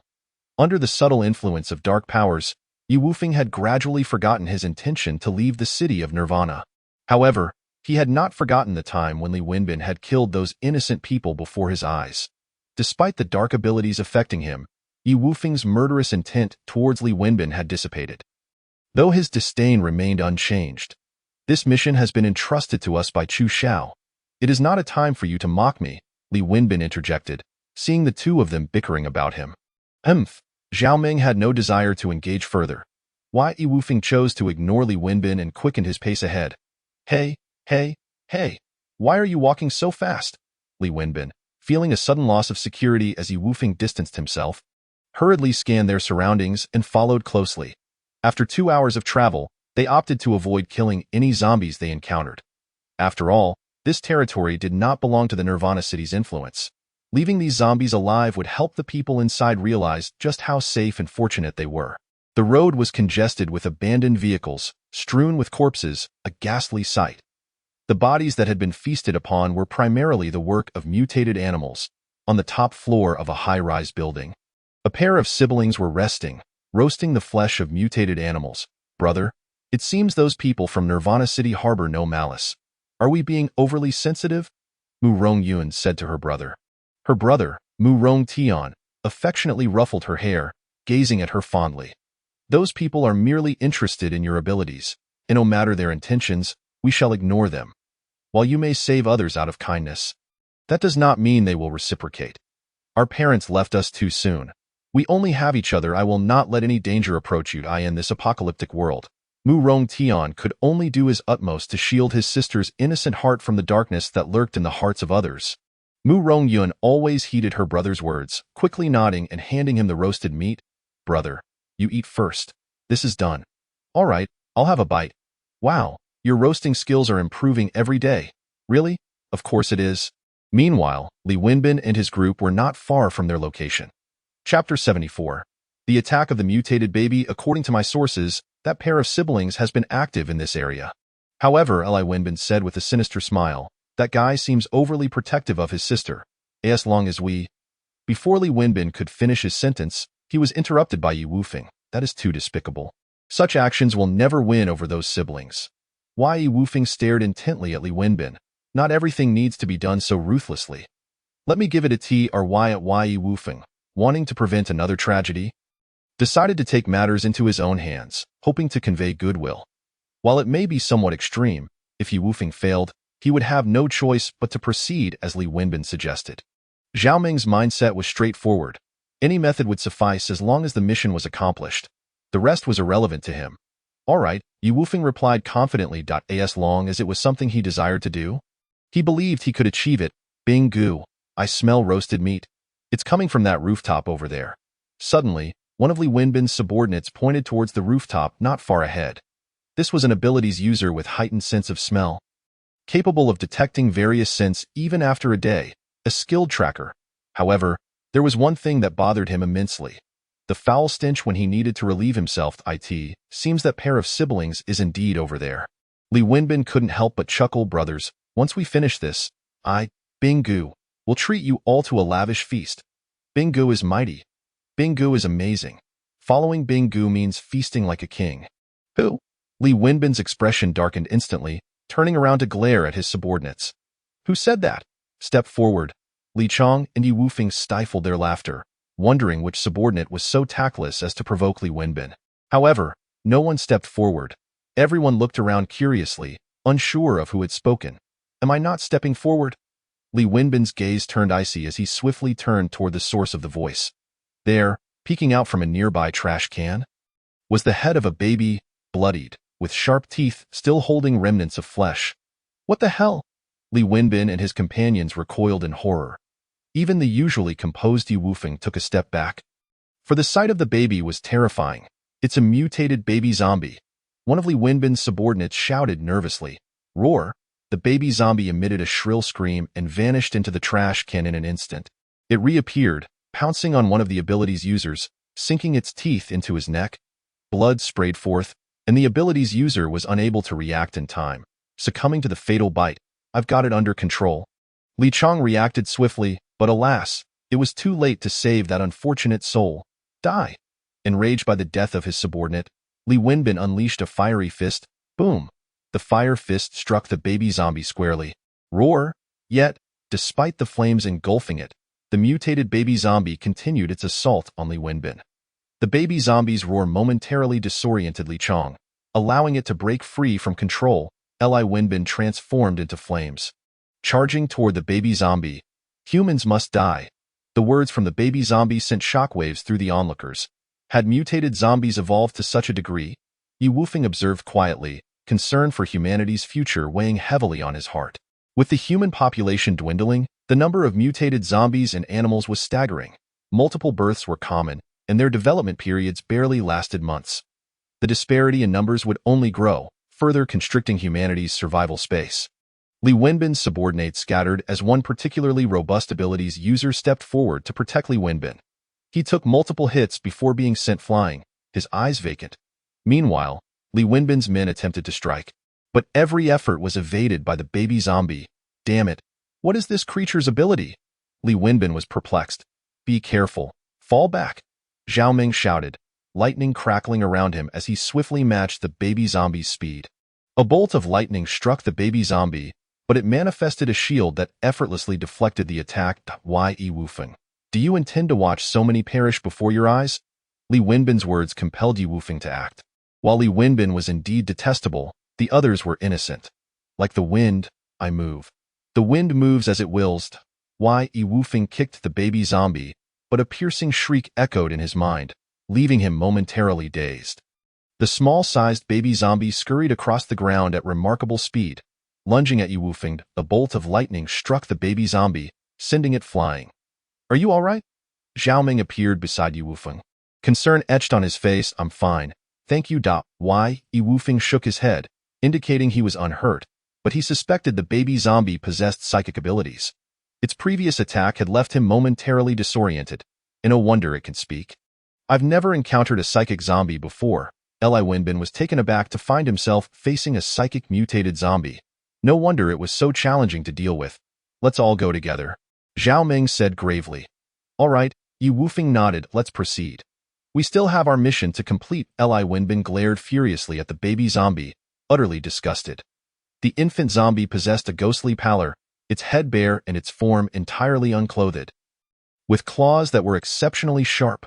Humans, we shall meet again, it seemed to whisper. The infant zombie unleashed a psychic assault, causing a piercing shriek to echo within the minds of the onlookers. By the time they regained their senses, the creature had vanished. How peculiar, Yi Wufeng remarked solemnly. It is not uncommon for zombies to attack humans without provocation, yet never have I encountered one capable of fleeing. Zhao Ming, witnessing its escape, felt an unexpected sense of relief. The creature displayed a high degree of intelligence, warranting heightened vigilance, for it was likely observing us from the shadows. Let us attend to our affairs first. We can deal with it later. Yi Wufeng shook his head. Foreseeing that it would likely become a significant threat in the future, proving more challenging to handle, he sensed that their next encounter would not be so easily resolved. The task at hand is paramount. Li Wenbin concurred, opting not to linger on the matter, believing they could address it in due time. The sibling duo observed the events unfold from the upper level. Brother, I didn't expect them to be so formidable. Morong Yun remarked, Chapter 75, Initiating the Indomitable Verbal Duel. Morong Yun had no intention of descending to assist, for she and her brother had encountered this infant zombie several times before. Each time, their efforts to subdue it ended with its escape. This infant zombie was exceedingly troublesome. Annihilation was only possible if it chose not to flee. Morong Tian scoffed, stating that if the infant zombie was not eradicated now, it would surely pose future complications. I suspect that this creature is probing the abilities of human psychics, though I possess no evidence.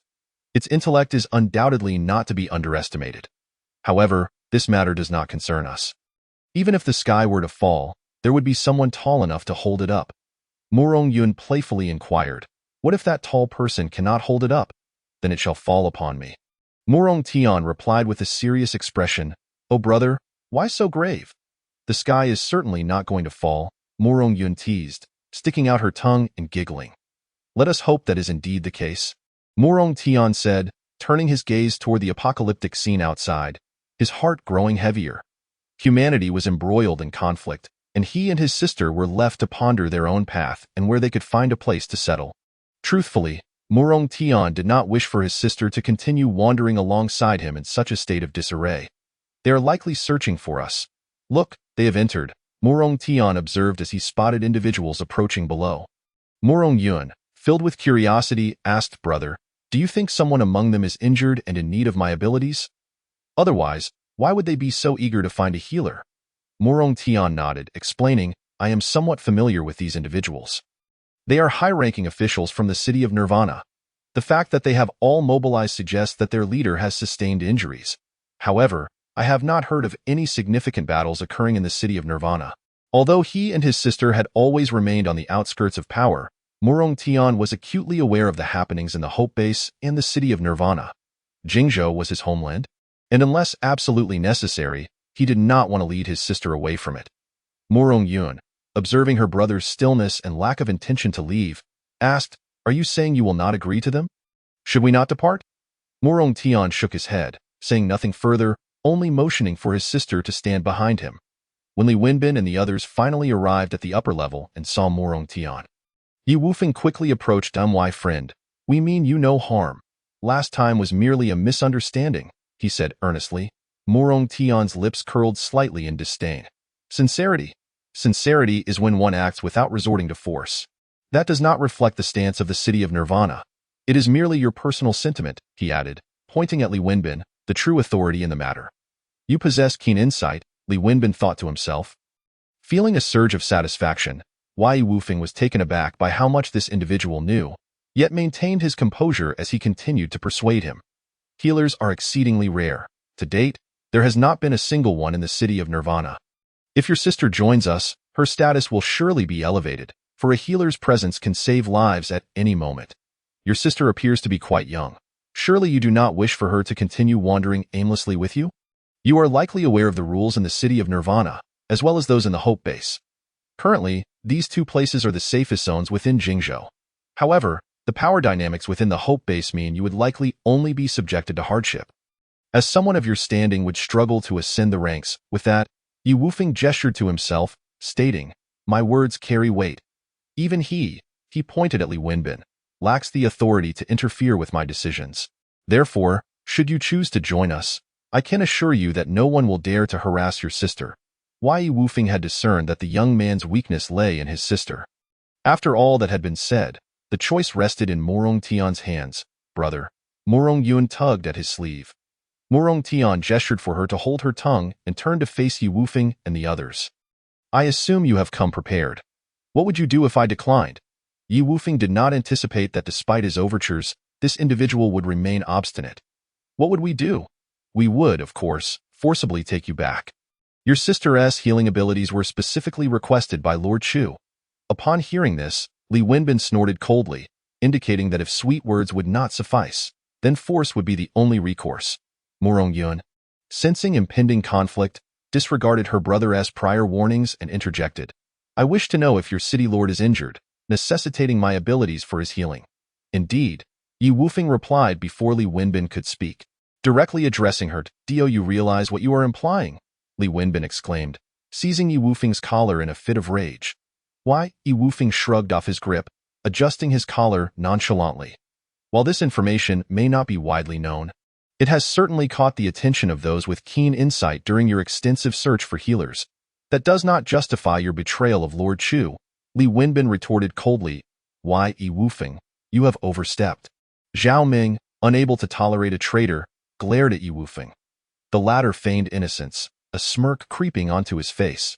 "Did you not say that any means necessary could be employed to persuade them to join?" Li Wenbin fumed, feeling a surge of anger at being trapped by his own words. "If it is merely a matter of healing, I can agree," Murong Tian interjected suddenly. Both Li Wenbin and Zhao Ming turned to him in surprise.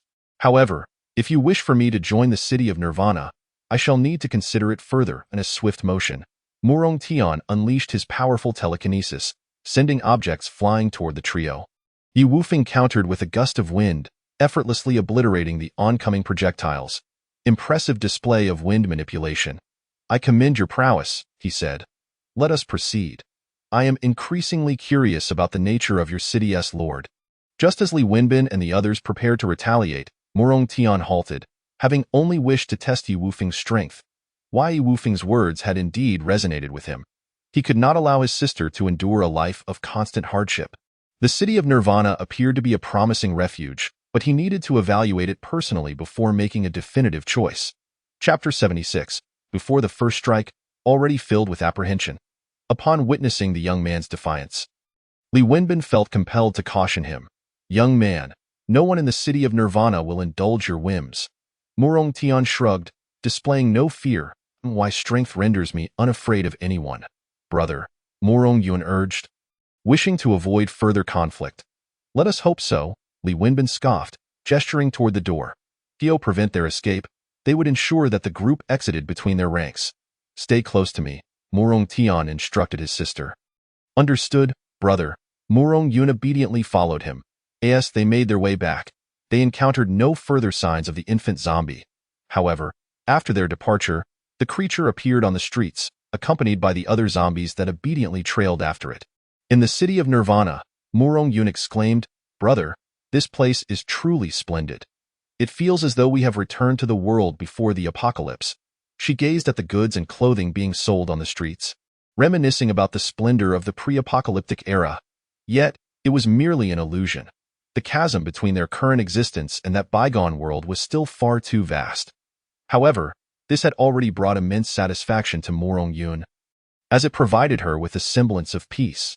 After all, humans are inherently social beings. A solitary existence only serves to foster profound feelings of loneliness and emptiness. Such solitude can suffocate an individual, leading to psychological distortions. By the way, what are your and your sister's names?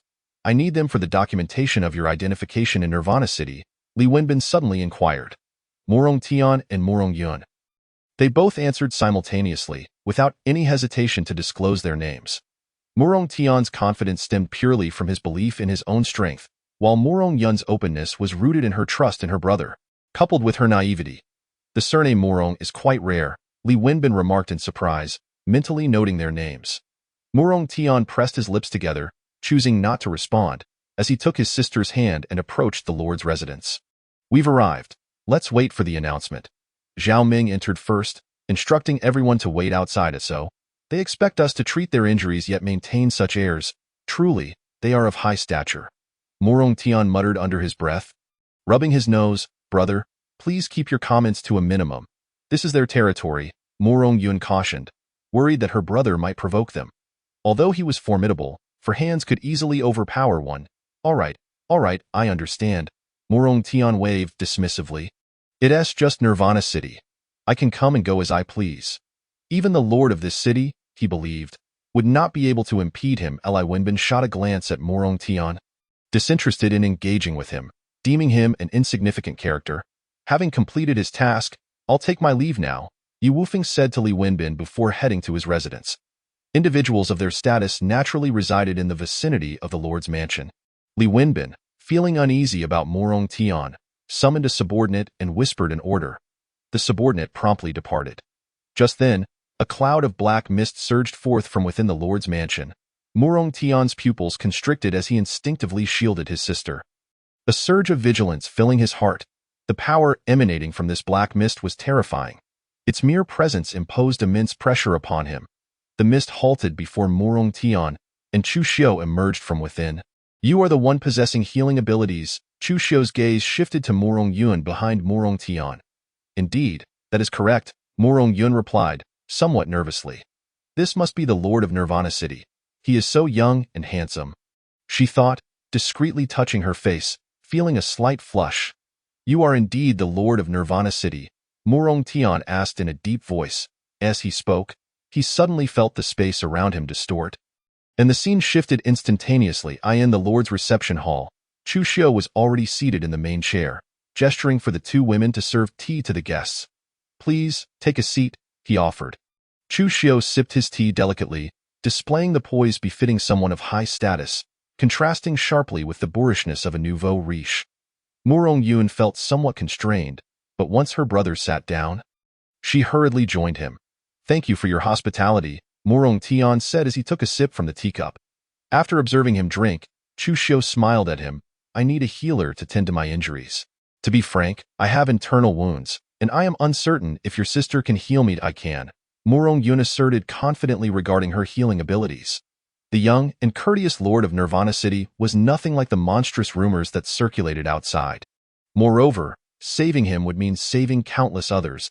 If the lord of Nirvana City were to meet an untimely demise, his brutal subordinates would be left unchecked, leading to further bloodshed. Although Morong Yun was often oblivious to many matters, she had absorbed knowledge from her brother's frequent discussions, understanding the significance of the Lord's existence. She felt a sense of responsibility to utilize her healing abilities to aid more people. Upon hearing his sister's eagerness to assist, Morong Tian opened his mouth but ultimately refrained from speaking. He had always respected his sister's autonomy, never wishing for her to be a mere puppet to his will. After all, he would always be there to support her should anything go awry. Arrange accommodations for the two of them in the mansion. It is late now, and tomorrow will suffice for healing, Chu Xiu instructed the mother and daughter with a calm demeanor. The two women accepted their fate. Feeling fortunate to be in a place where their needs were met, grateful for the security of the Lord's mansion, as for Li Mu, they appreciated all he had done for them, but ultimately, one must look ahead. Very well, Morong Tian nodded in agreement. Please follow us. The two women, donned in proper maid attire, led Morong Tian and Morong Yun out of the reception hall. What are your thoughts on him? After the two departed, Chu Xiu turned to Li Wenbin. Chu Xiao, I find that Morong Tian is exceedingly irritating, much like Yi Wufeng. Li Wenbin quickly responded, spitting out his tea and wiping his mouth. Is that so? Chu Xiu mused, contemplating the possibility that the other might indeed be a protagonist. Yet, he remained curious about what his hidden talents might be. However, being in Nirvana City, he would inevitably reveal his true nature. So he ordered Li Wenbin to take a good rest. Relate to me the events of today from start to finish. After Li Wenbin left, Chu Xiu commanded Zhao Ming beside him. Yes, Zhao Ming promptly obliged. Recounting the day's occurrences. A talking baby zombie?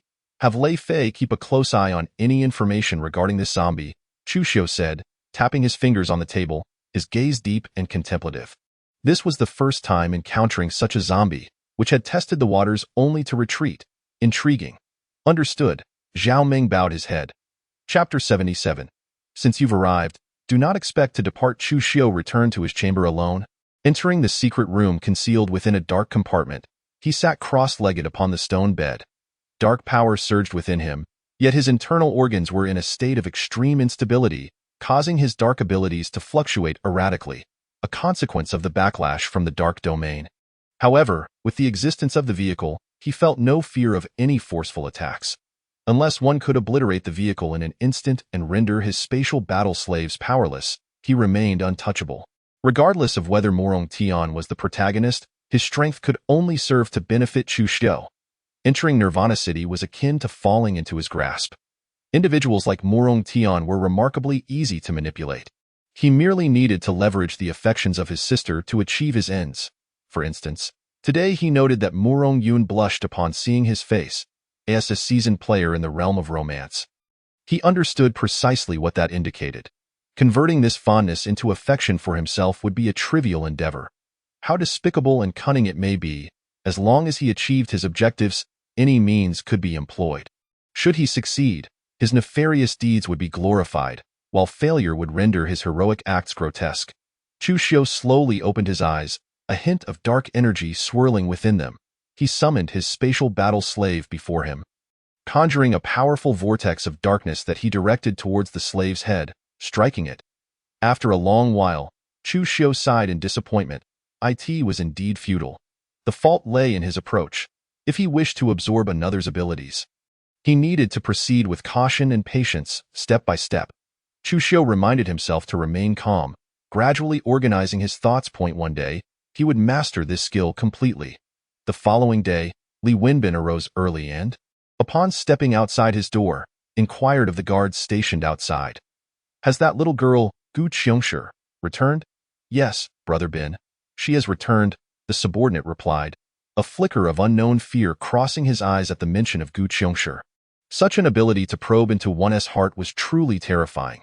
He dared not harbor any ill intentions, lest he be discovered by Gu Qiongshi, which would surely lead to an unbearable fate. As one of Li Wenbin's closest confidants, he was among the few privy to Gu Qiongshi's capabilities. Bring her to me.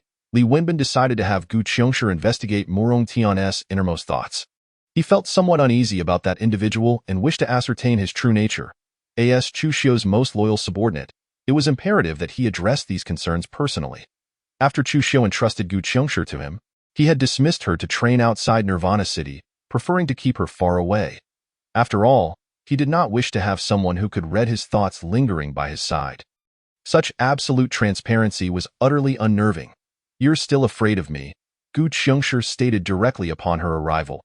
"I told you not to misuse your abilities on me," Li Wenbin hastily admonished, striving to clear his thoughts. His expression one of irritation. "I apologize. I couldn't help myself," Gu Qiongshi replied earnestly. "However, you hold a deep loyalty towards your older brother, and you wish for me to probe into someone's heart, correct?" Gu Qiongshi observed, her demeanor noticeably more mature. Though her face retained its youthful innocence, her eyes, having witnessed the complexities of human nature, appeared deep and murky. Yes, Li Wenbin's expression softened considerably. He even hoped that Gu Qiongshi would convey his loyalty to Chu Xiu. "However, I will not casually reveal the thoughts of others." In the next moment, Gu Qiongshi abruptly shattered Li Wenbin's illusions. "Follow me."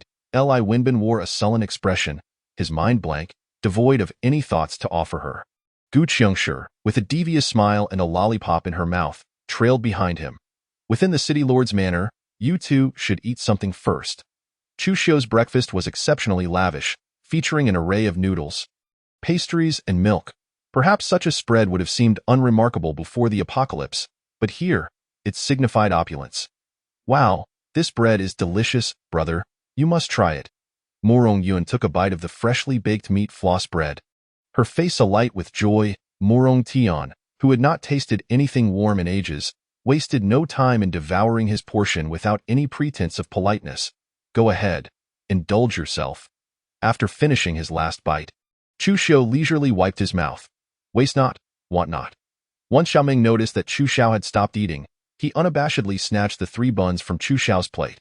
Chu Xiao Li Wenbin strode in with Gu Qiongshi, commanding attention. "Come, have a bite."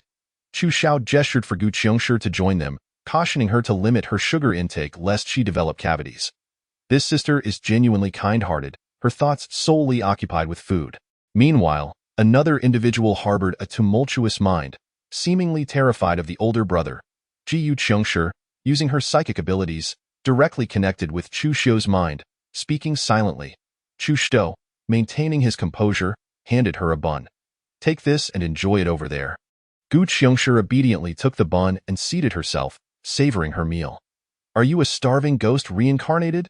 Li Wenbin observed as he finished a bun, only to see Xiaoming reaching for his plate, prompting him to carry his plate aside. 10 minutes later, most people had nearly finished their breakfast. "Shall we commence now?"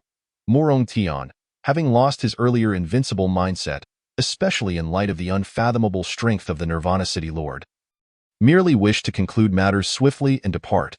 "Thank you for your hospitality. I will do my utmost to assist in your healing, rest assured." Murong Yun, having eaten her fill, expressed heartfelt gratitude for the Nirvana City Lord's warm welcome. "Let us proceed here." Chu Xiu, with nothing to hide, permitted her to begin. "All right." Murong Yun nodded, immediately activating her healing abilities, a line of life energy striking Chu Xiu. An incessant flow of vitality poured from her into him. Zhao Ming and Li Wenbin stood vigilantly beside Chu Xiao, eyeing Murong Tian with suspicion.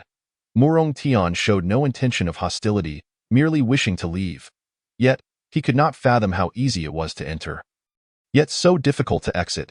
Chu Xiu distinctly felt his internal organs being mended, his previously heavy body now considerably lighter. Yet, why had the healing process slowed so drastically? Chu Xiu opened his eyes. Gazing at Murong Yun with confusion, he observed that her aura had become extremely unstable, her complexion pale, yet her stubbornness compelled her to persist. "Sister, do not overexert yourself. If one attempt fails, rest and try again." Murong Tian, noticing his sister's unusual state, rushed forward, his eyes filled with concern. "I am fine." Murong Yun stubbornly shook her head. "What do you mean you're fine? Stop immediately." Murong Tian, alarmed, forcibly halted the healing process. At that moment, Murong Yun appeared exceedingly frail, resembling someone on the brink of collapse. Murong Tian quickly supported his sister, aware that her condition was a result of overexertion of her abilities. With rest, she would gradually recover. "What are you doing?" Li Wenbin, seeing Murong Tian abruptly cease the treatment, inquired in a low voice, "Why sister needs to rest." Murong Tian's tone carried a hint of anger. "Very well. Take your sister down to rest." Chu Xiu recognized that Murong Yun had reached her limit. Her internal injuries had healed about 70%, and he was quite satisfied with the progress. They only needed to wait for Murong Yun to recover before continuing the treatment. Once completed, generous rewards awaited both of them. This was merely a token of appreciation. Chu Xiu clapped his hands, and soon, a mother and daughter appeared, each carrying a tray laden with 30 blue crystal cores and another containing 10 green crystal cores. As time passed, the appearance of green crystal cores became more frequent. To Chu Xiu, this amount was but a drop in the bucket. Moreover, he had enhanced the cores within, concealing his strength more deeply as he grew stronger. For instance, Yi Wufeng had consistently received enhanced cores, oblivious to the fact that he was being subtly manipulated by Chu Xiu through daily absorption. Murong Tian, taken aback by the Nirvana City Lord's generosity, felt a flicker of temptation. "Thank you." He believed his sister had done her utmost and felt entitled to accept them, thus he did so without hesitation. Seizing the moment when Murong Tian was distracted, Chu Xiu exchanged a meaningful glance with Murong Yun, causing her cheeks to flush crimson. Once Murong Tian escorted Murong Yun to rest, Chu Xiu instructed Zhao Ming to notify everyone to prepare for a meeting. Meanwhile, the two returning to rest sat in their room. Murong Tian hurriedly poured a glass of water for his sister. "You silly girl, why push yourself? If you can't do it, rest before trying again. Why go to such lengths and make me worry?" He chided her, though his tone remained gentle, careful not to frighten her. "I merely wish to heal the Nirvana City Lord swiftly," Murong Yun replied. Appearing remorseful in her heart, she genuinely wished for the Nirvana City Lord's recovery. He had treated her and her brother with such courtesy, and under his governance, Nirvana City was flourishing. She had a premonition that given time, he could achieve even greater things. Recalling the way the Nirvana City Lord had looked at her, Murong Yun's heart raced. Surely, the Nirvana City Lord harbors some fondness for me? Her mind began to wander. A woman's infatuation with a man often stems from 4 aspects: wealth, power, appearance, and voice. The Nirvana City Lord possessed all 4, coupled with maturity and stability, exuding an air of safety that was irresistibly alluring for a girl just beginning to explore her feelings. "You surely aren't taken by the Nirvana City Lord's handsome appearance, are you?" Murong Tian regarded her with suspicion. "Brother, could you refrain from making baseless assertions?" Murong Yun hastily denied it. Observing his sister's reaction, Murong Tian's heart grew heavy, his expression turning stern. "I do not oppose you dating, but a person like the Nirvana City Lord is far from your best choice. Such individuals are only focused on power and influence. You mustn't fall into that trap, sister." "Oh please, I am not." "You still insist you aren't?" Murong Tian was exasperated, silently resenting the Nirvana City Lord for being so handsome. No, I shan't speak of it anymore. I need to rest now." Murong Yun lay down on the bed, pressing her pillow over her head, turning away from him. In truth, Murong Tian failed to comprehend that the more one forbids, the stronger the rebellious urge grows. Murong Yun was precisely this way. In her perception, how could the Nirvana City Lord possibly be the kind of person her brother described? It was simply unfathomable. Seeing his sister so obstinate, Murong Tian anxiously paced back and forth. Eventually, he thought to himself that since he would be leaving soon, his sister would not encounter the Nirvana City Lord again, and over time, she would surely forget him. With this in mind, Murong Tian felt reassured. He then gazed at the crystal cores on the table. "Sister, you must diligently enhance your strength. These crystal cores cannot go to waste." Reluctant to touch the crystal cores, he intended to let his sister absorb them entirely, but seeing her indifferent to his words, he sighed.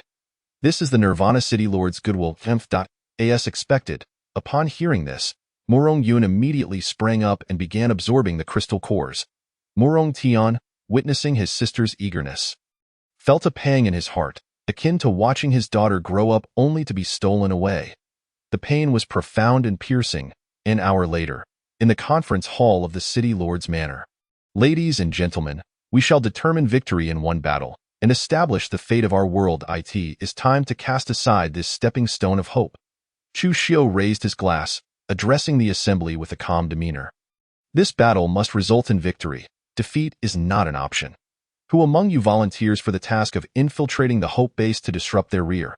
At this declaration, Li Cheng swiftly rose to his feet. Eager, Chu Xiao, I shall go. Very well, this mission is entrusted to you. With Li Cheng having promptly accepted the task, Chu Xiao nodded and proceeded to assign the next mission. Then, the overall command of the front lines will be entrusted to you.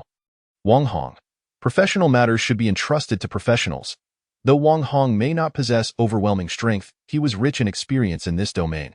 Understood. Wang Hong declared confidently, standing tall to Li Wenbin, Yu Wufeng, Gu Li, you three will assist Wang Hong. Chu Xiu directed his gaze at the remaining three, issuing orders. Understood. The trio quickly stood in response. Chu Xiao, what about me? Wu Jia, feeling sidelined, grew anxious. Of course, I have not forgotten you. Chu Xiu sipped his tea and issued his command. Wu Jia, as a summoner, you shall operate independently, launching attacks from the left flank. Understood. Wu Jia answered eagerly, rising with enthusiasm. Little Black. Chu Xiu had not forgotten his pet mutant cat. This operation by the entire contingent of Nirvana City pertains to the future prospects of unifying Jingzhou. And the significance of this endeavor is undoubtedly profound. Meow? Little Black meowed, promptly rising to its feet. This so-called human has come to torment me once more. Your feline army will launch an assault from the right flank. Remember, should you dare to flee, I shall end your life. A glimmer of coldness flickered in Chu Xiu's gaze as he regarded Little Black. Meow meow. Little Black shuddered, hastily nodding in earnest. Chapter 79.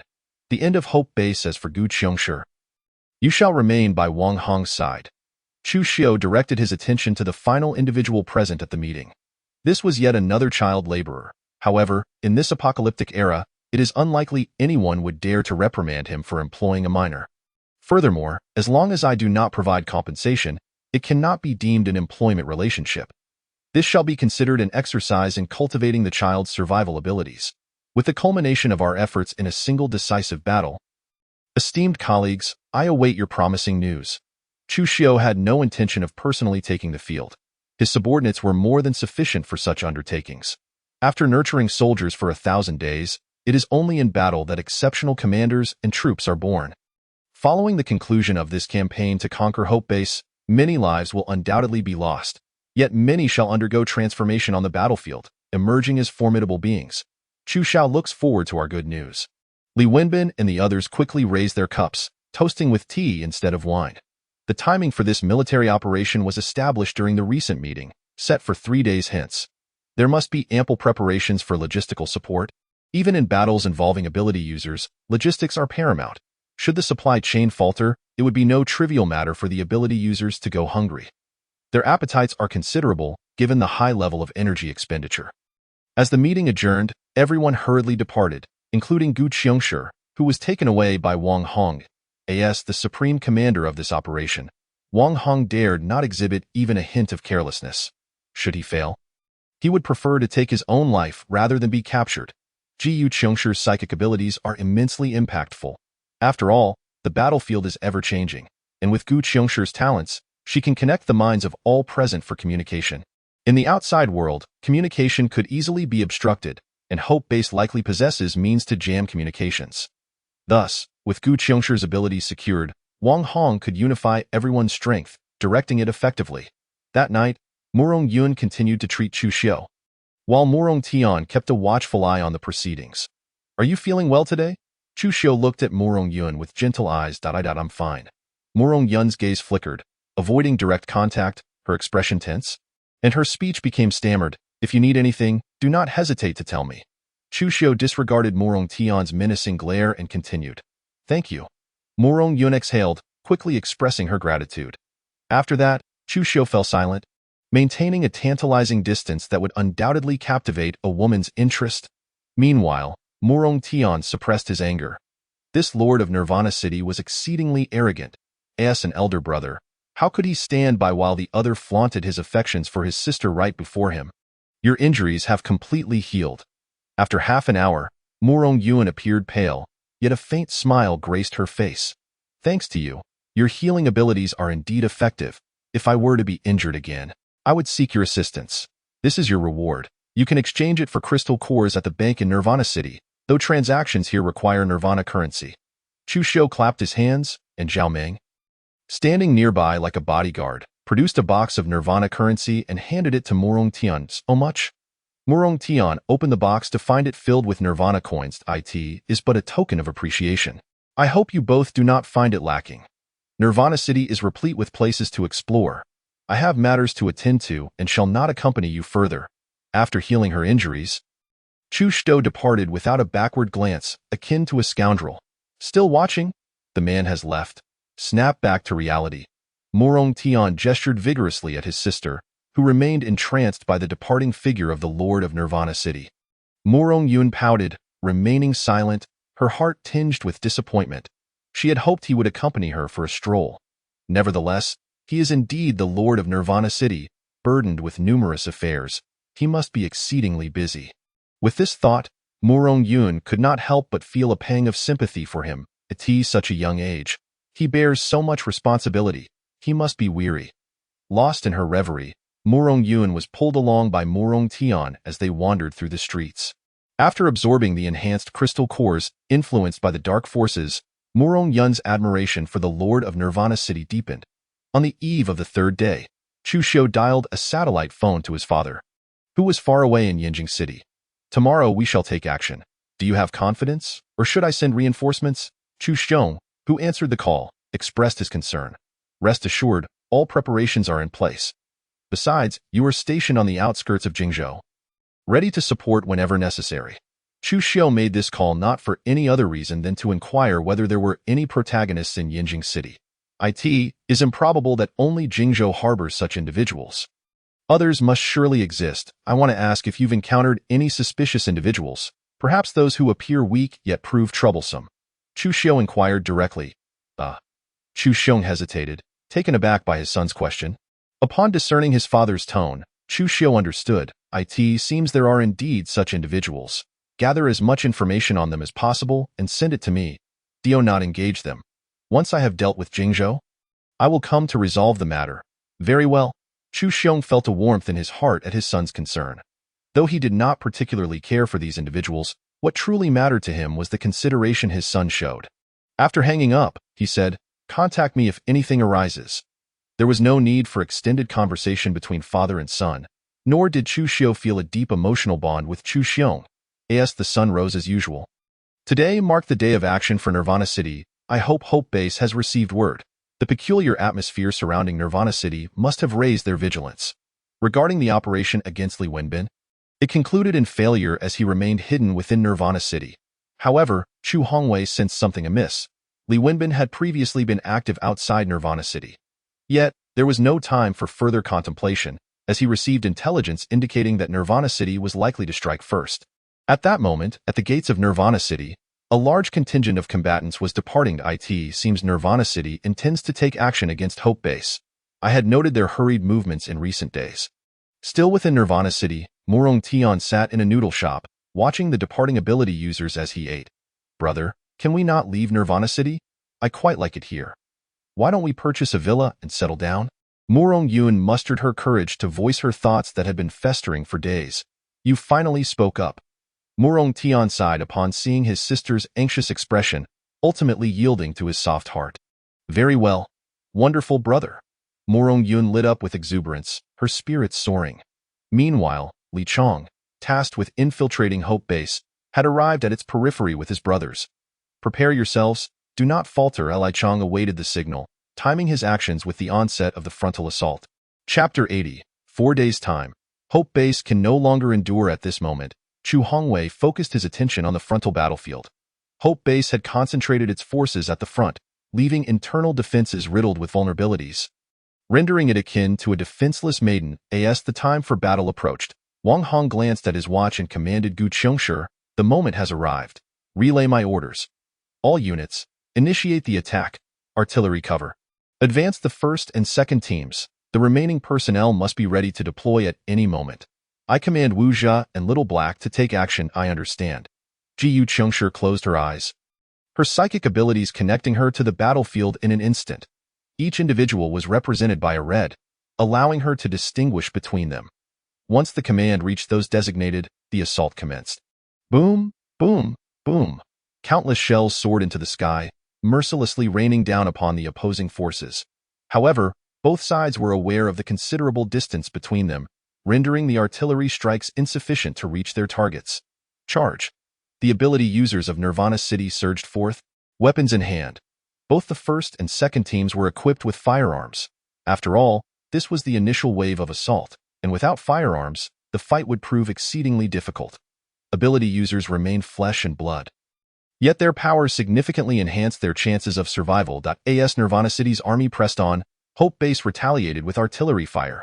However, the numbers at Hope Base far exceeded those of Nirvana City, as the base's population of ordinary individuals was particularly vast. Moreover, Hope Base placed considerable emphasis on its ordinary citizens.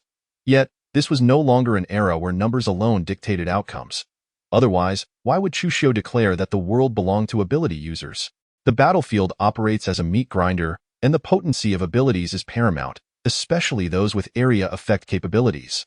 Countless supernatural abilities were unleashed upon the battlefield, where powers and bullets claimed the lives of innumerable souls. The once brutal arena transformed into a scene of carnage in an instant. Charge, Wuxia, who had long since sacrificed over 10,000 cannon fodder beings from other realms to the undead, issued the command to attack, Meow. At the same time, Xiao He unleashed its Meow Punch. Under Xiao He's command were not merely mutated cats, but a multitude of otherworldly beasts, all subdued by its prowess. Commander, there are planes in the sky. A voice suddenly shouted from the command center of Nirvana City. Drones, Yi Wufeng, I entrust this to you. Wang Hong's expression turned serious as he glanced at the idle Yi Wufeng beside him.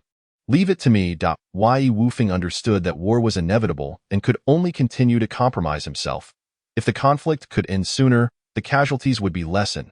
He reassured himself that his actions preserved humanity's strength. A tornado appeared from thin air, and the drones were obliterated before they could reach the position above Nirvana City. Stunned, a gust of wind swept by, and Yi Wufeng returned to the scene. Impressive, Wang Hong marveled, his gaze returning to the battlefield. He hoped that within the Hope Base, Li Chong was wreaking havoc with his troops.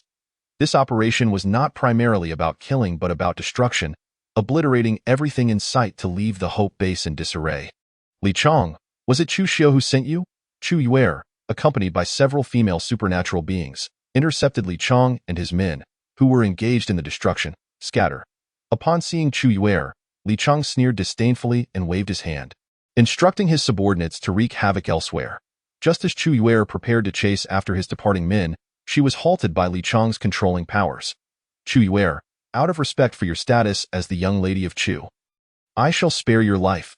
However, obstructing me is tantamount to betraying the young Master Chu.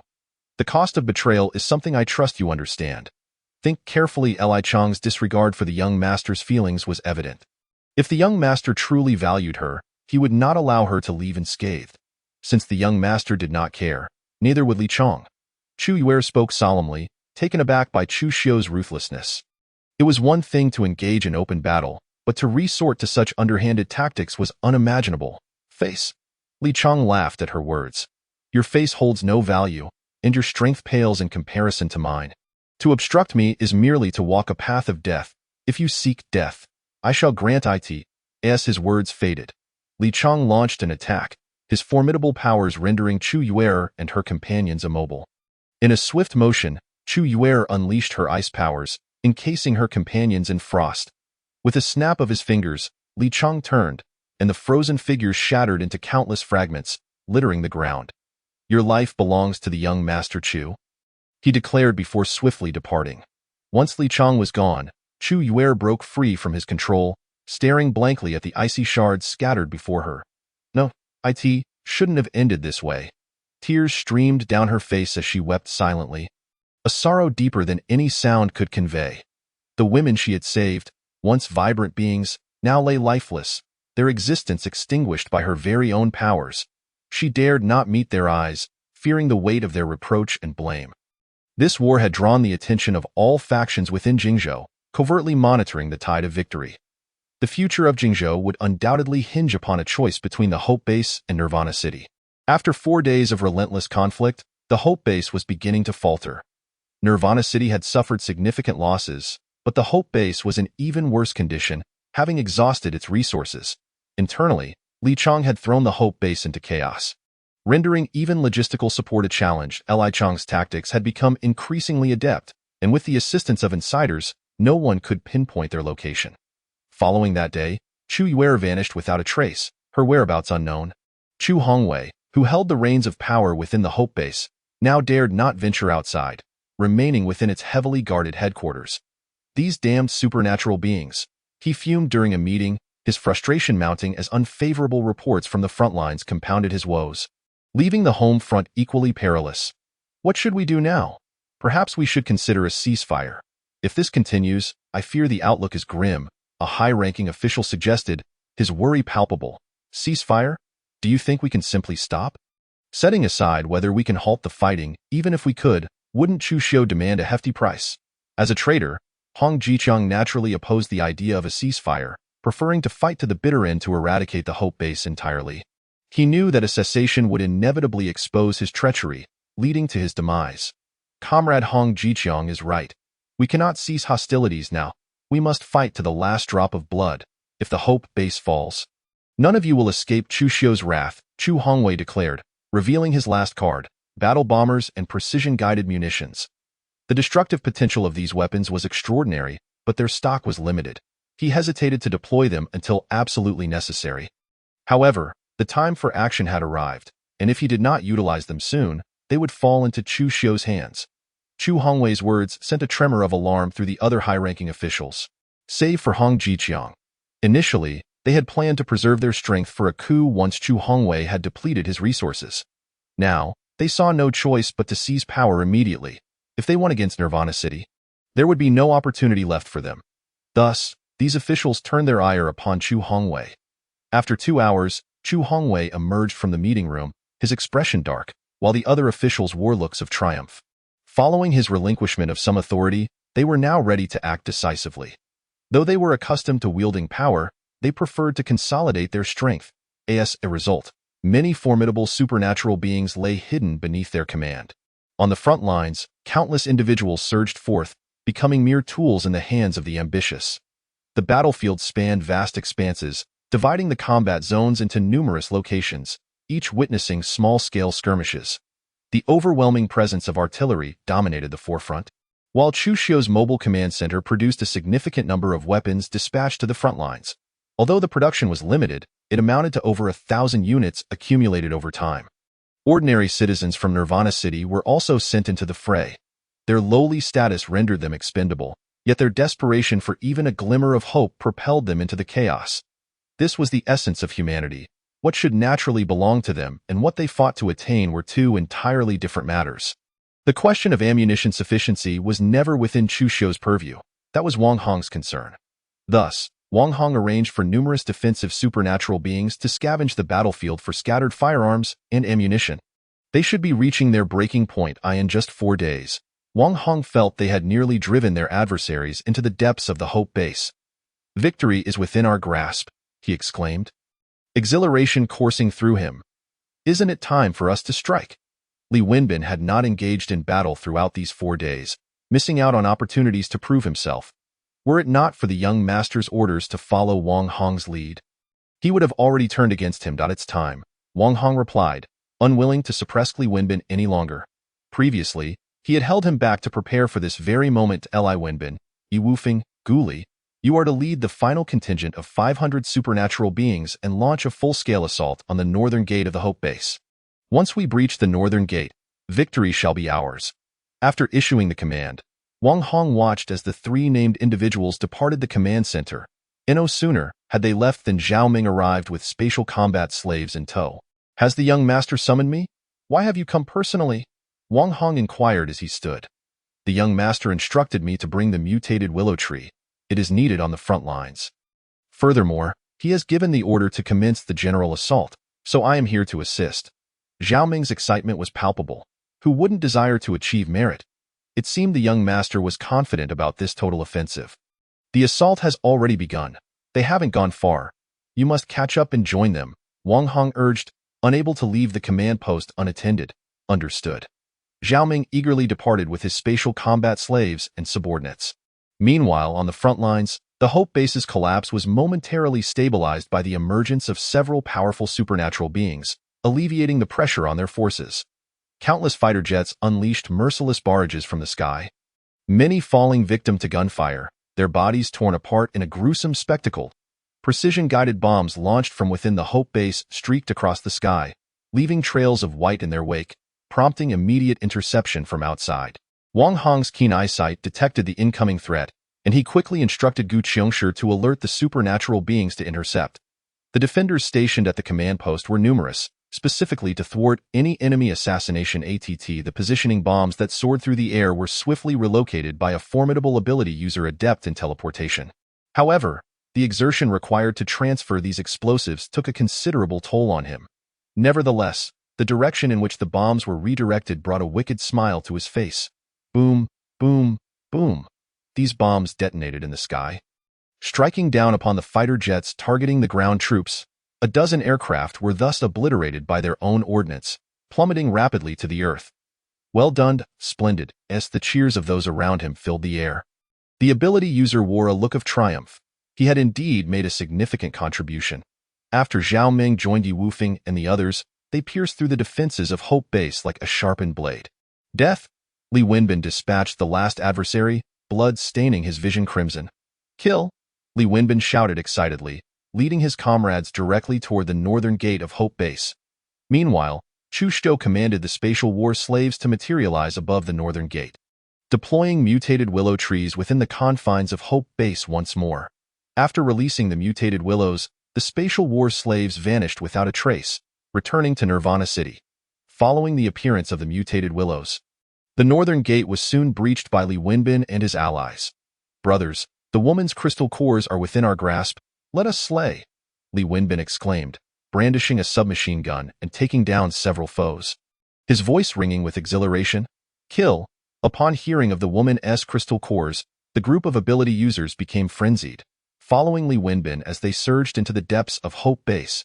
Li remained by Li Wenbin's side, providing protection. In contrast, Yi Wufeng felt indifferent, merely wishing for the swift conclusion of the battle to restore peace to Jingzhou City. Meanwhile, Chu Hongwei, upon witnessing the dramatic downfall of his trump card, felt his heart turn to ashes. Was this not the very trump card he had prided himself on, lost with naught but a sound? At that moment, the northern gate was compromised, and countless skilled ability users surged inside, crushing the last vestiges of resistance in Chu Hongwei's heart, compelling him to prepare for a hasty retreat. With no hesitation, he resolved that he could no longer remain at Hope Base. As Chu Yuer pondered her future in her room, her father forcibly dragged her away to flee. Chu Hongwei's actions left Chu Yuer frowning in disapproval. His irresponsibility and abandonment of everyone filled her with disdain. Coupled with her previous trauma, the dark power within her stirred to life. We must leave quickly. If we delay, we shall miss our chance. Let those left behind accompany Hope Base to its doom. Chu Hongwei gathered all his trusted allies, intending to relocate and start anew. He failed to notice that his daughter's eyes were completely shrouded in darkness. This dark force had been infused into her by Chu Shou himself, designed to activate at the moment of Chu Hongwei's flight, compelling Chu Yuer to commit patricide. From the very beginning, Chu Yuer had been ensnared in Chu Shou's scheme, merely a pawn. After all, Chu Hongwei's identity could allow him to rise again, a scenario that Chu Shou would not permit. Chapter 82 concludes with bountiful gains. The battle raged on, and after Li Wenbin and his group breached Hope Base, they advanced directly toward the headquarters of the upper echelons. Once the leadership of Hope Base was eliminated, this war could be declared over. Meanwhile, Chu Shou, stationed in Nirvana City, received a steady stream of good news. Report Li Wenbin and his comrades have successfully breached the northern gate of Hope Base. Report the forces of Hope Base are now entirely suppressed by our side, reduced to their last gasp. Report the ruler of Hope Base, Chu Hongwei, was slain by his daughter, Chu Yuer, in a surprise attack. Reports indicate that she took her own life immediately thereafter. Report our forces, under the command of General Wang Hong, have fully penetrated Hope Base. Report, my lord, We have completely occupied Hope Base, capturing over 2,000 ability users and more than 60,000 ordinary survivors. Upon hearing this news, Chu Xiu burst into jubilant laughter. Jingzhou City was now virtually in his grasp. Only the surrounding pests needed to be cleared away, and his ambition to unify Jingzhou City was within reach. Relay my orders. Have Wang Hong arrange for personnel to garrison at Hope Base. As for the captives, spare those who surrender. Eliminate those who resist on the spot. Every participant in this conflict has exerted great effort, and all spoils should be divided equally, with half surrendered and the remainder retained by the individual. According to the regulations of Nirvana City, all captured items must be surrendered, yet in his delight, he decided to grant half to his subordinates. Thank you, my lord. The messenger expressed his gratitude before promptly relaying the orders. Chu Xiu was taken aback by Chu Yuer's fervor. After all, she had merely killed one person, yet she chose to end her life so readily. Nonetheless, Chu Xiu's contemplation regarding Chu Yuer lasted but a fleeting moment. With her demise, she had become a mere passerby, unnecessary to linger upon, just a pawn. It was a pity, however, that Chu Yuer's ice abilities were lost. Subsequently, Chu Xiu called his father, advising him to evacuate from the Jingzhou City border. Congratulations, son. You executed this battle splendidly, showcasing your father's prowess. Chu Xiong felt immense pride and joy in his son's success. Jingzhou City is merely my starting point. Chu Xiu replied over the satellite phone, stating, I shall visit you when time permits, with the presence of a motorhome. Traveling to Yanjing City was exceedingly simple. Splendid. Chu Xiong grinned broadly. After hanging up, Chu Xiu had matters to attend to and promptly ended the call. Although Hope Base had been captured, the remaining stubborn elements needed to be swiftly hunted down and eliminated. This task would be entrusted to Lei Fei, whose talent for intelligence gathering was formidable enough to garner respect. Lei Fei was a natural leader in the realm of intelligence. While the current strength of Lei Fei's intelligence department was not particularly robust, this victory would undoubtedly allow for the recruitment of numerous combat personnel.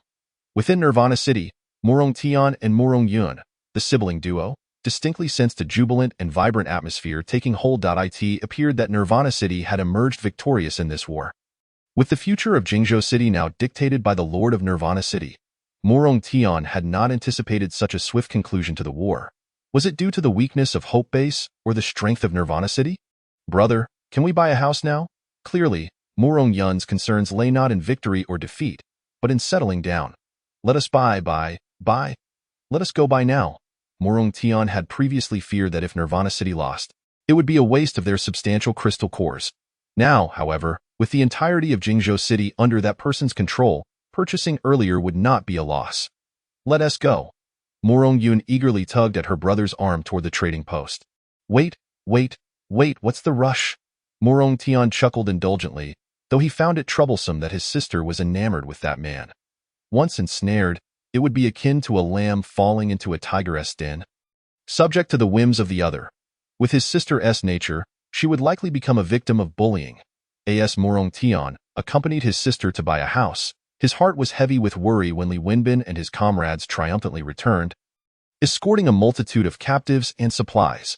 Nirvana City had indeed emerged victorious in this war, albeit at a significant cost. The death toll among ability users exceeded 300, not counting the wounded. Ordinary casualties amounted to over 4,500, with injuries affecting more than 5,000. The spoils captured were countless, and once they fully absorbed the fruits of victory from Hope Base, the strength of Nirvana City would double. To our success, everyone has worked tirelessly. The celebratory banquet. Chu Xiu raised his glass to the crowd, his expression one of elation. Li Wenbin, having imbibed some wine, exclaimed excitedly, You have no idea, young Master Chu, how tragically Chu Hongwei met his end. His entire being was frozen and shattered upon the ground, piece by piece. And that Chu Yuer was even more formidable, encasing herself in ice. Where is the body? After downing a drink, Chu Xiu inquired. Li Wenbin, slightly inebriated, assured him, The body has been incinerated on site. Young Master Chu need not worry. I handle my tasks without mishap. We have eradicated all the upper echelons, and of course, we have arranged a villa for Hong Jiqiang. However, all his subordinates have been forcibly subdued, leaving only a shadow ability user in their place. Well done. Chu Xiu did not reprimand Li Wenbin, rather, he praised him. Having too many forces around someone like Hong Jiqiang would be a burden, and Li Wenbin's actions were intended to prolong the adversary's existence. Without strength, one would be compelled to live as a mere commoner. That moment, Li Chang interjected. I encountered a young man accompanied by numerous women. He did not engage us, but merely took some supplies and fled. At the time, I had pressing matters to attend to, so I did not pursue it further. Women? How many did he have? How audacious! Li Wenbin hiccuped, his breath reeking of alcohol. 7 or 8, I believe. He exhibited some strength and remained unfazed in our presence. Li Chang recalled, Lei Fei, take note. Chu Xiu sipped his drink and instructed. The presence of numerous women is a symbol of strength. Could he be yet another protagonist? Chu Xiu pondered, as such figures who amassed harem members in the apocalypse were far too common. Understood, my lord. Lei Fei promptly committed this to memory. The others were intrigued. What kind of young man could be so brazen as to lead such a harem?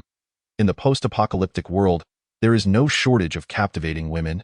Yet it seems unnecessary to surround oneself with all of them, unless one is a solitary wanderer without a permanent abode. Subsequently, Chu Xiu commended each individual, outlining the future blueprint of the Nirvana city, igniting a fervor akin to a surge of adrenaline among the crowd, save for Xiao He, who remained unmoved in the corner, indulging in dried fish. Chapter 83. The suspected harem builder Xiao He was solely focused on the dried fish. While this human may be detestable, he never scrimped on his own sustenance. However, he harbored not a shred of belief in the words of this loathsome human in his company. He merely relished the delicacies offered. A domestic cat is always preferable to a wild one.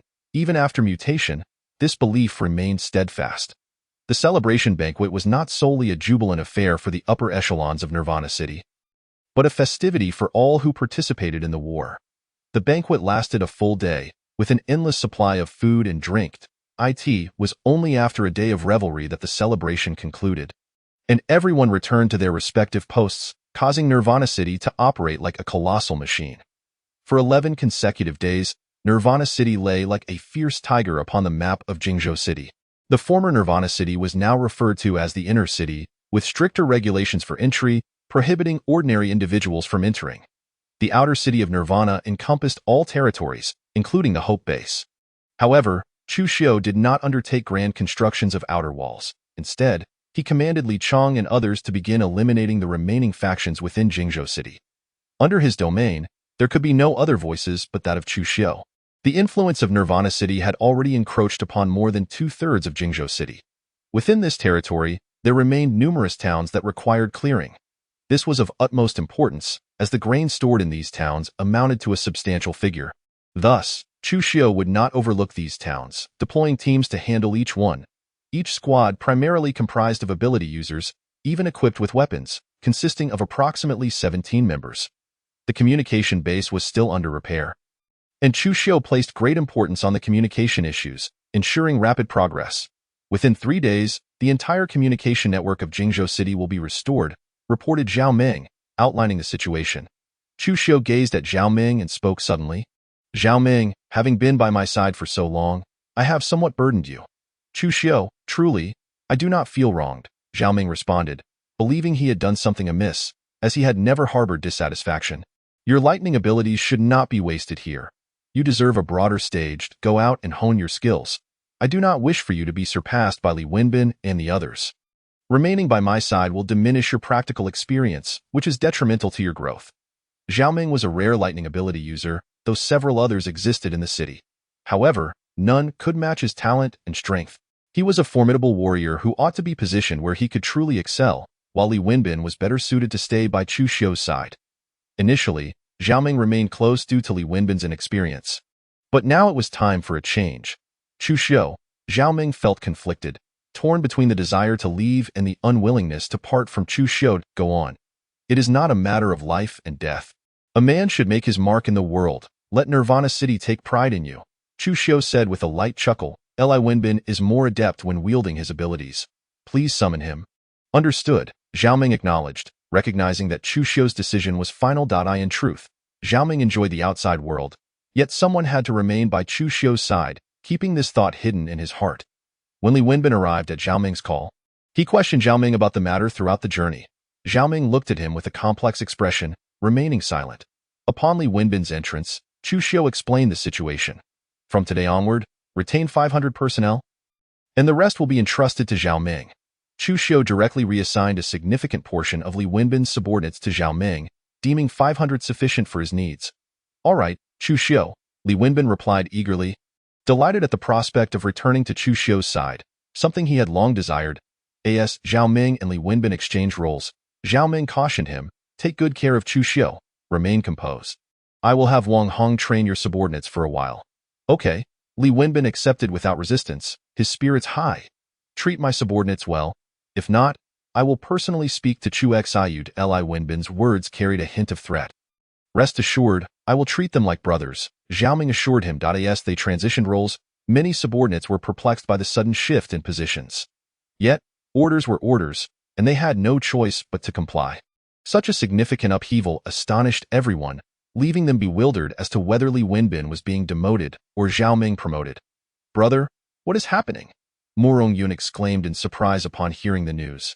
I cannot comprehend this, Murong Tian shook his head, but from what I gather, Li Wenbin has been with the Lord of Nirvana City for several years.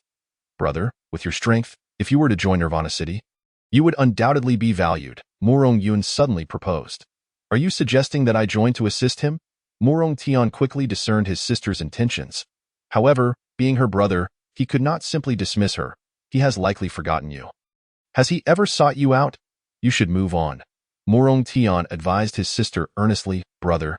He is the Lord of Nirvana City, bearing the hopes of many. How could he seek me out amidst his busy schedule? Murong Yun retorted stubbornly, sigh. Why must you be so obstinate? Murong Tian lamented, rubbing his forehead, regretting his previous insistence on keeping his sister from dating. Now, encountering such an alluring man, it was only natural for her to develop feelings. Fear not.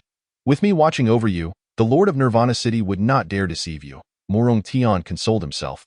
Meanwhile, Chu Xiu was preoccupied with matters unrelated to the girl and the protagonist.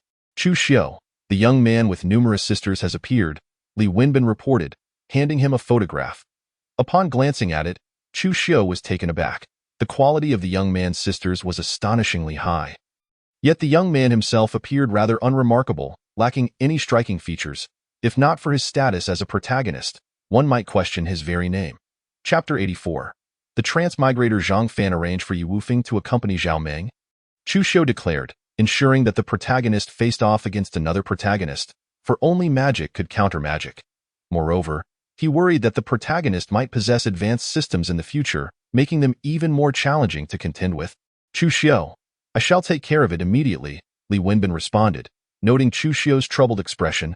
Realizing the need for additional personnel, after dismissing him with a wave, Chu Xiu retreated to a secret chamber, where numerous high-level crystal cores were amassed. These cores had been plundered from the Hope Base, now belonging solely to him. The air thickened with a dark energy as the crystal cores began to disintegrate, their power merging with his essence. A contented sigh escaped him as he felt his strength surging. Spatial battle slave, Chu Xiu commanded, summoning the entity before him, akin to the 9-in white bone claw. Grasping at his head, boom, a powerful dark energy instantly surged from his mind into the spatial battle slave. Whether dark abilities could absorb the powers of others remained to be seen. The entire chamber was enveloped in dark energy. Anyone daring to intrude would be consumed by its malevolence, succumbing to darkness. Half an hour later, the oppressive atmosphere dissipated entirely. The spatial abilities are now mine, Chu Xiu exclaimed, bursting into laughter as he dispatched the spatial battle slave, fully claiming the spatial powers as his own. The useless spatial battle slave met its demise, left with no other path. Spatial shatter. Chu Xiu, confident in his understanding, effortlessly crushed a section of space. A chaotic spatial current erupted instantaneously. Though it lasted but a moment, yet the sheer force of it brought him back to his senses, recognizing the true mystery of spatial power. Come forth, he called, stepping out of the chamber, his figure vanishing from the office. In the mountains behind, Chu Xiu immersed himself in the comprehension of spatial abilities, distinguishing between possessing and lacking such powers. After Li Wenbin had delegated tasks to Zhao Ming and Yu Wufeng, he returned only to find Chu Xiu missing. However, this was not unusual, as Chu Xiu often appeared and vanished at while Li Wenbin took his time to visit Wang Hong, who was training the troops. On the mountainside, in a certain space, Chu Xiu was abruptly expelled from the void. He landed somewhat awkwardly, and after numerous attempts, many theoretical musings had finally yielded results. However, searching for spatial coordinates within the void was undeniably perilous. The chaotic currents of space were incredibly unstable. A moment's carelessness could result in being drawn into the turbulence and torn apart. The mysteries of space were boundless, and if one could synergize with dark powers, the resultant force would be exponentially amplified. With a flick of his wrist, dark gears materialized mid-air, sometimes fading into the surrounding void. With the aid of spatial abilities, the offensive potential of these dark gears was significantly enhanced. Noticing their seemingly insufficient numbers, he promptly conjured over 1,000 dark gears, each imbued with a fragment of his will. Spatial exile, Chu Xiu intoned in a low voice. These dark gears were cast out into the void, destined to appear in various locales, infiltrating the bodies of others and influencing their wills. Under the influence of the dark gears' power, individuals ensnared by them, whether human or mutated zombies, would inevitably become his pawns. The dark gears symbolized the overt enslavement of the masses, while covertly, Chu Xiu had already begun to subtly manipulate their hearts, quietly subjugating them. This interplay of light and shadow rendered the true intentions inscrutable to the world. Yi Wufeng felt a sense of fatigue with every mission he undertook, while Zhao Ming, embarking on his first mission, was brimming with excitement. An old hand and a novice leading 100 or so individuals on a task. Yi Wufeng, shall it be you or me who takes action?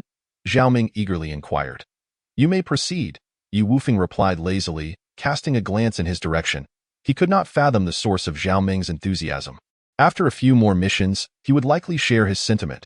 Currently, Yi Wufeng's desire was simply to linger in Nirvana City, awaiting the arrival of peace. From what he understood, Chu Xiu was highly likely to be the one to bring an end to this chaotic era.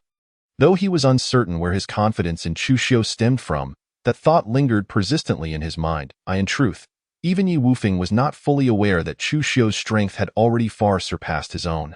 Yi Wufeng lacked the power to confront Chu Xiu, thus he resolved to assist him in restoring order to the world, hastening the arrival of peace. Chu Xiu's influence extended far beyond Jingzhou. It was said that his father wielded immense power in Yinjing. The two pivotal districts of Jingzhou were effectively under the control of this father-son duo. During holidays, the entirety of Jingzhou would be their dominion. Meanwhile, Zhao Ming and Yi Wufeng's mission target was located in a grand villa, lounging in the swimming pool. Numerous young women clad in bikinis frolicked in the water. In the apocalypse, such indulgences were rare. Yet those who possessed strength were not to be underestimated. Swish, swish, swish, shadows appeared atop the villa's walls. What a lavish scene, Zhao Ming remarked with a disdainful smirk upon witnessing the alluring spectacle. Yi Wufeng frowned. He harbored a strong aversion towards those who used their power to coerce women. Within the pool, Zhang Fan, upon noticing the hostile presence of various superpowered individuals, promptly instructed the women to dress. You all go back now. Be good, and I shall handle them shortly. The women obediently wrapped themselves in towels, glancing back at Zhang Fan with concern. Although Zhang Fan possessed an unremarkable appearance, he was exceptionally kind-hearted and powerful. Treating them with utmost care, they were all saved by Zhang Fan from the clutches of villains, willingly becoming his companions. Zhang Fan himself was a transmigrator. In his past life, he had been a nobody. And now, encountering so many women, he could not bear to see them suffer at the hands of others. Upon seeing Yi Wufeng, Zhang Fan suddenly recognized the familiar face. People from Nirvana City? I bear no grievances against you. What business do you have with me today? To Zhang Fan, these locals were akin to NPCs, not worthy of his concern, for he was endowed with extraordinary abilities, proclaiming himself invincible. Chapter 85. The protagonist with a sign-in system Zhao Ming. Having compared the photograph to confirm their identities, addressed Zhang Fan, we represent Nirvana City. You must accompany us. What is it about? Zhang Fan furrowed his brow. He had not provoked anyone from Nirvana City. Why would they send people specifically to seek him out? We are not privy to that information, but you must come with us, Zhao Ming said, shaking his finger as crackling lightning danced upon it. Zhang Fan, realizing the gravity of the situation, hurriedly emerged from the water. Goodness, even from this distance, they could conjure electricity in the water. He discreetly touched the jade pendant around his neck, on high alert. You expect me to go just because you say so? If there is nothing more, kindly leave my vicinity. Zhang Fan donned his clothing, regarding them with indifference. Stubborn fool, Zhao Ming scoffed, dispatching a bolt of lightning directly towards Zhang Fan. Boom! A barrier materialized before Zhang Fan, thwarting Zhao Ming's attack, an effect of the jade pendant he possessed, which granted automatic binding and absolute defense as a passive skill. The eternal kaleidoscope Sharingan, a glimmer of red illuminated Zhang Fan's eyes. The bizarre patterns rendering his gaze distinctly eerie. The eternal kaleidoscope Sharingan was also a gift from the Sinan system, his greatest asset in navigating this apocalyptic world. What sort of eyes are those? It appears to be a form of ocular power. Zhao Ming retreated, cognizant of the insufficient intelligence he had, wary of potential pitfalls. Each time Chu Xiu convened a meeting, he would reiterate this caution. Yi Wufeng, observing the change in the opponent's eyes from atop the wall, noted, divine might. Zhang Fan initiated his offensive, but instead of targeting Zhao Ming, he aimed for the formidable figure standing atop the wall. He recognized that this individual was the strongest among them. Yi Wufeng was taken aback. The space power was unmistakable as his body transformed into a wisp of wind, vanishing from sight. The spatial vortex twisted, nearly pulling Yi Wufeng into its depths. Zhao Ming seized the opportunity to launch an attack on Zhang Fan. Unfazed, Zhang Fan allowed Zhao Ming's lightning punch to strike him, the protection from the jade pendant once again shielding him. You cannot hit me. Give up, Zhang Fan smirked, casting a disdainful glance at him. Damn it! Zhao Ming, incensed by the contempt, unleashed another bolt of lightning that cascaded from above Zhang Fan's head. Zhang Fan's form shifted into the void. The lightning striking not but air. Get away! Yi Wufeng's urgent voice echoed. Momentarily dazed, Zhao Ming transformed into a bolt of lightning and vanished from his position. Meanwhile, Zhang Fan, poised to ambush Zhao Ming, nearly caught him. The power of divine might was unparalleled in the world of Naruto, and Zhang Fan, possessing dual divine might in its complete form, knew that if Zhao Ming were ensnared within the spatial rift, he would ultimately starve to death. You possess spatial powers, Zhao Ming exclaimed, realizing the gravity of the situation. This world had no parallels to the Naruto universe, thus Zhao Ming and his companions remained oblivious. Be cautious, do not let him touch you, Yi Wufeng warned, having observed Zhang Fan's intent to seize Zhao Ming. Understood. Although confused, Zhao Ming wisely committed this to memory. Charge, Zhao Ming commanded, and the superpowered individuals surrounding them sprang into action. Engaging in one-on-one combat was ill-advised. Chu Xiu often emphasized this in meetings. Come, Zhang Fan felt no trepidation in facing them. With the eternal kaleidoscope Sharingan at his disposal, he could easily handle the situation. A Tang Dao materialized in his hand as he drew it, the Sharingan tracking the movements of his adversaries. Boom, boom, boom. An explosive superpowered individual hurled a multitude of white papers, which detonated before Zhang Fan. Did it work? The explosive user exclaimed in excitement. Almost akin to detonating talismans. What a pity. Zhang Fan appeared behind the explosive user, driving a blade into his abdomen and kicking him away. Had the opponent been aware of the divine might ability, they would have known that during an attack, one could not shift their form into the alternate space. Quickly take him away for medical treatment, Zhao Ming shouted, then turned to Yi Wufeng, saying, let us go together. All right, Yi Wufeng nodded. Susanoo. The powerful skeletal figure enveloped Zhang Fan entirely, the crimson skeletal frame revealing veins and armored in its humanoid form. Susanoo was renowned in Naruto as the embodiment of absolute defense and strength, despite the debates surrounding its existence. Beneath such power, these superpowered individuals were but ants. From the crystal within Susanoo's forehead, Zhang Fan contemptuously surveyed the group below. He preferred to avoid trouble, but when it came knocking, he had no choice but to eliminate it. This individual's abilities are remarkably peculiar. You lot, return with this information. This place did not fall under the jurisdiction of Nirvana City, making communication inconvenient. Yes, several subordinates promptly dashed away. The remaining individuals scattered, aware that the two powerful figures were about to unleash their domains, and remaining in proximity would be perilous. Domain of wind, domain of thunder. Simultaneously, Zhao Ming and Yi Wufeng unleashed their respective domains. Both momentarily taken aback as they exchanged glances, realizing that their domains did not clash or dissipate. A sense of understanding blossomed between them. Zhao Ming and Yi Wufeng exchanged a tacit nod. maintaining the stability of their respective domains, even merging them together. Zhang Fan observed the surroundings as the environment transformed with tumultuous winds and thunder, a palpable sense of danger weighing heavily upon his heart. This ability was on an entirely different echelon compared to the powers he typically encountered among other practitioners. Yet, it was all in vain. Behold as I sever you with a single stroke. Zhang Fan scoffed, cautiously maneuvering away from the villa behind him before wielding the long blade of his Susanoo. Boom!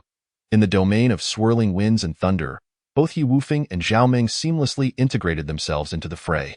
Countless bolts of lightning descended like a hellish storm, while razor-sharp gusts relentlessly assaulted a singular point. Zhang Fan's Susanoo continued to stir the elements of the tempestuous domain.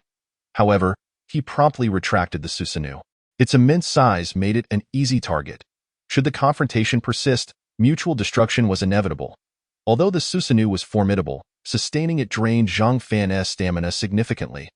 The Eternal Mangeki Sharingan, activated post-sign-in, consumed his energy. Yet he was fortunate for the enhancements provided by the sign-in system. Otherwise, he would be unable to wield such power. Continuing the fight would only lead to both sides suffering heavy losses.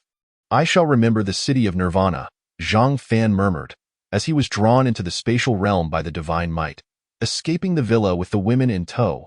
A gentleman's revenge is best served 10 years later. He mused, cloaked in shadows while his adversaries remained in the light, the advantage firmly in his grasp. Where have they gone? Zhao Meng and He Wufeng, upon retracting their domains, discovered that their quarry had vanished into thin air. Chapter 86. Taking matters into one's own hands. What should we do? Zhao Meng panicked. For his first mission to end in such a manner, with the target slipping away right before his eyes, was a disheartening blow. If he were to return like this, it would not only earn him the ire of young Master Chu, but he himself would find it impossible to forgive his own failure. Not to mention how Li Wenbin, who stood beside young Master Chu, might berate him for his inadequacies. Do not fret. They cannot escape. Inform Lei Fei to assist in the search.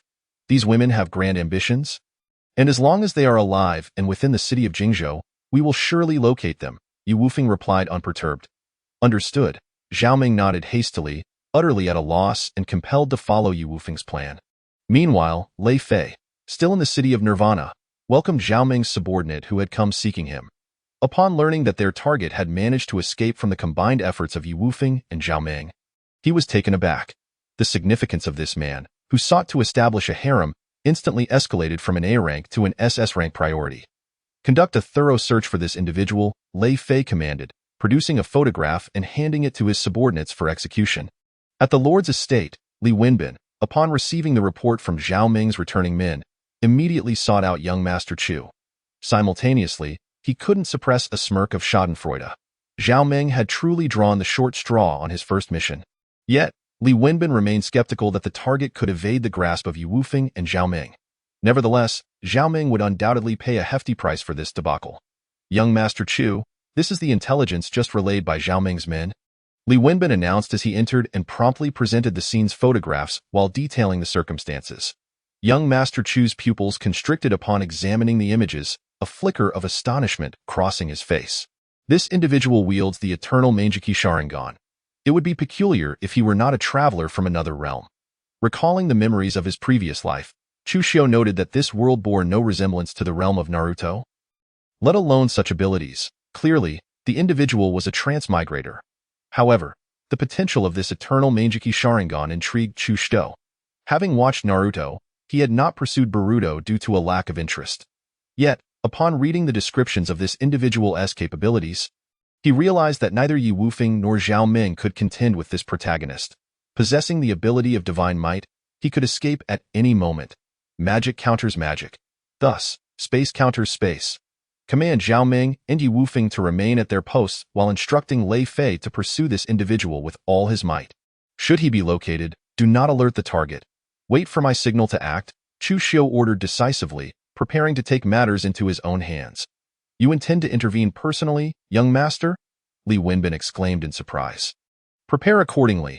Let Yu Jinqi lead the way to rendezvous with Zhao Meng and the others, Chu Xiu replied with a nod, dismissing him with a wave.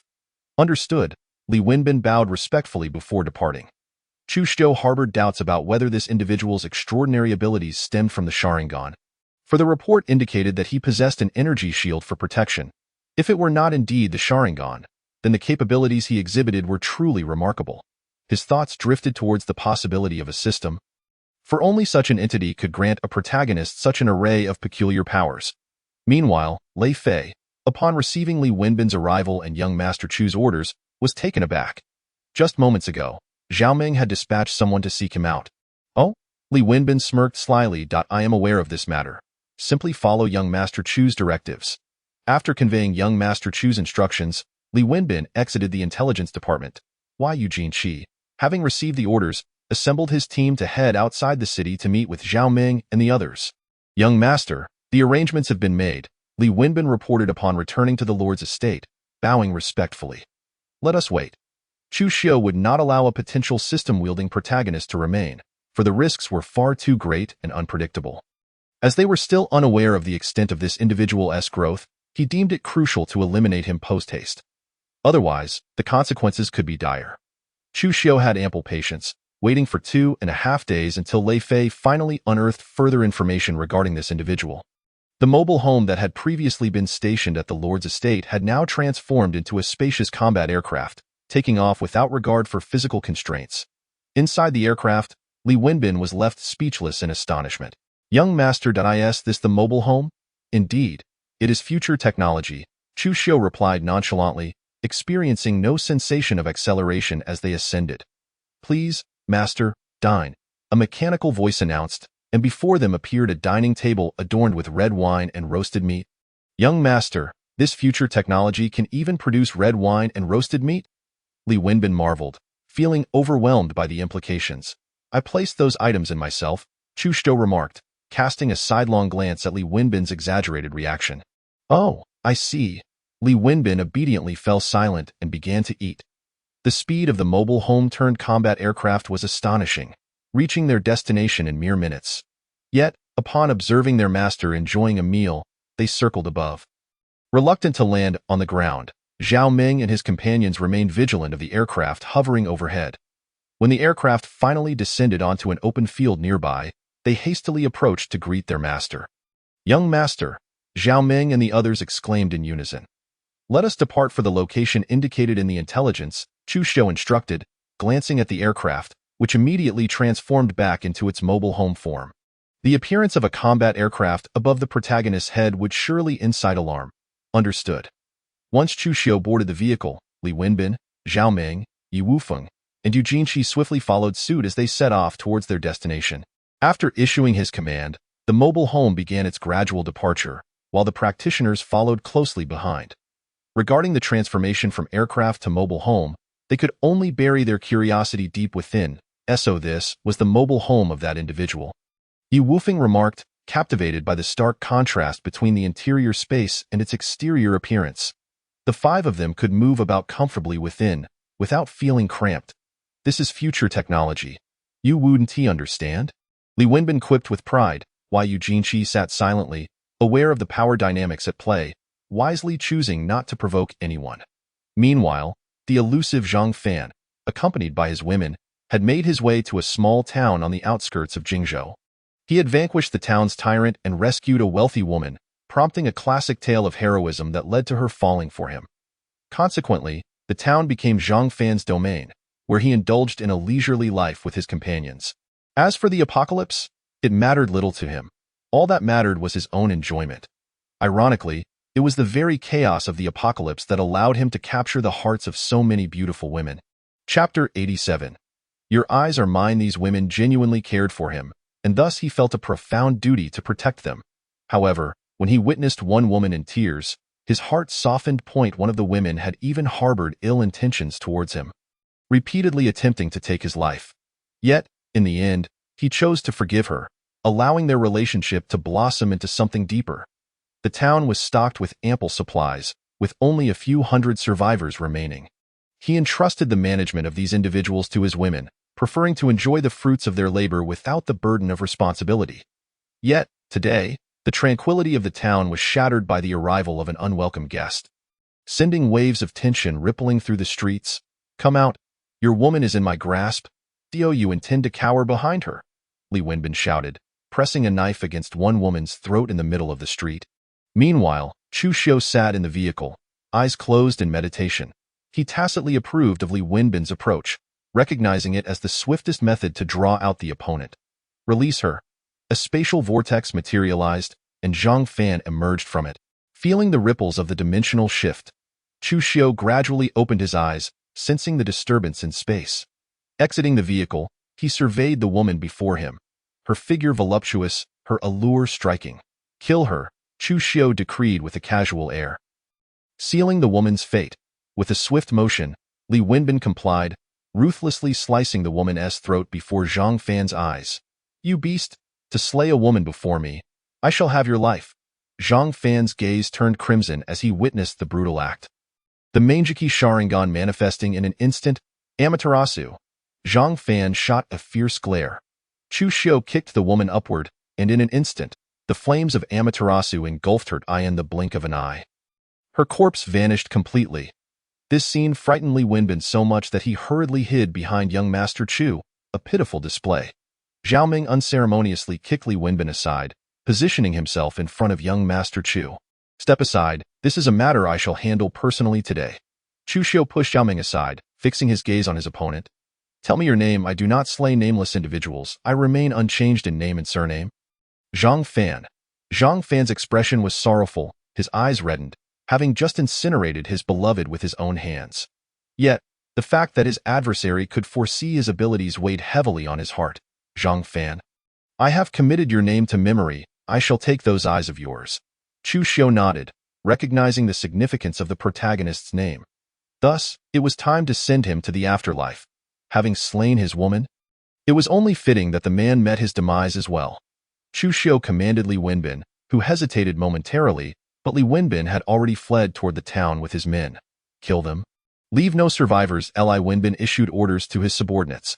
Since this was the enemy's territory, there was only one path for them: death. "Let us see who dares." Zhang Fan grew frantic as clones of himself surged toward Li Wenbin and his men. Fortunately, he had harnessed a significant portion of the powers of the Naruto, or else he would have found it impossible to face four foes alone. Though he was invincible, he had many loved ones to protect. "You all go." Chu Xiu observed that Zhang Fan could utilize shadow clones, indicating that he possessed several skills from the Naruto universe. "Kill." Zhao Ming, upon receiving the command, dragged Yi Wufeng into the fray. Yi Wufeng sighed in resignation, compelled to follow Zhao Ming, hoping for minimal bloodshed. "You are quite confident. It seems you are the Lord of Nirvana City." Zhang Fan realized that these individuals were responding to his name, and he understood their identities. There is no need for further words. "Those eyes are mine." In an instant, Chu Xiu appeared before Zhang Fan, two fingers poised to strike at Zhang Fan's eyes. However, Zhang Fan's head seemed to be nothing more than an illusion. Leaving Chu Xiu grasping at air, Zhang Fan's gaze turned cold as he seized Chu Xiu. Sensing his capture, Chu Xiu smirked with an eerie smile. "You are doomed." Zhang Fan, seeing his opponent's overconfidence, wore a smug expression. The power of Shinra Tensei activated, unleashing a powerful spatial vortex that distorted Chu Xiu's body. In the next moment, Chu Xiu's form exploded into a cloud of black mist, swept away by the spatial vortex into Zhang Fan's alternate dimension. Caught off guard by this maneuver, Zhang Fan attempted to prevent Chu Xiu's entry, but it was too late to retract his hand. Inside the alternate dimension, the surroundings were both familiar and foreign, with many floating stone plates. Chu Xiu casually landed on a stone slab several meters wide. Indeed, it resembled the Shinra Tensei space of Uchiha Obito. However, Chu Xiu's purpose was to arrive and establish a spatial coordinate within this realm. His figure vanished into the depths of space, emerging as darkness itself, drawing Zhang Fan into his realm of shadows. Susanoo. Zhang Fan could see nothing, reminiscent of the technique of darkness from the Naruto universe. A power that greatly countered the Sharingan in the shadows. Chu Xiu was omnipresent, witnessing Zhang Fan activate Susanoo as dark forces relentlessly eroded his defenses. "Give up? You are but an ant, powerless against the forces of darkness. Flee, the farther the better. Against such insurmountable power, all you can do is be a coward." The seductive whispers of darkness echoed in Zhang Fan's ears. "Begone! This mere darkness shall be cleaved asunder by my blade." Susanoo drew its sword, unleashing beams of light intended to sever the darkness. Yet these beams barely flickered before vanishing into the void. Shinra Tensei. A sense of inexplicable panic surged within Zhang Fan. This strange dark ability seemed to devour his strength. Death is your destined path, boy. This world does not suit you. A torrent of dark power surged forth, and Susanoo could no longer withstand the encroaching shadows. Damn it! Zhang Fan, feeling an overwhelming sense of irritation, unleashed the flames of Amaterasu. Boy, these are your final moments in this world.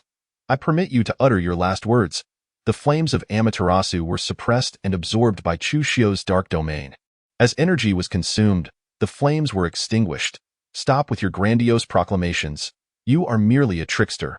Have the courage to fight me openly, Zhang Fan shouted into the surrounding darkness. However, as Zhang Fan's Susanoo faltered and dissipated, the dark domain also vanished. Chushio reappeared before Zhang Fan, a sight so sudden it left one bewildered. Yet Zhang Fan managed to react, shifting his head back into the alternate dimension. However, he saw Chushio sporting a triumphant grin, and an ominous premonition gripped his heart. Your eyes are now mine. With a swift motion, Chushio's fingers pierced into the alternate dimension, while Zhang Fan, trapped within, could only watch helplessly as his eyes were forcibly extracted. Chapter 88. Discovering the protagonist's golden finger as pure power. With two bloody sockets where his eyes once were, the excruciating pain compelled Zhang Fan to clutch his face and scream. How had his adversary breached his space? Zhang Fan swiftly utilized shadow clones to escape. He could not remain here. He needed to flee swiftly. His Manjiki Sharingan had been plucked from him, leaving Zhang Fan devoid of any will to resist. Noticing his intention to escape, Chushio struck, and Zhang Fan felt the so-called Flying Thunder God technique. Black lights flickered, rendering him unable to discern a figure, and simultaneously, his shadow clones were eliminated. The sensation of their deaths flooded into Zhang Fan's mind, nearly convincing him he had perished. Got you! Chushio kicked Zhang Fan to the ground. System, I'm on the brink of death. Come forth! Zhang Fan, sprawled on the ground, blood streaming from his eyes, cried out internally for the Sign-In system to lend him aid. Ding! Life-threatening crisis detected. An additional Sign-In opportunity granted. The system's voice ignited a glimmer of hope in Zhang Fan's heart. Sign in, quickly, he urged. Ding! Congratulations, host. Sign-In successful. Sign-In reward. 1 random escape opportunity. In truth, the rewards of the Sign-In were all under the system's control, and Zhang Fan was oblivious to the gravity of his situation. He hastily activated the escape opportunity, vanishing from his location. Without the Sharingan, I can still wield spatial powers. How intriguing. Chushio's figure faded from view, following the ripples of space to pursue him. Zhang Fan was like the Monkey King, unable to escape the grasp of the Buddha's 5-fingered mountain, unable to evade his pursuer. He found himself teleported to a coastal area near rocky shores and was unceremoniously ejected into the open. Finally escaped. I hope they are unharmed. Zhang Fan emerged, hands pressed against his eyes to ease the pain, his thoughts lingering on his beloved. How many more times can you flee? I will accompany you to the end. Chushio's voice, like a ghostly harbinger of doom, caused Zhang Fan's expression to stiffen in terror.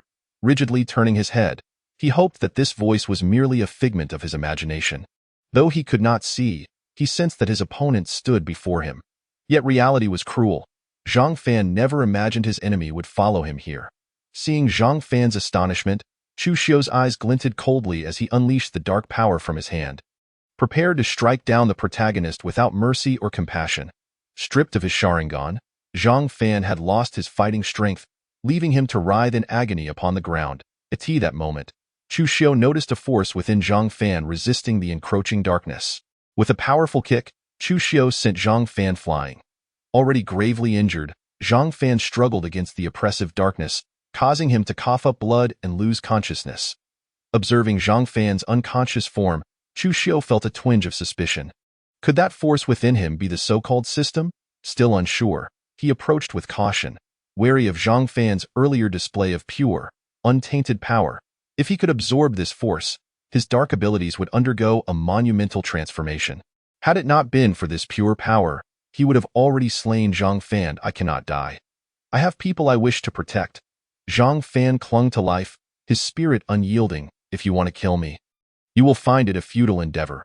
Even without his eyes, Zhang Fan believed he still possessed the strength to fight back, dismissing his opponent's intentions as mere folly. With a heart full of hope and the aid of the sign-in system, he believed he would one day reach the pinnacle of strength. He could not perish here. It was absolutely impossible. As long as he kept signing in, the person before him would be easily extinguished. Ha! Still holding on to hope? Chu Xiu squatted down, observing Zhang Fan's battered form and stubborn defiance, eliciting a series of light-hearted chuckles. Please let me out. The dark power of Chu Xiu surged once more into Zhang Fan's body. As Zhang Fan writhed on the ground, emitting anguished cries, Chu Xiu was in search of that pure force within his opponent that had previously obstructed him. It seemed this pure power must be the protagonist's golden finger.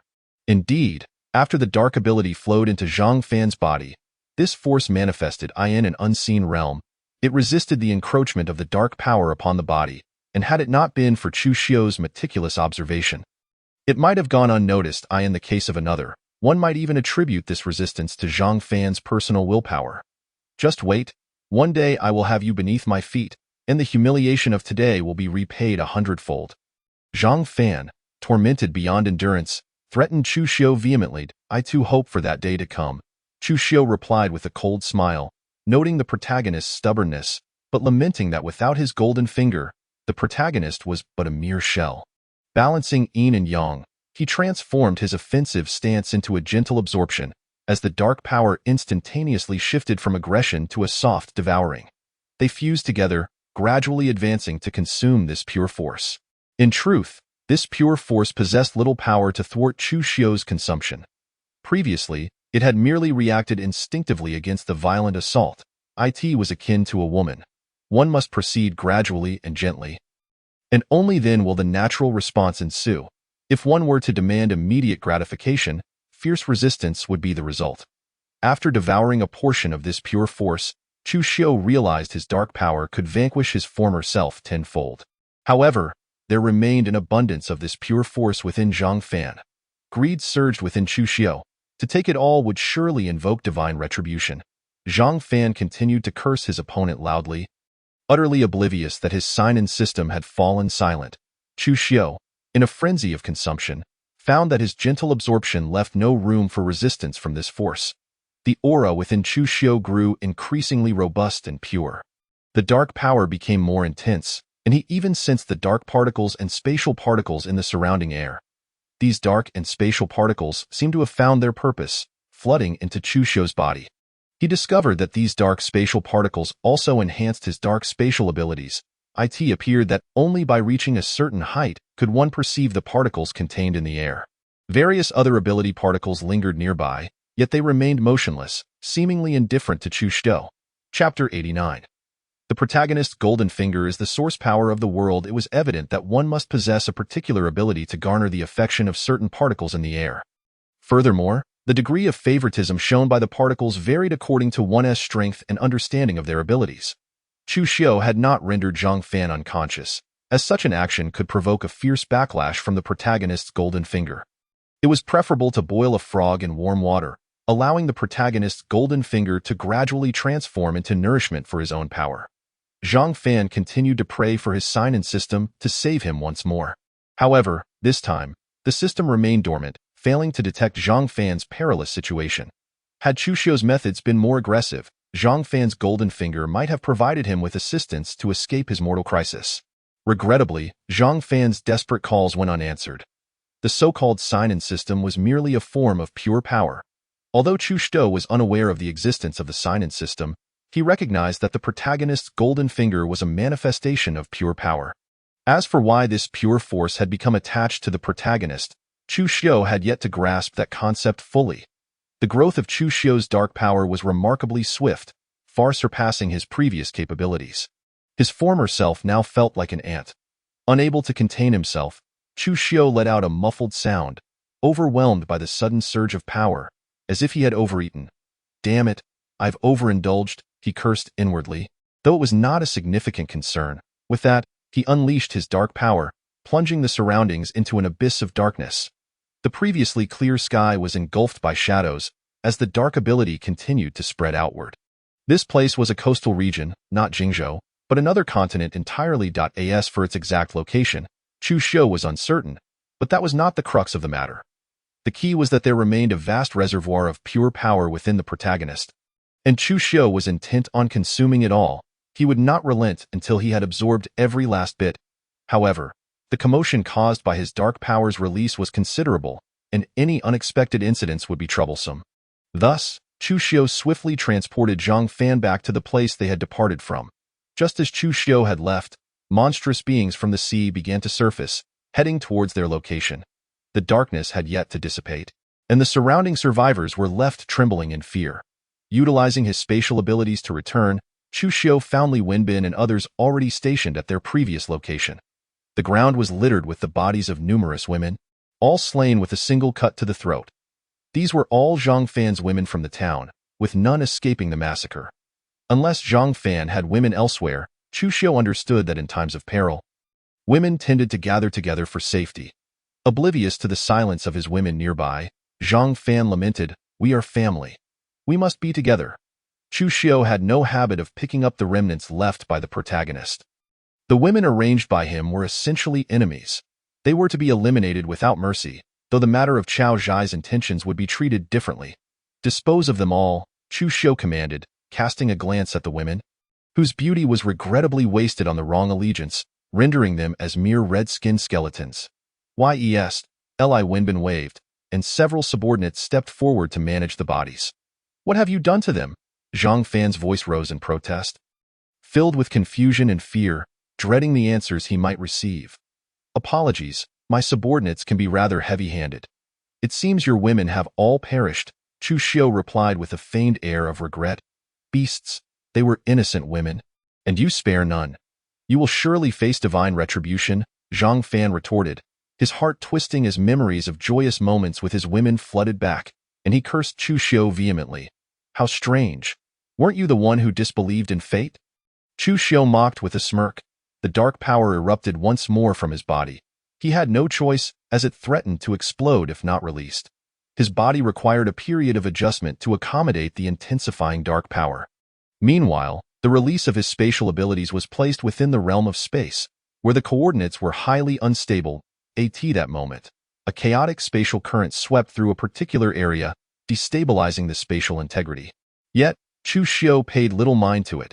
Space was omnipresent, and even if one area were to be destroyed, new space would inevitably emerge. However, this disturbance in spatial balance resulted in a wandering soul from another world being drawn in, flowing into one of the continents within the 9 provinces. This unknown soul was, in fact, a traveler. Those who traverse time and space are naturally deemed travelers. Initially, this traveler was disoriented, but upon inhabiting a body, clarity returned. The continent in which this traveler found himself was Lingzhou, one of the 9 provinces. Yet, Chu Xiu was unaware of this. Even if he did, he had no time to concern himself with Lingzhou. The spatial abilities did not exist within the tangible world. While the dark powers could indeed influence the skies of reality, Li Wenbin and his companions remained still within the darkness, recognizing it as Chu Xiu's ability. As the pure force within Zhang Fan dwindled, his condition deteriorated progressively. 2 hours later, the last remnants of pure power were completely consumed, leaving Zhang Fan devoid of any utility and utterly obliterated by the dark powers. Vanishing completely from this world, upon absorbing the pure power of a protagonist's golden finger, Chu Xiu could not help but release a triumphant howl. Boom, boom, boom. Explosions erupted around him due to the spatial power he unleashed. As structures crumbled in flames, the entire town was ruthlessly dismantled by the chaotic forces of space. The terrifying aura emitted by the dark powers compelled everyone present to kneel, trembling in fear. The suffocating atmosphere enveloped them, making their necks swell crimson and rendering them breathless, veins bulging on their foreheads. The sky descended into an endless darkness, with Chu Xiu at its heart, the sovereign of this abyss. Just as the crowd was on the brink of collapse, the darkness suddenly vanished, allowing light and oxygen to return, prompting them to greedily inhale the air. Chu Xiu had lost all sense of his own strength, knowing only that he could effortlessly annihilate the entire town at will. "How powerful," he murmured to himself, gazing at his hands. Simultaneously, he extended a greedy hand towards the pure power harbored within the protagonist, hoping that the next protagonist he encountered would possess such an exquisitely pure force. This pure force was, in fact, the source power of the world, which accounted for the manifestation of numerous abilities and objects. Yet, Chu Xiu remained oblivious to this, though he harbored a vague suspicion. Chapter 90. Gazing beyond Jingzhou, Li Wenbin and his companions, though unaware of the events that had transpired, grasped the situation through the aura of abilities emanating from Chu Xiu. Congratulations, Chu Xiu. We celebrate your triumph. Though Li Wenbin did not fully comprehend the situation, it did not hinder his eagerness to flatter. He promptly stepped forward to offer his congratulations. The others, slightly slower to react, could only follow in Li Wenbin's wake, echoing, "Congratulations, City Lord. Congratulations, City Lord. Congratulations, City Lord." Surrounding members of the Supernatural Brigade knelt on one knee, raising their voices in jubilant praise. It was only with a strong City Lord that they could find assurance, hope, and a future. The accolades bestowed upon Chu Xiu greatly pleased him, prompting an uncontrollable burst of laughter. "Your subordinate is here," Li Wenbin promptly replied. "Everyone present will receive rewards upon returning." Feeling that his own strength now far surpassed that of all others in the world, Chu Xiu waved his hand, distributing a substantial number of crystal cores as rewards. "Thank you for the City Lord's generosity," the supernatural subordinates expressed with uncontained delight. Although Li Wenbin and his companions were not in need of such resources, these supernatural beings toiled daily for crystal cores. The journey back was unsettlingly tranquil. Not a single zombie was encountered, nor was the sound of their moans heard. Instead, many survivors began to emerge brazenly in search of food, leading to numerous conflicts. These individuals were not disinterested in Nirvana City. Entry required crystal cores, and one could not simply waltz in empty-handed.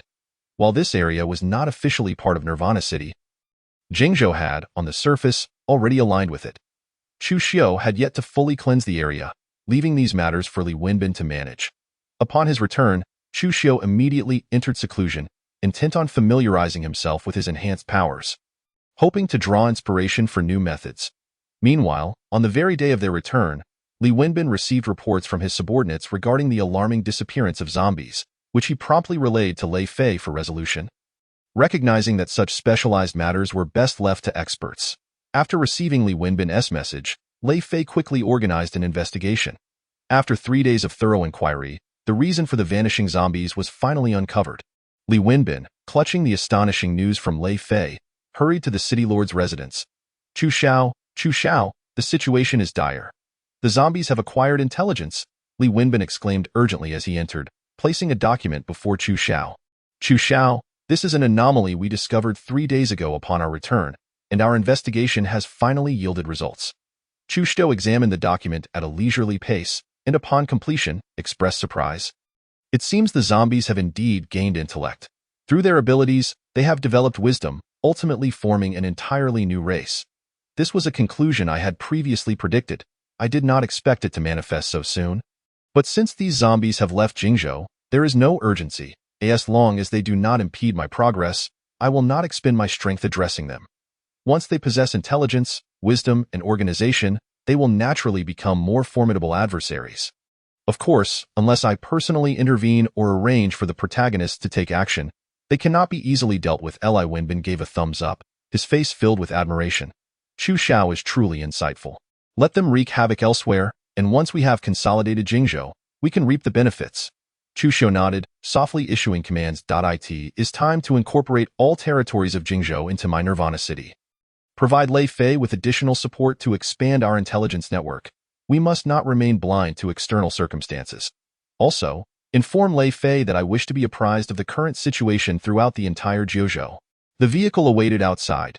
Chu Xiu would authorize Lei Fei to commandeer it for a personal investigation of Jiuzhou.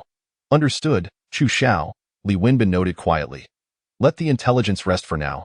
You may take your leave." After Li Wenbin departed, Chu Xiu reopened the document for further contemplation. A new race. He pondered whether this zombie race would harbor any protagonists. His mind began to wander to ideas such as mutated willows. If such plant races existed, then a zombie race would surely follow. After all, he had witnessed in his past life tales of humanity being repeatedly betrayed, leading to their reincarnation as zombies that annihilated mankind. Yet, protagonists of this nature often exhibited extremely obsessive and abnormal traits. Whether or not they were indeed the protagonists remained uncertain, but this was a matter deserving of close attention. The truth would eventually reveal itself. Now, no force or individual within Jingzhou could hinder him. Following his orders, the higher and mid-level personnel of Nirvana City diligently executed their tasks. Within half a month, they successfully brought Jingzhou entirely under Nirvana City's dominion. On the very day of their complete control, Chu Shou's father, Chu Xiong, made a satellite call to extend his congratulations. Pleased with his son's accomplishments, Chu Xiong felt only pride, albeit with a hint of annoyance regarding a certain individual. Upon mentioning this issue, Chu Xiu promptly dispatched Yu Wufeng to Yinjing City. As the protagonist, Yu Wufeng had earned Chu Xiu's trust. However, merely sending Yu Wufeng was not enough for Chu Xiu's assurance, so he also dispatched Zhao Ming. Additionally, he arranged for a contingent of 1,000 supernatural beings to accompany them. This was intended to showcase his strength to the remaining inhabitants of Yinjing City, demonstrating his formidable capabilities. Meanwhile, Chu Xiu's gaze shifted to other regions of Jingzhou. In addition to Yinjing City, the neighboring areas included Jifeng City and Ningxue City. According to Chu Xiu's knowledge, these two districts had a floating population of around 10 million. Acquiring control over them would be relatively straightforward. He directly tasked Li Chong with leading 2,000 supernatural beings, equipped with various weapons and 20 tanks. For the assault on Ningxue City, he assigned the capable generals Gu Li and Wu Zhe. Equipped similarly on this day, the teams led by Gu Li, Wu Zhe, and Li Chong set forth, leaving the outsiders of Nirvana City in awe. This cannot continue. Morong Tian could no longer contain himself. Brother, are you planning to join Nirvana City? Morong Yun eagerly inquired. The conflict in Morong Tian's eyes gradually faded, replaced by a resolute determination. As you said, Nirvana City possesses the strength to restore peace to this world. With such formidable powers at my disposal, remaining idle here serves no purpose. It jeopardizes our future as siblings. Joining Nirvana City, achieving great deeds, while also keeping a watchful eye on the City Lord to prevent any excessive slaughter. Chapter 91. The protagonist with a commander system. Brother, shall we seek out the City Lord of Nirvana now? Morong Yun looked at her brother with anticipation. Wait. Morong Tian calmly replied with a single word. Wait. Morong Yun looked at her brother in confusion, uncertain what they were waiting for. Having not seen the City Lord of Nirvana in a long time, Morong Yun was eager for their next encounter, thinking it would be unworthy to simply present herself. Morong Tian rolled his eyes, fully aware of his sister's thoughts. It was truly vexing that a man could so enthrall his sister. However, with him watching over, the City Lord of Nirvana would likely refrain from any impropriety. As for whether his sister would actively offer herself, Morong Tian found it hard to believe, though he knew she might. The mere thought of it gave him a headache. Yet, once his sister had made up her mind, there was no changing it. The more he protested, the more obstinate she would become, likely driving her further away.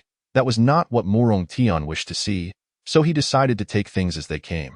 However, given that many high-ranking combatants were currently occupied, he sighed. Brother, he must really need us. Morong Yun said earnestly. I know. Morong Tian replied, exasperated, realizing his sister was now leaning towards the outside.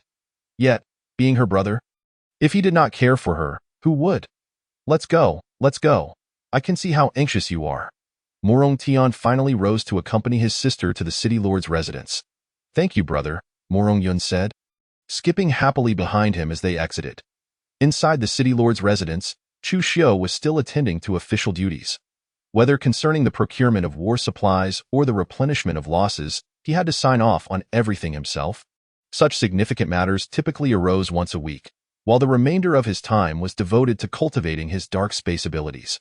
With his current strength, he had scattered the dark gears throughout the entirety of Jiuzhou using spatial powers. Now, due to the dark gears, the already chaotic Jiuzhou had descended into further turmoil. The dark gears had significantly empowered the mutated plants and animals under their control, thanks to the enhancement of his own dark powers. The dark gears could passively strengthen whatever was possessed by them. Those who succumbed to the dark gears became exceptionally aggressive, relishing in destruction and attacking living beings indiscriminately. Their most notable feature was their pitch-black eyes. Seemingly filled with infinite darkness, the dark energy emitted by the mutated plants also bore a terrifying aura of darkness. These entities, unafraid of death, saw enhancements in vitality, defense, and strength. The dark gears were integral to a certain plan harbored deep within Chu Xiu's heart, a plan he had never divulged to others, a plan to assemble a dark legion capable of charging into battle at any moment. Those claimed by the dark gears were the discarded ones.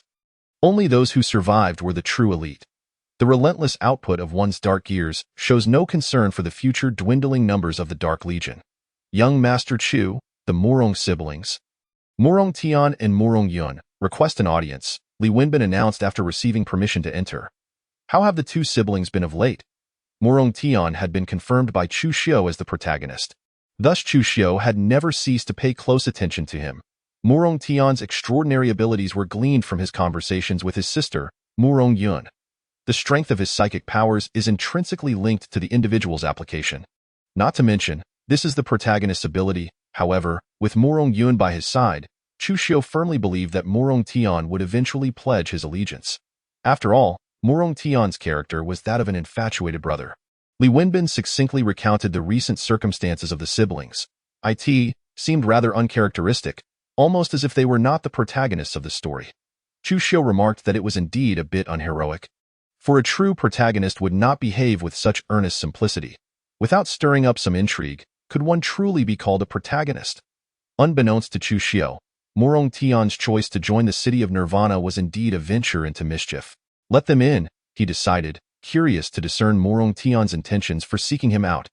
Yet, when Murong Tian, accompanied by his sister Murong Yun, proposed their desire to join the city of Nirvana, a flicker of surprise and skepticism flashed through Chu Xiu's mind. The protagonist had suddenly adopted a demeanor of sincerity and wished to join the city of Nirvana. It seemed evident that Murong Tian was indeed up to something. Nevertheless, one should not refuse free labor. And so Chu Xiu accepted without hesitation. With his current strength, should Murong Tian wish to cause trouble, he could easily quell it. From this day forth, you two shall temporarily be assigned to Li Wenbin's command. Familiarize yourselves first, and we shall make further arrangements thereafter. Upon hearing this, Murong Yun beamed with delight, her gaze unwavering from Chu Xiu. In contrast, Murong Tian, having discerned the underlying message, merely responded with a nonchalant "Understood." Chu Xiu cast a meaningful glance at Murong Tian. Whether he recognized it or not, the notion of familiarization was a test of his performance. Should he falter, he would be cast aside. Should he excel, he would surely remain. Li Wenbin comprehended Chu Xiu's intent, having been the first to realize Murong Yun's secret affection for him, while Murong Tian required his attention and regular updates for Chu Xiu. You two, follow me, Li Wenbin instructed the siblings. I trust you will keep a keen eye on matters. Murong Yun politely acknowledged him, while Murong Tian remained silent. Li Wenbin, undeterred, led them out. After organizing some essential documents, Chu Xiu turned his gaze towards the map of the 9 provinces, Jingzhou, USE City. This locale lies not far from Jingzhou City, though separated by the district of Ningxue City. It had fallen under the dominion of a certain Wu Fan, who at merely 21 years of age, was an exceedingly ordinary individual from the pre-apocalyptic era, one who would scarcely be noticed amidst a crowd. Yet, this unremarkable young man had somehow established an iron grip over USE City. Have we uncovered anything? Wu Fan inquired of his subordinate. Report, Commander Danamoli has obtained intelligence regarding Jingzhou City as per your instructions. Here is the information. Dressed in a gray military uniform, Moli saluted Wu Fan, her eyes brimming with respect and loyalty. Your efforts are appreciated, Wu Fan replied with a warm smile. It was no trouble, Commander, Moli assured him, standing tall and composed. As Wu Fan perused the intelligence, astonishment grew upon his countenance. It was the inexplicable assault on Ningxue City that drew Wu Fan's attention to this external force originating from Jingzhou City. Thus, he had dispatched Moli for reconnaissance. Yet he was taken aback to discover that this developed urban area was not governed by official authority. Instead, it was a university student named Chu Xiu who established the so-called City of Nirvana. Wu Fan regarded the City of Nirvana with disdain, paying it little heed. He possessed a commander system that enabled him to continuously produce troops and weaponry. This production system also had a chance to yield high-talent leaders and soldiers endowed with extraordinary abilities. Ningxue City was our temporary fortress. We must not allow the adversary to thrive, and we must thwart their expansion. After all, one cannot allow others to slumber soundly beneath their own roof. Wu Fan had no intention of permitting such an occurrence. Nonetheless, he remained discreet, focusing on his development. Yet that did not imply others could recklessly expand beneath his very nose. "Commander, please issue your orders." Emily stood erect, anticipation evident on her face, awaiting his command. "Go forth and expel them from Ningxue City. For now, we must maintain a low profile. Our troop strength of 500,000 remains precarious." Wu Fan nodded in agreement, though he was reluctant to reveal his capabilities. He had no choice but to engage. Repelling the enemy was essential to prevent further exposure of his power. It was wise to feign weakness, for the first to emerge often meets a swift demise. "Understood." Oli saluted respectfully before departing. Wu Fan harbored no concerns about potential failure. An effortless deployment of 10,000 troops would suffice to dominate the encounter. The soldiers produced by the commander's system were elite. Having survived countless battles, it was imperative to constantly consume resources and minerals to upgrade the commander's system, thereby unlocking a broader array of troop types. The commander's system boasted a novice gift package, which he now regarded as his command base. This command base represented his safest haven, equipped with the most secure defense mechanisms.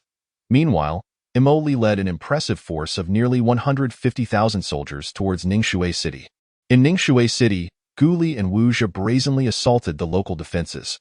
Until now, Ningxue City had been a disorganized entity, lacking a capable leader to unify its forces. This provided Guli and Wuxia the perfect opportunity to conquer it piecemeal. Achieving substantial control over the city within a mere 3 days with minimal casualties. Was there truly no capable fighter within this humble Ningxue City? Wuxia, perched atop his dark hellhound, surveyed the fallen abilities beneath him. A hint of pride evident in his demeanor. "Stay vigilant. A cautious approach is paramount," Guli advised. "I am aware." "I am aware," as young Master Chu once mentioned, Wuxia replied, nodding earnestly to avoid further admonishment. "Inform the others. We shall secure Ningxue City today." Jiuli turned to one of his subordinates, issuing commands. "Understood." The subordinate promptly clasped their hands and activated the communication device to coordinate with the various divisions. This communication device was merely for internal testing, yet it had yet to be deployed on a larger scale. Mastery over communication would only benefit Chuxio's rule, hence he had invested considerable resources into this endeavor. The primary concern lay with the communication base stations, many of which remained intact from the pre-apocalyptic era, yet this task necessitated professional oversight. Chuxio sought only results, remaining indifferent to the intricacies of the process. Just as Wu Jia and Guli believed their mission would conclude smoothly, an overwhelming force surged into Ningxue City from beyond its borders. This was not an official military unit. After careful observation, Wu Jia concluded, though not an official force, their attire and conduct undeniably reflect their training. This was assuredly no ordinary army. Jiuli nodded, regarding him intently. "Send some expendable troops to engage them, test their strength." Wu Jia concurred, raising a hand to invoke a summoning array that enveloped a radius of 2,000 meters. A plethora of sacrifices, zombies, corpses, and more, were called forth one by one. Grotesque creatures emerged from the summoning circle. At Wu Jia's command, these monstrosities charged towards Emoli's recently arrived forces in Ningxue City. "Open fire." Emoli remained remarkably composed as she fired upon the advancing creatures. Some of these entities were exceptionally small and agile, evading the barrage, while a number broke through the defensive line and attacked the soldiers. Yet, the soldiers produced by Wu Fan's commander's system exhibited remarkable combat prowess, maintaining their composure even in the face of their fallen comrades. They executed the correct tactic, creating space to isolate the creatures from their allies, subsequently utilizing their firearms to dispatch the threats, thus granting their comrades a chance at survival. There was something distinctly peculiar about these soldiers. "Did you notice how standardized they appear?" Wu Jia remarked, observing Guli through binoculars. He had no need for such devices, as he could perceive through the eyes of the creatures he summoned. "Indeed, it is rather strange," Guli concurred. "Their heights are remarkably uniform. Although their faces differ, their overall appearance is too standardized." Wu Jia interjected. "Is it not akin to mass production?" "Precisely, you've caught on," Guli responded with a nod. Wu Jia jested, "I've only just noticed this feature. I suspect they might be clones." Jiuli shook his head. "Clones? In this era, no one possesses the capability to create an army of clones. However, I shall report this development to young Master Chu. This is not our concern. Our immediate goal is to defeat them and seize control of Ningxue City." The weapons of these individuals warrant careful attention. Their firepower is formidable. Wu Jia, having set aside his initial underestimation, began to take the situation seriously. You relay the message back first. I shall confront that woman, he commanded. However, it appeared that the leading woman was not the true orchestrator behind the scenes. It was imperative to uncover the mastermind, and he instructed Lei Fei to investigate. Rest assured, Gu Li signaled with a no-kid gesture, I hope for a favorable outcome, Wu Jia replied, rolling his eyes in response. When Wu Jia finally faced this woman, he realized just how formidable she truly was. Woman, who is your true puppet master? Are you aware of the consequences of crossing us? Wu Jia mounted the dark hellhound, engaging in battle while employing verbal jabs. Consequences? What consequences are of any significance? Emily scoffed. Having adapted to her opponent's strength, she withstood a claw strike and aimed her gun directly at Wu Jia. The bullet struck his heart, yet Wu Jia merely clutched his chest, his expression darkening. Although the damage had shifted to a summoned beast, the sudden attack left him feeling humiliated. Woman, shortly you shall experience my might, Wu Jia declared, his tone frigid with anger. Chapter 93. Defeat and Retreat. Emily laughed disdainfully. If you have the capability, then come at me.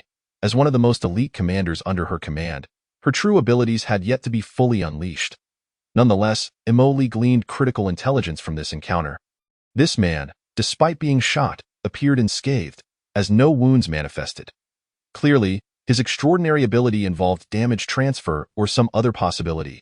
Wu Jia chose not to continue engaging with her, for his strength derived not from himself but from his summoning arts. With the dark hellhound already attuned to his thoughts, it swiftly carried him away. After he lost interest in the skirmish, Oli was taken aback, having anticipated a fierce battle, only to witness her opponent's abrupt retreat. Seated atop the dark hellhound, Wu Jia muttered incantations in an esoteric script. This was a special summoning technique, intended to sacrifice living beings in order to summon powerful entities. He seldom employed this ability, as it was deemed a transgression against the heavens. This was the legendary blood sacrifice. Oli soon witnessed the so-called blood sacrifice, as thousands of her soldiers abruptly transformed into a swirling mist of blood. Following this, a portal of summoning appeared above, absorbing the blood mist. As the life force and resentment of those thousands entered the portal, terrifying sounds emanated from within. A colossal foot descended from the sky, impervious to any weaponry. Ha ha ha! Wu Jia laughed uproariously upon summoning the foot, recalling that he had done so before, once during a mission where he had obliterated a powerful ability user.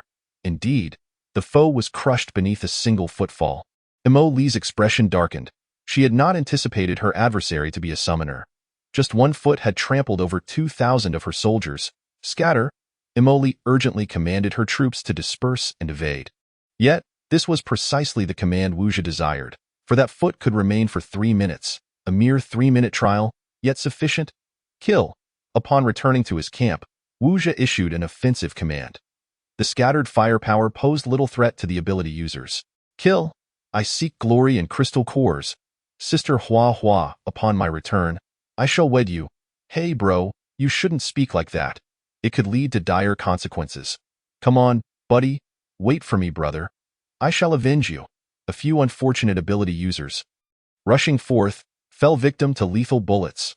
The ability users, upon witnessing the presence of women among the soldiers, were enraptured. In this apocalyptic world, the number of women had drastically diminished. The strong possessed more women, and women often clung to the powerful. Many of these ability users were single. Their eyes gleamed with hunger akin to ravenous wolves upon seeing women. As they charged in, the brutality of the ability users was fully revealed. Most soldiers were merely armed civilians, utterly incapable of resisting these savage foes. They killed indiscriminately, and death did not deter these soldiers, as if death were their only sanctuary. These individuals are truly terrifying. I cannot fathom what it would be like if they possessed abilities, remarked a formidable Earth-type ability user after dispatching dozens of soldiers. There are no what-ifs. A friend beside him patted his shoulder, advising, we should hasten to eliminate these foes. I admire their resolve to face death without fear, but differing beliefs lead to individual battles. You are correct. The Earth-type ability user set aside his concerns, continuing to slay the soldiers who vowed to resist to the death. Oli was no match for the gigantic foot. Watching her forces being overrun, she felt immense distress. This was her first foray into battle. And to her dismay, it ended in failure, a significant blow to her morale. She felt she had let down the trust placed in her by her commander. Retreat. Emily struggled to issue the command, which signified the failure of their mission to prevent the enemy from capturing Ningxue City. Dio not pursue the desperate.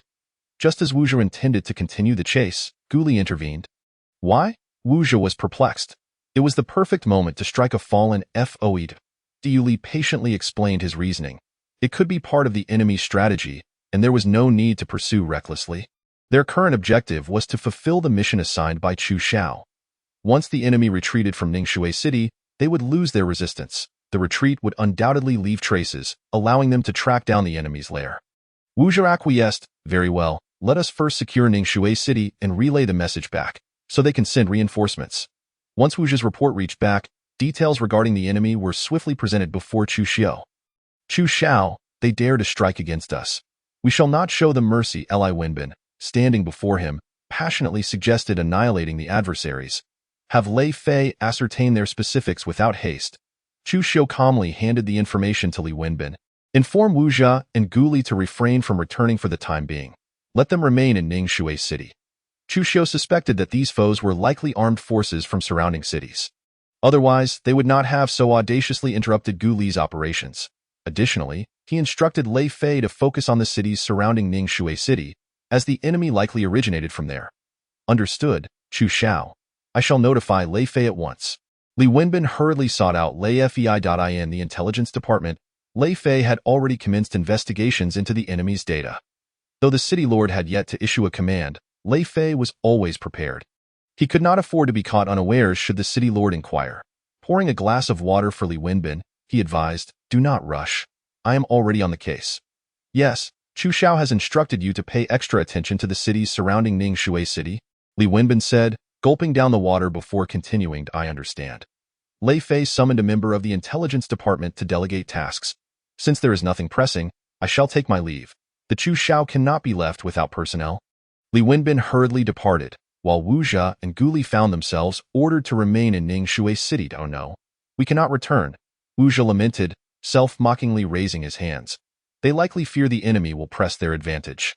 It appears we cannot return for now. Diu Li sighed, helpless in his understanding. Chapter 94. The weakness of the bombardment stream protagonist. The two could only resign themselves to garrisoning Ningxue City, awaiting further orders.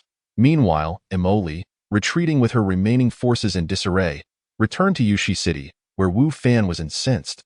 Failure was not the issue. What enraged him was that these forces had dared to injure Emily, an unforgivable offense. In a fit of rage, Wu Fan led an army of 300,000, fully armed, towards Ningxue City. He could not fathom how 300,000 men could not seize a mere Ningxue City. The massive army approached, and Wu Zhe and Gu Li's dispatched personnel quickly detected their advance. This armed force of 300,000 boasted heavy weaponry, including tanks and missile vehicles. Where did this fellow emerge from? Even if he raided an armory, he shouldn't possess this much firepower, Wu Zhe exclaimed incredulously. They could only seek assistance from Nirvana City. Otherwise, they would helplessly watch Ningxue City fall to the enemy. Guli forced himself to remain calm, analyzing the situation. It remained uncertain whether the 300,000 included any ability users.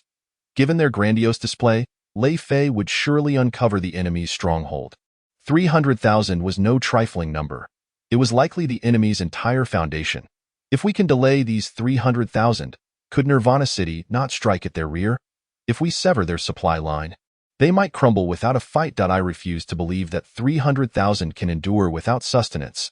Upon hearing Gu Li's analysis, Wu Zhe couldn't help but raise his hand in approval. How lofty it is, indeed, it is remarkably high. Your mind seems to be functioning increasingly well, my friend.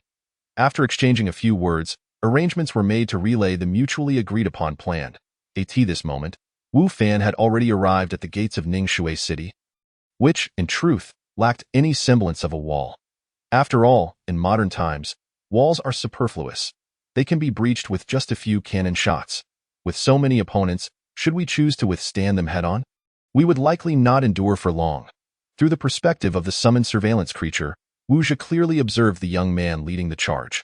For reasons unknown, I have an unwavering feeling that this man is the true mastermind behind it all.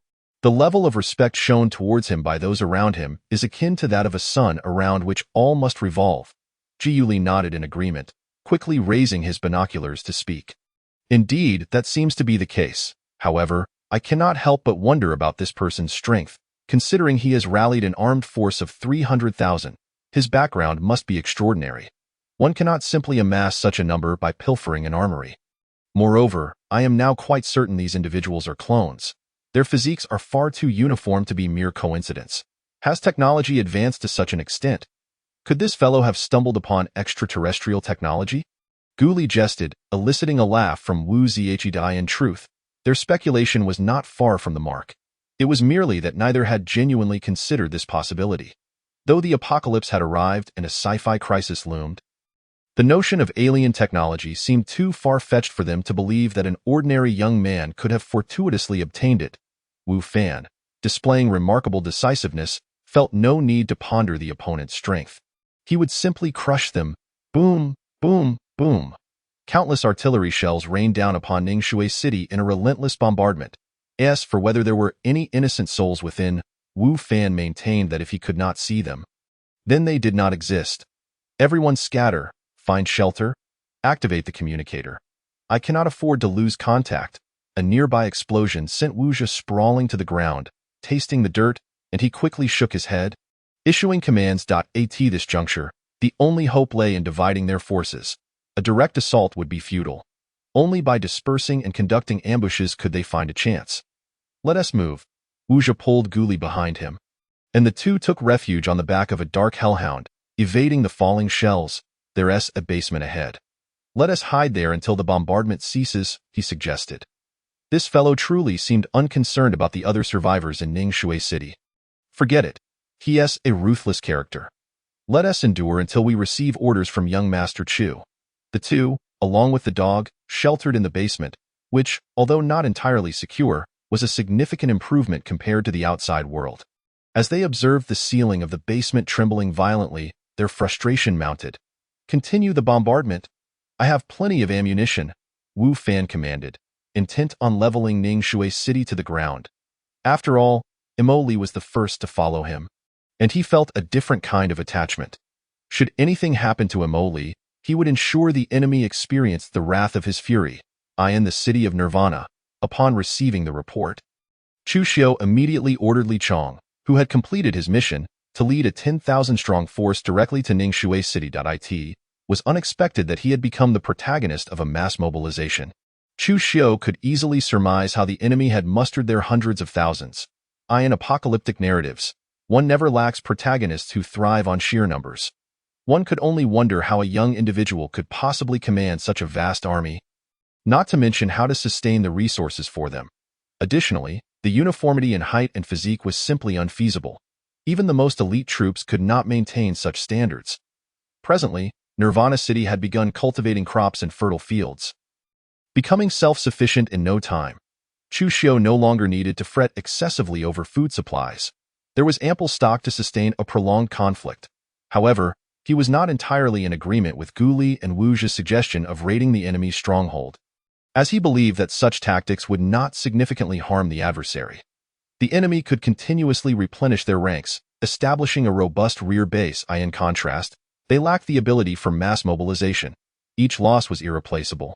Even if the enemy suffered losses of 10 for every one, they would still emerge at a net gain. This time, Chu Xiu resolved to take action personally, as the greatest vulnerability of a mass mobilization lies within the protagonists themselves. Should the protagonist fall, the entire operation would collapse. This decision led Chu Xiu to realize that he lacked competent allies. However, a thought suddenly struck him: Murong Tian. Perhaps he could enlist Murong Tian to test his mettle. He had nearly forgotten about that individual. Thus, when he set out, he directly brought along the siblings Murong Tian and Murong Yun. Although he decided against intervening directly, he still wished to observe the front lines and bolster his side's morale. Seated in the mobile command unit, transformed into a combat vehicle, Chu Xiu soon appeared over the battlefield. Gazing down at the relentless bombardment of Ningshui City, he fixated on the opposing camp, determined to deliver a greeting to the enemy leader. Understood. The command unit's automated system responded. Chapter 95. Protagonist versus protagonist. At that moment, a sonic boom resonated from the skies as a supersonic fighter jet dove down. A small bomb was released, a remnant from the former owner of the command unit. Boom! The bomb detonated just 7 to 8 meters above Wu Fan. The shockwave obliterated the surrounding structures, and many people shielding Wu Fan were crushed beneath the debris. Particularly the officer Gu Hong, who met a tragic end on the spot. Nevertheless, Wu Fan survived, shielded by the bodies of others. This is what one might call the protagonist's halo, irrational and defying logic. He must be dead, Morong Tian exclaimed as he peered down, witnessing the bomb explode above the enemy. If he survived that, it would truly defy reason. He won't perish, Chu Xiu replied nonchalantly. What? He remains unscathed? Morong Yun gasped, covering her mouth, evidently convinced by Chu Xiu's assertion. Morong Tian's expression darkened. His sister had placed unwavering faith in the Lord of Nirvana City. Li Wenbin remained silent, observing the battle below with a hint of restlessness. Yet, his priority was to assist Chu Xiu. Combat was better suited for someone like Zhao Ming. After the fighter jet landed, Gu Li and Wu Zhe had already awaited them on the ground. Young Master Chu, Gu Li and Wu Zhe hurriedly greeted upon seeing him descend. Chu Xiu nodded. The enemy's numbers were indeed considerable. However, there was no need for despair. Numbers alone do not determine victory in this era. Morong Tian, Chu Xiu suddenly turned to him. What is it? Morong Tian asked, puzzled. You and Gu Li will execute the decapitation mission together. Chu Xiu began issuing orders to Wu Zhe. You are responsible for leading the remaining forces to draw fire. Let the operation commence. Morong Tian, this is your inaugural battle as a member of Nirvana City. Do not disappoint me. Chu Xiu gazed deeply at Morong Tian, speaking softly. In truth, he was eager to discover just how formidable Morong Tian truly was. Protagonist versus protagonist. This battle promised to be captivating. Chu Xiu watched as everyone departed, and after their exit, Li Wenbin inquired, Young Master Chu, are you certain about letting Morong Tian and Gu Li handle this? What if Morong Tian fails? He spoke with confidence, having greatly enhanced his abilities while remaining by Chu Xiu's side. My brother will undoubtedly complete the mission. Morong Yun quickly interjected, defending her sibling. I trust your brother. Chu Xiu reassured her. Yes, Morong Yun nodded firmly, feeling a swell of warmth in her heart at Chu Xiu's faith in her brother. Her. Such trust was a testament to Chu Xiu's regard for her. Not wanting to dispel her illusion, Chu Xiu turned his gaze back towards the battlefield. He pondered whether he could seize the enemy's mass mobilization advantage. If successful, it could save them decades of effort. Young Master Chu, the enemy's artillery fire is likely to resume shortly. We should find a safe place to take cover, Li Wenbin suggested. No need. Chu Xiu waved dismissively. Their fire cannot reach us here. With a gesture, he conjured a dark spatial barrier that enveloped the command center. What is this? Li Wenbin exclaimed in astonishment. Just a means to prevent the enemy from striking us, Chu Xiu replied casually. Morong Yun gazed at him with admiration. Truly, he was the lord of the city, so powerful. Meanwhile, Wu Fan, incensed by the sudden assault that had cost him over 2,000 men, seethed with anger. From an initial position of unchallenged dominance, he had unexpectedly stumbled here. Damn it! Level Ningxue City to the ground, Wu Fan commanded, glaring at the fallen around him as he issued orders to attack. The enemy's underhanded tactics would not go unpunished. He appeared utterly disheveled. Had it not been for the timely protection of those around him, he would have likely perished in the explosive chaos. At your command. The orders of Wu Fan swiftly reached the ears of hundreds of thousands, particularly the artillery battalion, which immediately commenced fire upon receiving the directive. Countless missiles and bombs rained down upon Ningxue City with a thunderous roar. Boom, boom, boom. The already dilapidated and crumbling structures of Ningxue City collapsed under the onslaught. A myriad of ruins and debris lay before them.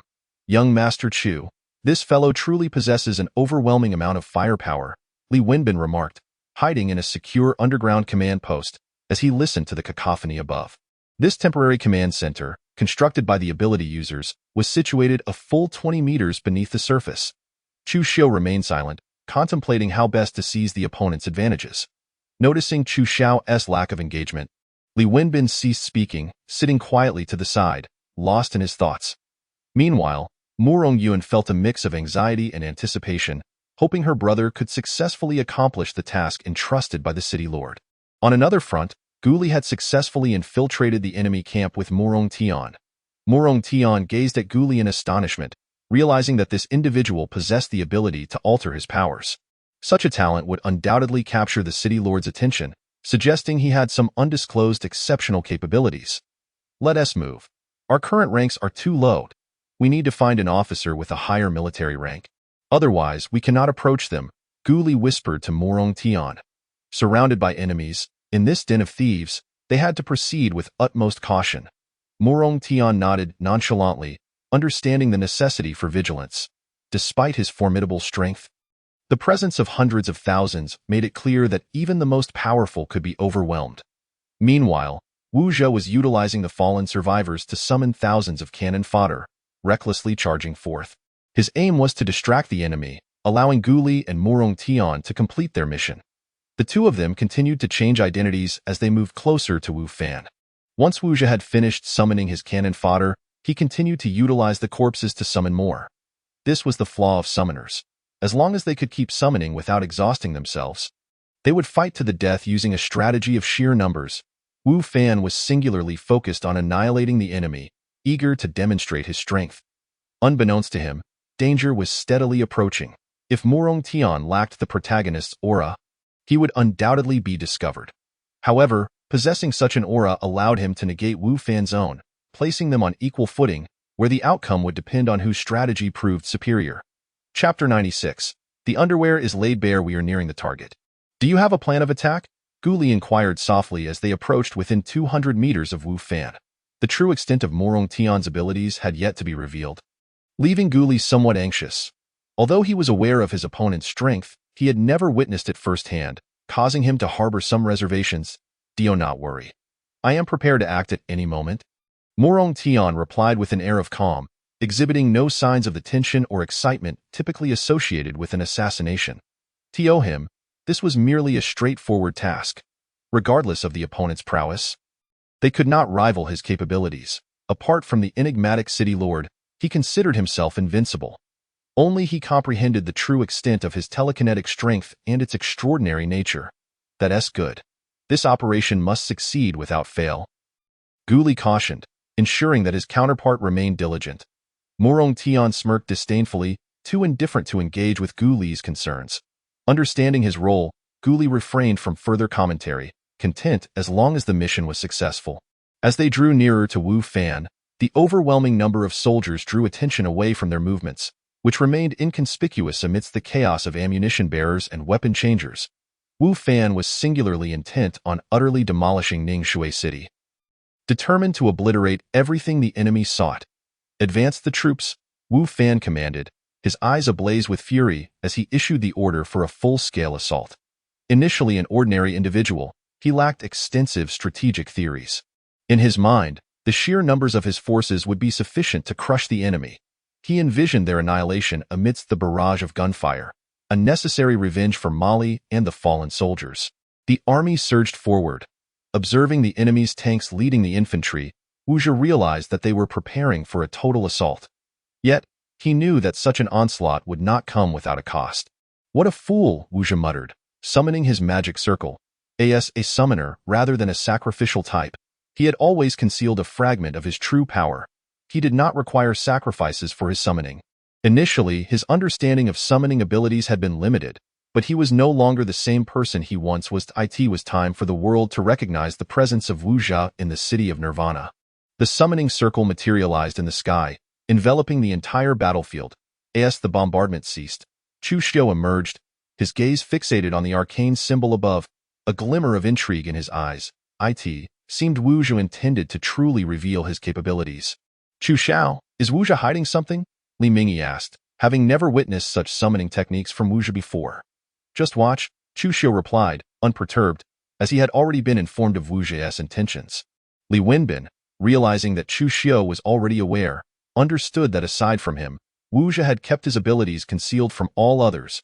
Wu Zhe remained composed, his voice a chilling whisper as he chanted incantations.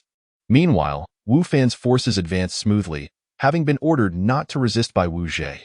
Despite facing overwhelming firepower, the enemy was no match for the ability users amidst the ruins of the city. The debris would hinder the tank's movement and divide the enemy's vast army into countless fragments. Observing the bizarre summoning ritual above, Wu Fan surmised that the enemy must possess a mage-like ability user. "Blast it," Wu Fan challenged, refusing to believe that artillery could not breach the sky, and promptly commanded an aerial assault. Countless surface-to-air missiles shot into the sky, detonating upon the magic circle. Wu Zhe furrowed his brow, blood trickling from his mouth as he felt the backlash. Yet, he maintained the stability of the summoning circle, for his spell was nearing completion. "Arise, my eternal subjects," Wu Zhe cried, his eyes wild with ecstasy. As this marked his first summoning of his beloved creations, these were the immortal legions he had connected with after comprehending the nuances of summoning. Just as Wu Fan's forces began to scatter within Ning Shui City, swirling vortexes of summoning appeared on the ground. Mummy-like figures, bound in wrappings, clawed their way from the earth, impervious to bullets, as they viciously attacked the soldiers before them. The legion of immortal mummies was far more terrifying than mere zombies. Their undead nature caused Wu Fan's army to suffer significant losses. "Come forth, my treasures. Show the world that I, Wu Zhe, am a figure of prominence," he laughed maniacally, reveling in the emergence of his formidable army of mummies. Experiencing the true essence of immortal power, the speed and ferocity of the mummies far exceeded that of ordinary zombies, and above the ordinary mummies, there existed elite mummies, with the coffin of the pharaoh now materializing at the heart of Ning Shui City. Surrounded by these elite mummies in reverence, to ensure the spectacular debut of his mummy army, Wu Zhe had exhausted his own strength, now left utterly drained, resting on the ground. Yet, the mummies he summoned would serve as his sharpest weapons. Meanwhile, Li Wenbin, observing through drones, grasped the nature of Wu Zhe's summoned entities. "Wu Zhe has been concealing his abilities quite well," he mused in astonishment. Chu Xiu regarded the golden coffin, commenting nonchalantly, "Mummies, indeed a splendid trump card. Commander, we have encountered mummies. They cannot be killed, cannot be killed. Commander, these mummies can even ensnare us with their wrappings. Team 1 requires support. We need..." ZZZZZZ. The communication from Team 1 was abruptly cut off, indicating their total annihilation. Seated in the temporary command post, Wu Fan listened to the incessant stream of grim news, his anxiety mounting. Thus, he began remotely directing the distant command base to continue producing a vast number of troops. Only an increasing number of soldiers could provide him with a sense of security. Unbeknownst to Wu Fan, the specter of death was drawing near. Murong Tian had already infiltrated the vicinity of Wu Fan, standing just outside the command post. "Shall we proceed now?" Gu Li gestured simply. Murong Tian nodded decisively and stepped inside, leaving Gu Li in stunned disbelief. Chapter 97. The revealed power, the light ability. What on earth is he doing? Barging in like that? Has he betrayed us? Surrounded by enemies, has he exposed himself? Should I flee? Countless ominous thoughts flashed through Gu Li's mind. With no intention of lingering, he transformed into a small insect and took flight. Leaving the question of Murong Tian's betrayal to be resolved shortly. As Murong Tian casually walked in, Wu Fan cast a fleeting glance at him before averting his gaze. Inside the command center, everyone was engrossed in their respective tasks, while Wu Fan sat in his chair, awaiting continuous reports on the battle situation from his subordinates. Murong Tian approached Wu Fan step by step, yet Wu Fan remained oblivious to the Grim Reaper's scythe gradually closing in on his throat. Perhaps the protagonist's halo played a slight role, as Wu Fan's attention shifted back to Murong Tian once more. Suddenly, Murong Tian launched an attack. His psychic ability transformed into a tempest of death, swiftly claiming the lives of everyone in the command center. Only Wu Fan managed to evade disaster by hiding behind a nearby individual at the last moment. "Oh, you are still alive, quite the lucky one. No wonder he sent me to personally eliminate you," Murong Tian remarked, somewhat surprised by Wu Fan's survival, but to him, it merely meant a delayed demise. "Who are you?" Wu Fan's expression turned cold and his tone filled with murderous intent upon witnessing the death of all his subordinates. However, he was not concerned for his own life, as he possessed supernatural powers. This ability, known as the Light ability, was bestowed upon him by the commander's system in his novice package, although he had never had the opportunity to use it until now. "Light Judgment," Wu Fan uttered in a low voice, summoning a radiant holy sword into his grasp. Murong Tian gazed at him with indifference, unfazed by the ornate sword. Just as Wu Fan charged forward, A luminous holy shield enveloped him. Confinement, Morong Tian commanded softly, raising his hand. The psychic confinement rendered Wu Fan rigid, preventing him from moving as Morong Tian prepared to strike. Light dispels evil. The radiant power emanating from Wu Fan swiftly shattered the psychic confinement. Seeing Wu Fan break free from his grasp, Morong Tian began to take the situation seriously. However, I will not linger here with you. As individuals burst in with weapons aimed at him, Morong Tian smirked and unleashed a psychic storm, annihilating them all before turning his attention back to Wu Fan. Wu Fan, witnessing his subordinates fall like wheat before the scythe, felt an eerie calm wash over him. This man was likely the enemy's supernatural assassin sent to eliminate him. This indicated that the adversary dared not confront him head-on, as their strength paled in comparison to his, resorting instead to such underhanded tactics. Psychic kinetic transferred. In an instant, Morong Tian's formidable psychic force pulled Wu Fan along with him, vanishing from the command center. When Wu Fan's soldiers re-entered the command center, their commander was already gone. Wu Fan, taken by Morong Tian, found himself suspended in the high skies of the battlefield. Morong Tian initially believed Wu Fan would plummet due to the height, only to be taken aback by the sight of a pair of radiant wings sprouting from Wu Fan's back. Surprised? Are you? Wu Fan revealed a hint of pride as he noticed Morong Tian's astonishment at his wings. However, this is where your journey ends. How dare you attempt to assassinate me? Do you not know who granted you such audacity? Wu Fan's sword erupted in a dazzling array of colors, embodying the luminous power capable of uplifting the hearts of mankind. Light judgment, Wu Fan roared, unleashing a beam of radiant sword energy. Psychic confinement, Morong Tian directed his palm toward the brilliant sword energy, channeling a powerful psychic force to attach to it. The sword energy abruptly halted. Yet Morong Tian sensed his confinement power gradually weakening against the onslaught of the radiant attack. Could it be that his power was being countered? With no time to ponder, the sword energy broke through his defenses and barreled toward him. In an instant, Morong Tian found himself unable to evade as the luminous sword energy struck him. On the ground below, the onlookers, including Chu Xiu, gasped in alarm at the unfolding scene. Brother will be fine. Morong Yun clasped her hands, hoping for her brother's safe return. I can't believe he is so formidable. Even Morong Tian cannot withstand him, Li Wenbin exclaimed in astonishment, unconcerned for Morong Tian's fate. If he were to perish, so be it. This would merely demonstrate that the so-called strength of the opponent was fleeting and insignificant, devoid of any real value. However, with Morong Tian's potential demise, Morong Yun would have to rely on the resources of the Nirvana City. Contemplating this, Li Wenbin cast a glance at the still praying Morong Yun. Conversely, Chu Xiu felt his dark abilities stirring as the opponent unleashed their power. Could it be that their light power counters mine? Just as this thought crossed Chu Xiu's mind, he immediately dismissed it. Impossible. It cannot be that simple. Light and darkness exist in a state of equilibrium. There can be no such counter. No, rather than equality, it was a relationship of opposition. Light and darkness can never coexist. Wherever there is light, darkness must follow. Darkness is the eternal truth. At this moment, Chu Xiu's understanding of his dark abilities became strikingly clear. Even Wu Fan above could not help but glance down at the ground. Just a moment ago, he sensed the presence of his nemesis. Ironically, he had never believed in the existence of a nemesis. Yet he had unexpectedly felt the tremors of his light ability. Nevertheless, Morong Tian remained unscathed by Wu Fan's attack, as a powerful psychic barrier had protected him at the last moment. But now, I shall take this seriously. Morong Tian moved with incredible speed, his psychic powers allowing him to navigate the air as if on solid ground. Today, I shall end you. Wu Fan momentarily set aside his concerns for the ground and immediately engaged Morong Tian, who had survived. Their battle raged fiercely, yet the carnage on the ground remained unabated. The loss of Wu Fan rendered the 300,000 troops like a headless dragon. Following Wu Fan's disappearance, the commanders responsible for tactical operations launched a frenzied assault, showing no regard for casualties. These individuals had lost their sanity, but perhaps this was advantageous. Wu Zhi commanded the supernatural forces to assist his mummy army in their advance, seizing the opportunity presented by the enemy's madness. Chapter 98.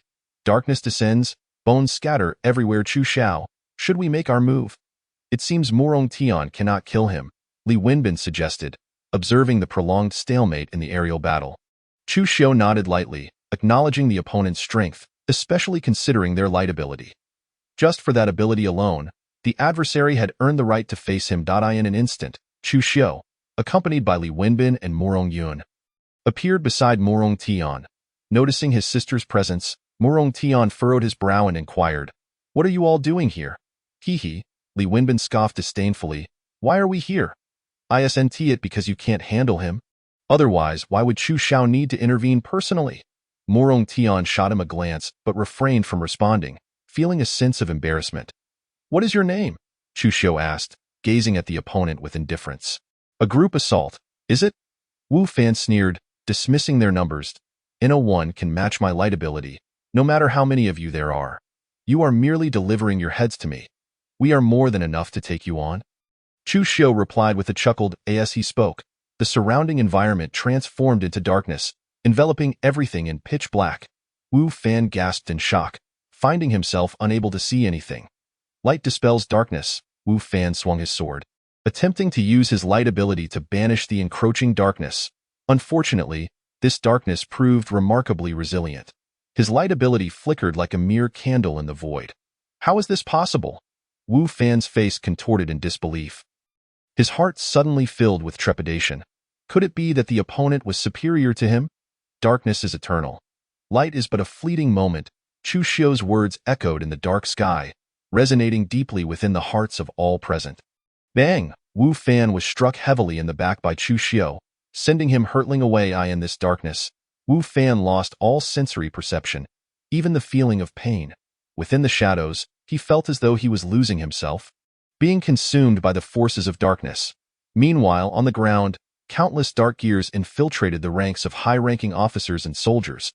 These officers and soldiers instantly turned against their comrades, aiming their weapons at their own.